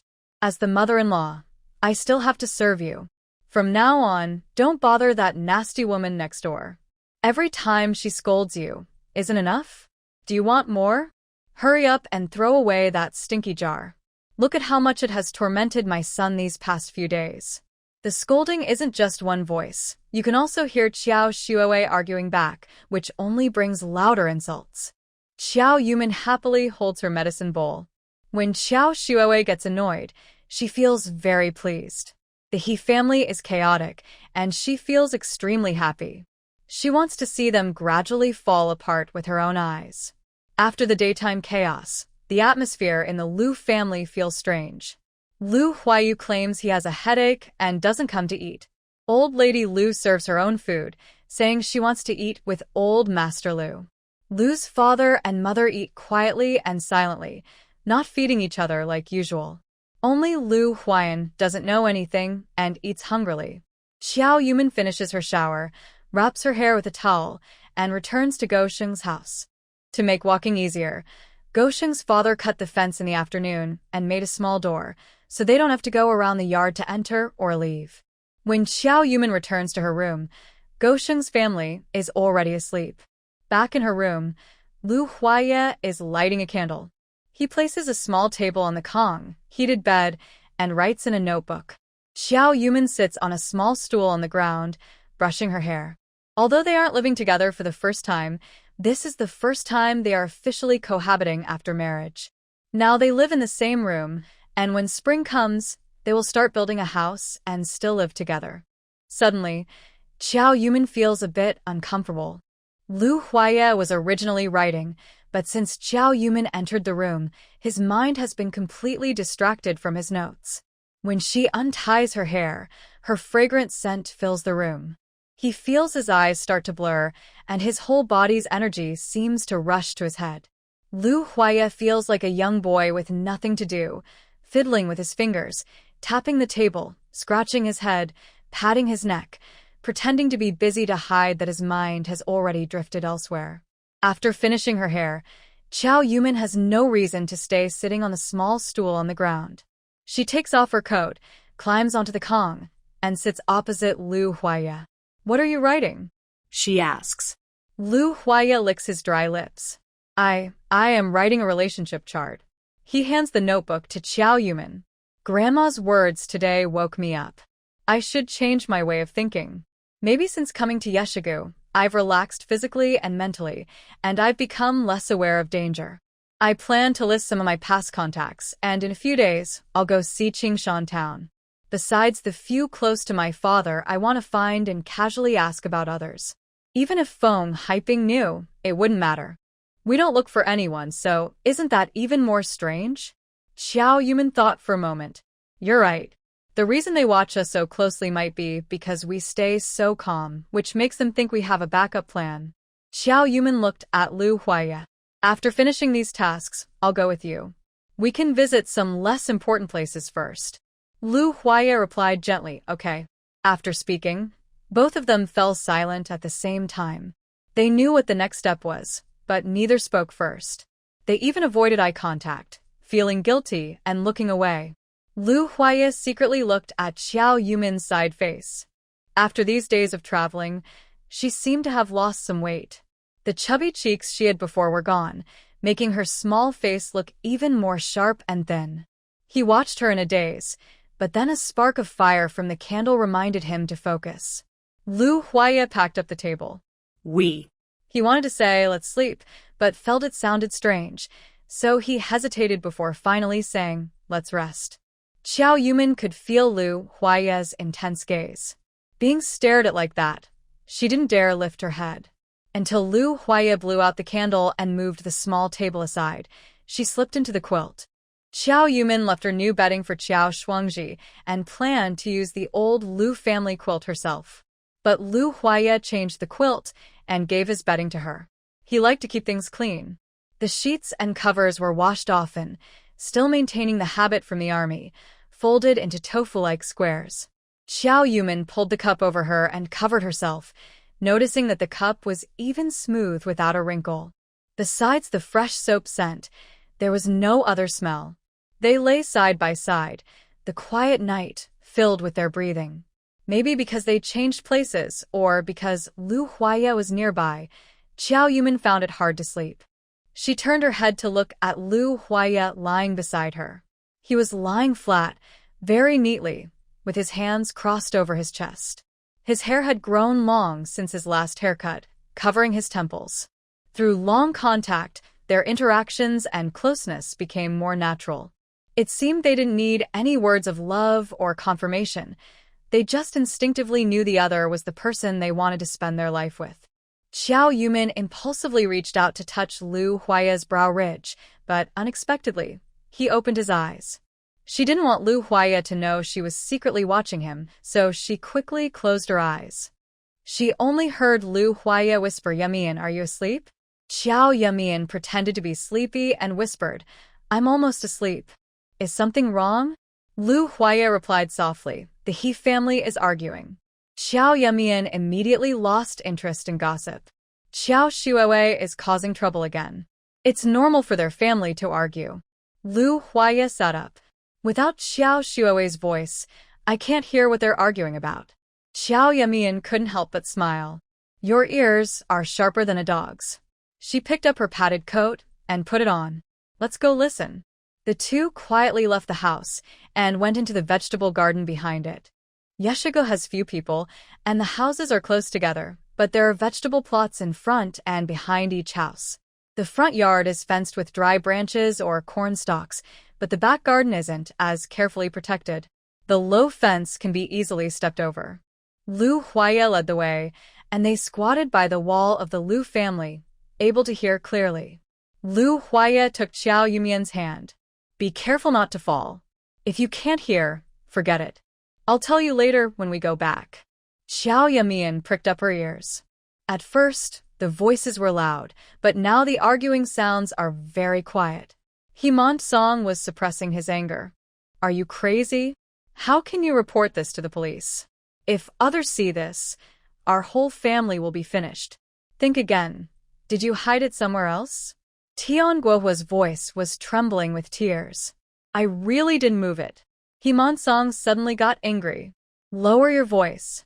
Do you want everyone in the village to hear you? Tian Guohua's voice became cautious. I didn't hide it anywhere else. It's always been here.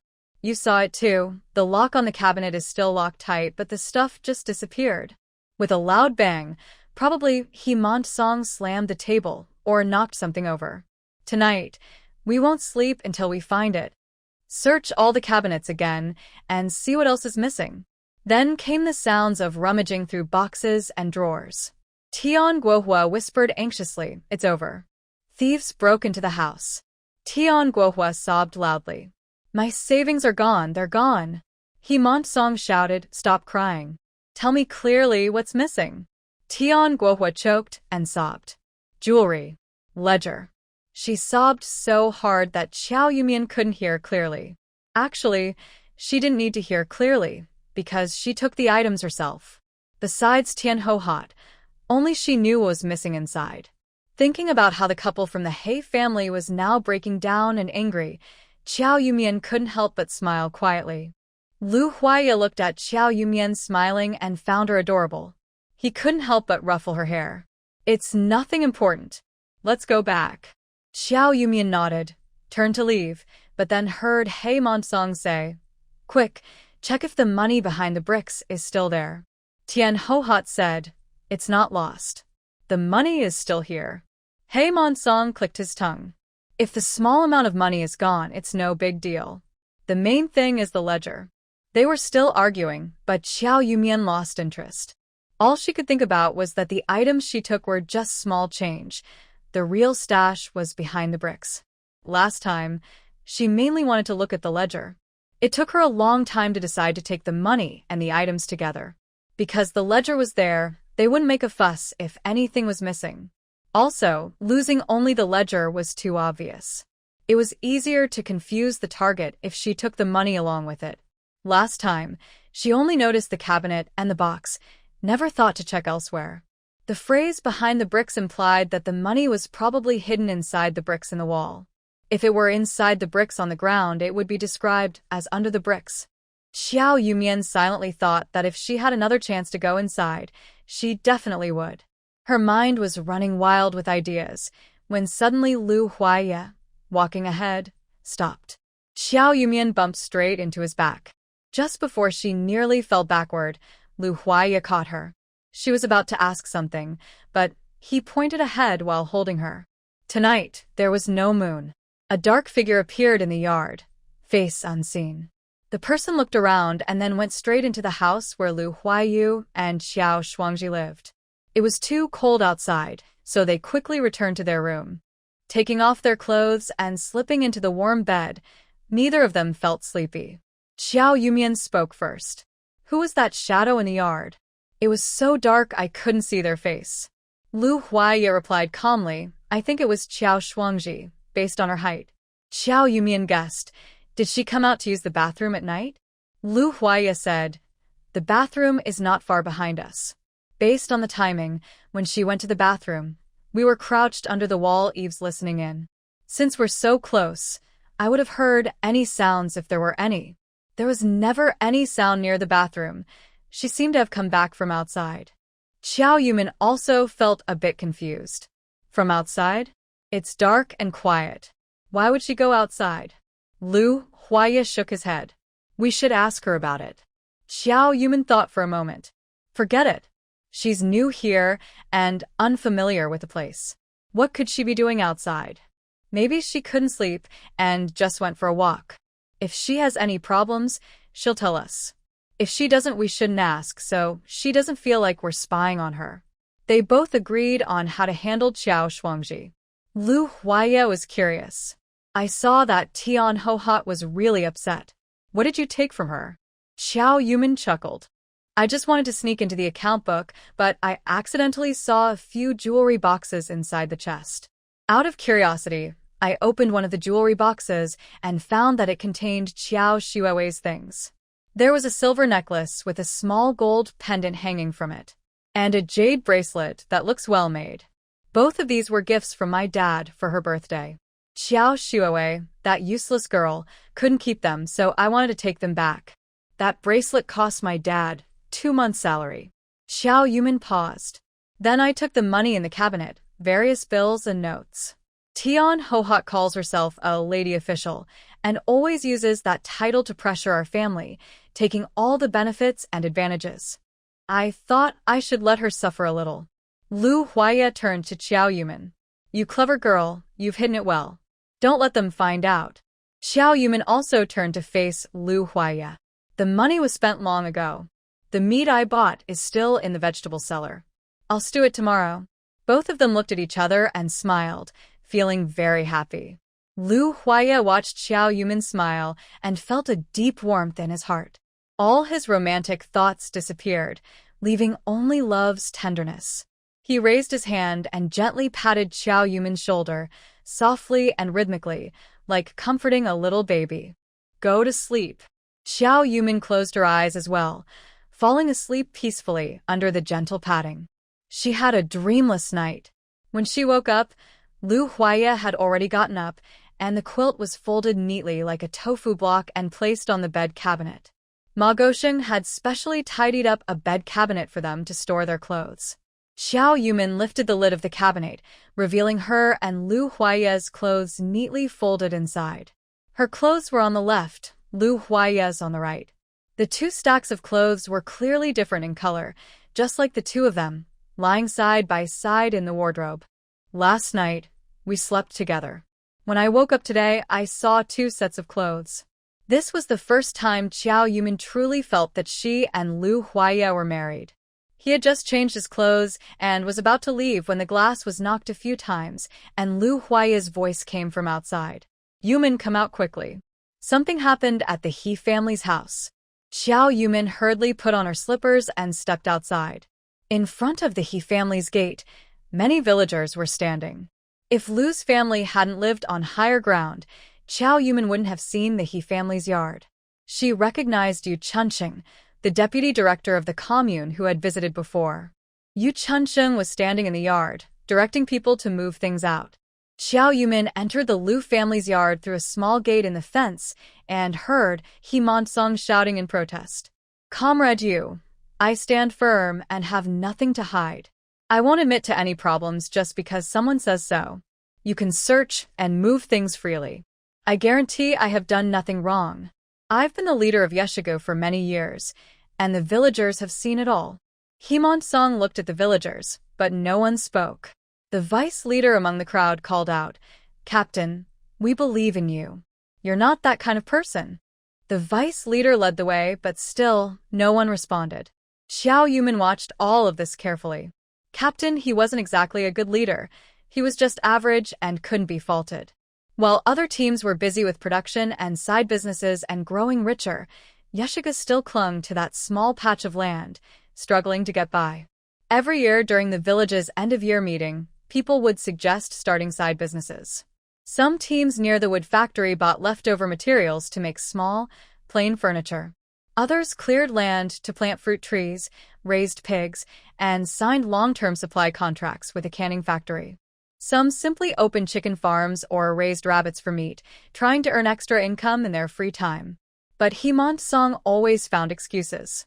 He claimed the land wasn't suitable for planting fruit trees or raising chickens and pigs, or that the commune hadn't approved the plans. Xiao Yuman knew he was secretly complaining, saying farming was already tiring enough, and he didn't want to bother with other things. He thought that as long as he could get by, he wouldn't get rich, but he wouldn't go hungry either. However, the villagers weren't fools. They just couldn't say anything. They dared not oppose Himansong normally, and when he got into trouble, no one would come to help him. Yu Chunqing's men moved all the account books of the Jade Stone Gully Brigade onto carts, signaling to Himansong to follow them. "Captain, come back with us to be investigated."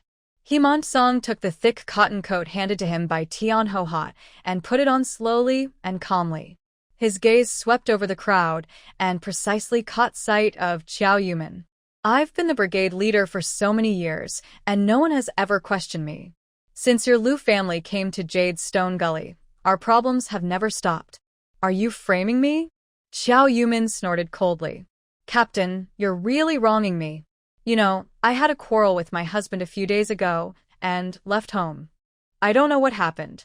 Where would I report you?" Yu Chunqing walked over with his hands behind his back. "The person who reported is a male comrade. Don't misunderstand others." Himansong fastened the last button on his coat, snorted coldly, and then left with Yu Chunqing. The villagers gathered in front of the carts loaded with account books, looking at Yu Chunqing with hope. "Leader, we really need a thorough investigation. Yes, we've been poor in Jade Stone Gully for so many years. We're tired of these hard days." Jade Stone Gully was the poorest and most backward brigade in Shihizi Commune. A few years ago, some people even starved to death. If the government hadn't issued improved seeds for higher yields, we might still be starving. If Himansong dares to fake accounts or embezzle grain, using the state-purchased grain for personal use, then he's a murderer.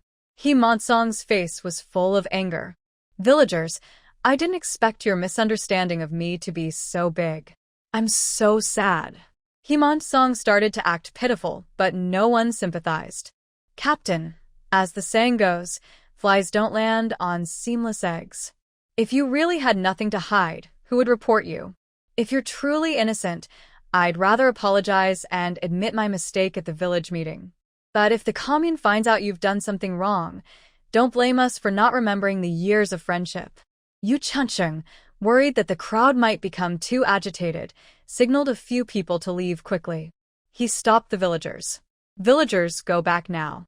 The commune will not tolerate bad people. They will give everyone an explanation." Nowadays, the commune represented authority and credibility. Since the vice president had spoken, everyone stopped arguing. A few people formed groups and headed home, discussing what was really going on. The Lu family also went back to their house. Lu Huaya pulled Xiao Yuman into the bathroom. "Rain Sleep, you're so impressive. This time, the He family has fallen, and no one is daring to oppose or bully us anymore." Xiao Yuman looks upset. She is not as excited as Lu Huaya. Her voice is calm. "It's not obvious yet, but I feel that Himansong's situation is strange," she says. "What's wrong?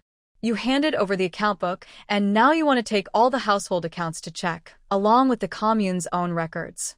Together, they can reveal the truth." Xiao Yuman is worried. "Don't you think it's too much of a coincidence? Yesterday was New Year's Day.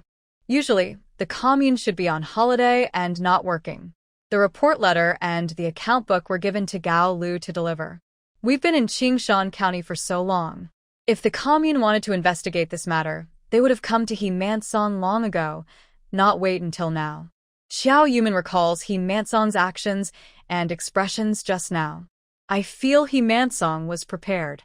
Otherwise, how could he stay so calm? He's a timid person. How could he say such confident words? And Tian Hohat's condition also seems strange.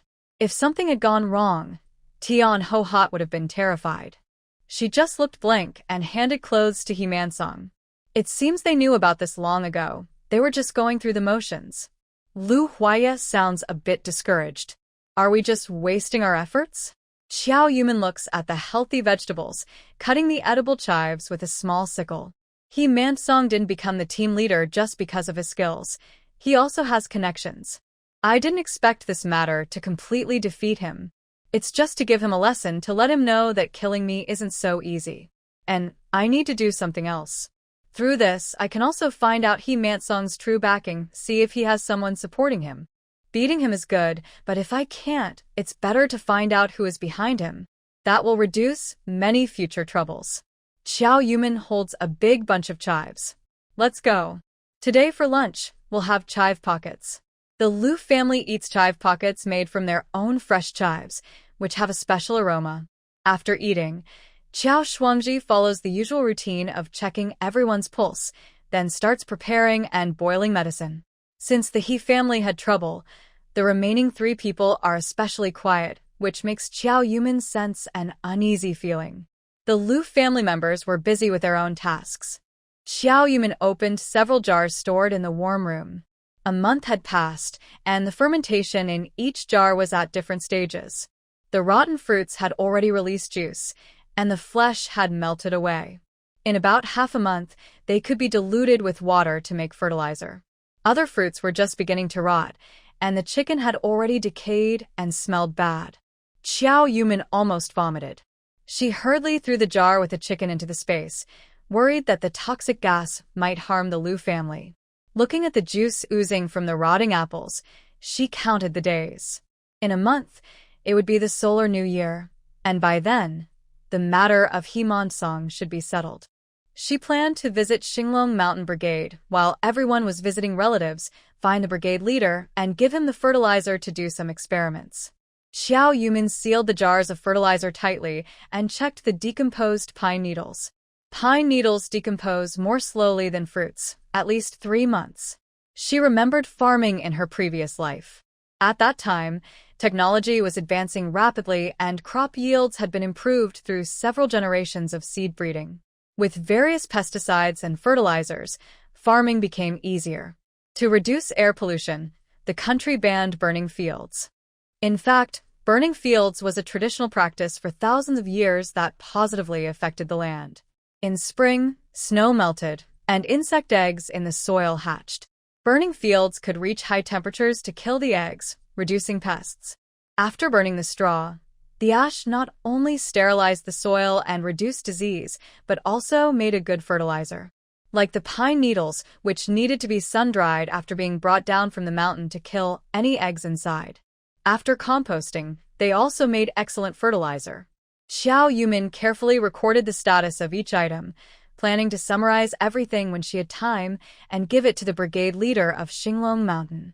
In her previous life, it took many experiments for her to make the fertilizer. Making it so quickly this time saved her a lot of trouble. If everything went well, they probably wouldn't need to stay in Yeshigo Brigade anymore. With the contribution made by the fertilizer, they could apply to move to Xinglong Mountain Brigade. Lost in her thoughts, Qiao Yumin didn't notice her steps and almost tripped. She looked down and saw a pair of muddy cloth shoes. Now, outside, it was freezing cold, and everyone in the Lu family liked to wash clothes in the bathhouse area. The firewall in the bathhouse needed to be kept burning to maintain the temperature, so they used it to boil water for washing clothes and shoes, saving some firewood. The clothes and shoes piled up here were very common. But Xiao Yumin stared at these shoes, lost in thought. This pair of shoes belongs to Qiao Shuangji. The cotton shoes worn by everyone in the Lu family were made after arriving at Yeshigu, with simple soles and patchwork uppers. However, Qiao Shuangji's shoes were bought for her by Qiao Yumin at the Supply and Marketing Cooperative, and they are different from all the others in the Lu family. Lu Huaya is diligent. Whenever it snows, he sweeps the yard, so it is very clean and free of mud. Since coming to Yeshigu, Qiao Shuangji has never left the yard. Where did the mud on her shoes come from? If she remembers correctly, she was wearing these shoes yesterday. How did they get dirty overnight?